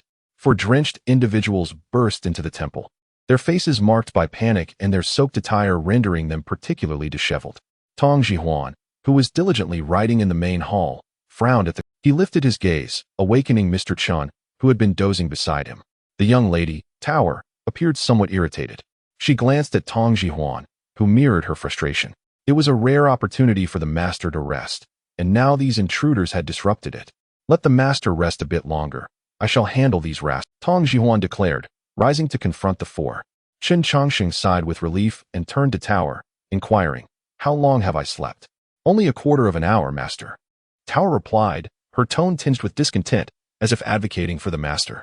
Chen Changsheng smiled warmly, saying, it matters not. A quarter of an hour is sufficient. Regardless of whether I sleep or not, the outcome remains unchanged. Tower attempted to defend the master, but Chen Changsheng gestured for her to cease speaking. The 4 drenched individuals approached the temple.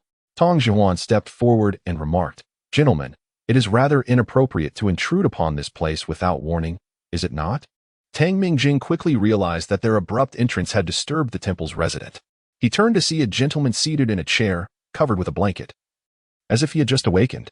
About to apologize, he was interrupted by one of his companions, who retorted, "Why do you speak so harshly? In such heavy rain." We were left with no choice but to enter. "Is this not a temple? Must we seek permission to enter?" "Sure Yuan," Tang Mingjing admonished. However, Dong Xuan persisted, "Mingjing, what I said is not incorrect." Despite hearing this, Tong Zhuan maintained a composed demeanor and replied, "It appears you four are well-dressed, yet your actions lack decorum. You acknowledge this as a temple. If so, why then did you recklessly intrude? Are you not concerned about offending the deities within? Where are your manners?"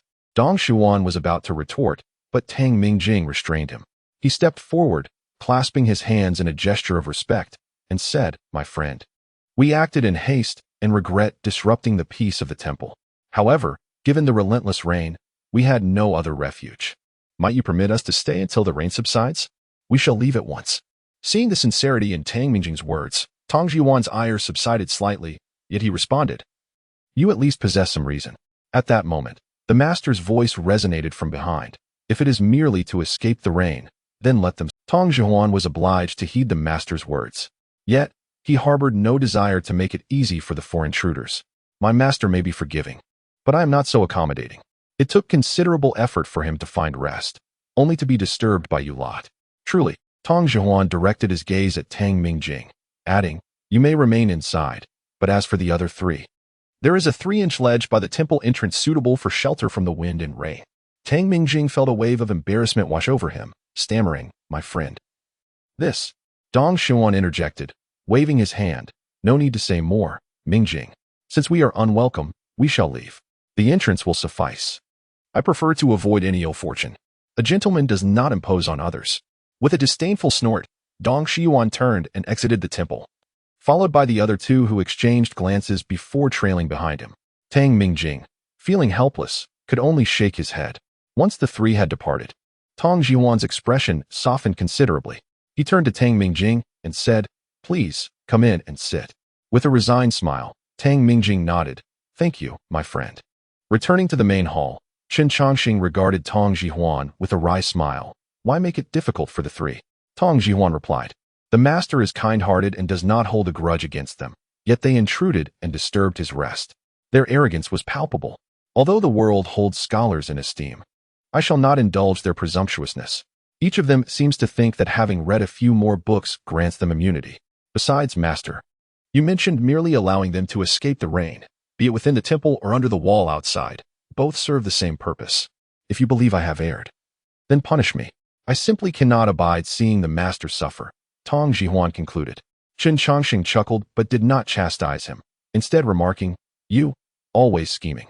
Tower, standing nearby, smiled at Tong Zhuan, clearly agreeing with him. She, too, despised those rude individuals who lacked awareness. Tang Mingjing approached, clasping his hands in greeting. "I am Tang Mingjing, a student from Yanjian County. I sincerely apologize for intruding and disturbing your rest, master." Chen Changsheng scrutinized Tang Mingjing with an unusual gaze, making him feel a bit uncomfortable. "Surely you did not come here solely to take shelter from the rain, considering the arduous path up the mountain?" Chen Changsheng inquired. Tang Mingjing admitted, "Indeed. Our purpose was to visit Luyan Temple." "To pay respects to the temple?" Chen Changsheng asked. Tang Mingjing momentarily froze, surprised that the master knew this. Without elaborating, Chen Changsheng shifted the topic. "How is Changshan faring lately?" Tang Mingjing regained his composure and replied, "Not long ago, we wagered with Changshan and lost. Thus we were summoned to manage the temple. Last autumn, he topped the examination, and recently, he has departed for the capital." Chen Changsheng nodded, "Indeed." Tong Zhuan, upon hearing the name, recalled and asked, "Master, is he not the disciple of Taoist Changshan?" Chen Changsheng looked at him. "Have you met him?" Tong Zhuan nodded. "In my youth, I accompanied my father to the mountain to pay respects and have crossed paths with him a few times." Tang Mingjing, hearing this, appeared puzzled and inquired, "Is Changshan a practitioner of Taoism?" Chen Changsheng shook his head. "He ceased to be one 3 years ago after descending the mountain." Tang Mingjing clicked his tongue and then, when did he begin his studies? While on the mountain, he only read the Taoist texts. "Ah." Tang Mingjing's eyes widened in incredulity. "Are you jesting? After 3 years of study, he achieved the top rank?" Chapter 63, Celestial phenomena subjected to the sage's command. Chen Changsheng smiled affably and remarked, Changshan is destined for greatness. He possesses his own inherent fortune. It's truly a pity to confine him to the life of a Taoist on the mountain, especially considering his own master personally banished him. Tang Mingjing sighed upon hearing this, saying, Brother Changshan is a true scholar, but what I admire most is his character. He is perhaps the most upright individual I have ever encountered. Chen Changsheng countered, uprightness alone is not sufficient. Tang Mingjing nodded in agreement. Indeed, master. If Brother Changshan were to enter officialdom, mere integrity would hardly suffice to establish a firm footing. Chen Changsheng proposed, you ought to be more circumspect than he is. Tang Mingjing did not perceive any mockery in the sage's words. He cupped his fist in respect and said, Master, you flatter me. My scholarship is wanting, and my worldly wisdom even more so. I cannot predict where I shall end up. Chen Changsheng gazed at him once more, a fleeting glimmer of gold flashing in his eyes, followed by a pause. Tang Mingjing felt a chill run down his spine under the sage's gaze. He couldn't explain it, but he found the sage somewhat intimidating.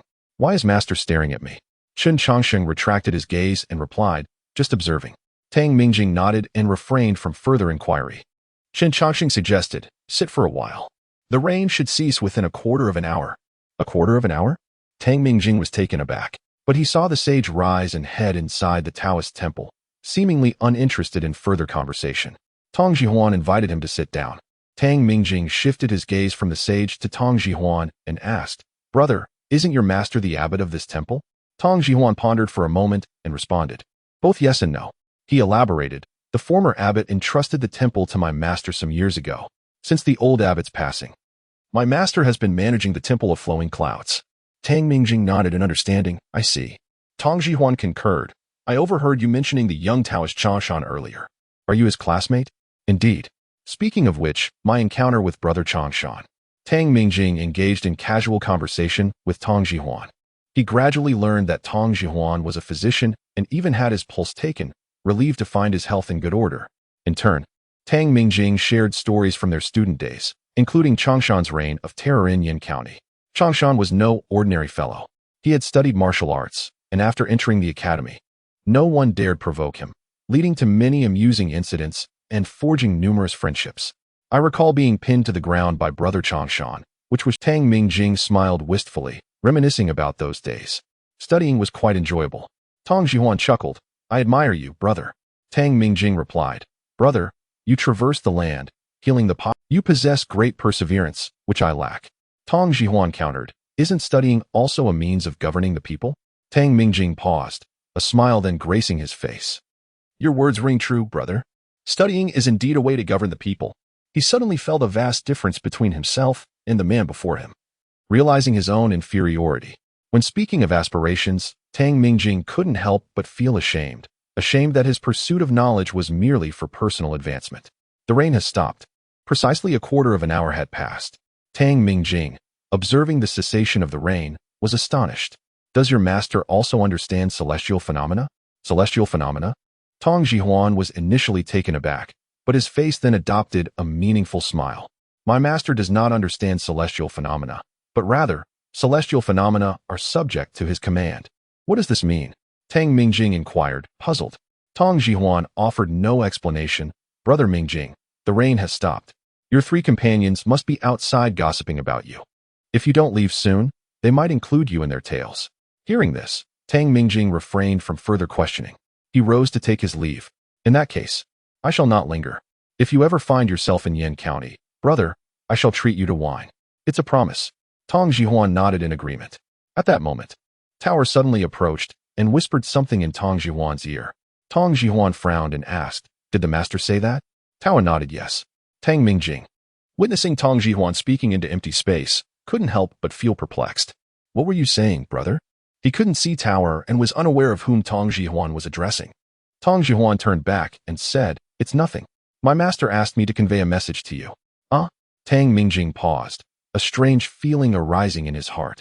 Tong Jihuan stated, that which obscures the brilliance of the sky is the clouds and mist. That which obscures the brilliance of man is selfish desire. The enlightened are self-aware. Simply be mindful of yourself. Tang Mingjing furrowed his brow, pondering the meaning of the sage's words. Before he could decipher them, Tang Jihuan said. It's time to descend the mountain. Tang Mingjing regained his composure and cupped his fist. Brother, please convey my gratitude to the sage for his words of wisdom. Very well. Farewell. After bidding farewell, Tang Mingjing exited the Taoist temple, where he found his 3 companions drenched in the rain, their mouths filled with complaints. He simply urged them to speak less. Subsequently, the 4 of them descended the mountain. Tang Jihuan watched as the temple doors were closed from the outside, then turned his gaze away. He glanced at Tower and asked, Miss Tower, what is the meaning behind the master's message to him? Tower shook her head. I don't know. Why don't you ask the master? Tang Jihuan chuckled helplessly. Perhaps I shouldn't. I imagine it holds a deeper meaning. Tang Jihuan didn't dwell on it further and resumed writing in the medical book before him. Halfway through, he remembered something and asked, Is the master in the backyard? Tower nodded. The master is practicing swordsmanship in the backyard. It's best not to disturb him. Tang Jihuan opened his mouth to speak. I still want to ask the master something. Ask what? Tower inquired. There are some ailments that I cannot comprehend. Silly, why don't you ask me? Huh? Tang Jihuan was taken aback, then laughed. All right, I shall ask Miss Tower. Tower rolled her eyes at him. Are you looking down on my medical skills? I am not. You are. I truly am not. Amidst playful banter, they laughed together, but not a single word was written in the medical book, and the ink in the inkstone was nearly dry. Chapter 64. The Azure Lake and the Ink Abyss. Those who obscure the truth are driven by selfish. As Tang Mingjing walked along the path, he pondered this phrase repeatedly. He had never been one to covet power or wealth, so what could this statement truly signify? What struck him as even more peculiar was that Tang Jihuan seemed to have said nothing to the gentleman throughout their entire encounter. How, then, had the gentleman conveyed his message? Moreover, the rain that had ceased only a moment ago began to fall again, albeit more gently than before. Tang Mingjing had a serious sense of time. He felt that the brief quarter of an hour had passed with precision, which he found exceedingly strange. He glanced back at the mountain temple, his brow furrowing deeply. Brother Mingjing, what are you thinking? Nothing much. Tang Mingjing returned to reality, withdrawing his gaze, dismissing his own fears, and refraining from further contemplation. The group of 4 first returned to Chiuyuefang, and then took a carriage back to Yin County. Little did they know that the journey would not be tranquil.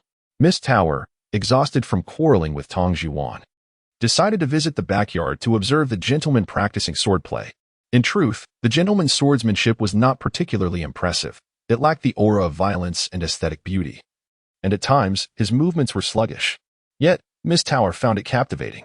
She believed that profound truths must be hidden within the gentleman's technique. Are you the awakened spirit of winter? Chen Changsheng inquired as he practiced. Indeed, replied Tower. Chen Changsheng continued. The summer cicadas know nothing of the winter's frost. Though I frequently visit Chiuyuefang, I have yet to witness snowfall here. I have heard tales of a significant snowfall many years ago. Tower blinked and asked, Does the gentleman enjoy snowy days? Chen Changsheng replied, It cannot be said that I enjoy them, but I do find myself nostalgic for them. Having not seen snow for so long, Tower, puzzled, questioned, Hasn't the gentleman encountered snow in the places he has been in recent years? As for the places I have visited, Chen Changsheng shook his head. There has been neither wind nor rain, let alone heavy snow. Tower pondered for a moment and said, I have seen wind and rain, and I have witnessed snow at the temple. By that measure, the gentleman's experiences seem less favorable than mine. Hearing this, Chen Changsheng couldn't help but smile. Indeed, others seem to fare better than I. Do not fret, gentlemen. Tower reassured him. You shall see snow. When the year ends and the snow falls, I will save some for you to see upon your return. Chen Changsheng laughed heartily. Your innocence, born from a lack of worldly experience, is truly precious. From now on, you shall assist me in my endeavors. Tower's eyes sparkled at this.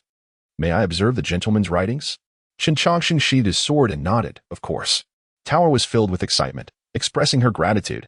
Thank you, gentlemen. The words you inscribe can hardly be ordinary. To witness them is akin to receiving guidance from a celestial being. If I can grasp even a hint of wisdom from them, it would be a great fortune. As dusk gradually descended, the rain that had ceased at noon began to fall again, albeit much lighter than before. A cool breeze swept through, causing Tang Jihuan, who was compiling a medical compendium in the main hall, to shiver. He even went inside to fetch an additional garment. Creak. The door of the temple appeared to be pushed open by the wind, creating a small gap. Was the wind truly so fierce as to open the door? Observing this, Tang Jihuan lifted his head and stood to shut the door. Yet, As he approached, he peered through the crack and saw a massive creature lying at the temple entrance. What? His eyes widened, unable to conceal his terror. Gentlemen, Tong Zhuan shouted. Bang! He quickly slammed the door shut and leaned against it, his heart racing. His breath came in quick gasps, his throat dry. As Chen Changsheng entered the main hall, he noticed Tong Zhuan's flustered state and inquired, What is the matter? Tong Zhu, catching his breath, looked at the gentleman and exclaimed, There is a snake outside. A snake? A snake? Chen Changsheng frowned slightly. You're grown now. Are you still afraid of snakes? Tong Zhuan swallowed hard. A large snake, at least 5 or 6 zhong long. Chen Changsheng's brow furrowed deeper as he stepped forward. Tong Zhuan moved aside. Chen Changsheng opened the door slightly, peering through the crack. Before him lay a dark, scaly form, and he soon spotted a head that was serpentine, yet not quite a snake, its mouth dripping with brilliant golden blood that fell to the ground. Bang! Chen Changsheng closed the door, standing behind it, deep in thought. Seeing the gentleman beside him calmed Tong Zhuan slightly. What was that thing? He asked. Chen Changsheng glanced at him and replied, A flood dragon. Tong Zhuan froze at this revelation, his lips parting in disbelief, unable to articulate a response. Chen Changsheng reached out, gently touching his brow. A glimmer of golden light entered Tong Zhuan's forehead, bringing him tranquility as he turned to face the gentleman. Stay in the backyard. Chen Changsheng instructed. Remember, do not look again. Tong Zhuan was about to say something but hesitated, feeling a twinge of fear. He nodded in agreement and obediently made his way to the backyard. What happened? Miss Tower asked. Tong Zhuan shook his head, offering no explanation. Consequently, Miss Tower followed him into the backyard. The temple courtyard fell into a serene stillness. Chen Changsheng paused for a moment, then opened the door again and stepped outside. Click! The door closed behind him. Chen Changsheng gazed at the imposing dark flood dragon before him, which breathed heavily, its body crackling with faint lightning, the wounds charred black. It had endured the tribulations of heaven. The dragon opened its eyes, revealing pupils filled with the majesty of dragons. It possessed the gaze of a dragon. In the azure lake and the ink abyss, I beseech you, Mr. Chen, for assistance, it spoke weakly, barely clinging to life. Though it had survived the tribulation, it was only halfway through its transformation into a dragon. It had yet to enter the water, and if it continued as it was, it would surely perish. Chen Changsheng furrowed his brow and asked, Weren't you supposed to have undergone this tribulation 2 years ago? The flood dragon gasped. An unforeseen event delayed me until now. The dragon lord informed me that only you can assist me, hence my arrival. Chen Changsheng fell silent. The flood dragon's words seemed sincere. I cannot heal your tribulation. Seek help elsewhere, he stated, turning to leave. Yet, he heard the ink abyss call out. It is not healing that I seek. I implore you to stay. Chen Changsheng halted and turned back. If it is not healing, how may I assist you? The ink abyss continued. Beneath the west bridge of Chiyue Fong hangs a sword. If you can retrieve that sword for me, aiding my successful transformation into a dragon, I shall bow before you. Chen Changsheng was momentarily taken aback. Was it truly that simple? Indeed. Chapter 65. The blood of the dragon Zhao Yuqing and Chen Changsheng were not fools. It was evident that this matter was a trap, designed to lure him in. If anyone could simply retrieve that sword, there would be no need for him to be summoned. If he were to attempt it, he might very well attract trouble. Chen Changsheng gazed at the dark dragon before him and stated, Whether it is a dragon or a flood dragon, I have always walked my own path. Therefore, you may seek another to retrieve the sword. It matters not who takes it. With that, he made no further delay and shut the door of the temple behind him. Mo Yuan observed the closed door, hesitating for a moment. After a long pause, the dark dragon sighed deeply and vanished from before the temple. Once the dragon departed, the sky began to drizzle again. The transformation of a dragon into water was inherently accompanied by heavy rain. Wherever it traversed, floods and storms would follow. It seemed that the persistent rain of recent days was due to the dark dragon's lingering presence. It's raining again, Tong Zhuan murmured, letting out a sigh. The rain showed no signs of stopping. After the master returned, he had gone back to the front courtyard, and since the master remained silent, he dared not inquire further. Recalling the immense creature he had seen at the door, Tong Zhuan couldn't help but shiver. Faced with the unknown, humans often feel fear, yet once the storm has passed, curiosity about such extraordinary phenomena arises. Master, Tong Zhuan called out. Chen Changsheng turned to him and asked, Curious? Yes, Tong Zhuan nodded, admitting. May I go take another look at the door? Chen Changsheng replied, It has already left. If you wish to see, then go. Upon hearing this, Tong Jihuan felt no regret. Had it still been there, he might not have had the courage to venture out. He said, "Master, I shall go." Chen Changsheng chuckled helplessly.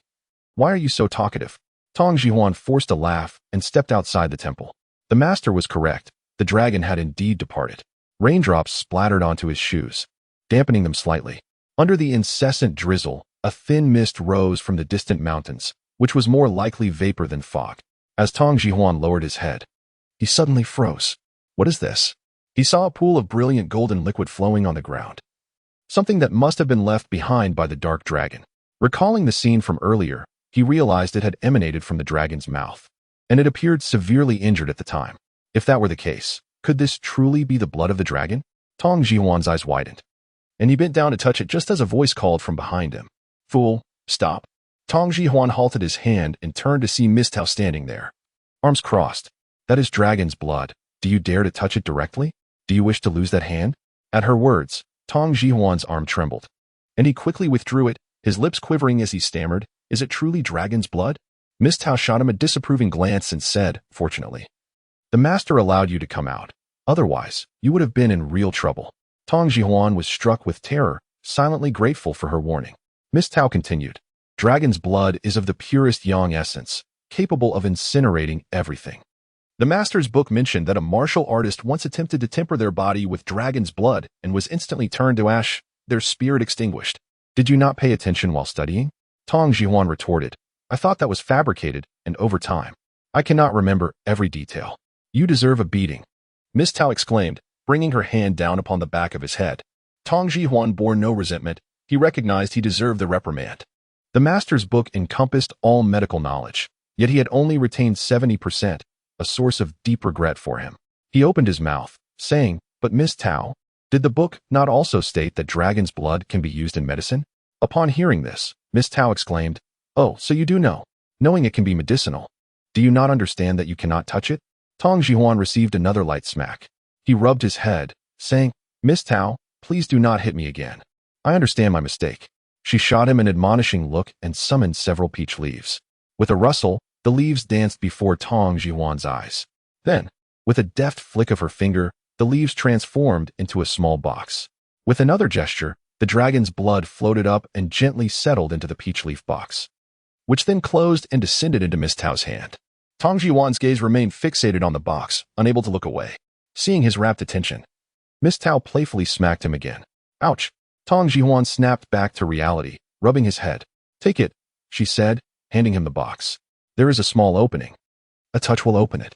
When you need it, pour out a little, but do not be foolish enough to touch it with your bare hands." Tong Jihuan accepted the box, a smile spreading across his face as he said, "Thank you, Miss Tao." "Fool," she replied. "Hiki." Tong Jihuan scratched his head, feeling that acquiring the dragon's blood was the greatest joy, and he found Miss Tao's reprimands inconsequential, knowing he indeed deserved them. Miss Tao rolled her eyes at him and returned to the temple. Tong Jihuan followed closely behind, his thoughts consumed by the box. The curiosity of a healer regarding medicinal materials is immense. Moreover, dragon's blood is a rare treasure he must study thoroughly. "By the way, Miss Tao, what was that dragon, no?" "The flood dragon, seeking the master for?" It seemed to be a request for assistance. Miss Tao replied uncertainly, "It seemed to be something like that." Tong Jihuan nodded, saying, "The master is indeed remarkable. Even a flood dragon must seek his help." Did the master agree? Probably not. Miss Tao shook her head. "I do not know. You may ask the master." Tong Jihuan replied, "Asking the master is unnecessary," but he likely guessed that the master did not agree. Otherwise, that dragon would not have been denied entry. Chen Changsheng sat within the hall, raising his hand to calculate. He calculated for a full half-hour, discovering that the sword beneath the west bridge had an extraordinary origin. Chen Changsheng furrowed his brow and continued his calculations, not realizing until he began to calculate. He was genuinely startled. That sword had existed in this world for nearly 1,200 years. Initially, it had been merely a weapon of a wandering martial artist. After the martial artist's demise, it fell into the mortal realm, eventually finding its way into the hands of a seeker of immortality. This individual, in their later years, sought immortality and, after many trials, finally obtained a connection to the divine.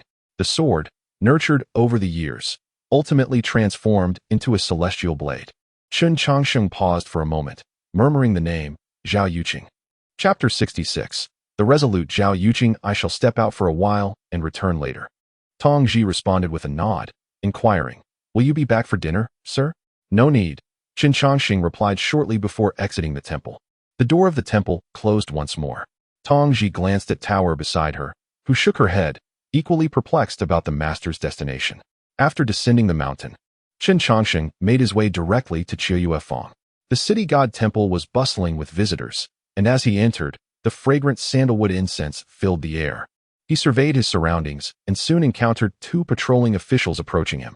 Greetings, Mr. Chen. The officials bowed respectfully. Is the old city god present? Chen Changsheng inquired. Right this way, sir, they gestured, leading him to a side hall within the temple. The door to the hall was closed behind them. The old city god appeared, bowing. I did not anticipate your visit, and I apologize for not welcoming you properly. After exchanging pleasantries, the old city god invited Chen Changsheng to take a seat. Chen Changsheng got straight to the point, saying, I wish to inquire about an individual. The old city god nodded. Please, feel free to ask. I am familiar with all the residents of Chiuyuefang. This person is named Zhao Yuqing, who was a resident of Chiuyuefang 900 years ago. 90 years ago? The old city god paused, momentarily taken aback, recalling that he himself was not yet the city god at that time. He stroked his white beard and remarked, I fear I must search thoroughly for this. Take your time, Chen Changsheng replied. This individual may not have this name originally, but the surname Zhao should be accurate. Please investigate households with the surname Zhao from 900 years ago. The old city god nodded in agreement and called out, Where's the judge? Suddenly, a swirl of white mist enveloped the room, and the judge of the underworld appeared, clad in a dark purple robe. I greet the city god and Mr. Chen, he said. The old city god asked, Were there any families with the surname Zhao in Chiuyuefang 900 years ago? The judge hesitated before responding, Your Excellency, I will need to search diligently for such records. Do so immediately. Yes. The judge quickly began his search, summoning several other officials to assist in sifting through the records. Their knowledge of those from 900 years ago was limited, as they had not yet assumed their positions at that time. Fortunately, there were past records to reference, though it would take some time to locate them. After an extensive search through numerous volumes, they finally uncovered a household of the Zhao surname from over 900 years ago. Your Excellency, there was indeed one family with the surname Zhao, the judge reported. The Zhao family consisted of a father and son. The father's name was Zhao Qianyan, and the son's name was Zhao Shiqi. They initially hailed from the capital and arrived in Chiuyuefang in the 6th year of Jingquan, settling here permanently. Zhao Qianyan had no wife and passed away in the 8th month of the 11th year of Jingquan. After his death, his son Zhao Shiqi left Chiuyuefang, and his whereabouts remain unknown. The city god turned to Chen Changsheng and asked, Is this the person you seek? That should be correct, Chen Changsheng affirmed. Is there any record related to Zhao Qianyan? The city god inquired. The judge nodded. Yes, there is a record, but it merely states that he lived a life of neutrality and passed away early, having entered the cycle of reincarnation. Thank you for your efforts, Chen Changsheng said. The judge bowed. You are too kind, Mr. Chen. The old city god then dismissed the officials. The old city god asked, Is this Zhao Shiqi the Zhao Yuqing you are looking for? Chen Changsheng nodded. Indeed, after leaving Chiuyuefang, he sought immortality and wisdom, and he still lives. The old city god was somewhat astonished, stating, I never imagined Chiuyuefang had produced a cultivator of such caliber. Chen Changsheng smiled. It took me half an hour to deduce that this person had spent some time in Chiuyuefang, and I couldn't even ascertain his original name. Even you could not uncover it completely. The old city god remarked, This individual possesses remarkable abilities. He then inquired, Did he offend you, or? Chen Changsheng shook his head. Not at all. There is merely a matter that concerns him, with no enmity involved. Is that so? The old city god intended to invite Chen Changsheng for tea, but Chen Changsheng found an excuse to decline and soon departed from the temple. The old city god accompanied him to the door, and after Chen Changsheng left, he glanced back at the records concerning Zhao Shiqi. He truly did not expect that Chiuyuefang had once harbored such a formidable cultivator. After leaving, Chen Changsheng pondered over Zhao Yuqing. Since mastering the art of divination, this was the first time he encountered such a situation, and his intuition warned him that Zhao Yuqing was not to be underestimated. He might very well be a formidable figure. Moreover, the sword suspended beneath the bridge could very well have been placed there purposefully, as if he had foreseen the black serpent would traverse this path centuries ago. Yet, Chen Changsheng could not fathom the reason behind Zhao Yuqing obstructing this waterway.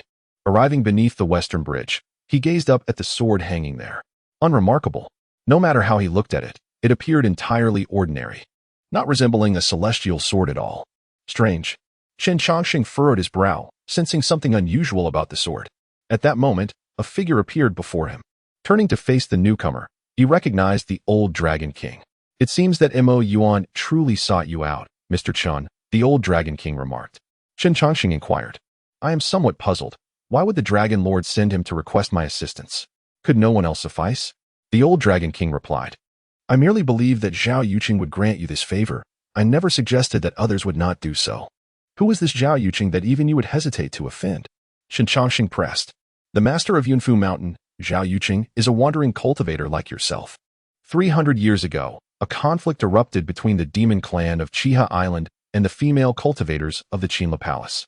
To everyone's surprise, the commotion disturbed Zhao Yuqing, who was refining alchemy atop Yunfu Mountain. Can you guess the outcome?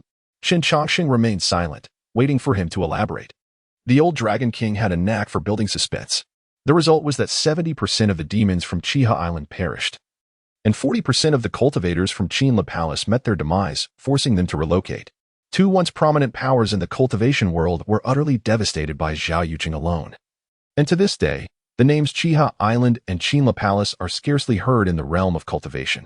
This incident led to rumors that Zhao Yuqing was a demonic cultivator, which eventually reached Zhao Yuqing's ears. He promptly dealt with those slandering him. Since then, no one dared to provoke Zhao Yuqing, and no one within a radius of hundreds of miles around Yunfu Mountain dared to set foot further. Chen Changsheng paused for a moment, momentarily incredulous. Truly an extraordinary character. He smacked his lips and turned to the old Dragon King, saying, But Dragon Lord, you might be overestimating me. How could such a person possibly give me face? The old Dragon King chuckled. One can never say for certain. Chapter 67. The allure of wealth. Chen Changsheng's eyes glimmered with a hint of uncertainty as he spoke. It seems that Lord Long has never told the truth about my matters. The old Dragon King, without the slightest veil, always spoke halfway. Thus, Chen Changsheng decided to be more forthright. With a chuckle, the old Dragon King replied, Indeed, I have kept you in suspense, not allowing you to know. Stunned by this admission, Chen Changsheng inquired, Why is it so, my lord? Simply for amusement. The old Dragon King unabashedly confessed, his expression brimming with mischief. With a slight twitch of his lips, Chen Changsheng sighed in resignation, As I cannot best you, I shall accept my fate. The old Dragon King patted Chen Changsheng's shoulder with a smile, saying, You shall know in due time, but do not ask me. I cannot and will not divulge. The third prince once said the same to you, Chen Changsheng noted. The old Dragon King pondered this, muttering, Is that so? I did not foresee that.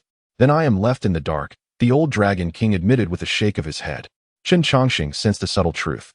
It appeared that the old Dragon King had little interaction with the third prince.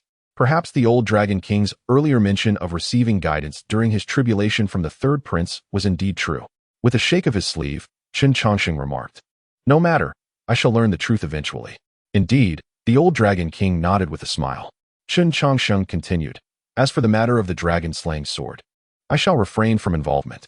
I have other matters to attend to and cannot linger in idle chatter. The old Dragon King turned to him, saying, Will you not invite me to share a drink before you depart? Internally reluctant, Chen Changsheng declined. I rarely drink these days. I shall treat you, Mr. Chen. The old Dragon King insisted. Really, I shall not drink, Chen Changsheng replied. Then let us have tea instead. In utter exasperation, Chen Changsheng thought how shameless the old Dragon King was, doubting the latter's comprehension of his words. With a long sigh, he relented. Very well, let us drink. The old Dragon King nodded in satisfaction, observing Chen Changsheng's furrowed brow and commenting, You seem rather unwilling, Mr. Chen. With a tone laced with irony, Chen Changsheng retorted, How could I dare to decline? I am but a mere wanderer, unworthy of such sentiments towards a Lord Dragon. The old Dragon King, with a mischievous glint in his eyes, laughed heartily. Do not resist, for you cannot best me. With another sigh, Chen Changsheng found himself being dragged along by the old Dragon King. Although they spoke of tea, they ultimately ended up at a tavern, conveniently located just steps away. The old Dragon King transformed into an elderly man, donned in simple attire that concealed his true identity, yet his dignified gait revealed he was no ordinary individual. Waiter, bring us 2 pots of wine, the old Dragon King commanded after selecting a secluded spot. The waiter approached, glancing at the 2 gentlemen, and inquired, What wine would you like, sirs? Upon recognizing Chen Changsheng, he was momentarily taken aback. He recalled the warning from the innkeeper about not offending the esteemed Mr. Chen. "Oh, it is Mr. Chen. I shall fetch the innkeeper immediately," the waiter announced. Chen Changsheng waved his hand. "No need. It would only complicate matters. Just bring us 2 pots of Chiyua wine. I wish to sit quietly with my friend." "Very well," the waiter nodded in agreement, suggesting, "You might consider the private room upstairs. It's currently available and quieter." "No need. This is perfectly fine," Chen Changsheng replied. The waiter, respecting his preference, agreed, "As you wish. Please wait a moment while I fetch the wine." "Thank you," Chen Changsheng acknowledged, and the waiter departed. The old Dragon King smiled warmly. "Mr. Chen, did you not claim to abstain from alcohol?" Chen Changsheng shot him a glance. "Is that not a question you already know the answer to, my lord?" The old Dragon King seemed to find amusement in this, continuing to tease Chen Changsheng. The latter felt at a loss, as he could not discern the old Dragon King's true feelings. Their connection was merely one of light-hearted banter. Before long, the waiter returned with the wine. The old Dragon King took a sip and remarked, "This wine is not bad for the mortal realm." Chen Changsheng replied, "It certainly pales in comparison to the celestial nectar of the Dragon Palace." "Celestial nectar? There is none of that in the Dragon Palace, merely some spirit and fruit wines." "If you wish to taste it, I could have some sent over," the old Dragon King offered. "Then I shall gladly accept," Chen Changsheng replied with a smile. The old Dragon King's hand halted midair, suddenly regretting his previous words. He had not anticipated this turn of events. "It seems I have inadvertently put myself at a disadvantage," he muttered, noticing Chen Changsheng's playful expression, and he couldn't help but chuckle in resignation. "Very well, I shall send someone to deliver it." "Much appreciated, my lord," Chen Changsheng said gratefully. The old Dragon King felt a twinge of annoyance. Why did he feel as if he were at a disadvantage? After taking a sip of wine, Chen Changsheng shifted the topic. "By the way, do you share a connection with this Black Flood Dragon?" The old Dragon King began. "The Black Flood Dragon is somewhat of a distant relative. He is of no significant relation to my Tianzhong water clan." "Then why assist him?" Chen Changsheng inquired. "I did not assist him," the old Dragon King chuckled, stroking his beard. "There is only one true dragon in the Tianzhong River, and that is me." The Black Flood Dragon traded 15 drops of true dragon blood for information. "I merely informed him that Mr. Chen could resolve his predicament, but I never promised that you would assist him." Chen Changsheng noted the old Dragon King's cunning but concealed his thoughts, instead asking, "Why does a transformed dragon still seek true dragon blood?" "I have no personal need for it," the old Dragon King replied, "but my dragon offspring do. Besides, this is no ordinary true dragon blood. The Flood Dragon, having transcended, is now half dragon, and thus this blood is purest, referred to as innate. Such a treasure is rare, as there are few true dragons left in this world." "I did not expect you to be such a shrewd merchant, my lord," Chen Changsheng remarked. The old Dragon King chuckled. "This was not my intention, but rather what he insisted on giving me. I have done nothing wrong. Besides, who in this world receives something for nothing?" Chen Changsheng sighed, conceding, "Indeed, that is the case. The allure of wealth stirs the heart, regardless of the place." Chapter 68. It turns out even the master can feel loneliness. What about Zhao Yuqing? The sword left behind by Zhao Yuqing. The old Dragon King shook his head and replied, "I truly do not know." "Do not know?" "Indeed." The old Dragon King spoke earnestly. "I genuinely do not know. Zhao Yuqing has always been a solitary figure, and that sword is an artifact from centuries ago. I have little interest in such matters," Chen Changsheng remarked. "Then it seems the Black Flood Dragon cannot traverse this path." The old Dragon King nodded. "Precisely. Borrowing the river route from Baibo Lake to enter the river, the Qiu Square is an unavoidable passage. It cannot change its course, and although it may not transform into a dragon, attempting to force a passage would likely lead to certain death. This Black Flood Dragon has faced tribulation for the 4th time. After centuries of anticipation, it finally arrived, only to falter on the water." Chen Changsheng could not help but sigh deeply, saying, "To endure 4 heavenly tribulations underscores its resolute heart. Such a fate is truly lamentable." The old Dragon King paused and asked, "Does Master wish to help him?" Chen Changsheng pondered briefly and replied, "I am merely a wandering cultivator. How could I possibly assist him?" He felt that a tranquil existence was preferable and did not wish to provoke Zhao Yuqing over this matter. It was best to avoid trouble with someone whose background he did not know. The old Dragon King, stroking his wine cup, revealed a glimmer of light in his eyes before speaking. "If Master chooses to assist him, then I shall consider it a favor granted." Upon hearing this, Chen Changsheng inquired, It seems the Dragon Lord has considerable faith in me. The old Dragon King shook his head, saying, not quite. He appeared somewhat indecisive. To be frank, he felt pity for the Black Flood Dragon, but the path to transformation was fraught with challenges.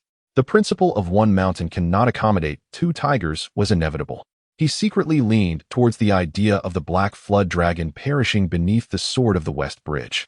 However, if Chen Changsheng genuinely intended to help, then that matter would warrant further discussion. Seeing the old Dragon King's calm demeanor, with no hint of emotion in his eyes, Chen Changsheng recognized him as the cunning old fox he was, revealing nothing of his true intentions. Yet, the more composed the old Dragon King appeared, the more suspicious the situation seemed.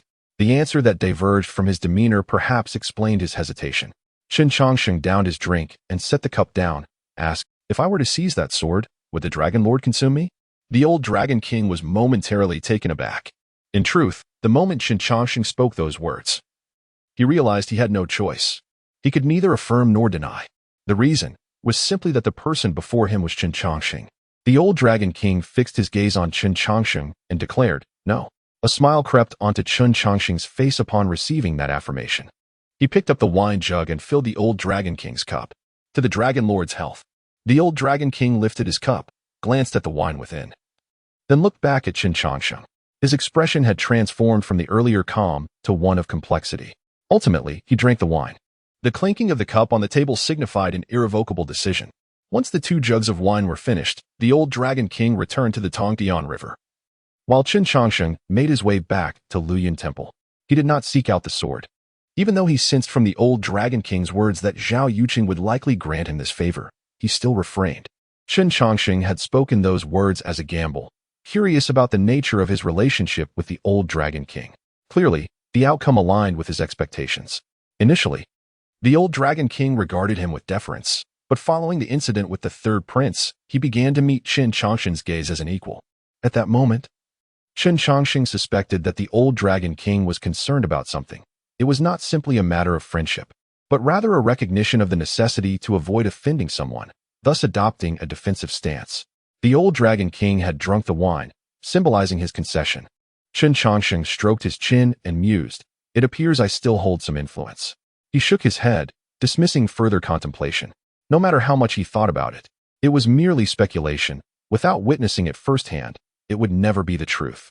He would need to seek the answer gradually. Perhaps Zhao Yuqing held some knowledge. Chen Changsheng muttered, if the old Dragon King dares not speak, surely Zhao Yuqing will. He resolved to dive into this murky water. Upon returning to the mountain, he found Tong Jihuan preparing a fire and cooking.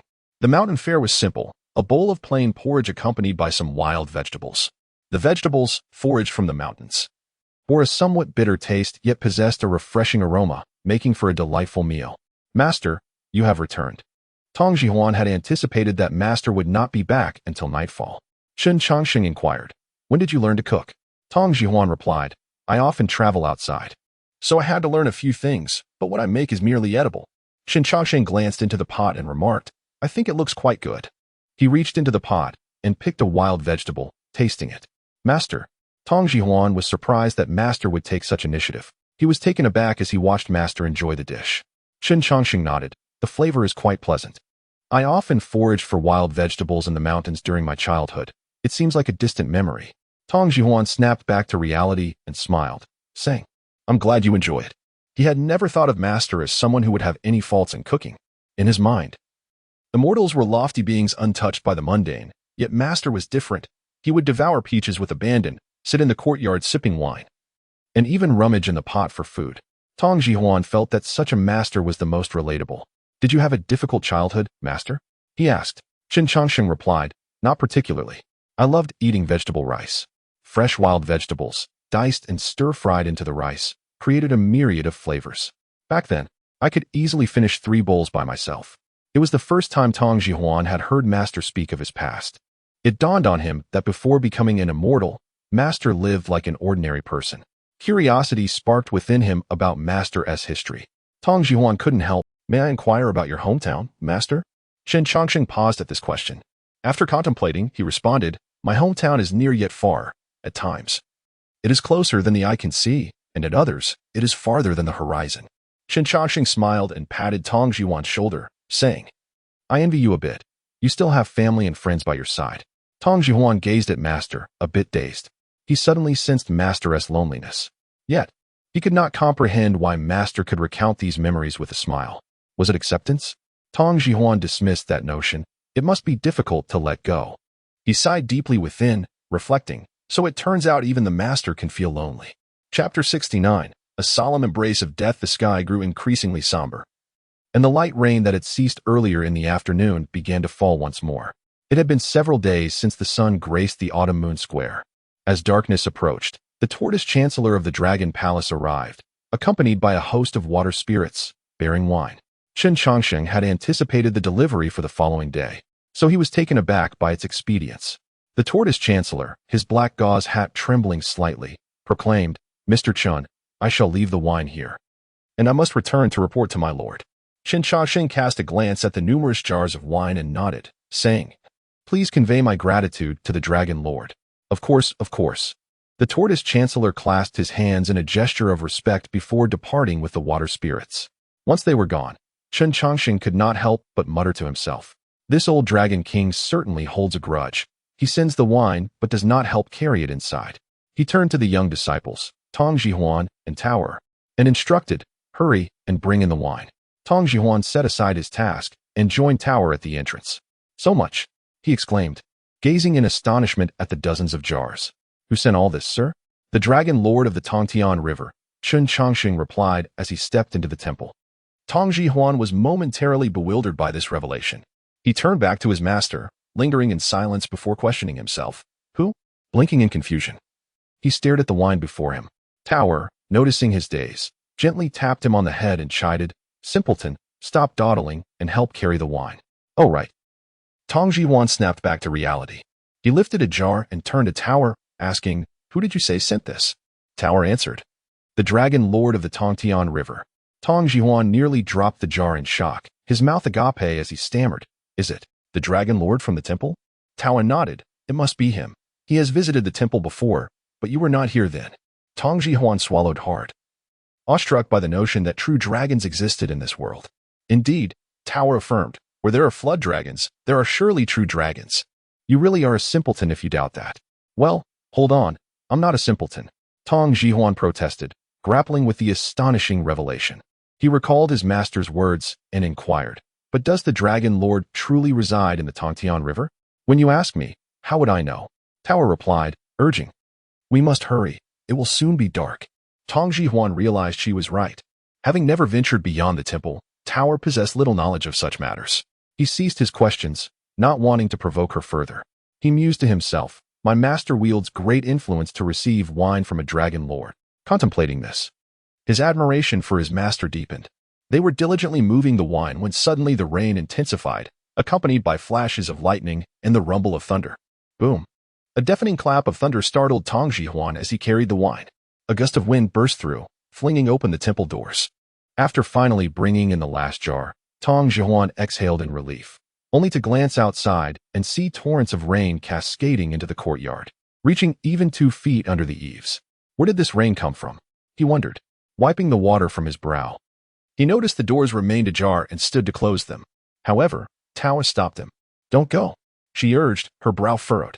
"You go to the backyard. I will call for the master." "What is the matter?" Tang Jihuan asked, momentarily confused, but as he turned to the entrance, he was struck with fear. It was that flood dragon. It had returned.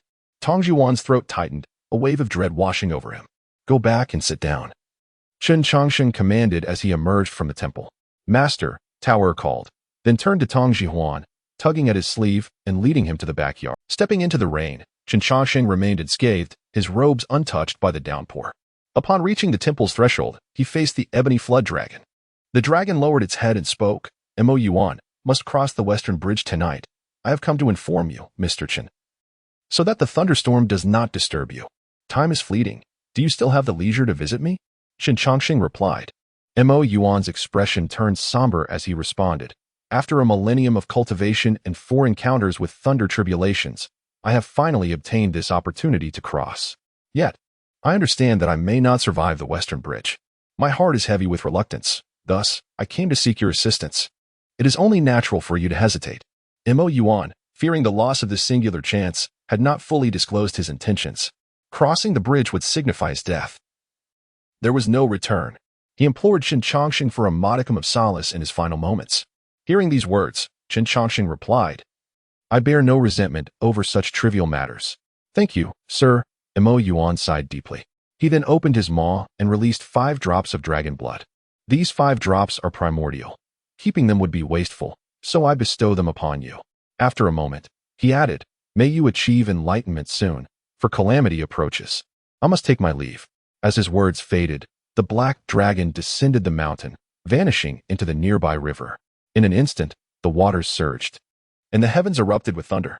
Boom! The roar of thunder illuminated the landscape. Chen Changsheng observed the departing figure of the black dragon, his gaze profound, lost in contemplation. Gradually, he returned to the present, focusing on the 5 drops of primordial dragon blood suspended before him. This was indeed a solemn embrace of death. Chen Changsheng raised his hand, summoning the 5 drops of dragon blood into his palm. The blood emanated a formidable aura, a treasure of the highest order. The distinction between primordial dragon blood and regular dragon blood was immense. The former represented the purest essence at the dawn of transformation, while the latter was an inferior, later manifestation. Moreover, Mo Yuan had not acted out of malice. He had given away the last of his primordial essence. Should he survive the crossing, he would find himself unable to fully transform into a dragon. Chen Changsheng carefully stored the 5 drops of dragon blood, standing at the temple entrance. After a moment of stillness, he made a gesture. The rain listening sword, resting quietly within the temple, soared into the air, transforming into a streak of azure light that landed in his grasp. The sound of the sword resonated throughout the temple. Chen Changsheng sighed, murmuring, "One cannot eat from the hands of others and remain ungrateful. I have never liked being in debt." With a resolute step, he moved forward, and with that single stride, the world around him shifted dramatically. In truth, it merely required a reason, albeit one that may seem somewhat contrived. Chapter 70. The Master of Yunfu Mountain. The Master has descended the mountain. Miss Tao remarked. Descended the mountain? Tong Jihuan raised his head to gaze at the torrential rain accompanied by flashes of lightning and peals of thunder. Tong Jihuan opened his mouth to say, "Then we shall guard the Taoist temple." Miss Tao interjected, but was suddenly interrupted by a series of knocks at the door. The sound of knocking was muffled by the heavy rain, and Tong Jihuan initially thought he had misheard, so he asked, "Is someone knocking?" Miss Tao blinked and replied, "I didn't hear anything." Bang, bang, bang. The knocking came again, this time distinctly. Indeed, someone was there. Tong Jihuan hurried to the entrance of the temple, becoming slightly damp from the rain. Creak.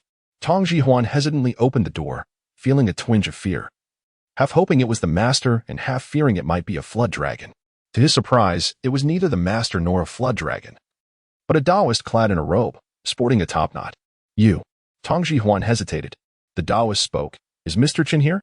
You're looking for the master?" Tong Jihuan replied. "He just went down the mountain." "He went down?" The Taoist murmured, shaking his head. "I truly arrived a moment too late." With that, he turned and walked down the mountain, seemingly engrossed in calculations. "Hey, do you need something from the master?" Tong Jihuan called out, but the figure appeared not to hear. Continuing on through the storm, thunder crashed. Tong Jihuan finally got a clear look at the man walking in the rain, donned in a Taoist robe, with a handsome visage. Yet his clothing remained completely unsoaked by the downpour. Tong Jihuan suddenly realized, this person is no ordinary man. However, the Taoist's eccentric demeanor caused him to feel a twinge of concern. But upon reflection, who was the master? No deity could possibly surpass his might. With that thought, Tong Jihuan felt reassured, closed the temple door, and returned inside. The sudden downpour cast a shadow over the entire Chiyu square, and shortly thereafter, the streets were deserted. The lights that once flickered in each household were extinguished by the gusts of wind, leaving only darkness. The doors of the West Bridge Tavern were tightly shut. A young attendant sheltered a flickering oil lamp, providing a modicum of light. Xiao Lu sat across the table from the master. "This rain is indeed quite heavy," Xiao Lu remarked. "It won't last long," Chen Changsheng replied. Xiao Lu smiled gently. "Then it should be over soon." The young attendant, overhearing the conversation between the innkeeper and the master, felt somewhat perplexed. Recalling earlier, this Mr. Chen had entered the tavern without an umbrella, yet he had not a single drop of rain upon him, and his shoes remained spotless. Could he be a wandering martial artist? The young attendant pondered, though it did not seem likely. Boom. Thunder rumbled continuously. Chen Changsheng raised his hand and calculated. In about a quarter of an hour, the black flood dragon will reach the west bridge. The master drinks. Xiao Lu filled Chen Changsheng's cup with wine. Thank you. Chen Changsheng took a sip and then noticed a calligraphy hanging in the tavern. He couldn't help but smile and said, "You truly hung this piece?" Xiao Lu replied, "Why not? Your calligraphy is immensely precious. It deserves to be displayed prominently." "It's hardly appealing," Chen Changsheng self-deprecatingly remarked. Xiao Lu, however, was bold, waving his hand. "Who dares to criticize? We shall throw them out." "Oh, don't do that. You're in business. After all, you can't afford to lose customers." Chen Changsheng laughed. "Whether it is ugly or beautiful is for others to say. I myself find my writing lacking." Xiao Lu chuckled but offered no rebuttal, knowing he might indeed expel any critics. Chen Changsheng reminded him, "Regardless of what happens tonight, do not venture outside. Moreover, keep an eye on the inn. Flooding may occur." Xiao Lu paused, perplexed, and asked, "The river's water?" Chen Changsheng nodded. "Indeed. It is worth noting that the river in Qiuyue Square has never overflowed in hundreds of years. The elders have passed down tales of its unyielding nature." "Will it truly flood?" the young attendant expressed doubt. Yet Xiao Lu firmly believed the master's words, stating, "Raise the door sill higher and check for any leaks. Fix them promptly." Seeing the innkeeper's serious demeanor, the young attendant dared not protest further. Though he found it hard to believe there would be flooding, he could not fathom why the innkeeper would heed the master's advice so earnestly. Ultimately, it seemed pointless. How could there possibly be a flood? He muttered softly and proceeded to elevate the door sill. As the young attendant bent down, a sudden knocking echoed again. "Knock, knock, knock. Please open the door." "Who is it?" The young attendant stood up, puzzled by the presence of someone outside in such torrential rain. Chen Changsheng and Xiao Lu were also drawn to the sound of knocking. Creak. As the door opened, a gust of wind rushed in. Almost immediately, a Taoist entered the tavern. The young attendant hastily closed the door, his shoes slightly dampened by the rain. The Taoist had his hair tied up with a peachwood hairpin, dressed in the garb of a Taoist disciple, appearing quite ordinary. Yet upon seeing Chen Changsheng seated within the tavern, a glimmer of recognition flashed in his eyes before quickly fading. Chen Changsheng seemed to have anticipated the visitor's identity. Glancing at Xiao Lu, "Is the innkeeper preoccupied with something?" "Master, I." Xiao Lu was about to say no, but quickly realized. The Taoist who had just entered was also not wet from the rain, clearly indicating he was no ordinary individual. "Master, forgive my oversight. I shall attend to it immediately," Xiao Lu replied, then went to the entrance to pull the young attendant aside, leaving the main hall of the tavern. The young attendant, confused, asked, "Innkeeper, aren't we going to fix the leaks?" "Depart now," Xiao Lu instructed, and the two retreated to the back room. Xiao Lu closed the door and firmly reminded the young attendant, "Stay here and do not eavesdrop on the conversation outside. Even if you accidentally overhear something, do not speak of it, understood?" The young attendant, taken aback by the innkeeper's serious gaze, swallowed hard and replied, "Understood, understood." The Taoist took a seat at the table. Chen Changsheng regarded him for a moment, then poured a cup of wine and slid it towards the Taoist. The Taoist gazed at the cup, raised it, and downed the contents in one gulp. Smacking his lips, he remarked, "This wine is quite good." Chen Changsheng replied, "The illustrious master of Yunfu Mountain also finds merit in such mundane wine?" Zhao Yuqing chuckled and said, "What you provide, naturally, is commendable." Chapter 71. Indeed. I do not know you. It appears that many individuals are acquainted with me. Chen Changsheng felt no particular surprise, yet the situation remained shrouded in ambiguity, which was somewhat disconcerting. One must be cautious with their words. Zhao Yuqing remarked, "Do not claim to know me. Few who have known you have met with a favorable end." Chen Changsheng raised his brows and inquired, "What do you mean by a poor outcome?"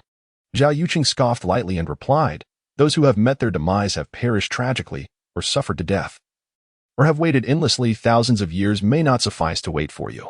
So many are preoccupied with thoughts of you, yet you alone live in tranquility. You are the one who truly deserves to perish." Coughing softly, Chen Changsheng replied, "I cannot recall such events." Zhao Yuqing retorted sarcastically, "How could you remember? You could forget a multitude of matters in the blink of an eye.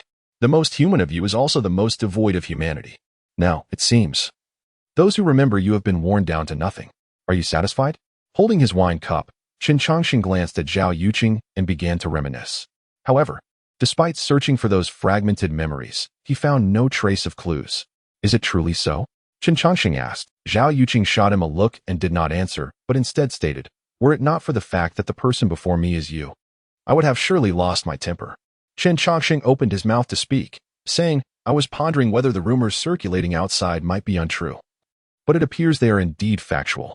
You refer to the matters concerning the Qinyu Palace and the Qihong Island? Yes. Zhao Yuqing interjected. Allow me to correct you. They are not merely rumors. I genuinely killed the master of the Qinyu Palace. That old hag spends her days playing the zither, believing herself to be quite skilled. If not her, then whom should I strike down? Chen Changsheng could not help but chuckle. You sound like a ruffian. That claim is erroneous. Such behavior may befit others, but for me, Zhao Yuqing, it is the mark of a great demon. Are you proud of that? Why not? Zhao Yuqing replied. For countless centuries, none have been able to withstand such a title. Only I, Zhao Yuqing, can bear it. Chen Changsheng's lips twitched slightly. I now find myself doubting whether I truly knew you in the past. Did I not say it before? We do not know one another, and it is best that we do not. Zhao Yuqing took a sip of his wine, appearing quite at ease. Chen Changsheng then queried, if you are so resistant, why come seek me out? This is the last time. Zhao Yuqing extended a hand, declaring, this time, after this, I, Zhao Yuqing, shall assuredly not see you again. Chen Changsheng could not help but ponder. He blinked and asked, do you owe me a favor? Zhao Yuqing shot him a cold glance, remaining silent. Chen Changsheng shook his head and sighed. I have forgotten many things. Perhaps you could enlighten me so that I might recall. If you persist, I might truly come after you. Chen Changsheng pursed his lips, choosing not to inquire further. It seemed this matter could not be discussed any longer. He could distinctly sense that Zhao Yuqing was suppressing something within, and should the conversation continue, he feared the individual might erupt in rage. Chen Changsheng felt a sense of frustration. They were so close to an answer, yet stuck at this final hurdle. Boom! The sound of thunder resonated, growing ever closer.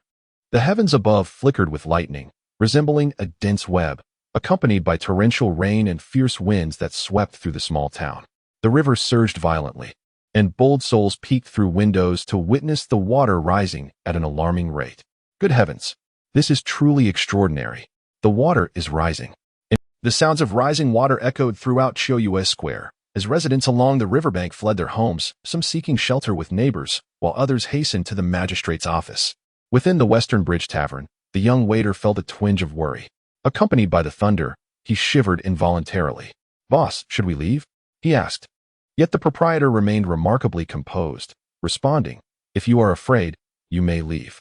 Seeing the proprietor's tone, the young waiter gulped nervously but steeled himself to remain. The proprietor glanced at him and said, as long as Mr. Chen is here, even the fiercest flood shall not reach this place. Is that so? The young waiter internally lamented, thinking that even if this gentleman were formidable, could he truly withstand the flood? Outside, Zhao Yuqing rose and upon opening it, he looked up at the ominous sky. It is coming, he murmured, glancing at the sword suspended beneath the western bridge, muttering, I must admit, I feel somewhat reluctant. Reluctant? Chen Changsheng approached him and asked, are you referring to the sword hanging beneath the bridge? Indeed, Zhao Yuqing nodded, perhaps after this. That sword will no longer belong to me. Chen Changsheng's gaze shifted to the sword, his brow furrowing as he inquired. So the crux of the matter lies with that sword? Zhao Yuqing remained silent, merely observing. Suddenly, Chen Changsheng realized, you intend to use the Jiaolong to sacrifice the sword. Zhao Yuqing turned to him, stating, I have always said your intuition is quite accurate. Chen Changsheng was taken aback. He had not anticipated that Zhao Yuqing would not only dare to contemplate such an act, but also venture to execute it. Do you truly lack such a sword? Chen Changsheng asked, furrowing his brows. In his view, Zhao Yuqing should not be in need of a mere sword. To go to such lengths merely for a sacrificial blade seemed an unworthy endeavor. Do you think I lack it? Zhao Yuqing retorted. Chen Changsheng shook his head. If that is the case, then why go through such trouble? I desire it, Zhao Yuqing replied. As Chen Changsheng was about to speak, a sudden tremor rippled through the ground. Boom! The river surged with increasing ferocity, bubbling like boiling water, incessantly churning as it overflowed into the streets, rapidly rising to their legs. Chen Changsheng furrowed his brows and raised two fingers. Halt! Let the river stop at the bridge and retreat from the marketplace. With the command given, it seemed as if the laws of nature were imbued into the water, halting its tumultuous flow, and the encroaching flood began to recede. Zhao Yuqing observed this spectacle and remarked, you truly are a good person. Chen Changsheng frowned at this comment, feeling slightly displeased. You have spent some time in Qiuyue Square. Does this place not qualify as your second home? And yet you simply stand by while a flood occurs? Zhao Yuqing paused momentarily before responding. The affairs of the mortal realm are but wisps of smoke. Chen Changsheng fell silent for a moment before calmly stating, "You are correct. I indeed do not recognize you." Chapter 72. The Dragon Scripture. Upon hearing these words, Zhao Yuqing's figure visibly swayed. Yet, he quickly broke into laughter, declaring, "I have no desire to make your acquaintance." Chen Changsheng, do you think yourself so exalted? Where were you when Yushuan perished? Huyo followed you for 3 centuries, and in the end, you left no word behind as she vanished. She waited for you for 600 years. 600 years. Even as her life waned, she still murmured your name. And where were you? Faced with Zhao Yuqing's barrage of questions, Chen Changsheng found himself momentarily dazed. Standing there, he inquired, "Who is Yushuan? And Huyo?" Zhao Yuqing's expression immediately shifted. He raised his hand. The peachwood hairpin embedded in his hair fell into his grasp, transforming into a celestial sword, emanating a chilling brilliance. With a sharp clang, the sword was placed against Chen Changsheng's neck. As he gazed at Zhao Yuqing, Chen Changsheng perceived the fury in his eyes, yet his reason prevailed. Zhao Yuqing would not strike. Just as he anticipated, Zhao Yuqing gasped, and for a fleeting moment, he truly wished to slice Chen Changsheng's throat with the sword in his hand, but ultimately found himself incapable of doing. He remained silent for a long while before finally retracting the sword, turning away without uttering another word. After this incident, Zhao Yuqing's tone turned frigid, stating, "Zhao Yuqing has no further ties with you." Chen Changsheng watched as the sword was lowered from his neck, falling into silence, unsure of what to say. In the darkness, the rain pelted down upon the black serpent, its wounds unhealed, its gaze reflecting desolation, yet predominantly a fearless acceptance of death. This was Mo Yuan's steadfastness. The tribulation was insurmountable, opportunities rare. The 4th tribulation was already his last vestige of strength. If he did not transform into a dragon, there would be no further chances in this life. Better to die swiftly than to linger in agony. However, at that moment, Zhao Yuqing suddenly spoke. A mere black serpent aspires to become a dragon? As his words fell, the waters surrounding Mo Yuan surged once more. Just a single utterance diminished the dragon's might upon the black serpent by 30%. It was a considerable blow. This effectively extinguished Mo Yuan's final glimmer of hope. Mo Yuan's gaze turned towards the tavern near the western bridge. Upon seeing the figure there, he instantly recognized it as Zhao Yuqing. "Why?" Mo Yuan nearly howled. "Why such hostility? I have never wronged you." Zhao Yuqing remained silent, his eyes icy, radiating an unbearable chill. Yet at that moment, another voice emerged. Chen Changsheng stepped forward, remarking, "I see him more as a dragon." With those words, the lost 30% of dragon might return to the black serpent, and moreover, its power surged beyond its previous state. Zhao Yuqing turned to Chen Changsheng, squinting, inquiring, "Do you truly wish to contend with me?" Chen Changsheng met his gaze and replied, "I, Chen, have lived for many years without engaging in any such contest. You are the first." Zhao Yuqing scoffed, "Then consider it an honor." He raised his, weaving a spell. Yuqing's marvelous technique, "Summon my celestial sword," revealed a dragon-slaying blade. As his words resonated, the western bridge trembled violently. With a thunderous sound, the sword stood erect, suspended in midair above the bridge. The ethereal sword energy caused the bridge to crumble into rubble, plunging into the river below, sending up a great splash. The bridge collapsed, yet the area where the sword hovered resembled the gates of hell, exuding an aura of death. Chen Changsheng raised his hand, casting 5 drops of true dragon's blood towards Mo Yuan. Mo Yuan was taken aback. He opened his mouth wide to receive the 5 drops of blood. The dragon's roar intensified, and its might grew even more formidable. Mo Yuan looked towards Chen Changsheng and asked, "Why, sir?" Before he could finish, a flicker of light appeared in the distance. Atop the autumn moon pavilion, the old Dragon King cast forth 15 drops of innate dragon blood from his palm. Despite his reluctance, he had no choice but to part with them. As the 15 drops entered Mo Yuan's belly, golden light flickered in his eyes, and dragon pupils manifested. Exuding half a dragon's might, his gaze shifted back to Zhao Yuqing. This time, there was no trace of desolation in his eyes, only determination. Mo Yuan, "Thanks you, Dragon King." The black serpent turned its gaze towards the celestial sword suspended above the river. Zhao Yuqing chuckled disdainfully. "What use is that? It will not help him pass this trial." "Perhaps not," Chen Changsheng countered. "But if I say he can prevail, then he surely shall." With that, Chen Changsheng stepped forward. Approaching the riverbank, Zhao Yuqing watched his figure, seemingly anticipating the outcome. Whenever certain matters arose, this person always found a way to navigate through, even in seemingly hopeless situations. He understood Chen Changsheng too well. Yet it was precisely this understanding that made him reluctant to confront the truth. Confusion swirled within his heart. Stirring a sense of unease, it had been long since he experienced such turmoil. With a sigh, Zhao Yuqing looked towards Mo Yuan. What a fortunate fate. Mo Yuan addressed Chen Changsheng, saying, "Sir, your unwavering support humbles me. Should I succeed in this trial, I hope you will permit me to—" "Let us first overcome this tribulation," Chen Changsheng replied. "Now listen closely." Mo Yuan paused, his expression growing serious. Chen Changsheng stepped forward, proclaiming, "The dragon scripture states." As the words left his lips, a thunderous roar echoed. The lightning illuminated half of his visage, rendering him imposing, his eyes revealing no hint of emotion. Chen Changsheng continued, "Dragons, divine beasts, also known as rain workers, rain masters, the leaders of the scale worms. The king has 16 ranks, with scales numbering 81. Its head resembles a camel. Horns like a deer, ears like an ox. It holds a pearl beneath its chin, listens with its horns, its head like a mountain. Its throat extends a foot, known as the reverse scale. The horns are sharp and jagged, with deep-set eyes and a broad nose. Its mane and scales dense, imposing above and lethal below, the essence of the dragon." As each word echoed from his lips, the heavens shifted. The torrential rain intensified, and the fierce winds howled as Chen Changsheng's figure stood upon the riverbank, appearing diminutive in stature.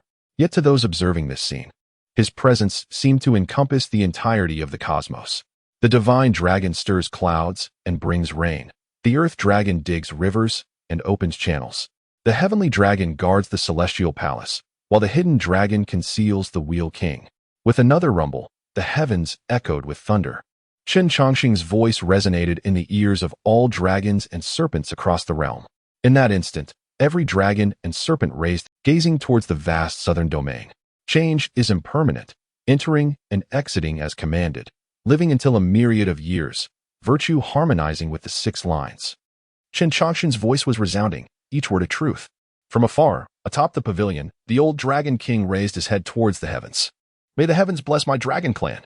Chapter 73. The threefold dragon's might slays the immortal sword as the final word fell. An extraordinary change swept across the heavens and the earth.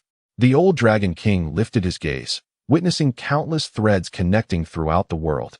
Not only that, but a strand of causality also coiled around him, its end resting upon Mr. Chen. With a single utterance from the dragon canon, the entire dragon lineage's fortune was— Zhao Yuqing felt a surge of astonishment. How could it be so? All of this, merely for a black flood dragon, bestowed with such divine fortune? Its power had increased by a staggering 20%. The old dragon king was filled with disbelief, since the sealing of the dragon lineage's fortune 5 centuries ago. Their fortunes had stagnated. Yet now, under Mr. Chen's pronouncement, it surged by 2-fold. A mighty dragon's roar echoed through the air. Mo Yuan raised the head of the flood dragon, feeling the overwhelming dragon might swell within him. Before even entering the waters, he exuded the essence of a true dragon at 70%. In the distance, at the Luyun Temple, Tong Zhihuan stood at the entrance, gazing towards the direction of Qiu Yufang. As the dragon's roar reached his ears, he halted, pondering its significance. What was that sound? Tong Zhihuan focused his gaze, observing the flashes of lightning and the raging waters. "That must be the flood dragon you encountered earlier," replied Miss Tower. Tong Zhihuan's lips parted slightly, a sense of trepidation washing over him. Could there be danger? Miss Tower crossed her arms, reassuringly stating, "Mr. Chen will be safe. It is only others who might face peril." Tong Zhihuan admitted, "I still don't fully grasp just how formidable Mr. Chen truly is." Miss Tower lifted her eyes to the faintly visible strands of causality in the sky, then returned her gaze, remarking, "After this, all true dragons in the world will likely regard Mr. Chen with utmost reverence." Tong Zhihuan was taken aback, inquiring, "What does that mean?" "Literally what I said." Miss Tower replied, "Mr. Chen has accomplished something extraordinary." Tong Zhihuan appeared somewhat dazed, his eyes fixed on the skies above Qiu Yufang. Although he remained unaware of the happenings, he was certain that the scene was nothing short of spectacular. A twinge of regret flickered within him for not being able to witness it firsthand. A single passage from the dragon canon stirred the tides of fortune. The celestial and aquatic powers converged upon Mo Yuan. Following the dragon's roar, He expressed his gratitude. "Thank you, Mr. Chen, for bestowing this fortune through your teachings." Standing amidst the storm, Chen Changsheng clasped his hands behind his back, his ethereal blue robe fluttering as he spoke. "Is it not time to break through?" Mo Yuan's expression turned solemn as he declared, "I shall obey the master's decree." His dragon-like eyes turned toward the towering celestial sword before him. Mo Yuan, now possessing great momentum, had turned the tide of his seemingly doomed circumstance. The final outcome lay solely in his own fate. Zhao Yuqing raised a hand, summoning 2 stones with a flick of his sleeve. "Stone giants, heed my command." The stones soared toward the celestial sword. A golden light infused the stones with power, transforming them into towering stone giants standing in the river's path, embodying an indomitable force. The stone giants lifted their massive hammers. With a crack, the giants, crafted from countless stone fragments, adhered to the puppet technique, acting in accordance with Zhao Yuqing's commands. Chen Changsheng glanced at Zhao Yuqing by the tavern's entrance and asked, "Will you still contest?" Zhao Yuqing replied, "Let us give it a try." This time, however, Chen Changsheng refrained from intervening, instead focusing on the river. With a resounding roar, the black flood dragon surged, its dragon might crashing against the 2 stone giants. The hammers swung toward the flood dragon's head, yet before contact, the overwhelming water force engulfed the giants. Boom. However, Zhao Yuqing's stone giants were no ordinary puppets. One giant's arm pierced through the deluge, delivering a powerful punch to the flood dragon's body. Unfortunately, the river's short span left Mo Yuan unable to evade, and he took the full brunt of the blow. "Who dares to obstruct me?" Mo Yuan bellowed. Before the water veil could dissipate, he opened his massive jaws and unleashed a torrent of dragon breath. As the stone giants re-emerged, the searing dragon breath cascaded over them. Boom. The stone giants were forced back, stumbling before collapsing onto the riverbed. Their hammers melted away into molten rock, vanishing without a trace. The black flood dragon hovered above the riverbed, sweeping its tail and crashing down upon the 2 stone giants. With a thunderous impact, the giants shattered into countless fragments. Seeing the giants destroyed, Zhao Yuqing raised 2 fingers and cast another spell, Consolidate. The shattered stones were formed, miraculously reconstructing the giants to stand before the flood dragon once more. Mo Yuan's brow furrowed at this sight. His gaze shifted to Zhao Yuqing at the tavern entrance, his dragon-like eyes radiating authority. Zhao Yuqing met his stare, his expression cold and indifferent, as if evaluating mere insects. What of a true dragon? He too could be slain. Yet, he deemed such actions beneath him, solely intent on contesting with Chen Changsheng in a battle of wits. Irritated, Zhao Yuqing turned to Chen Changsheng, exclaiming, "Chen Changsheng, why do you not take action?" Chen Changsheng looked at him and replied, "Threefold dragon's might is sufficient." As his words echoed, the black flood dragon charged once more. In this moment, the mountains and waters aligned with its presence. With a thunderous clap, the skies roared, illuminating the shadowy dragon form, its scales shimmering with hints of golden light. Suddenly, 2 small bulges appeared atop the flood dragon's head, a sign of transformation. With a final resonant roar, beneath the rainy night, the winds responded to its call, the rain fell at its command, and the thunder roared in response. The fortune coursed through it. The momentum surged forth. In an instant, under the thunder's light, the dragon surged forward. In that fleeting moment, the dragon's roar eclipsed all other sounds. The golden-armored giants crumbled to dust, their magic extinguished, never to rise again. Zhao Yuqing's arm trembled as he gazed toward the river. He beheld the flood dragon approaching the celestial sword. "Slay!" Zhao Yuqing shouted, the sword sang nonstop, its energy manifesting as a radiant arc. Under the sword's might, the black flood dragon roared, striving to break through. "I wish to transform into a dragon." The flood dragon's eyes glimmered with golden light, its determination reaching a zenith. "Your sword shall not slay me." With a fierce roar, the might of heaven, dragon, water, and fortune converged upon it. The sword energy shot forth, merely severing a few whiskers. In an instant, the winds ceased, the rains halted, the sword shattered, the barrier fell. The celestial sword broke into 2 segments, cascading into the river, while the stone bridge vanished from sight. The black flood dragon turned, glancing back. In its eyes, only the figure of Mr. Chen stood by the riverbank. With threefold dragon's might, the celestial sword was slain. Mr. Chen's words determined the fate of the world. By the riverbank, his azure robe fluttered in the wind, standing out distinctly. Chapter 74. Drunk before the mountain gate. As the storm subsided, the river in Kiweiwafang lay in disarray, with many sections of the banks collapsed, yet fortunately, the houses on either side remained unscathed. The time had come for Moy to navigate the waters. And after exchanging a few words with his master, he followed the river toward the great river. This time, Zhao Yuqing did not attempt to intervene, merely observing in silence as the dark serpent's silhouette gradually receded from view until it vanished entirely. Drip! The rainwater fell from the eaves, creating a rhythmic sound. Zhao Yuqing stepped forward, approaching Chen Changsheng. "You have triumphed again," he remarked. "With a single word, you shattered my mighty celestial sword. In this world, there is none but you capable of such a feat." Chen Changsheng turned his gaze toward him and replied, "If you do not hold back." How could he survive this tribulation? Zhao Yuqing, the master of Yunfu Mountain, was a figure who had brought two formidable factions to their knees. A mere untransformed serpent. If he wished to slay it, one stroke of his sword would suffice. From the very beginning, he had little regard for the serpent's fate. His true desire was to engage in a battle of wits with Chen Changsheng. However, when Chen Changsheng refrained from striking, Zhao Yuqing chose to withdraw. The reason was simple. Chen Changsheng wished for the serpent to live.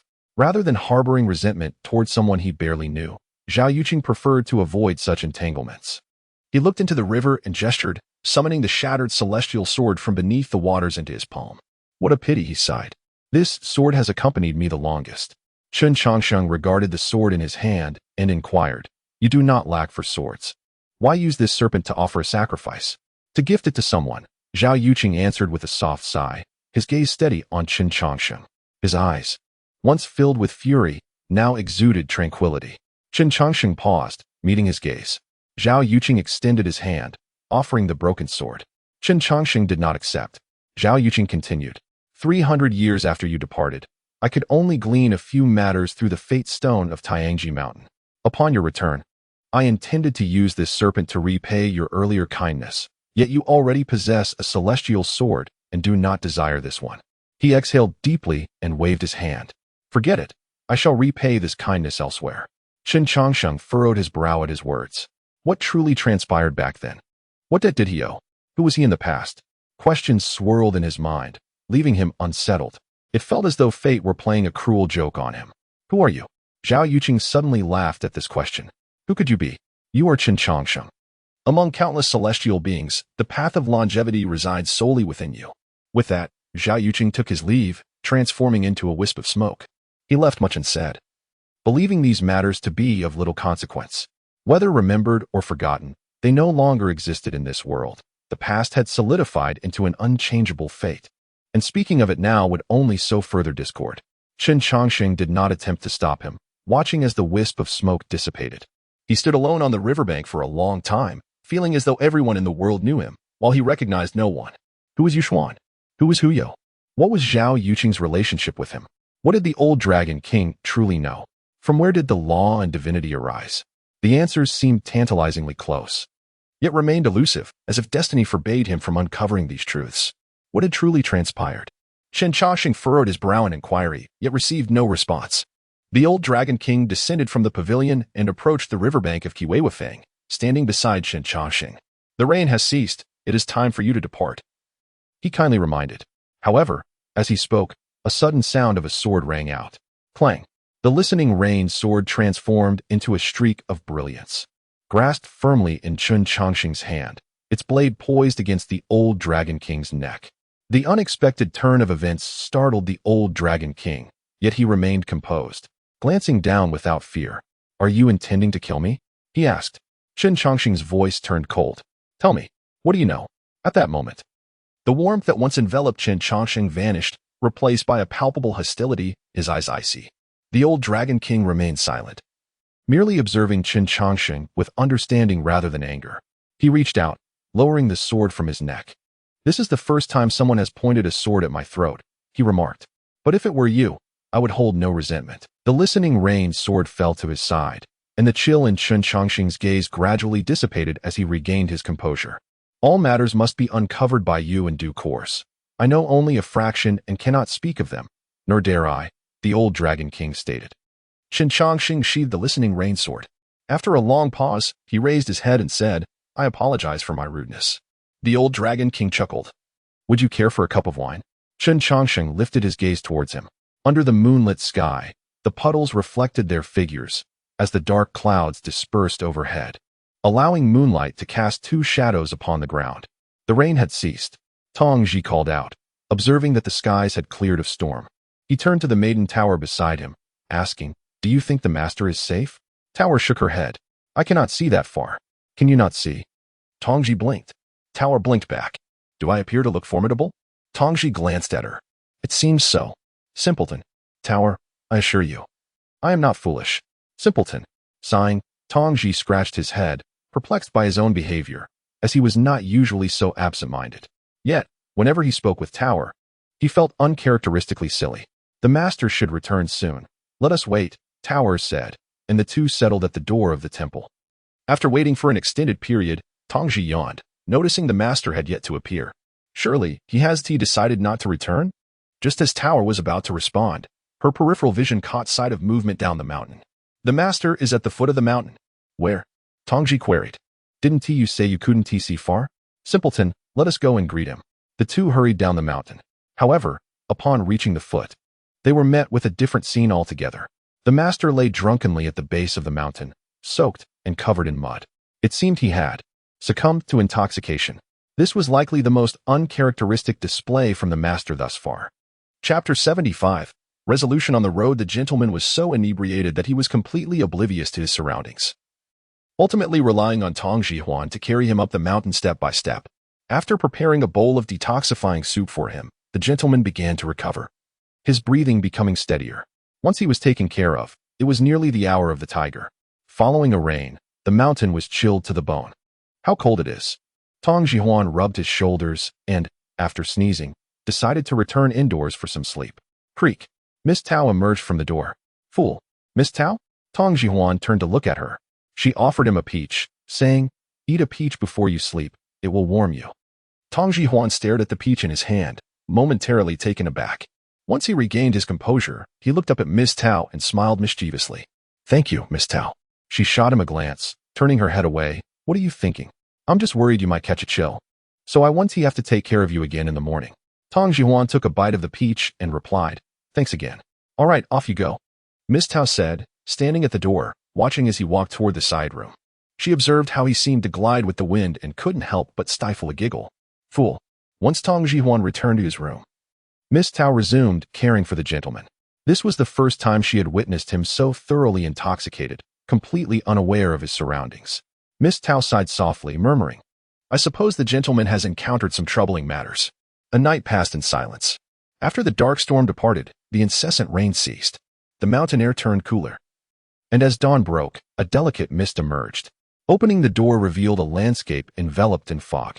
Dew dripped from the leaves, and all resumed its usual course. Yet, the people on the mountain had transformed, and the scenery below changed daily. Over the course of a century, the once precipitous mountain had evolved into its current form. It seemed as though everything was progressing toward a favorable outcome, yet it also appeared that all was deteriorating. Chen Changsheng awoke from a hazy dream. Feeling a dull ache in his head, he rubbed his brow and slowly rose from the bed. A brief assessment revealed that Miss Tao was preparing breakfast at the stove, smoke rising from the mountain alongside the mist. Meanwhile, Tongji Huan had arisen early to tidy the temple. The previous night's rain had scattered many fallen leaves into the temple, leaving a considerable mess. Chen Changsheng wiped his face and shook his head, sighing, how could one drink to such excess? To say he was dead drunk would not be an exaggeration. Fortunately, he had not spoken any nonsense. He put on his shoes. Noticing they were caked in mud, he shrugged, unwilling to wash them, and instead invoked a spell to cleanse the filth. Creak. The door opened. Tongji Huan, sweeping the temple, turned to see Chen Changsheng and inquired, "You are awake, sir?" Chen Changsheng nodded. "Thank you for your trouble last night." Tongji Huan shook his head. "It was no trouble. I am just glad you are well." The three of them then gathered to share breakfast in the temple, a simple meal of plain porridge accompanied by some wild greens, the slightly bitter taste serving to awaken them in the early morning. Chen Changsheng looked at Miss Tao and asked, "Not bad, but the temple has been empty for quite some time. Who taught you how to cook?" Miss Tao replied, "I once saw Zissa cook and, out of curiosity, learned a few things." Chen Changsheng pondered, wondering if it was somewhat beneath the innate spirit to be sweeping and cooking. "Does it suit your taste?" Miss Tao asked, blinking. "How could it not?" Chen Changsheng responded. Hearing this, Miss Tao smiled. "That's good to hear." As Chen Changsheng's thoughts returned to the previous night's conversation with the old Dragon King, he recalled how, in his drunken solitude, He had inquired about the past. The old Dragon King had claimed to know only a fragment of the truth, but what did that fragment entail? While drinking, the old Dragon King had refrained from answering directly, instead stating, "The resolution is on the road. The resolution is on the road." Chen Changsheng contemplated this phrase. Noticing the gentleman deep in thought, Tong Jihuan set aside his porridge and vegetables, hesitating to speak, while he glanced at Miss Tao. She merely winked at him, remaining silent. After a moment, Chen Changsheng slowly returned to reality and said, "Tomorrow, I fear I must embark on a long journey." Tong Jihuan paused, asking, "Will you return to the temple tomorrow evening?" Chen Changsheng replied, "It is likely I will not return for some time." Tong Jihuan understood then that the gentleman's journey would be prolonged. Miss Tao was also taken aback, looking at the gentleman. She wished to accompany him, but given her current realm, it would be challenging to maintain her state away from the peach tree. Tong Jihuan added, "May I accompany you, sir?" Chen Changsheng looked at him and shook his head. "You have your own path. Following me would offer no advantage." Tong Jihuan realized the truth in this. After all, the gentleman was an immortal, and as a mere mortal, how could he keep pace with him? He would only hinder the gentleman's progress. Chen Changsheng turned to Miss Tao and instructed, "During my absence, please keep a watchful eye over the temple to prevent any wandering spirits from disturbing its tranquility." Miss Tao nodded in agreement. "Rest assured, sir." "Very well," Chen Changsheng replied. "Now, let us finish our porridge." After breakfast, Tong Jihuan tidied the bowls while the gentleman returned to his room to retrieve a broken sword. This sword, left by Zhao Yuqing beneath the west, had been snapped in two during the confrontation with the dark serpent. Chen Changsheng examined the sword for a long while. Though broken, it still retained its sharpness. Having once been a celestial sword, had Zhao Yuqing not held back the previous night, the sword would have merged with the dark serpent and become an extraordinary celestial blade. It would be a pity to part with such a sword. After a moment's thought, Chen Changsheng snipped a few strands of his hair. He aligned the two halves of the broken sword and placed the hair at the fracture. The hair merged with the sword, restoring its integrity. A beam of golden light enveloped the sword as the strands of hair radiated golden brilliance, gradually melding into the fracture. The crack began to shimmer with golden light. And as it dimmed, the missing piece became smooth once more, returning to its original form. The only drawback was that the sword had lost its original spirit, having vanished when it broke, yet it still possessed the ability to ward off evil and dispel demons. Chen Changsheng picked up the sword and noticed a few characters inscribed on the hilt. 2 words, Yuqing. Upon seeing the name, he was reminded of Zhao Yuqing. Chen Changsheng paused briefly, thinking it was simply a matter of differing paths, and chose not to dwell on it further. He rose and exited the room, placing the Yuqing sword in the hands of the statue of Zhenwu within the temple. The statue stood with an imposing presence, just as it always. Chapter 76. On credit, Tong Jihuan sat at the stone table in the courtyard, diligently pinning the medical compendium. Meanwhile, Tao Er rested her chin on her hand. Lost in thought, Tong Jihuan paused his writing and inquired, "What occupies your mind, Miss Tao Er?" "I was pondering about the master," Tao Er replied, turning her head. "Isn't it said that a drunken person tends to speak nonsense? Yet, why is it that the master remains silent even when inebriated?" Tong Jihuan contemplated for a moment. He glanced at the master, who was leisurely observing the surroundings, then spoke. "Perhaps it is due to his prolonged solitude." Tao Er blinked, slightly confused. Tong Jihuan continued, "He may simply not know to whom he should speak." Tao Er's heart sank at this thought. "Isn't there us?" she asked. Tong Jihuan shook his head and sighed. "Though the master is near, at times he feels distant, and neither you nor I truly comprehend him." Tao Er reflected on the master's actions over the years. It seemed that Tong Jihuan had not erred in his observations. The master appeared to harbor countless secrets, never revealing them to outsiders. Even observing him daily, they gleaned no insight. Noticing Tao Er deep in thought, Tong Jihuan remarked, "I merely mentioned it in passing." Tao Er returned to reality and looked at him. "You are not as foolish as I thought." Nothing," she said, redirecting her gaze to the master engrossed in his reading. Over the years, he had read countless tomes, seemingly storing all knowledge within their pages. Yet no one could decipher their contents. She could not understand, while Tong Jihuan was unable to see. That day, the master read from dawn till dusk, perusing the over 100 volumes in the library. The oil lamp burned steadily throughout the night, illuminating his relentless pursuit of knowledge. As the day dawned gray and misty, Tao Er and Tong Jihuan arose early to prepare breakfast. After sharing the meal with the master, they accompanied him down the mountain. "Chen has departed," Chen Changsheng remarked. arriving empty-handed and leaving with but a sword. Tao Er stepped forward, offering a few peaches to the master. These peaches are delightful. Please enjoy them on your journey. How considerate. Chen Changsheng smiled, waving his hand to accept the peaches into his sleeve. Tao Er nodded, saying, when you return, there will be more peaches to savor. Chen Changsheng chuckled at her words. It is a promise. Indeed, Tao Er replied, her gaze tinged with melancholy. She was reluctant to part with the master, lamenting her inability to accompany him. Tong Jihuan asked, will the master return in 3 years? Chen Changsheng hesitated before responding, it is uncertain. Is that so? Tong Jihuan pressed his lips together, then raised his head, declaring, I wish you a smooth journey, and all endeavors may prosper. Chen Changsheng glanced at him and replied with a smile, perhaps you should reserve that sentiment for yourself. Tong Jihuan was momentarily taken aback, bewildered. Chen Changsheng waved his hand dismissively. It is not a farewell. Do not make it sound like a parting of life and death. Tong Jihuan coughed lightly, offering a hollow laugh. Very well, in due time, Chen shall return. As Chen Changsheng began his descent, he suddenly halted midway and turned back. Tong Jihuan felt a jolt in his heart and asked, do you have any further instructions, master? Chen Changsheng replied, you are not a child anymore. Do not refer to yourself as such. Tong Jihuan was momentarily stunned. Chen Changsheng then averted his gaze, disappearing around the corner. Tong Jihuan felt a sense of disorientation. It struck him that he had forgotten how to address himself in front of the master, and in his fluster, he could only recall the term child. Indeed, 10 years had swiftly passed. The master remained unchanged, while he was no longer the child he once was. With a sigh, Tong Jihuan murmured, I wonder when we shall meet again. Tao Er glanced at him and said, the master will always be present. In the courtyard, the peach trees swayed gently, a soft breeze wafting into the temple, leaving behind a refreshing coolness. Chen Changsheng descended the mountain, heading as usual to Choyue Fong. The western bridge, now in ruins, was undergoing repairs by the authorities, the sound of hammers echoing. Upon entering the tavern at the western bridge, he was greeted with the usual warm reception. The waiter, having witnessed the master's extraordinary feats the previous day, treated him with utmost respect, trembling slightly in his presence. Zhang Shaolu, the tavern keeper, attended to the master, though this time he found the gourd particularly difficult to fill. He poured nearly 2 large jars of wine before the gourd was full. Zhang Shaolu then asked, are you taking this many wines for a long journey? Just a casual stroll, Chen Changsheng replied with a gentle smile. Zhang Shaolu inquired, is there enough wine? Chen Changsheng shook the gourd, stating, it should suffice. However, Zhang Shaolu shook his head, instructing the nearby waiter, go and fetch 2 more large jars.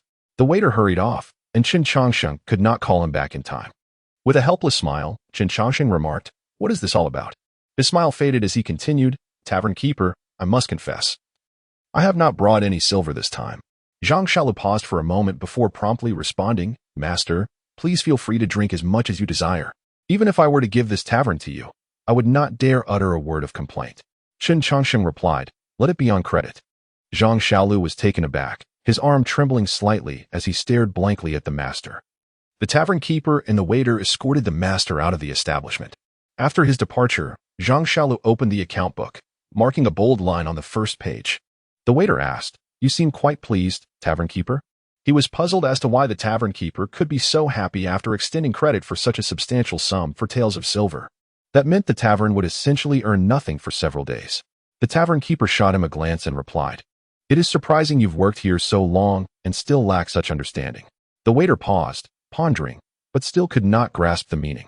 The tavern keeper offered no further explanation, simply stating, you have little ambition. The waiter accepted the reprimand without complaint, still baffled by the tavern keeper's sentiments. What is this reasoning? He mused, unable to comprehend.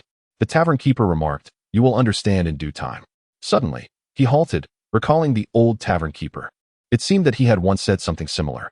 When was that? He wondered. Time had slipped by so swiftly, and so many years had passed. Chapter 77. The tea divination. As the wine flowed down his throat, he beheld the distant sunrise, fierce and radiant. On the official road, a gentleman in a blue robe walked alone, a celestial sword concealed at his side, and a gourd swaying at his waist. He traversed the mortal realm in search of an elusive solution. Before his departure, Xiao Lu had filled the gourd with 2 large jars of wine, ensuring that he would have enough for the journey.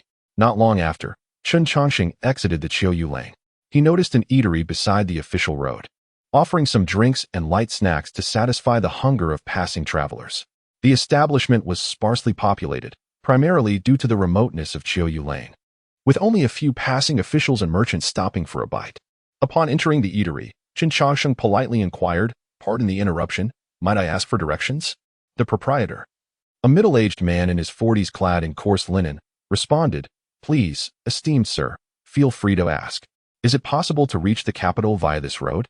Chen Changsheng queried. "Indeed," the proprietor affirmed, nodding.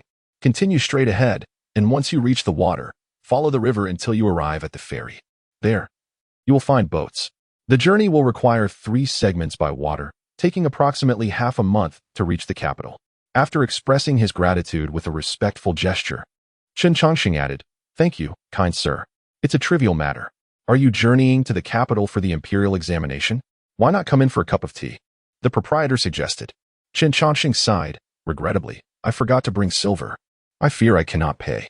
The proprietor, displaying generosity, waved his hand dismissively. "A cup of tea costs but little. I shall not take your silver." Chen Changsheng entered the establishment, and the proprietor poured 2 cups of tea to welcome him. "You plan to go to the capital without money?" the proprietor remarked, puzzled. Chen Changsheng replied, "There will be someone to assist me later." Understanding, the proprietor nodded and said, "That is good. Over these years, many scholars have traveled to the capital for the examinations, but I have never before encountered a gentleman with such a scholarly presence." "Scholarly presence?" Chen Changsheng paused, intrigued. "Indeed," the proprietor affirmed. "People say that scholars carry an aura of ink fragrance, and the stronger the scent, the more pronounced the scholarly demeanor. Yet you, sir, lack that fragrance, yet exude the unmistakable essence of a well-read individual." Hearing this, Chen Changsheng smiled and shook his head. "I have read many books, though they are merely miscellaneous texts." "That is curious," the proprietor mused, scratching his head. "Have you encountered many scholars?" Chen Changsheng inquired. The proprietor chuckled. "In the past, scholars heading to the capital would stop by for a cup of tea before their journey. Over time, I've met many." "Many indeed?" Chen Changsheng mused. The proprietor explained, "This eatery has been in my family for generations. In times past, scholars would gather here for tea before parting, both as a farewell and as an oath. It has evolved into an unwritten tradition. Scholars traveling to the capital are not charged for tea." Chen Changsheng paused, then said, "Forgive my presumption, but I am not heading to the capital for the examination." "No matter," the proprietor waved his hand. "There is plenty of tea." Seeing this, Chen Changsheng chose not to pursue the matter further, smiling, "I have taken advantage of your kindness. A cup of tea is hardly a matter of advantage." "You jest, sir," the proprietor responded with a laugh. Chen Changsheng surveyed the eatery and asked, "How long has this establishment been open?" The proprietor pondered for a moment. "It has been over 100 years, established by my grandfather." "Over 100 years and still no tea charges?" Chen Changsheng queried. "Indeed," the proprietor nodded. "In those times, our ancestors wished for their descendants to become talented individuals. They refrained from charging for tea to cultivate a scholarly atmosphere and forge good relations. However, 3 generations have passed without a scholar emerging. Fortunately, the next generation has gleaned some knowledge. This year, my son intends to take the autumn examination, and perhaps he will achieve something noteworthy." "Your son, then?" Chen Changsheng asked. "Precisely," the proprietor confirmed. Chen Changsheng contemplated. "The autumn examination is in August, which is about 2 months away. There is still time to prepare."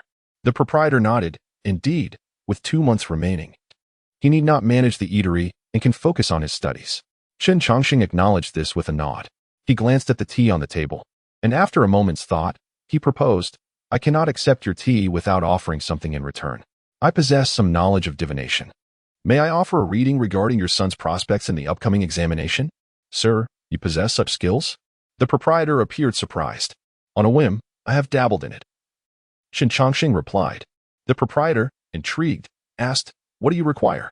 "Simply tell me your son's name," Chen Changsheng instructed. "My son's name is Lianfu, and for peace." "And Fu for fortune," the proprietor stated. Chen Changsheng nodded, then extended his hand, calculating as he did so. The proprietor observed Chen Changsheng's movements, skeptical yet entertained, dismissing it as mere entertainment.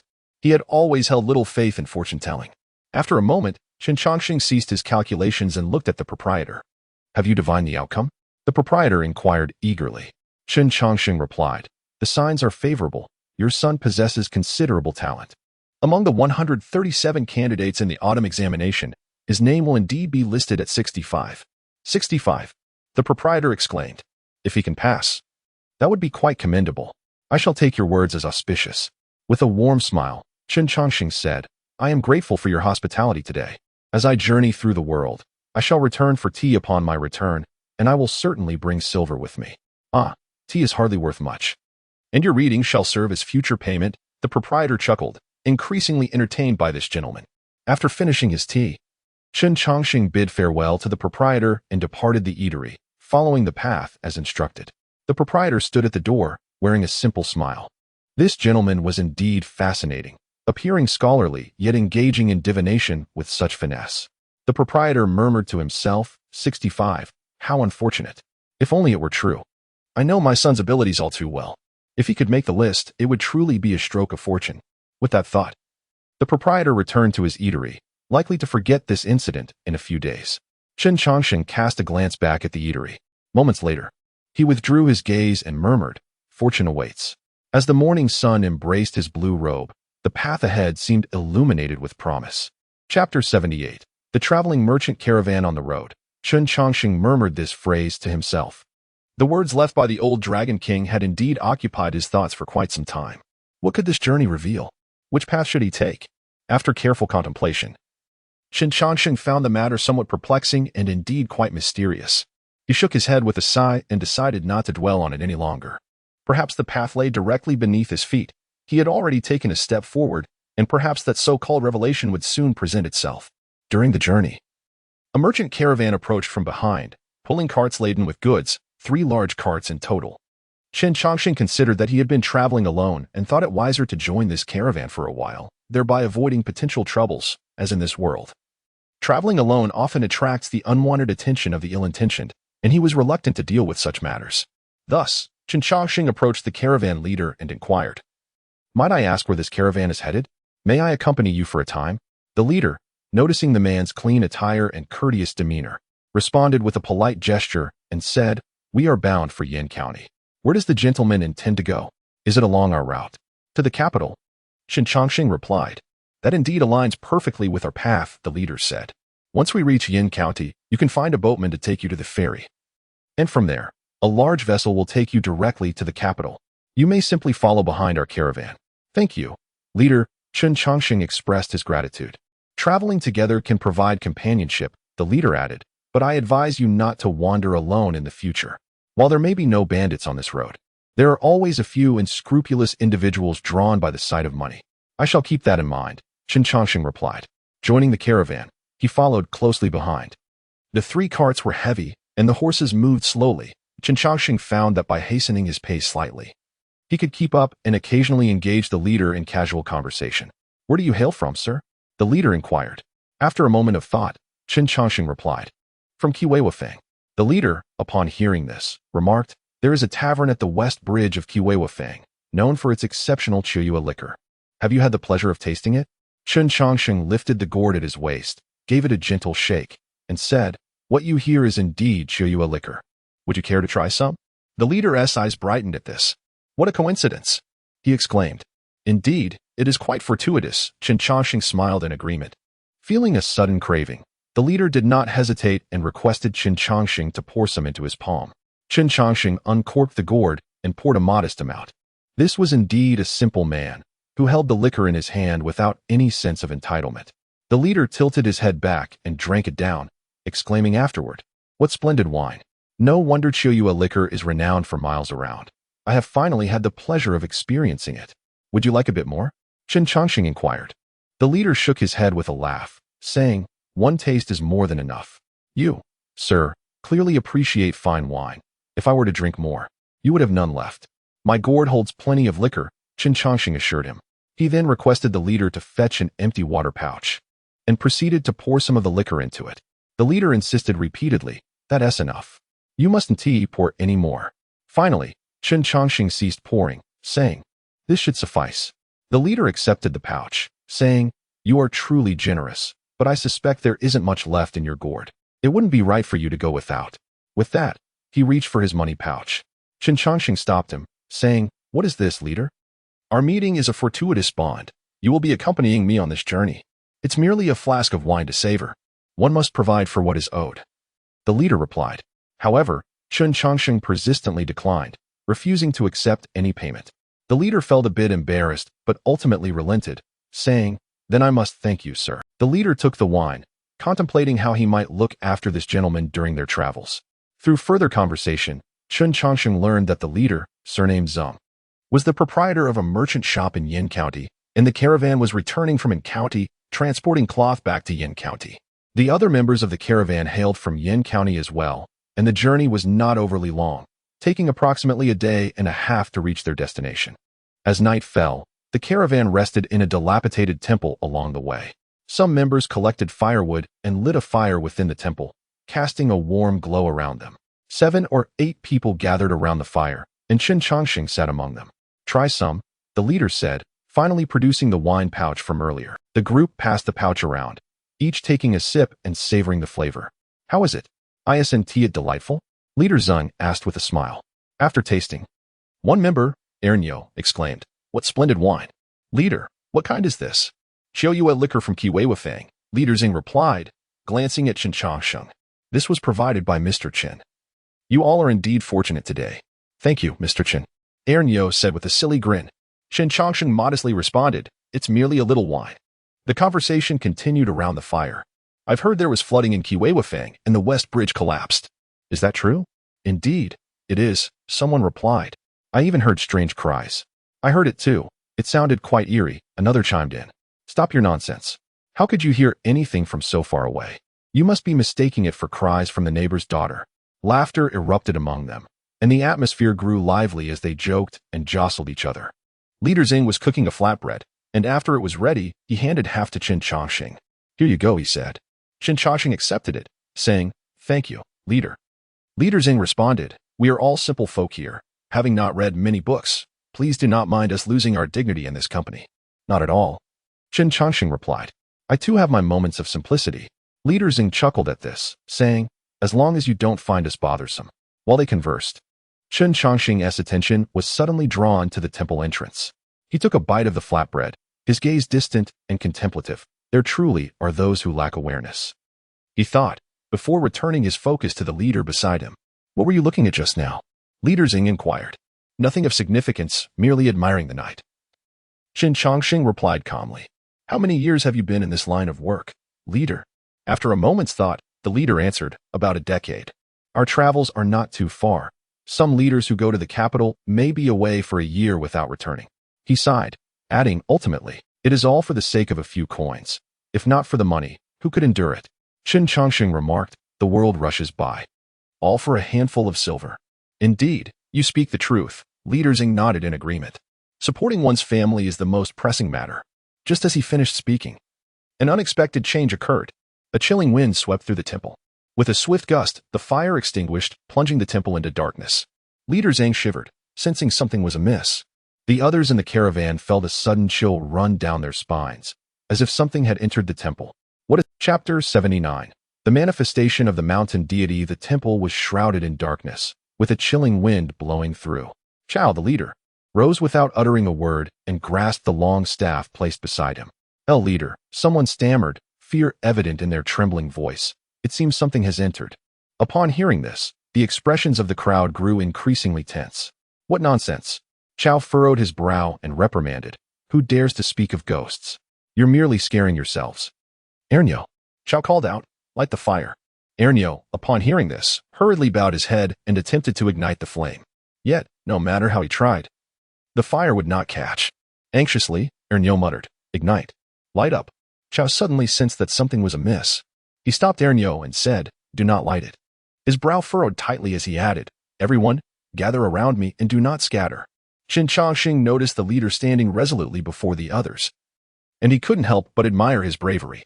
Such courage. Chen Changsheng mused silently, choosing not to act hastily. His gaze darted to a shadow lurking behind a pillar in the corner of the temple. What unfolded was indeed eerie, yet it was not the work of any ghost. Chao reached out and grasped a burnt twig. In the enveloping darkness, his eyes scanned the temple, remaining vigilant to everything around him. Ernyo, somewhat timid, asked, "Leader, surely there can't be a ghost?" "Silence," Chao commanded, his uncertainty palpable. The chilling wind and the extinguished, unlit fire pit were all too strange. According to folklore, such circumstances indicated a ghostly encounter. No one dared to breathe. Having traversed many years, none had encountered such bizarre occurrences. As Chao's gaze fell upon the shadowy corner, he froze. A head seemed to peek from behind the pillar, revealing a pair of glowing eyes. Chao's eyes widened as he shouted, "Run!" Though it was merely a pair of eyes, he sensed that this entity was anything but benevolent. Just then, as the group scrambled to escape, an ominous wind surged, slamming the temple door shut with a thunderous bang. The sound echoed, sending tremors through the temple. Cold sweat trickled down Chao's forehead as he shouted, "Break the window!" Suddenly, a loud commotion erupted within the temple as a burly man surged forward, fist clenched, and aimed to smash through the window. Boom! Yet, a tremendous force struck back. A shriek erupted as the man was thrown backward, perilously close to the still smoldering fire pit. Chen Changsheng reached out and pulled the man back. The man turned, eyes wide with fear as he beheld the inferno behind him, beads of sweat cascading down his forehead. What was that? Ernyo felt his legs weaken, having seen a shadow flit past the window just before the man was hurled away. The others, witnessing the scene, dared not advance. Although filled with fear, Chao stepped forward. "I will handle it." He brandished the long staff, charging ahead. However, as the staff was about to descend, an unseen force intercepted it. Startled, Chao's eyes widened as he beheld the glowing eyes. Overcome by dread, he relinquished the staff and retreated several steps.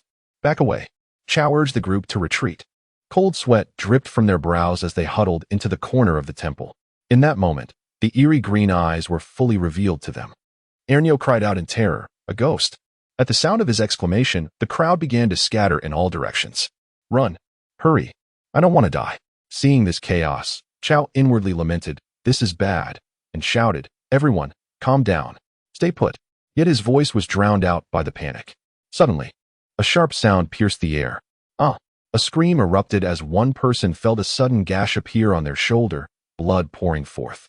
"Help me, please." But in that moment, everyone was too preoccupied with their own survival to heed the plea. "Come here. Over here," Chao shouted. But the other 5 were frantically pounding on the door, crying out for help. The temple was in utter disarray. Chao felt a surge of anxiety as he realized he could no longer maintain control. "Calm down." A voice suddenly rang in his ear. Chao turned to see Chen Changsheng and said, "Stay behind me and do not move." Thud. The temple echoed with more cries of despair. Chen Changsheng was taken aback at how Chao stood before him.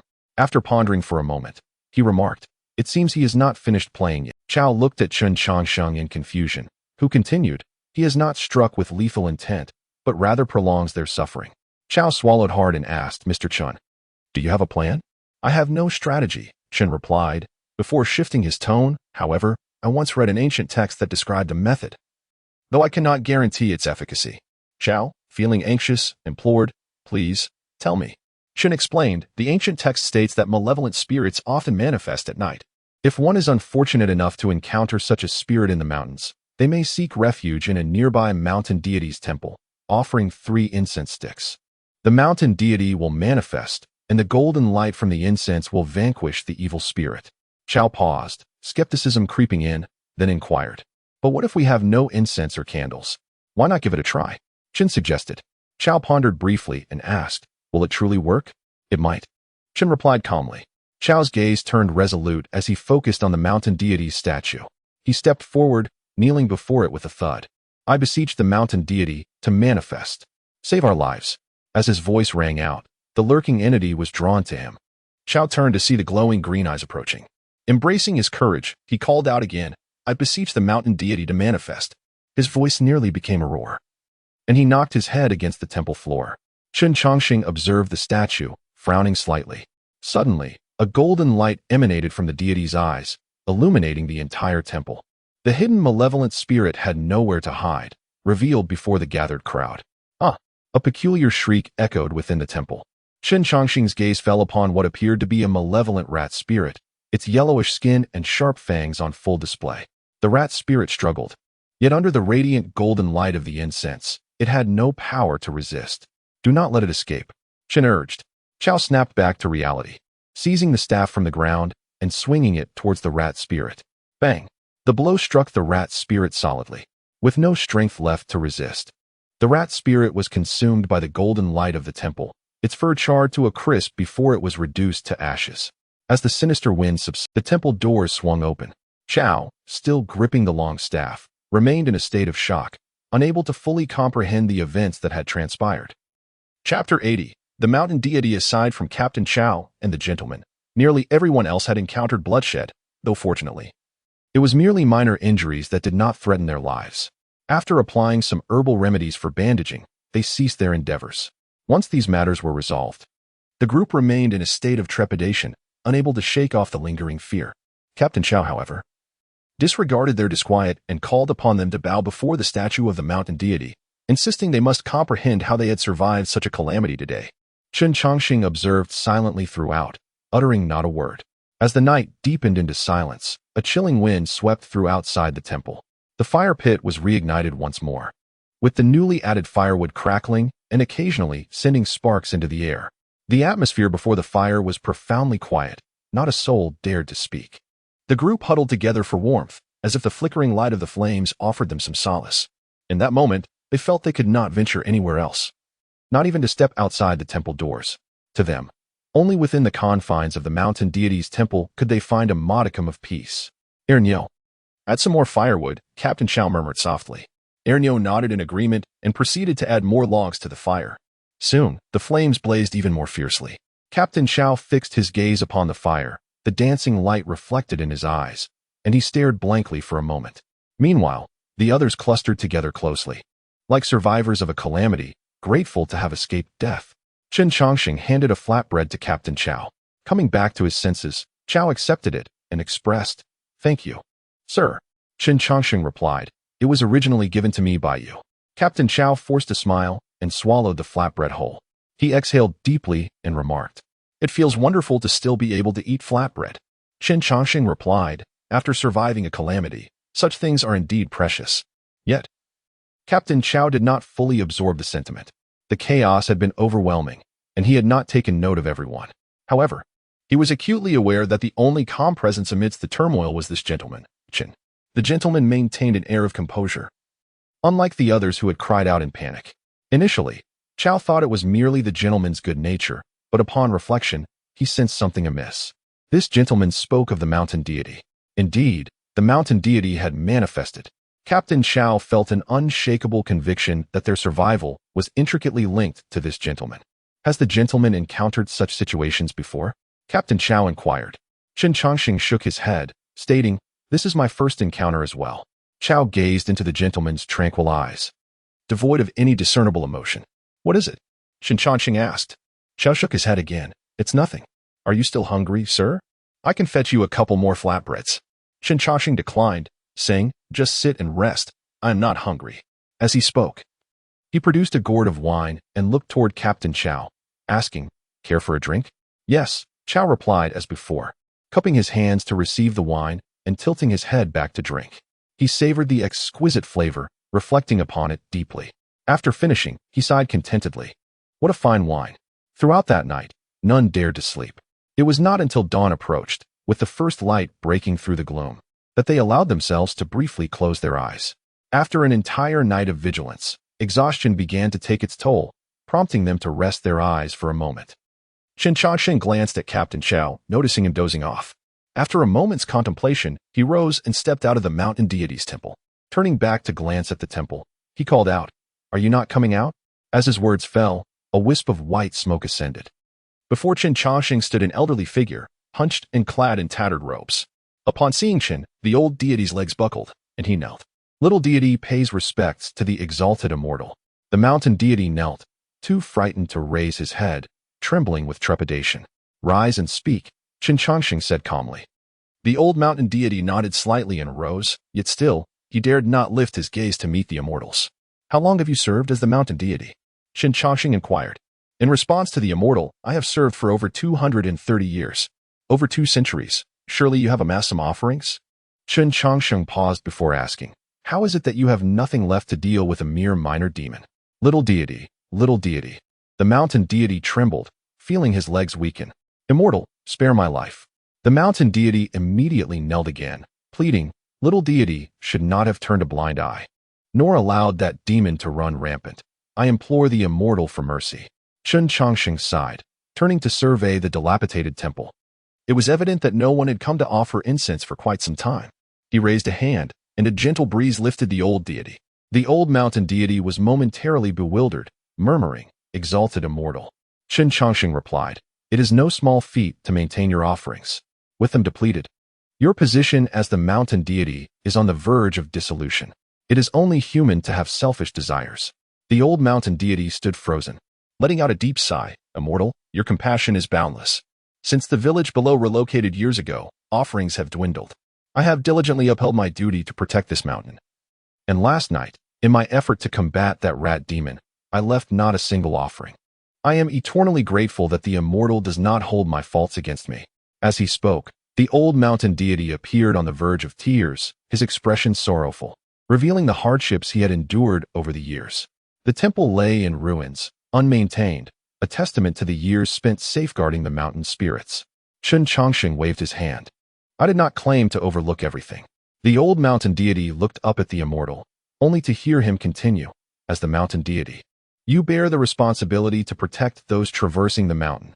Regardless of the number of offerings, you cannot ignore your duty, and that is your fault." However, Chen Changsheng observed, "The vitality of the flora and fauna here is quite rich.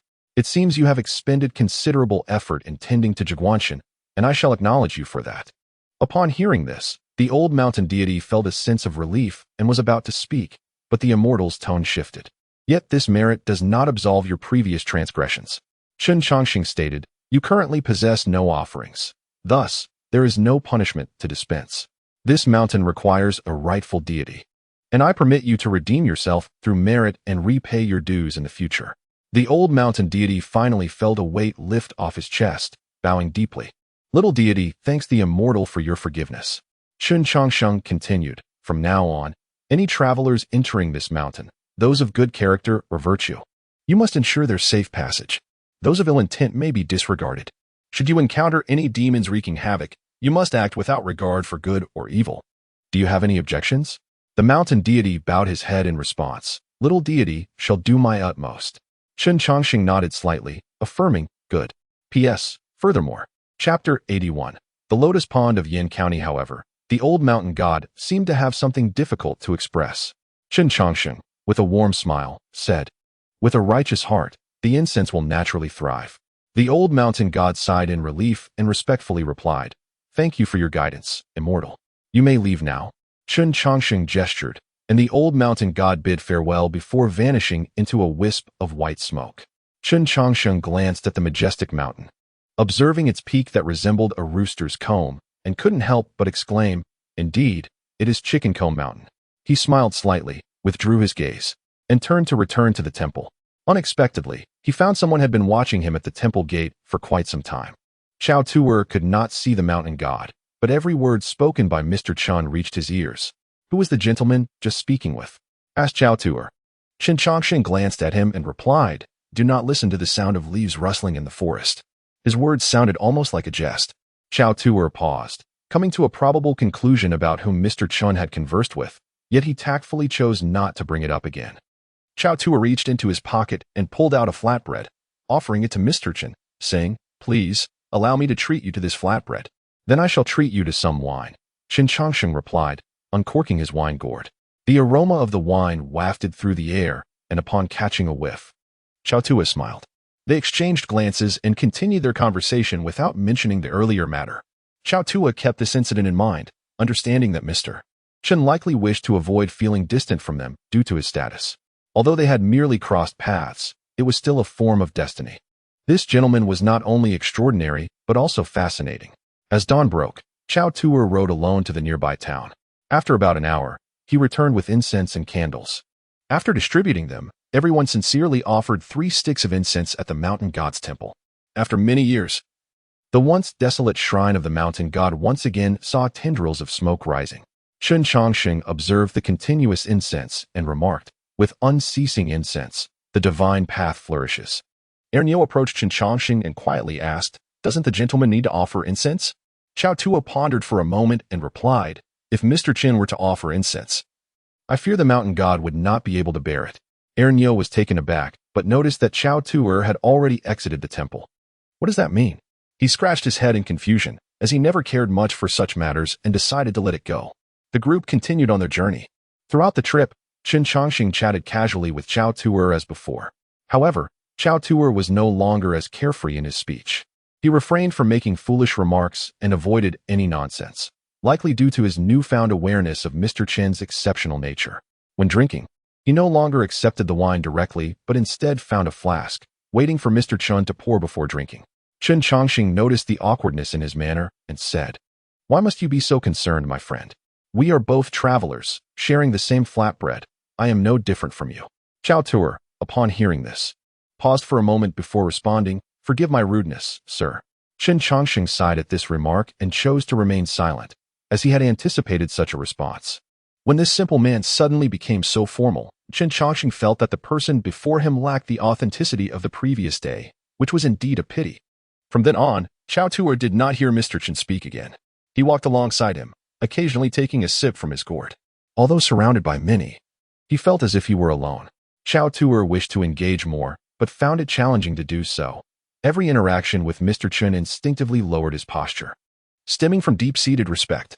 Yet, it seemed Mr. Chen did not desire such reverence. The caravan moved forward, passing several towns after leaving Chicken Comb Mountain. After a brief stop for water, they continued their journey. They had intended to arrive by noon, but due to the previous night's rest, they were delayed and did not reach Yin County until dusk. The lotus pond of Yin County is renowned for its vast expanse of lotus flowers. A poet once penned a famous piece about it, which garnered praise from the former emperor, thus elevating the fame of the lotus pond throughout the land. Before even entering the town, Chen Changsheng was greeted by the sight of sprawling lotus fields. As summer approached, many lotus blossoms were in full bloom, competing for beauty. A gentle whiff of their fragrance could refresh one's spirit. In the distance, the sky was ablaze with fiery clouds, casting a radiant glow upon the lotus pond, creating an exquisite spectacle. Chen Changsheng took a sip of his wine and murmured, "As the sun sets in the west, its reflection graces the eastern shores. The evening's colors stain the pond red." Chao Tuer, though not well versed in literature, felt that this verse was quite remarkable, far superior to the verses crafted by the scholars of the town. "You possess great literary talent," he remarked. Chen Changsheng smiled warmly, saying, I cannot compare to true poets. I can only echo the sentiment of a good poem," replied Chao Tuer. Chen Changsheng chuckled lightly, stating, "Poetry is meant for others to appreciate. It does not require vast knowledge. What is considered good by the people is good, and what is not, is not." Chao Tuer nodded, feeling a sense of admiration. The principles articulated by Mr. Chen always resonated comfortably with him. He suggested, "Given that we delayed our journey today, it is likely there are no boatmen at the riverside now. Perhaps you might rest here for the night?" Chen Changsheng contemplated and replied, "That is acceptable." Upon entering the town, Chao Tuer arranged for Chen Changsheng to stay at an inn. Chen Changsheng did not decline, as he had little money on him. "Please rest here for now. I will return to find you after I finish my errands," said Chao Tuer before heading off to the merchant's establishment. Chen Changsheng walked to the window, gazing outside as the sky deepened into shades of red, signaling the approach of nightfall. Standing by the window, he could still see the beautiful lotus pond beyond the town. This place indeed exuded a sense of tranquility. Chen Changsheng sighed deeply, seizing the opportunity to explore the town before darkness fell. The townspeople led leisurely lives, and many could still be seen strolling contentedly along the streets. The thoroughfares were bustling with laughter and chatter, faces adorned with smiles, all savoring the relaxed atmosphere of dusk. As Chen Changsheng wandered, he realized he had inadvertently arrived at the town gate, having taken a wrong turn. With a resigned smile, he decided to embrace the moment and enjoy the enchanting sunset over the lotus pond. Chapter 82. The unexpected jade pendant. The fish in the lotus pond swam languidly. Chen Changsheng sat by the pond, savoring a sip of exquisite wine from his gourd. With a contemplative sigh, he appreciated the beauty of the world. The wine trickled down the corners of his mouth, falling into the pond below. Chen Changsheng paid it no mind, completely immersed in the enchanting scenery of the lotus pond and the fine wine at dusk. A red fish approached in the pond. The other fish that had gathered suddenly dispersed, intimidated by the presence of the red fish. The red fish surfaced, opening its mouth just as the wine fell into it. A few drops seemed insufficient, and it continued to gulp down more. Chen Changsheng leaned down, witnessing the red fish surreptitiously drinking the spilled wine, caught in the act. "Do fish indulge in wine as well?" Amused, he remarked, "Since there is no one to drink with me, I suppose I shall make." With a playful spirit, Chen Changsheng raised his gourd and poured more wine into the fish's mouth. 1 sip, 2 sips, 3 sips. Initially, the red fish remained somewhat coherent, but gradually its fin movement slowed. In no time, it swayed unsteadily, thoroughly intoxicated. Chen Changsheng paused, blinking and saying, "Drunk, are you?" The red fish, bubbling and gurgling, sank to the bottom of the pond. Chen Changsheng chuckled softly, shaking his head. "Oh, dear fish, your capacity for drink is rather poor." Haha. He raised the gourd for another sip, noting that the sun had set, and decided it was time to leave. Brushing off his garments, he addressed the submerged red fish. "I shall return tomorrow to drink with you." With that, he departed and made his way back to the inn. To his surprise, before he reached the inn, he spotted Chao, the innkeeper, waiting at the entrance. Chao turned upon seeing him, quickly approaching. "Mr. Chen." Chen Changsheng paused and inquired. "Why the haste, my good fellow?" "Sir, our master wishes to meet you," Chao replied. "Ah?" Chen Changsheng hesitated, asking, "Your master?" "Our master is currently at the inn," Chao continued, just as a figure emerged from within. The newcomer, adorned in splendid attire with a jade pendant hanging from his waist, fixed his gaze on Chen Changsheng, his expression shifting immediately. "When the innkeeper mentioned you, I suspected it must be Mr. Chen, and lo and behold, it truly is." Tang Mingjing approached, bowing respectfully upon seeing Chen Changsheng. "It is you." Chen Changsheng smiled, replying, "I wondered who would wish to see me without reason." Tang Mingjing responded, "It is not without reason, for you saved my caravan. Even if we had not met, I ought to express my gratitude." Chen Changsheng replied, "It was the mountain deity who rendered assistance. I had no part in it." Tang Mingjing paused slightly, then realized, yes, it was indeed the mountain deity's divine intervention. In a few exchanged words, the matter was brushed aside. Chen Changsheng observed him closely, noting that the despair that had once clouded his brow had dissipated. "Have you overcome your tribulations?" he inquired. Tang Mingjing nodded, exhaling deeply as he recalled the events of that day. "Thanks to your words. Otherwise, I would not be here today. Please, take a seat, and we can discuss it at length." Chen Changsheng followed Tang Mingjing into the inn. After instructing the inn's server to bring forth some simple wine and snacks, Tang Mingjing recounted the events of that fateful day. As night fell, believing the distance manageable, the four of us planned to return under the cover of darkness. To our surprise, several silver ingots appeared by the roadside. Upon sighting them, my 2 companions rushed to collect them. I intended to dismount, but recalled your warning, and so I refrained. As it happened, the road was lined with silver ingots leading into the mountains, which struck me as peculiar. Tang Mingjing continued, later. Shi Yuan and the others insisted on venturing into the mountains. I tried to dissuade them, but they would not heed my words, so I remained on the road. "Are they still alive?" Chen Changsheng asked. "Yes," Tang Mingjing confirmed. "I eventually entered the mountains and brought them back." "Hm?" Chen Changsheng regarded him intently. Tang Mingjing then produced a jade pendant from his bosom, stating, "This item saved me." Chen Changsheng accepted the pendant, examining it closely. The pendant was intricately carved with vivid scenes of the lotus pond, still possessing a trace of residual power, likely shielding him from danger. That day, the pendant had emitted a golden glow, and Mingjing had heard a scream, after which the silver ingots transformed into paper offerings, and the malevolent spirit vanished. Although the people were saved, Shi Yuan and the others fell gravely ill upon their return and have yet to recover. I had intended to take them to the Luyun Temple, but unexpectedly you arrived in Yan County. At that moment, Tang Mingjing finally understood why he had felt something was amiss at the temple. It became clear why Tongji had spoken those words. After the incident with the silver spirit, he comprehended that this gentleman must possess extraordinary abilities. Chen Changsheng, however, was not concerned with such matters. His focus remained on the jade pendant in his hand, pondering its significance. This pendant appeared to be an ordinary magical artifact, yet it had not shown up in his divinations. It certainly was not an oversight. The issue lay with the pendant itself. "Mr. Chen?" Tang Mingjing called. "Nothing," Chen Changsheng replied, returning to the present. "It was this pendant that shielded you from disaster." Tang Mingjing nodded, acknowledging, "Indeed, otherwise the 4 of us might not have returned." Chen Changsheng inquired, "Might I ask, where did you acquire this pendant?" Tang Mingjing responded, "It has been passed down through generations." Upon hearing this, Chen Changsheng raised his hand to calculate further, yet midway through he suddenly halted. He had traced Tang Mingjing's lineage back 3 generations, but could not discern anything beyond that. "Your ancestry is rather extraordinary," Chen Changsheng remarked. Tang Mingjing appeared puzzled. "Extraordinary?" Chen Changsheng explained, this pendant is no common artifact. Your ancestors may have encountered some fortuitous event. Tang Mingjing reflected for a moment. I have not heard such tales, but this pendant has always been with me. Worn since my birth. Chen Changsheng advised, you should inquire with your elders upon your return. They may possess knowledge about it. Tang Mingjing took note of this suggestion. Curiosity piqued about the origins of the jade pendant. Chapter 83. Perhaps we need not wait until tomorrow. Moreover, there is one more matter for which I would like to request Mr. Chen's assistance, Tang Mingjing said. Shi Yuan and his companions.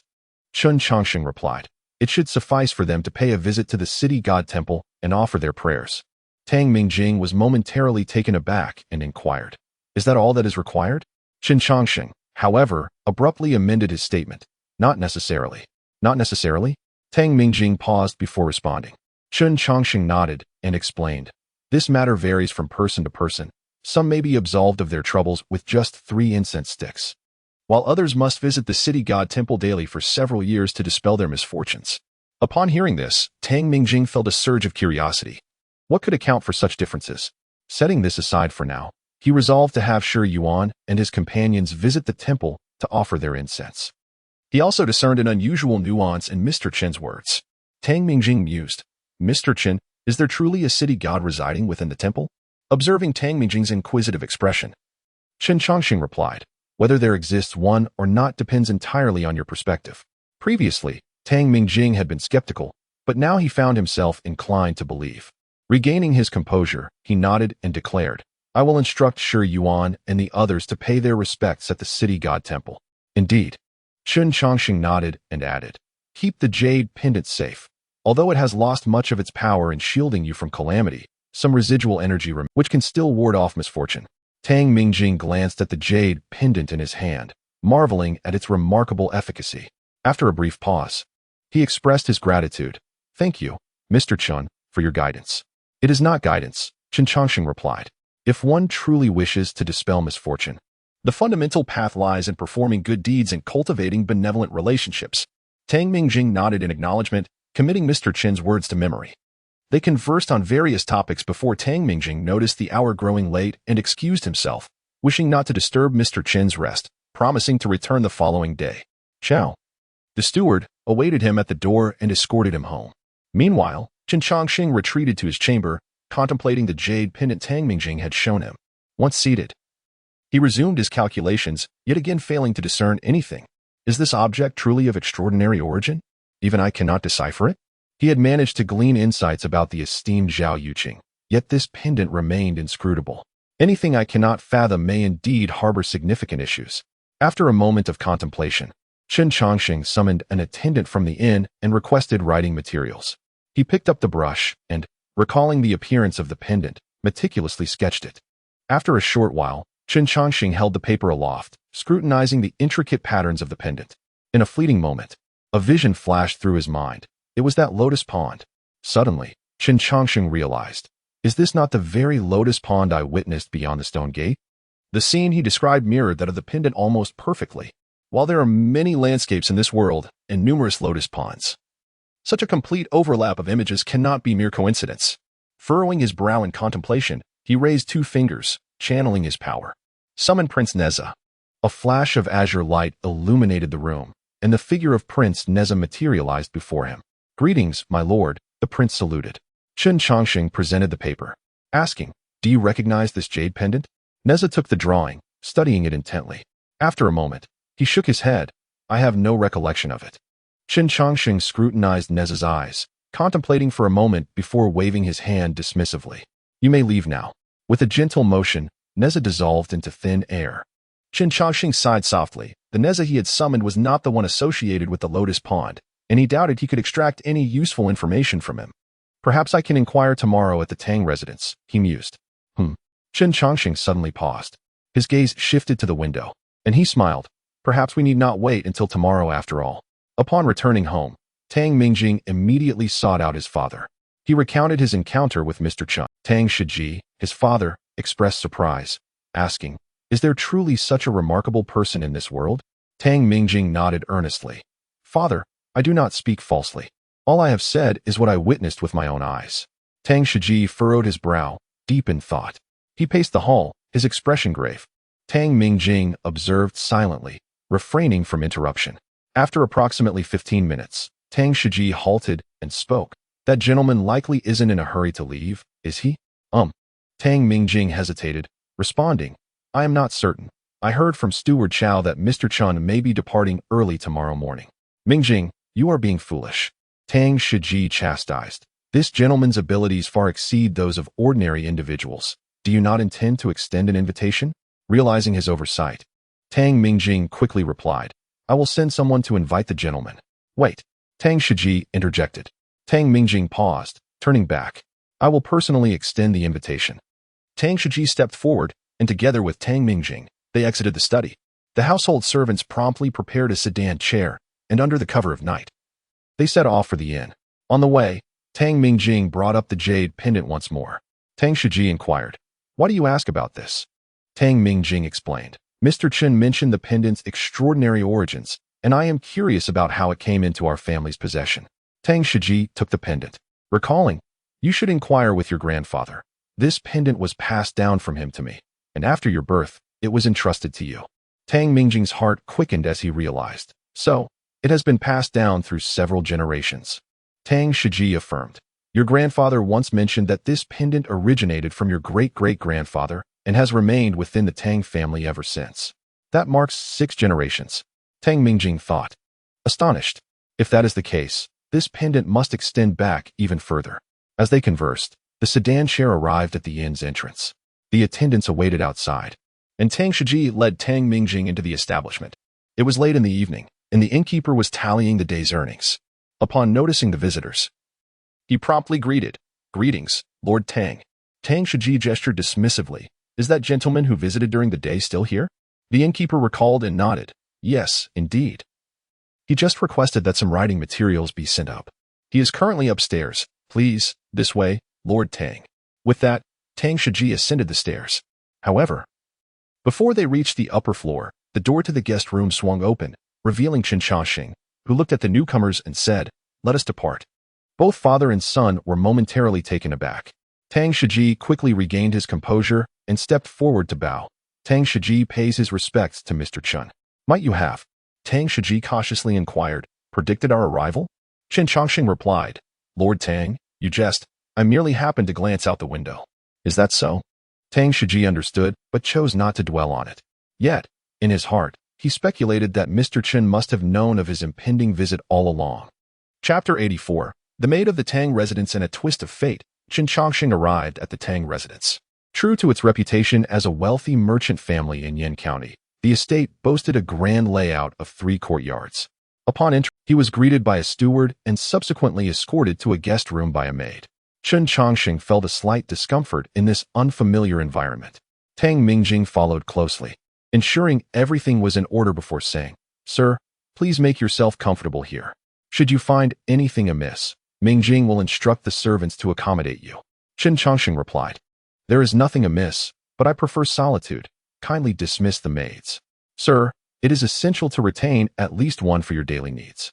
If I fail to attend to you properly, my father will surely reprimand me. Tang Mingjing responded with a hint of exact. Chen Changsheng glanced at the maid standing at the door and said, This. Tang Mingjing turned to the maid and instructed, He Xiang, you may leave. Yun Xiang will remain to attend to the gentleman. Understood, young master, the maid replied, and Chen Changsheng decided not to press further. As the day waned, Tang Mingjing advised, Given the late hour, let us discuss matters tomorrow. You should rest peacefully for now.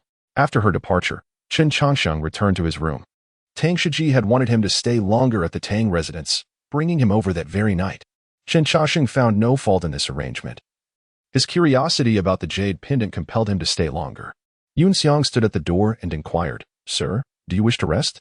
Chen Changsheng shook his head. I will read for a while. You may attend to your own matters. Yun Xiang pressed her lips together and said, If you require anything, please do not hesitate to inform me. Very well, Chen Changsheng replied, lowering his gaze to the book. Half an hour passed, during which Yun Xiang remained silently beside him. Catching a glimpse of her still standing there, he said, Please, have a seat, or you may return to rest. I will be reading late into the night, and do not require attendance. Yun Xiang shook her head. As long as you have not rested, I must remain by your side. With a sigh, Chen Changsheng beckoned, "Fetch a chair and sit down." Yunxiang swiftly declined. "That is not appropriate, sir. I am but a servant and should not sit."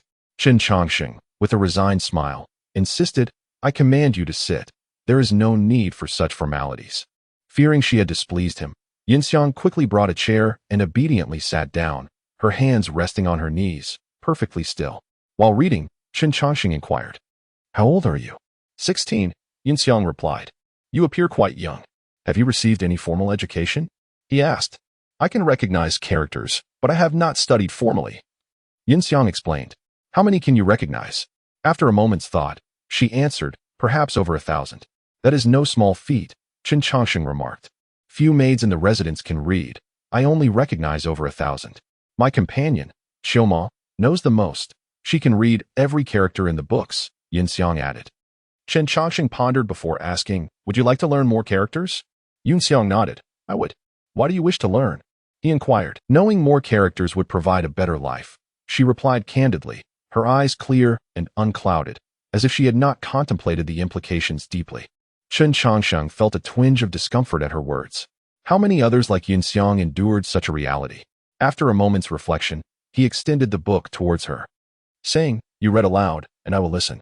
Yunxiang hesitated, glancing at the book. "Sir, there are some characters I do not recognize," she confessed. "Just give it a try," he encouraged. With some trepidation, she began, "Heaven's mandate is called nature.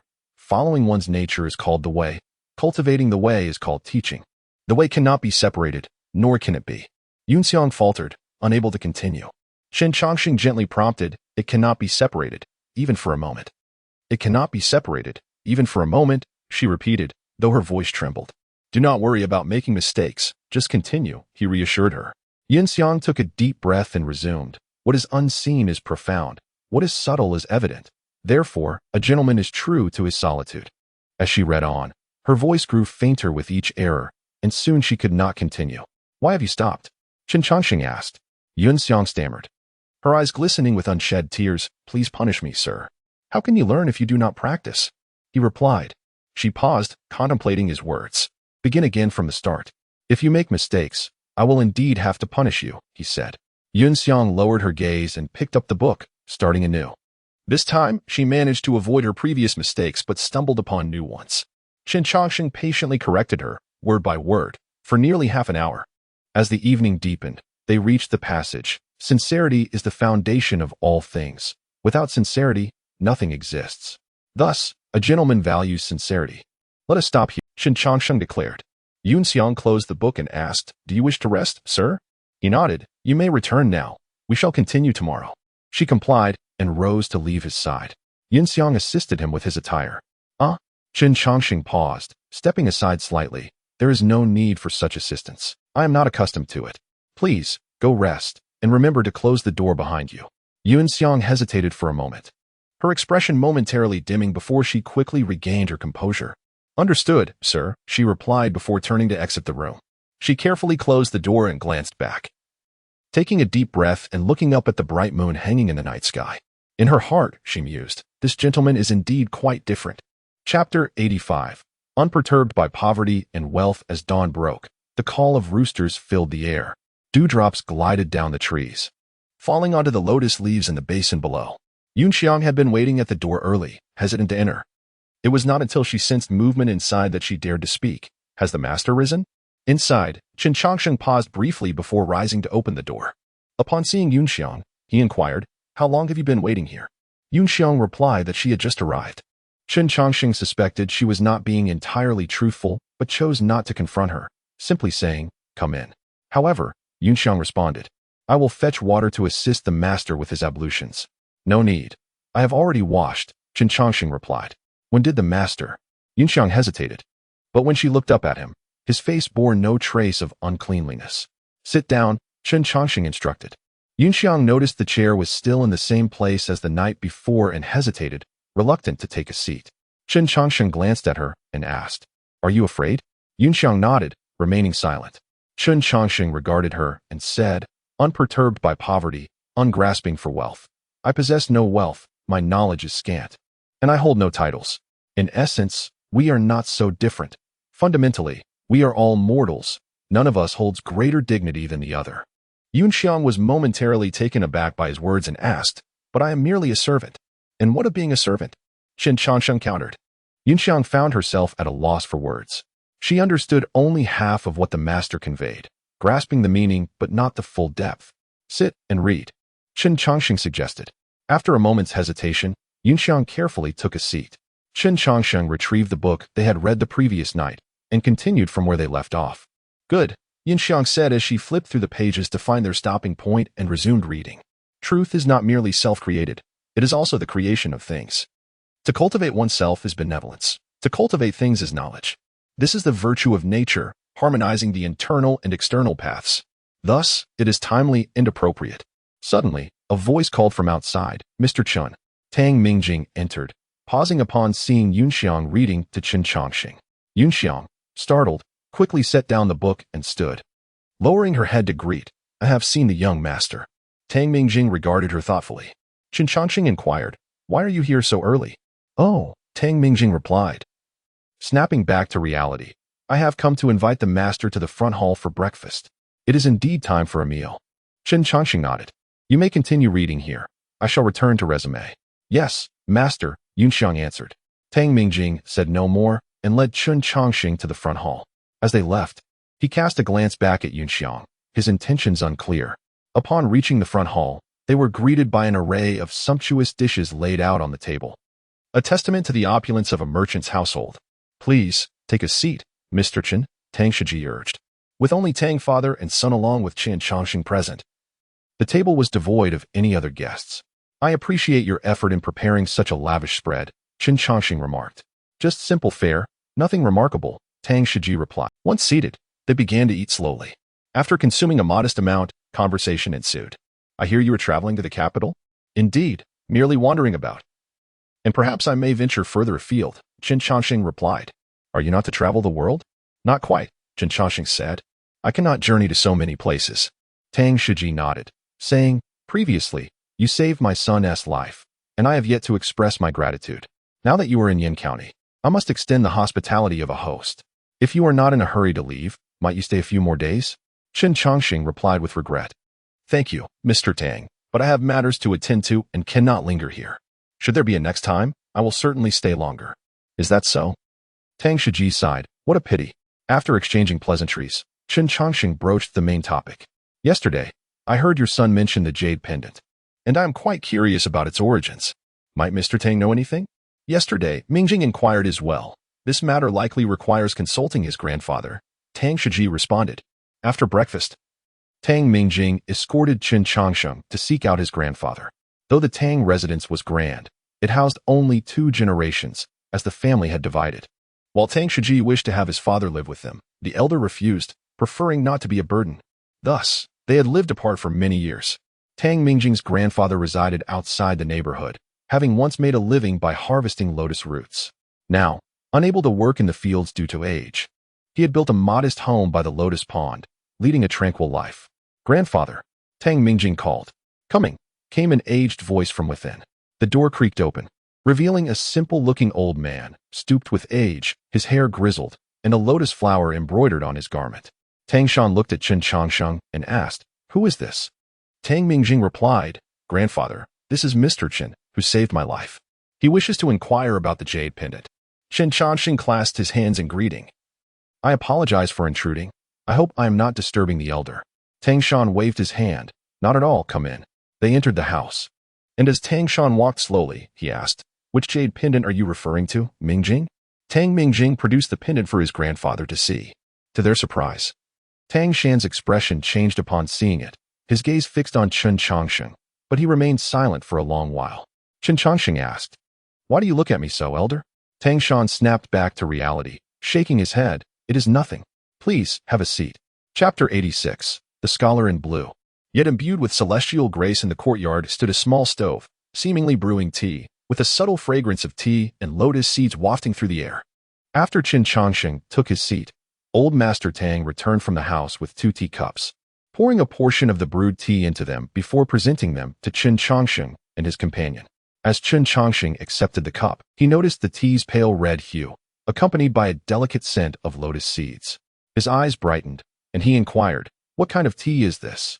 Tangshan, it is lotus seed tea, beneficial for invigorating one's energy and promoting health. Let it cool for a moment. It is still a bit hot. Tang Mingjing, seemingly impatient, chimed in with a smile. The tea you brew is my favorite, grandfather. I arrived just in time. Tangshan chuckled, saying, you little rascal, always thinking of these things, yet forgetting about your old grandfather? How could that be? Mingjing thinks of you the most. That is more like it. Chen Changsheng observed the jovial interaction between the grandfather and grandson, feeling a sense of warmth in his heart. This small courtyard was indeed tranquil, with a lotus pond just beyond the door, which, as summer approached, became a feast for the senses, filled with vibrant sights and Old Master Tang was truly a refined individual. After exchanging pleasantries, Tang Mingjing shifted to the main topic, presenting a jade pendant to his grandfather. Tangshan took it and examined it closely. Why does this jade pendant feel somewhat different? He murmured. What is different about it? He could not quite articulate. Chen Changsheng remarked. The magical energy contained within has already been expended. Magical energy? Tangshan paused momentarily in thought. He chuckled lightly, weighing the pendant in his hand. It seems our ancestors were indeed correct. This jade pendant was bestowed by an immortal. When I first heard your great-grandfather mention it, I thought he was jesting. Is it truly a gift from an immortal? Tang Mingjing asked, somewhat astonished. Tangshan did not respond, but turned his gaze toward Chen Changsheng. He spoke. Are you a practitioner of the arts? Chen Changsheng replied. I merely stumbled upon some teachings by chance. I am still an ordinary mortal. Tangshan scrutinized Chen Changsheng for a long while, then withdrew his gaze, saying, Are you certain? Chen Changsheng nodded. This was not false modesty. He indeed had not cultivated any magical powers. While his spiritual awareness was commendable, his physical form remained within the realm of the mundane. Chen Changsheng continued. The lotus pond depicted on this pendant aligns with a scene I encountered previously. Perhaps there is a connection, hence my impudent visit in search of clues. Tangshan nodded slightly. He regarded the jade pendant, and after a moment, he spoke. Actually, when I first laid eyes on you, I felt you were the person my ancestors spoke of. Chen Changsheng was taken aback and asked, What do you mean by that? The scholar in blue is not an immortal, yet possesses celestial grace. When fate aligns, it manifests. When the law is invoked, it is unraveled. Tangshan recited. These are the words left by my ancestors. Crackling sounds emanated from the stove, and the courtyard fell silent. Tang Mingjing's gaze shifted to Mr. Chen, and upon noticing his blue attire, he suddenly realized, Are you referring to Mr. Chen? This pendant was also meant for those depicted in the painting. Tangshan handed the pendant back to Chen Changsheng. Chen Changsheng took the pendant once more, scrutinizing it in his palm. He could discern nothing unusual about it. Perhaps I am not the person you speak of? He suggested. Might there be any other words left behind? Tangshan elaborated. The ancestors once said that our forebears received guidance from an immortal, allowing our lineage to flourish. Thus, this jade pendant has been passed down through generations, destined for a worthy recipient to claim it after hundreds of years. Is there any description of that immortal? Chen Changsheng inquired. Tangshan looked at him and replied. Only that it was a celestial maiden. There were no further details. Chen Changsheng's heart skipped a beat. A celestial maiden? This implied that the individual who left this jade pendant was a woman. Initially, he had doubted whether it was meant for him, but now it appeared to diverge from his assumptions. Even if it were indeed intended for him, what significance did this pendant hold? With a furrowed brow, Chen Changsheng, he could not perceive any distinction in the pendant, nor did his mystical vision reveal anything extraordinary. Tangshan shook his head, saying, I am also unsure. But if this pendant is indeed meant for you, you should know how to unravel its secret. Chen Changsheng countered, I cannot discern what this pendant conceals. Tangshan suggested. Perhaps you should contemplate it further. I shall give it a try, Chen Changsheng mused. He extended his hand, channeling the magical energy from his sword into the pendant, softly murmuring a few incantations. Buzz. A faint azure light flickered from the pendant. However, moments later, there was no further response. Tang Mingjing gasped at the sight of the azure glow emanating from the pendant, his mouth agape, struggling to find words. Tangshan's eyes reflected a hint of astonishment as he glanced at Tang Mingjing, seemingly questioning Mr. Chen's true identity. Chen Changsheng sighed softly. It appears I cannot unravel this pendant. He attempted to fill the pendant with magical energy, but despite having done so, there was no observable reaction. After a moment's thought, he returned the pendant. Tangshan, regaining his composure, suggested, Why not keep the pendant for a few days to ponder? If you cannot decipher it, you may return it without issue. Chen Changsheng replied, Have you considered that this pendant may not be meant for me? Tang Shan paused slightly before responding. This pendant has no other purpose. It has been passed down for over several hundred years without a worthy recipient. If you can unlock its secrets, it would also unravel the enigmas that have plagued my family for generations. Why not embrace the opportunity? Ultimately, the pendant remained in Chen Changsheng's possession. He felt an instinctive connection, as if it were intertwined with his fate. Tang Shan remarked, "The tea has cooled. Please enjoy it." Chen Changsheng nodded, taking a sip of the lotus seed tea. Regrettably, his mind was preoccupied, and he had lost the inclination to savor the tea. After finishing the cup, Chen Changsheng bid farewell and departed from the small courtyard. Tang Mingjing, witnessing Mr. Chen's exit, turned to his grandfather and inquired, "Grandfather, who is this gentleman?" Tang Shan furrowed his brow, replying, "Can you not see?" Tang Mingjing's lips parted slightly. "I thought he was merely a wandering practitioner, never imagining." That flicker of azure light was indeed beyond his expectations. It could not be so simple.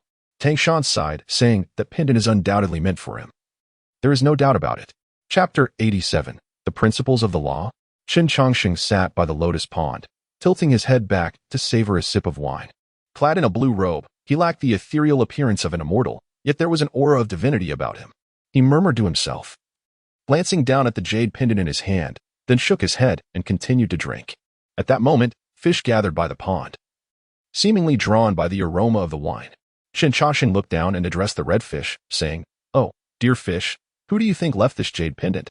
Unfortunately, the fish could not respond, merely opening its mouth as if begging for a drink. With a sigh, Chen Changsheng poured some wine into the fish's mouth. A few moments later, the fish succumbed to drunkenness, sinking back into the depths of the pond. Chen Changsheng chuckled at the sight, took a hearty swig, and then rose to leave. In the study of the Tang residence, Tang Shiji listened with astonishment as his son recounted his experiences at his grandfather's home. "Did you truly see the blue light?" Tang Shiji pressed for confirmation. "Absolutely." Tang Mingjing replied. "Grandfather saw it too." Tang Shiji swallowed hard. He had initially thought of this so-called master as merely a wayfarer versed in divination. However, it seemed there was more to him than met the eye. "Father," Tang Mingjing said, "do you think Chen Changsheng might be an immortal in disguise?" Tang Shiji abruptly hushed him, covering Tang Mingjing's mouth. "Mind your words. Remember, do not speak of this again. If the master does not mention it, you must not inquire further. Do you understand?" Tang Mingjing nodded, realizing the gravity of the situation.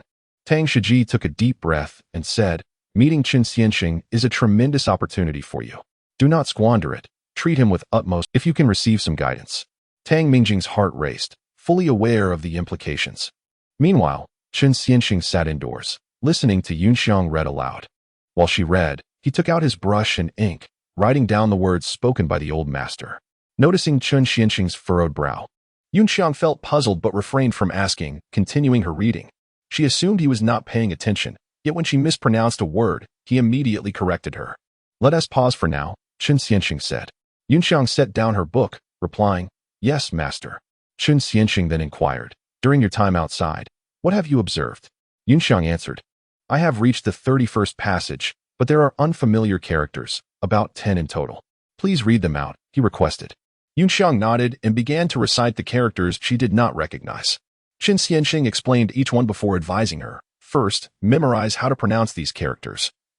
Then fetch some ink and try writing them." "Can you write?" he asked. Yunxiang replied, "I have learned a bit before, but I am not proficient. Give it a try," he encouraged. "Yes, master." Yunxiang then asked, "Should I continue reading?" Chen Changsheng replied, "No need to read. I have some thoughts to ponder. Just focus on your writing." Yunxiang nodded, understanding that her master was likely grappling with a dilemma, and she did not wish to disturb him. After retrieving the ink, she quietly began to write. Chen Changsheng glanced at the paper before him, the jade pendant resting nearby, occasionally stealing a glance at it. "If a bond exists, it shall manifest. If a law is present, it shall be deciphered." Chen Changsheng pondered that perhaps these words held the key to unraveling his conundrum. Yet he remained devoid of any clear direction. After about half an hour, he rubbed his temples and took a deep breath. Observing this, Yunxiang spoke up. "Would you like me to give you a massage, master?" "No need," he waved off her offer. Yunxiang bit her lip and lowered her head, feeling inadequate. She was merely a maid, yet her master had seated her and was teaching her to recognize characters and write. From the depths of her heart, she felt immense gratitude toward him, believing there was no one as benevolent as he. Yet now, as he wrestled with confusion, she felt utterly helpless. With a sigh, Chen Changsheng resumed his contemplation. Yunxiang, biting her lip, raised her head and asked, "Is there anything I can assist you with, master?" Chen Changsheng paused, noticing the anticipation in her eyes, and surmised her reasons. Thus, he inquired, "Very well, let me ask you this. What profound meaning lies in the phrase 'if a bond exists, it shall manifest'? If a law is present, it shall be deciphered?" Yunxiang's heart stirred with excitement. "Is it the 8 characters you have been studying?" "Indeed," Chen Changsheng affirmed. "May I ponder it for a moment?" she asked. "Of course," he replied with a smile. Yunxiang contemplated the 8 characters carefully. "Master, I believe this phrase signifies that when fate arises, the path to understanding is revealed, though I am unsure if I am correct." "Correct. Its literal meaning is indeed as such," Chen Changsheng acknowledged. Yunxiang resumed her contemplation, her face displaying a hint of anxiety. Chen Changsheng smiled warmly and encouraged, "Take your time. There is no rush." She gazed at him, seemingly wanting to say something. "What is it?" he prompted. Yunxiang replied, "You seek a deeper meaning, but I do not possess much knowledge. If I err, I hope you will not hold it against me. Speak freely," Chen Changsheng urged with a smile. Yunxiang continued, "I feel there may not be a deeper meaning. The word bond only conveys the ideas of fate and connection. If interpreted as law of fate, it conflicts with the subsequent mention of law." Chen Changsheng paused, acknowledging her understanding. "You are insightful. This word bond." Suddenly, he froze, as if struck by a revelation, and looked down at the 8 characters on the paper. Noticing his silence, Yunxiang felt puzzled and asked, "Master, what is the matter?" Chen Changsheng's expression turned serious as he focused on the character for law. Yunxiang, sensing his intensity, remained quiet, watching him attentively.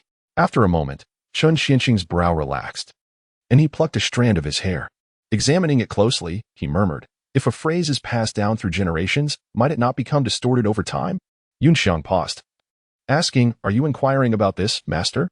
Chen Changsheng chuckled softly, saying, "Let us put it to the test." With that, he grasped the jade pendant and placed the hair upon it. As he invoked the law, the pendant suddenly reacted, levitating from his palm. Chen Changsheng gazed at the floating jade, exclaiming, "So it is. The phrase should read, 'If a bond exists, it shall manifest. If a hair is present, it shall be deciphered.'" Yunxiang stood in stunned silence, her arms trembling, her eyes wide with a... Chapter 88. The light skiff has passed through 10,000 mountains from the jade pendant. A green luminescence overflowed, emanating a mystical power that traced faint characters in the air. Chen Changsheng's gaze faltered momentarily, and he fell into a contemplative silence. Yunxiang, upon seeing the suspended jade pendant, covered her mouth in shock, rendered speechless. Her brows furrowed as she observed her teacher, seemingly entranced, yet his gaze was not fixed upon the pendant, but rather upon the emptiness of the void. Though she perceived a glimmer in his eyes, when she followed his line of sight, there was nothing to behold. What Chen Changsheng beheld, however, was a final letter. The words inscribed within it recounted a chapter of the past, filled with boundless helplessness. "Teacher, a letter is akin to a face-to-face encounter. In those days of my youth, I vaguely recall a drizzling rain. I crouched by the roadside, hugging my knees, my stomach empty as hurried passers-by ignored me entirely. Through the mist of rain, I discerned you approaching, offering me a steamed bun. From that moment forth, I trailed beside you, diligently studying. Despite my struggles, you would often tap my forehead in gentle reprimand, and I bore it in silence. You would also bestow upon me candied fruits, the sweetest delicacies I had ever tasted. So much so that to this day, I still crave the honeyed treats from the streets. At that time, I deemed you the finest person in the world. Together we traversed mountains and rivers, eventually venturing to even more distant lands, each place a breathtaking vista etched in my memory. Yet, as is often the case in life, things seldom unfold as desired. In time, I could no longer keep pace with you. After many years of your absence, I descended the mountain, seeking traces of you in this mundane world. Over the years, I have journeyed to many places, perpetually in pursuit of your past. Yet, the rivers and mountains and time hastens. I fear that in my twilight years, I will lack the strength to seek that past. Eventually, I ascended the immortal mountain, learning the ways of the immortals, merely to gain more time to await your return. But 300 years have swiftly passed, and still, I have not awaited you. I nostalgically recall the days when you would stroke my head, recounting the beauty of our homeland. You described vast rice fields, extending as far as the eye could see, A lotus pond that seemed to stretch to the horizon. So beautiful, so beautiful. This was the simplest of your phrases, yet it remains etched in my heart. I thought then that you must surely love lotus flowers, so I planted a pond full of them for you. If you have seen this letter, you must have also glimpsed that lotus pond beyond our village. The leaves stretch to the sky, and the evening pond must be a sight to behold. Yes? This is the only thing I, Zhu Qi, can do for you now.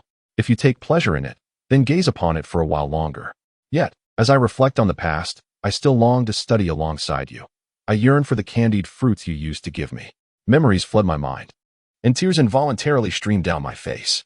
Alas, the light skiff has passed through 10,000 mountains, and the past cannot be reclaimed. Teacher, forgive me for not being able to accompany you to witness the mountains and rivers any longer. In the times to come, may all your endeavors be met with ease, and may you find peace in all things. Zhu Qi's final letter with a thud, the jade pendant fell onto the desk. Chen Changsheng glanced, and upon seeing the pendant again, he suddenly felt a sense of disorientation. A heaviness settled in his heart, and he hesitated to grasp the pendant. His gaze fixed upon it, lost in thought. Yu Xiang, regaining her senses, seemed to have forgotten the events that transpired moments ago. Is there something amiss, teacher? I'll fetch a doctor, she exclaimed, rising in a flurry to call for help. Chen Changsheng waved his hand, saying, I am fine. You should return and rest. Teacher. Yu Xiang paused, frozen in place. Chen Changsheng sighed deeply and chose not to further engage her. Uncertain of what to do, Yu Xiang ultimately decided to quietly withdraw. She carefully exited the door and closed it behind her, standing at the threshold, biting her lip, her heart brimming with worry, and resolved to wait outside. Teacher, Yu Xiang is just outside. Should you need anything, do call for me, she said softly, falling silent thereafter. Suddenly, she froze, extending her hand to touch her cheek. Her face was streaked with tears, as if she had been crying for a long time. Yet, she did not understand why she wept. What was happening to her? The affairs of this world are often fraught with discontent. The name Zhu Qi was utterly foreign to Chen Changsheng, yet upon reading this final letter, he could not help but feel a pang of sorrow. He was bewildered and perplexed, questioning what had transpired all those years ago.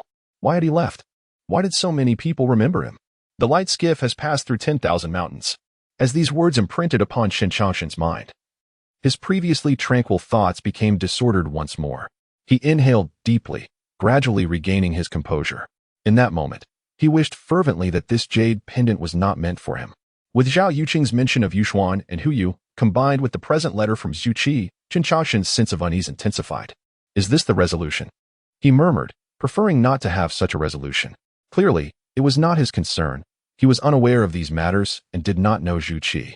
Yet, the words still cut like daggers. Is this truly what he desired? Chen Changsheng closed his eyes, suddenly feeling a wave of melancholy wash over him. He rubbed his brow, whispering, the light skiff has passed through 10,000 mountains. His resolve wavered. Outside the door, Yu Xiang wiped her tears. She was in a state of panic, unsure why she was crying, the tears flowing uncontrollably. Nothing had happened, so why did she feel this way? Confused. Her heart raced even more. Yu Xiang sat on the steps before the door, using her sleeve to dab at her tears. It was not until half an hour later that she slowly regained her composure. She gazed ahead, murmuring, what is happening to me? The sun began its westward descent, casting a warm glow upon the lotus pond, painting it a fiery. The shadows of the small trees in the courtyard swayed with the summer breeze, and the fish beneath the lotus leaves seemed to revel in the moment. Creak. The door swung open, revealing a figure clad in a blue robe stepping forth. Yu Xiang stood up, calling out, Teacher. Seeing the worried expression on her face, Chen Changsheng reassured her, there is no need for concern. I shall take a stroll. You may return to your studies. With that, he moved forward. Teacher. Yu Xiang hurried after him, asking, may I accompany you? Chen Changsheng paused briefly, contemplated, and then nodded. Very well, let us go together. A smile illuminated Yu Xiang's face as she followed him out. Chen Changsheng walked toward the outskirts of the town. As he beheld the flourishing lotus pond, a surge of different emotions welled within him. Noticing his deep contemplation, Yu Xiang inquired, do you like lotus flowers, teacher?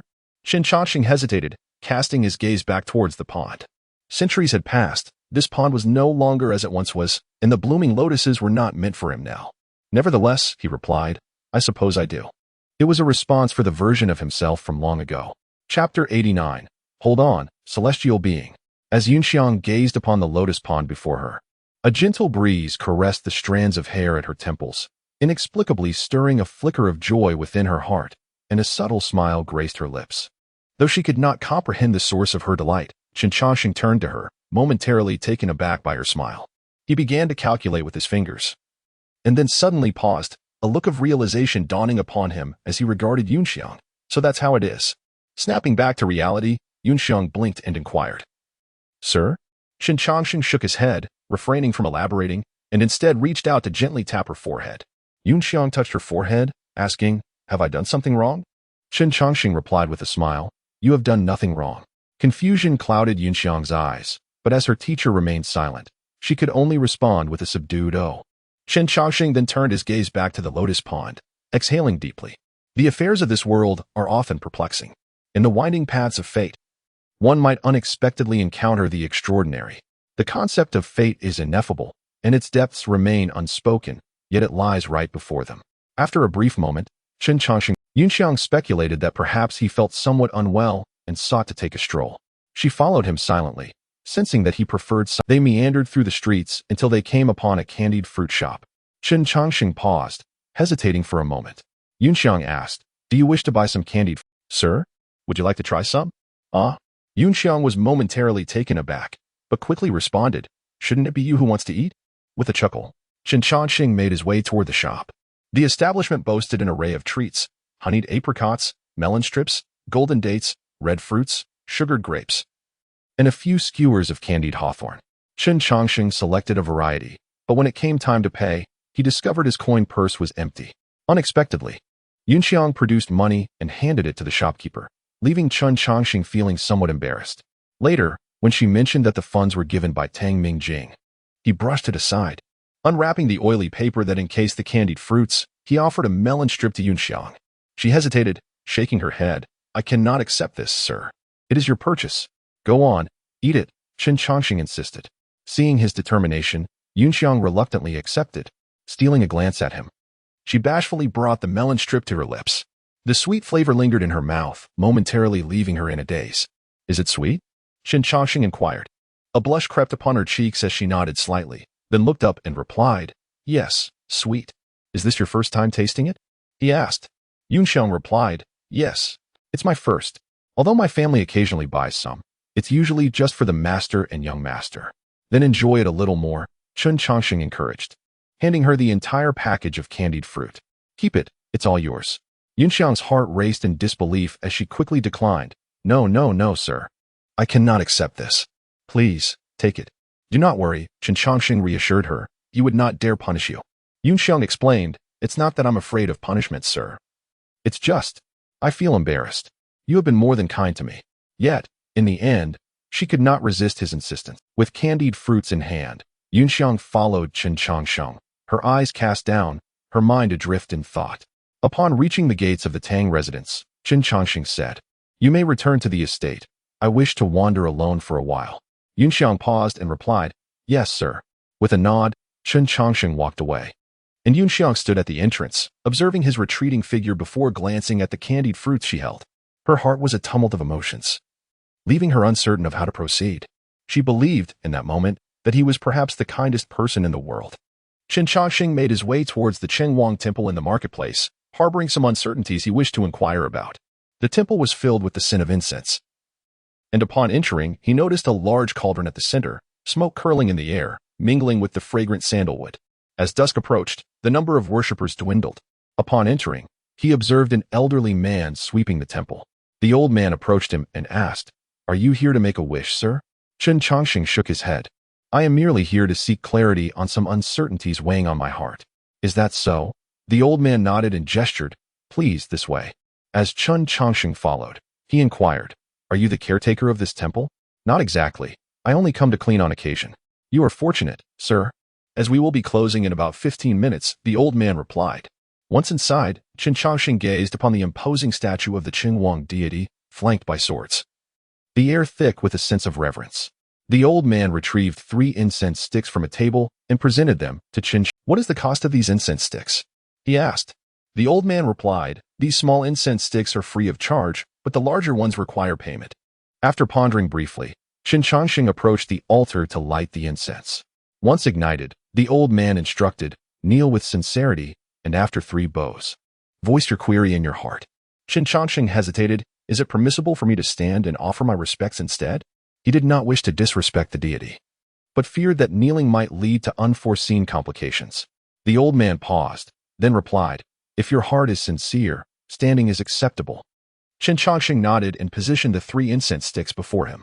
As he prepared to bow, unexpectedly, a tremor coursed through the golden light emanating from the deity statue, as if it were on the verge of shattering. Suddenly, a voice resonated, hold on, celestial being. A figure appeared before the statue of the Chengwang deity. Chen Changsheng froze, staring at the deity, who appeared alarmed, bowing deeply as he spoke. I, the humble spirit, am terrified and dare not receive a bow from a celestial being. Please, may you allow the incense to remain unlit. Chen Changsheng's heart skipped a beat, and he refrained from bowing further. The old man, oblivious to the presence of the deity or the shimmering light, noticed Chen Changsheng's hesitation and asked, what troubles you, sir? Chen Changsheng opened his lips, shaking his head helplessly. I fear I can no longer bow. You cannot bow? The old man questioned. Chen Changsheng explained, perhaps the Chengwang deity does not permit me to do so. The old man was filled with confusion, sensing that this individual was acting rather peculiarly, yet unable to pinpoint the source of his unease. Chapter 90. A favor to ask. Yunxiang returned to her master's quarters. She placed the bag of candied fruit on the table and, upon lowering her gaze, noticed the jade pendant resting there. The memory of the pendant's earlier levitation came to her mind. She hesitated to touch it, merely glancing at it a couple of times before heading to the doorway to wait. At that moment, Tang Mingjing approached. Is Mr. Chen in? He inquired. Yunxiang replied. In response to young master, Mr. Chen said he wanted to take a stroll and instructed me to return first. Not here? Then I shall come again later.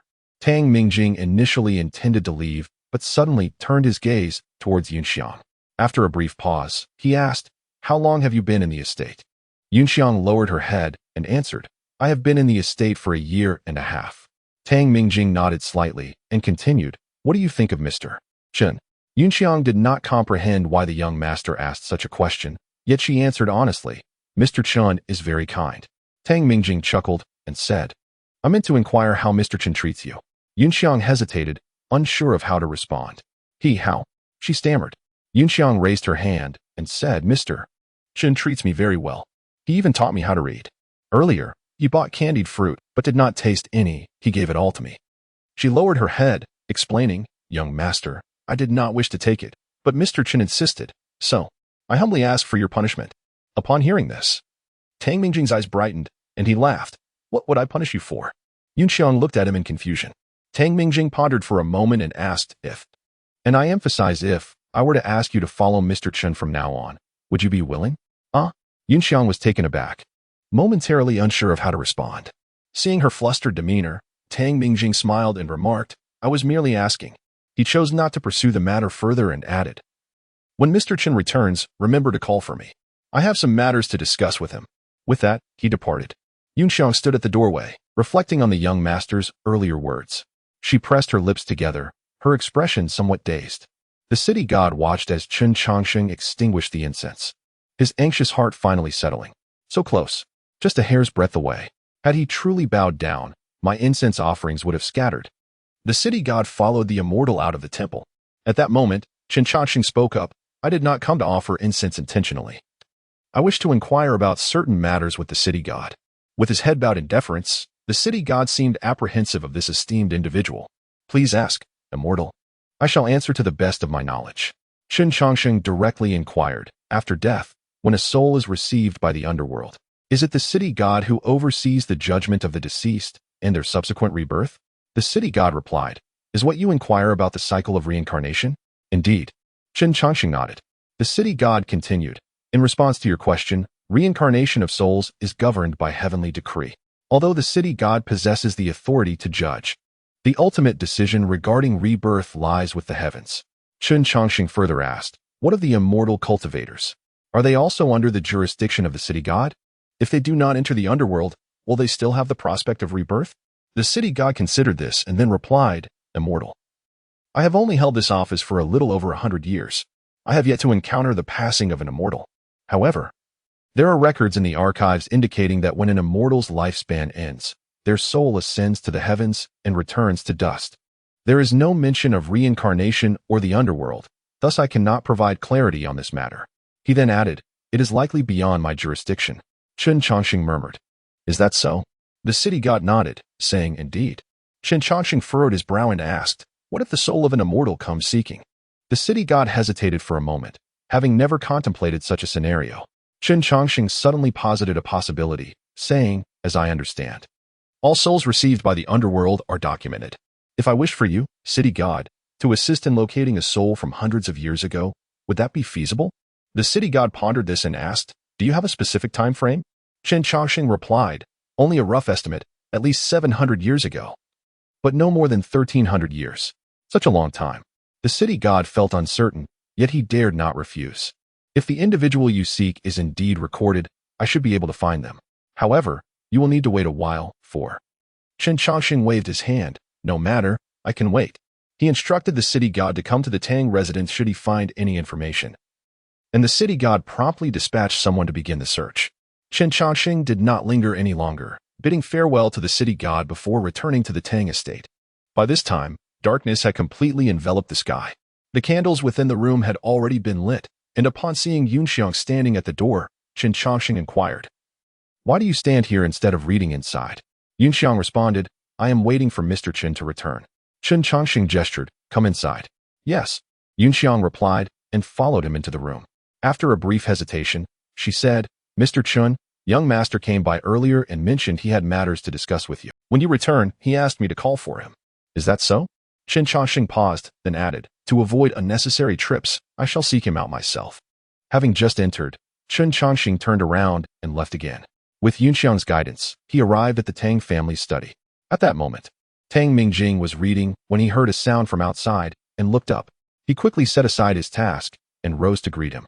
"Mr. Chen, what brings you here?" "I was just about to go find you." To avoid unnecessary trips, Chen Changsheng replied with a warm smile. Tang Mingjing invited him to sit down. Chen Changsheng asked, "Have you encountered any issues?" "It concerns Shi Yuan and the others," Tang Mingjing explained. "According to your instructions, I sent them to the city goddess temple to pay their respects. The other two returned well, but Shi Yuan—" Chen Changsheng interjected. "The city god is known for being just in rewards and punishments, but this applies only to the deceased. Your classmate likely committed numerous misdeeds, leading the city god to be reluctant to assist him. Ultimately, he will be fine, though he may have to endure some trials." Tang Mingjing sighed and said, "I had warned him about this, but he would not heed a word. Now that he finds himself in this predicament, he has no one to blame." He refrained from discussing the matter further and instead asked, "In truth, Mingjing sought you out for assistance." "Pray, ask away," Chen Changsheng replied. "You must be well versed in divination, for you discerned the calamity before me with a mere glance." Tang Mingjing continued, "To be candid, my family has engaged in trade for many years. Yet we have faced numerous setbacks in recent times. My father has been deeply troubled by this, and his hair has turned increasingly gray. I cannot bear to see him in such distress, so I wish to ask for your guidance. I would be profoundly grateful." Chapter 91. 3 parts depend on human effort. Upon hearing these words, Chen Changsheng was momentarily taken aback. He gazed at Tang Mingjing, somewhat perplexed. Tang Mingjing blinked and inquired, "Why do you look at Mingjing, sir? Is that what you wish to ask?" Chen Changsheng responded. Tang Mingjing nodded, saying, "Aside from that, there is nothing else for Mingjing to ponder." A faint smile crossed Chen Changsheng's lips as he shook his head, saying, "You must consider carefully. Sometimes, opportunities come only once." Tang Mingjing's heart skipped a beat, understanding the meaning behind the teacher's words. He then said, "Actually, my father has also urged me to treat you well, hoping to gain your guidance. However, to be honest, Mingjing harbors no grand ambitions. I simply wish to read more books and help alleviate my father's burdens, ensuring he does not toil alone. That is all I desire, and I hope you can grant it." Listening to this, Chen Changsheng remarked, "If your father were to discover this, he would surely chase after you in anger." Tang Mingjing scratched his head and chuckled, "If you don't tell him, sir, he won't know." Chen Changsheng sighed, saying, "Well, I shall lend you a hand." He raised his hand and began to calculate. After a brief moment, he suddenly paused. Tang Mingjing looked at his teacher and asked, "Have you disowned something, sir?" Chen Changsheng lowered his hand and replied, "Indeed, I have calculated. However, this matter does not require my assistance." Tang Mingjing was taken aback, a bit confused. Chen Changsheng continued, a stone sharpens another stone. It transforms dullness into sharpness. In due time, solutions will present themselves. If I intervene now, it would be superfluous. Tang Mingjing's heart swelled with joy as he expressed his gratitude. Thank you, sir. He then queried, but will there be anyone to assist my Tang family? Chen Changsheng smiled and replied, in due course, you shall know. Tang Mingjing, understanding the subtlety, refrained from further inquiries. He merely wished for his family's future to be smooth, hoping his father would not labor as he currently does. Chen Changsheng remarked, there is nothing more I can assist with. Feel free to ask again. Tang Mingjing pondered but could not think of another question. Chen Changsheng suggested, why not inquire about matters concerning yourself? Tang Mingjing paused, then asked, sir, excluding Mingjing, may I ask if knowing future events would alter one's predetermined fate? Chen Changsheng replied, your question hinges upon yourself. Allow me to share a tale. Please, sir, proceed. Years ago, an elderly Taoist traveled to a certain place and encountered a wealthy family whose son was notorious for his misdeeds. The son approached the Taoist, asking, old man, can you predict my future position? The Taoist, seeing the boy's malevolent aura, foretold him a life of power and wealth. The son, believing this wholeheartedly, indulged in a life of excess, soon squandering his family's fortune and never holding an official position. Conversely, a poor old woman sought the Taoist's insight for her son. The Taoist assessed the boy as mediocre and lacking potential. Upon returning home, the old woman developed a disdain for her son, restricting his food and resources. Confounded, the son dedicated himself to diligent study and eventually became the prime minister. Tang Mingjing, after hearing this, contemplated and asked, so, did the Taoist truly predict accurately? Chen Changsheng did not respond directly but said, 7 parts depend on fate, while 3 parts rely on human effort. Tang Mingjing mulled over this for a long time, gradually coming to a realization. He rose and bowed deeply to the teacher, saying, Mingjing has learned a great deal. Ultimately, Tang Mingjing did not seek further divination. Upon grasping the teacher's meaning, he understood that fate was not as rigid as it seemed. All was contingent upon one's own actions. Tang Mingjing stood to see the teacher off. Chen Changsheng waved his hand, declining the gesture, stating, it's merely a few steps. It is not necessary.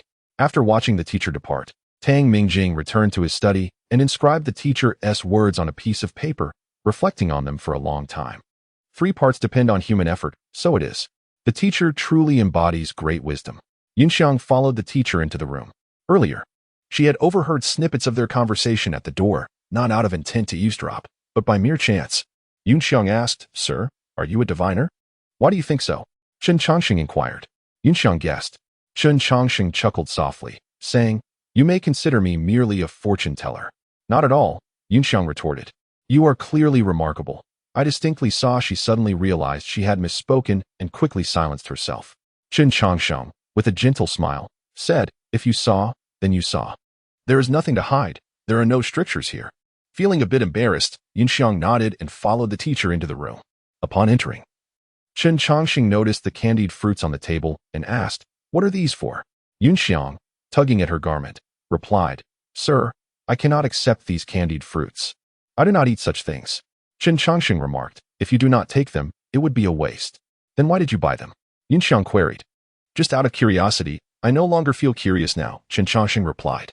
Yunxiang, believing him, reluctantly accepted the package of candied fruits and stored them away carefully. The teacher then instructed her to sit and write. For Yunxiang, writing was indeed challenging. After a while, her hand would ache severely. Nevertheless, over the past couple of days, she had learned many characters. Although her writing remained somewhat crooked, it improved with practice. Chen Changsheng could not help but comment, You write quite well. Yunxiang felt a flush of embarrassment, her cheeks turning rosy. After a moment, she seemed to recall something, biting her lip, uncertain whether to speak. Noticing her distraction, Chen Changsheng asked, Why have you stopped writing? Yunxiang set down her pen and said, Today, the young master asked me if I would like to follow you in the future. Chen Changsheng paused at this, chuckling helplessly. That Tang Mingjing, what are your thoughts? Yunxiang blinked and replied, I did not respond then. The young master did not press further and left. But if you do not consider my status to be lowly, Yunxiang naturally would be willing. As she spoke, her head lowered, avoiding the teacher's gaze. Chen Changsheng looked at her thoughtfully and asked, Do you believe I think of you as lowly? Not at all, Yunxiang answered. Chen Changsheng continued, However, if I were to ask you to accompany me, it might be somewhat unrealistic. My path ahead remains long, and you are merely 16. At such a tender age, if you squander it, would it not be a waste of your time in this world? Most people cannot walk alongside me. That is my fate. Yunxiang buried her head, tears glistening in her eyes, struggling to contain them. The teacher's intentions were clear to her. Yet, knowing this brought her sorrow. In a soft voice, she murmured, Yunxiang understands Chapter 92. After countless spring and autumn cycles, the world is rife with unavoidable misfortunes. That final letter has elucidated many matters. Yunxiang is destined not to follow her master.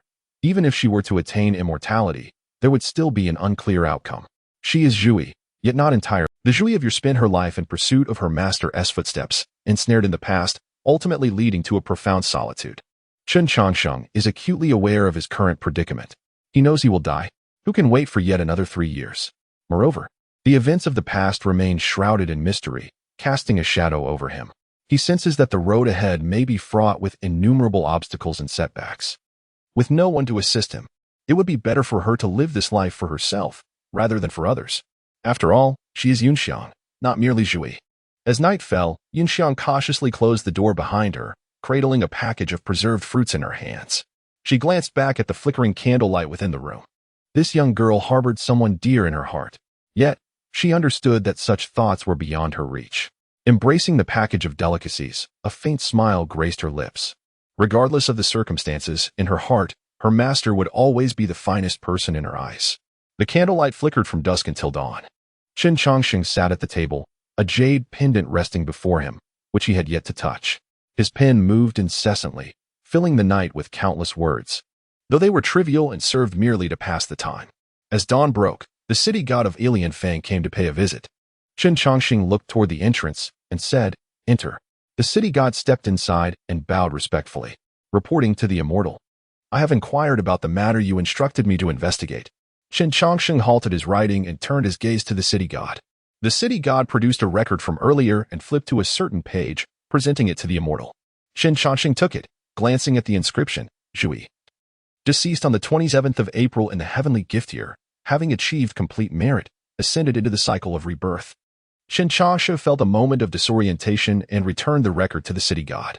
The city god, casting a cautious glance at the immortal, inquired, Does the immortal have any further instructions? Chen Changsheng exhaled deeply and replied, Thank you, city god, but there is still one matter.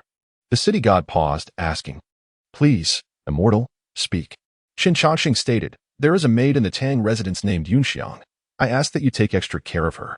The city god acquiesced, pondering what made this maid so special that the immortal himself would request such consideration. Chen Changsheng looked at the pen in his hand, plucking a strand of hair and letting it fall into the ink. The city god, perplexed by this action, asked, Immortal, what is the meaning of this? Chen Changsheng replied, I do not seek your aid for nothing. He handed the pen to the city god, saying, This item possesses the ability to ward off evil and vanquish demons. I bestow it upon you. The city god was taken aback, immediately recognizing the pen's extraordinary nature. After passing through the immortal's hands, it radiated a divine aura. No longer an ordinary object. Take good care of it. Should you encounter any malevolent spirits or demons in the future, it may lend you assistance.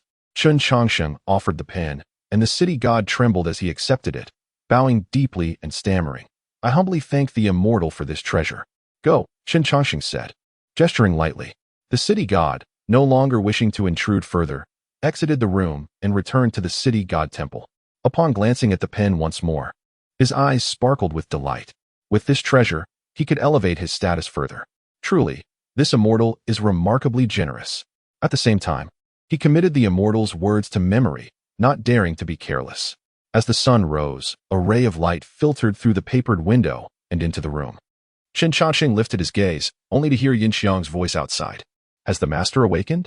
Come in, he replied. The door creaked as Yunxiang carefully pushed it open and entered. Chen Changsheng noted her haggard appearance, likely due to a restless night. He looked at her and said, I shall teach you a few more characters. Yunxiang paused, asking, Is the master leaving? Chen Changsheng nodded and replied, Come, sit. Yunxiang bit her lip and approached to take a seat. Chen Changsheng opened the book and began teaching her, word by word, how to read and write. Yunxiang listened intently, not daring to be careless. She remained remarkably calm, as if she had anticipated this day. Knowing her master would eventually depart, though she did not expect it to be so soon. On this day, her master taught her many characters, each one etched into her heart, which she vowed never to forget. Chen Changsheng instructed, "Remember, my teaching you to read and write is not for the purpose of pleasing others. You must live your life for yourself." Yunxiang nodded, committing this to memory. Yet, while she understood the words, she could not grasp what it meant to live for oneself. What form does one take to truly live for oneself? Yunxiang felt an unshakable sense that there was something she did not know. She longed to ask, but the words remained unspoken, as if they were forbidden.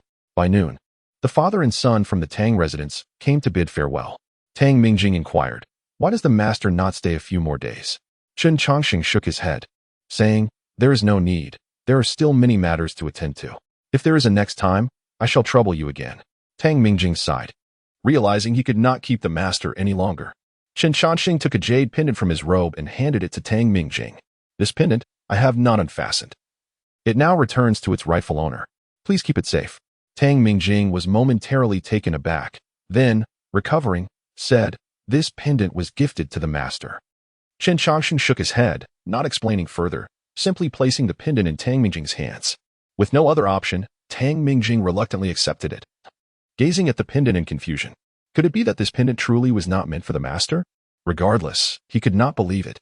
With matters here concluded, Chen Changsheng made no further delays. "Master." Tang Mingjing opened his mouth, wishing to say more, but ultimately it transformed into a resigned, "Safe travels." Standing at the door, Yunxiang's eyes glistened with unshed tears as she watched her master prepare to leave. Just as he took a few steps away, unable to endure any longer and risking punishment, she dashed out after him. Tang Mingjing paused momentarily, as did Tang Shiji, both bewildered. "What?" Tang Shiji questioned. Tang Mingjing shook his head, saying, "Do not concern yourself with this." Understanding dawned on Tang Shiji, and he nodded with a smile. Yunxiang called out from behind her master. "Master!" Chen Changsheng turned to face her, asking, "Why are you crying?" "Yunxiang wishes to see the master off," she replied. Chen Changsheng was momentarily taken aback. He regarded Yunxiang before him and nodded. The two walked together toward the exit of the district, with Yunxiang trailing closely behind her master. Before the lotus pond, Yunxiang gazed at her master and said, "May all things go smoothly for you in the future. May all be well." In that fleeting moment, it seemed as though Zhui stood before Chen Changsheng. He was lost in thought for a considerable time before regaining his composure, nodding and forcing a smile, responding, "Indeed. It shall be so." After walking for a while, Chen Changsheng cast a glance at the lotus pond behind him. Suddenly, he halted, feeling a strange sensation. Raising his hand to calculate, and found himself momentarily disoriented. "This Tang Mingjing." Chen Changsheng let out a resigned smile and said, "After countless cycles of spring and autumn, that jade pendant has unexpectedly returned to her possession." He sighed deeply and stepped forward. The concept of fate is indeed perplexing. The lotus flowers outside the courtyard continue to bloom, as a gentle breeze caresses the lotus pond, causing the leaves to sway and the water to ripple incessantly. It seems as if nothing significant transpired that day. Yet, in the aftermath, whispers emerged that the young master of the Tang family had taken a maidservant as his sworn sister on that very day. Chapter 93. Such extraordinary individuals exist in the world. Chen Changsheng took large gulps of wine as he strolled along the riverside. According to the innkeeper's earlier instructions, there should be boatmen by the Yen County riverbank. Once aboard, he could reach the river's edge, where the ferry terminal awaited, and from there, he could board a large ship that would carry him straight to the capital. After walking for over an hour, he finally spotted some vessels floating by the riverbank. However, most were bamboo rafts, and there were a few covered boats, though he was uncertain of their fares. Suddenly, Chen Changsheng came to a halt. Realizing he was almost there, but then remembering something crucial, he slapped his forehead and sighed. "How could I have forgotten? I have no money." Frustration welled within him as he recognized this was not the first time he had overlooked such a detail. Had he known to borrow some silver from Tang Mingjing before departing, he would not be in this predicament now, unable even to afford a boat ride. Yet, he could hardly blame himself. With life and death weighing on his mind, trivial matters like finances had long been forgotten. With a resigned sigh, Chen Changsheng approached the riverbank to have a look. He inquired of a nearby boatman, "Good sir, how much would it cost to reach the ferry terminal?" The elderly boatman, with a scraggly white beard, replied, "3 will suffice to take you to the terminal. Do you wish to board?" "I merely wish to inquire about the fare first." Chen Changsheng responded, contemplating his options. The boatman nodded in agreement, adding, If you decide to ride, you may seek me out. I have been navigating these waters for over a decade, far more experienced than the younger ones. Chen Changsheng smiled warmly, acknowledging, that is certainly true. He then noticed a fishing rod resting on the boat and asked, "Do you enjoy fishing, good sir?" The boatman glanced back and explained, "Oh, this is merely for passing the time when I have no passengers." After a moment's thought, Chen Changsheng ventured, "To be honest, I currently have no 3-1 to spare. Yet I still wish to take your boat." The boatman was taken aback. Chen Changsheng continued, "How about this? I will help you catch a large fish, and in exchange, you can waive my fare." The boatman laughed heartily. "Sir, are you jesting?" Chen Changsheng, displaying a hint of helplessness, replied, "I truly find myself in a bit of a bind. If this proposal does not suit you, I shall seek another means." The boatman scrutinized him for a moment before chuckling. "In all my years on this river, I have never encountered such a situation. But here we are," Chen Changsheng remarked. "Indeed, it seems fate has brought us together." The boatman, stroking his beard, inquired, "And what if you fail to catch a large fish?" Realizing his plan had struck a chord, Chen Changsheng assured him, "Perhaps the fish shall come to the hook of its own accord." The boatman, momentarily taken aback, burst into laughter. "Very well, let us see how you intend to entice the fish to your hook." He handed the fishing rod over to Chen Changsheng, who graciously accepted it, saying, "Thank you." Without delay, Chen Changsheng made his way to the riverbank, selecting a prime spot to cast his line. The boatman disembarked and approached where Chen Changsheng was seated. This river connects to the Great River, and the current is quite swift, so fishing may prove challenging, he remarked. Holding the rod, Chen Changsheng turned and replied, "It is a matter of willingness to take the bait." "A fine sentiment indeed," the boatman chuckled, stroking his white beard as he settled down to watch. The boatman, initially willing to assist, was influenced by Chen Changsheng's clean attire and refined demeanor, which suggested he was not a man who lacked 3-1. Additionally, with the afternoon sun waning and fewer passengers about, he found it preferable to enjoy some amusement. Thus, it was fortuitous that this gentleman had arrived. The boatman, with no urgency, began a casual conversation, asking, "Have you encountered any difficulties, sir?" Chen Changsheng clarified, "Not particularly. I merely forgot to bring any silver with me." The boatman raised an eyebrow. "You forgot your silver? Where are you headed?" "To the capital," Chen Changsheng replied. The boatman laughed. "You jest. Without silver, how can you reach the capital?" With a gentle smile, Chen Changsheng responded, "The ship will find its way when it reaches the bridge. There were once monks who traveled thousands of miles without a single coin. I believe destiny unfolds in ways that can resolve any challenge, just as I have encountered you here." The boatman nodded thoughtfully. "It must indeed be fate. Hearing your words, it seems today as catch is assured?" "Perhaps." Chen Changsheng began, but was interrupted by a sudden tug on the fishing rod. "Ah," he grinned, looking at the water, "I believe we have a bite." With that, he lifted the rod. To his surprise, the fish beneath the surface was exceptionally strong. Bending the rod significantly, the boatman exclaimed, "It's a big one." Years of experience allowed him to gauge the size of the fish just by observing the bent rod. "Be careful, don't let it escape," he urged. "No need to rush," Chen Changsheng calmly replied, seated by the riverbank. He understood that this rod, crafted from bamboo, required finesse rather than brute force. He needed to gently tire the fish out in the water. After about 15 minutes, the fish was finally drawn close to the bank.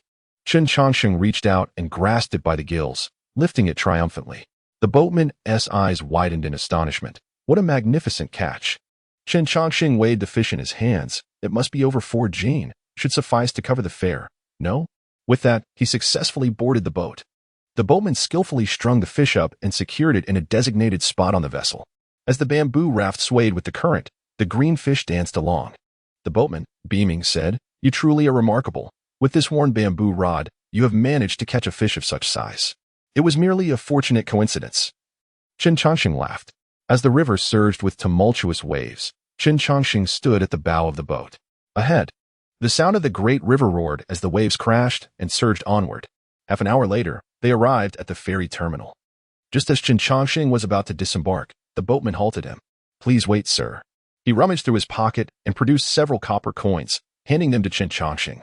"This fish, weighing over 4 jin, is worth at least 10-1. You cannot leave without fair compensation for the boat ride. Here are 7-1. Please accept them." Taken aback, Chen Changsheng hesitated, intending to refuse, but the boatman insisted, pressing the coins into his palm.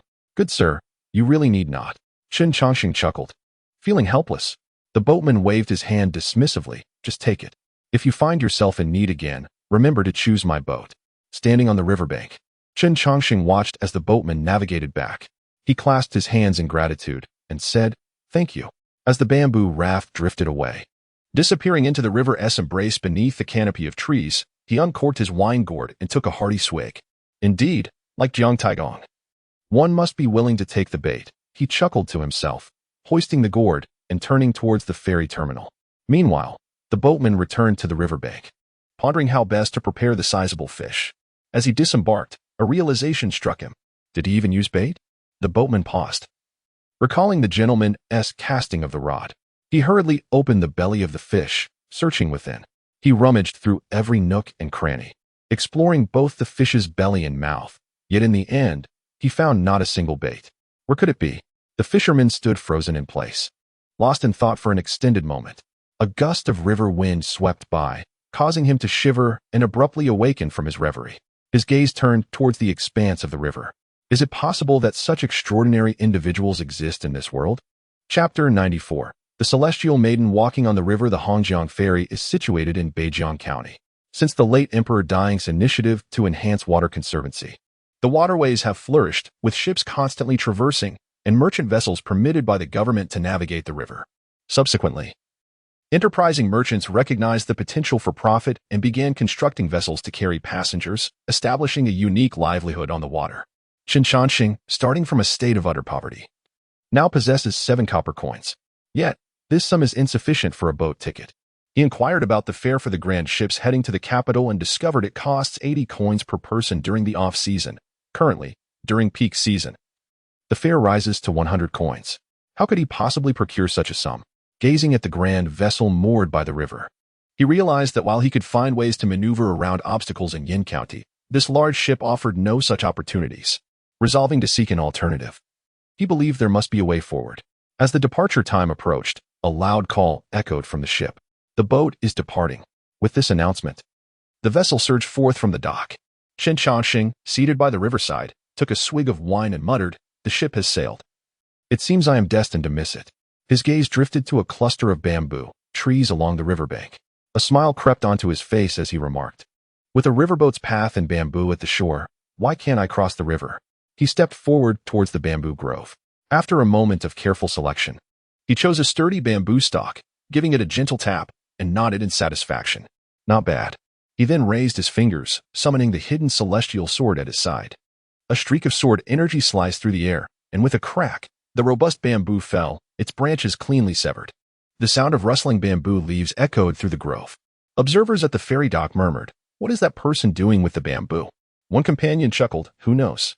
Chen Changsheng glanced at the fallen stalk, sheathing his sword once more.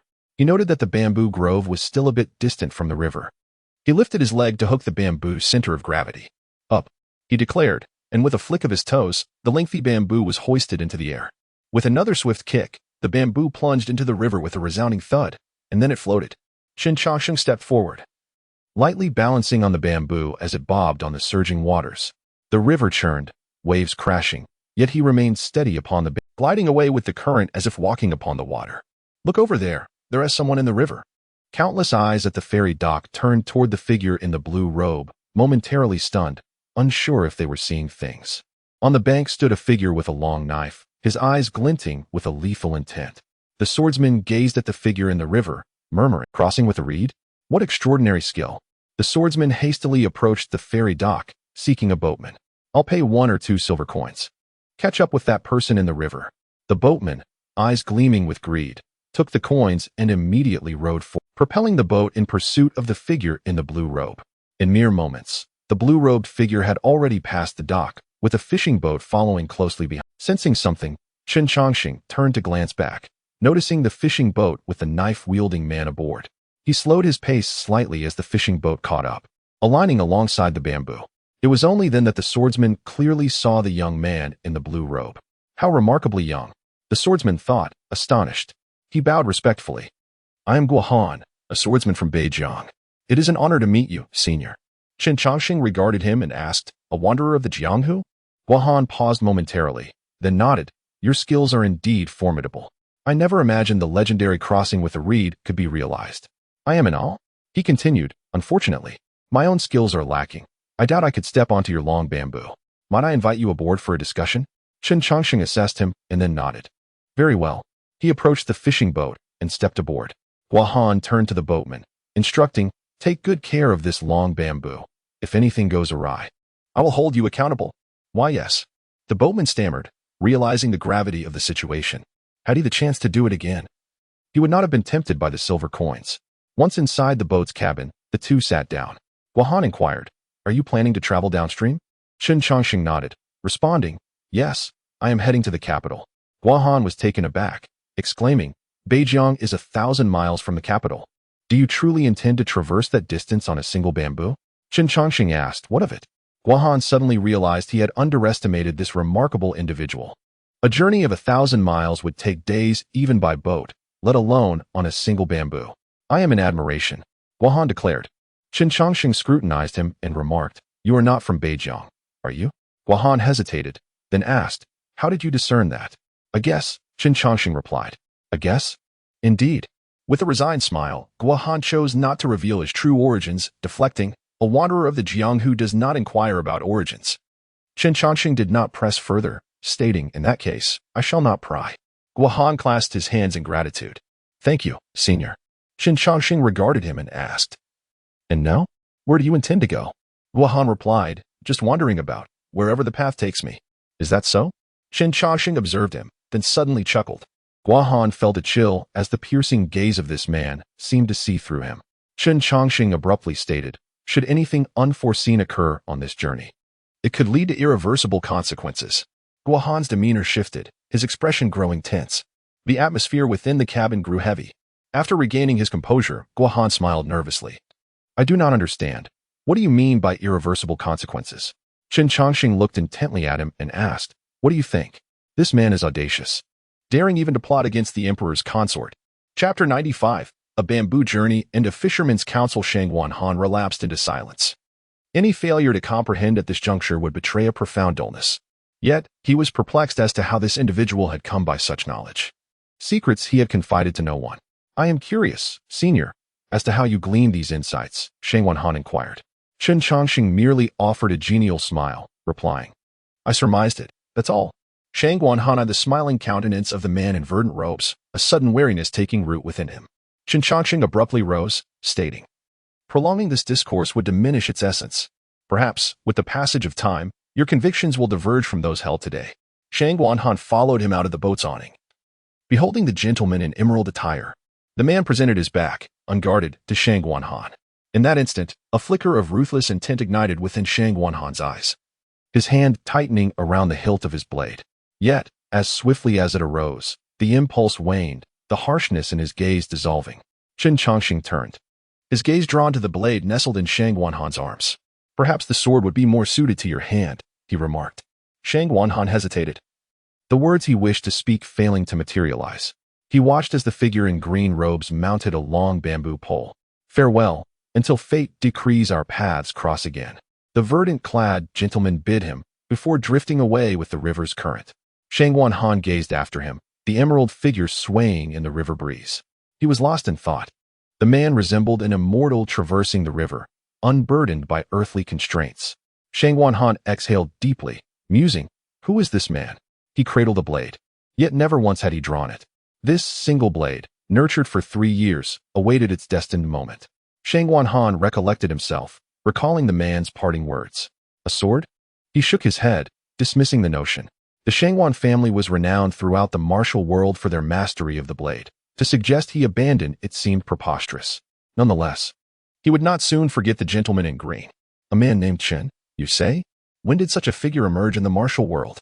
Chen Changsheng progressed along the river, the immortal sword beside him vibrating with curiosity. Chen Changsheng turned to the listening rain sword, inquiring with a smile. Are you also curious? The listening rain sword quivered, as if nodding in affirmation. The one the swordsman sought to eliminate is no ordinary individual, but rather the favored concubine of the great Jing emperor, Chen Changsheng stated, gazing ahead. The crux of the matter lies in her uncommon origins. She hails not from the great Jing, but from the northern frontier, the lands of Ma Bei.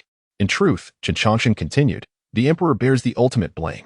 Had he reigned in his desires, this season of troubles would not have befallen us. The listening rain sword, still somewhat perplexed, remained at his side. Chen Changsheng elaborated.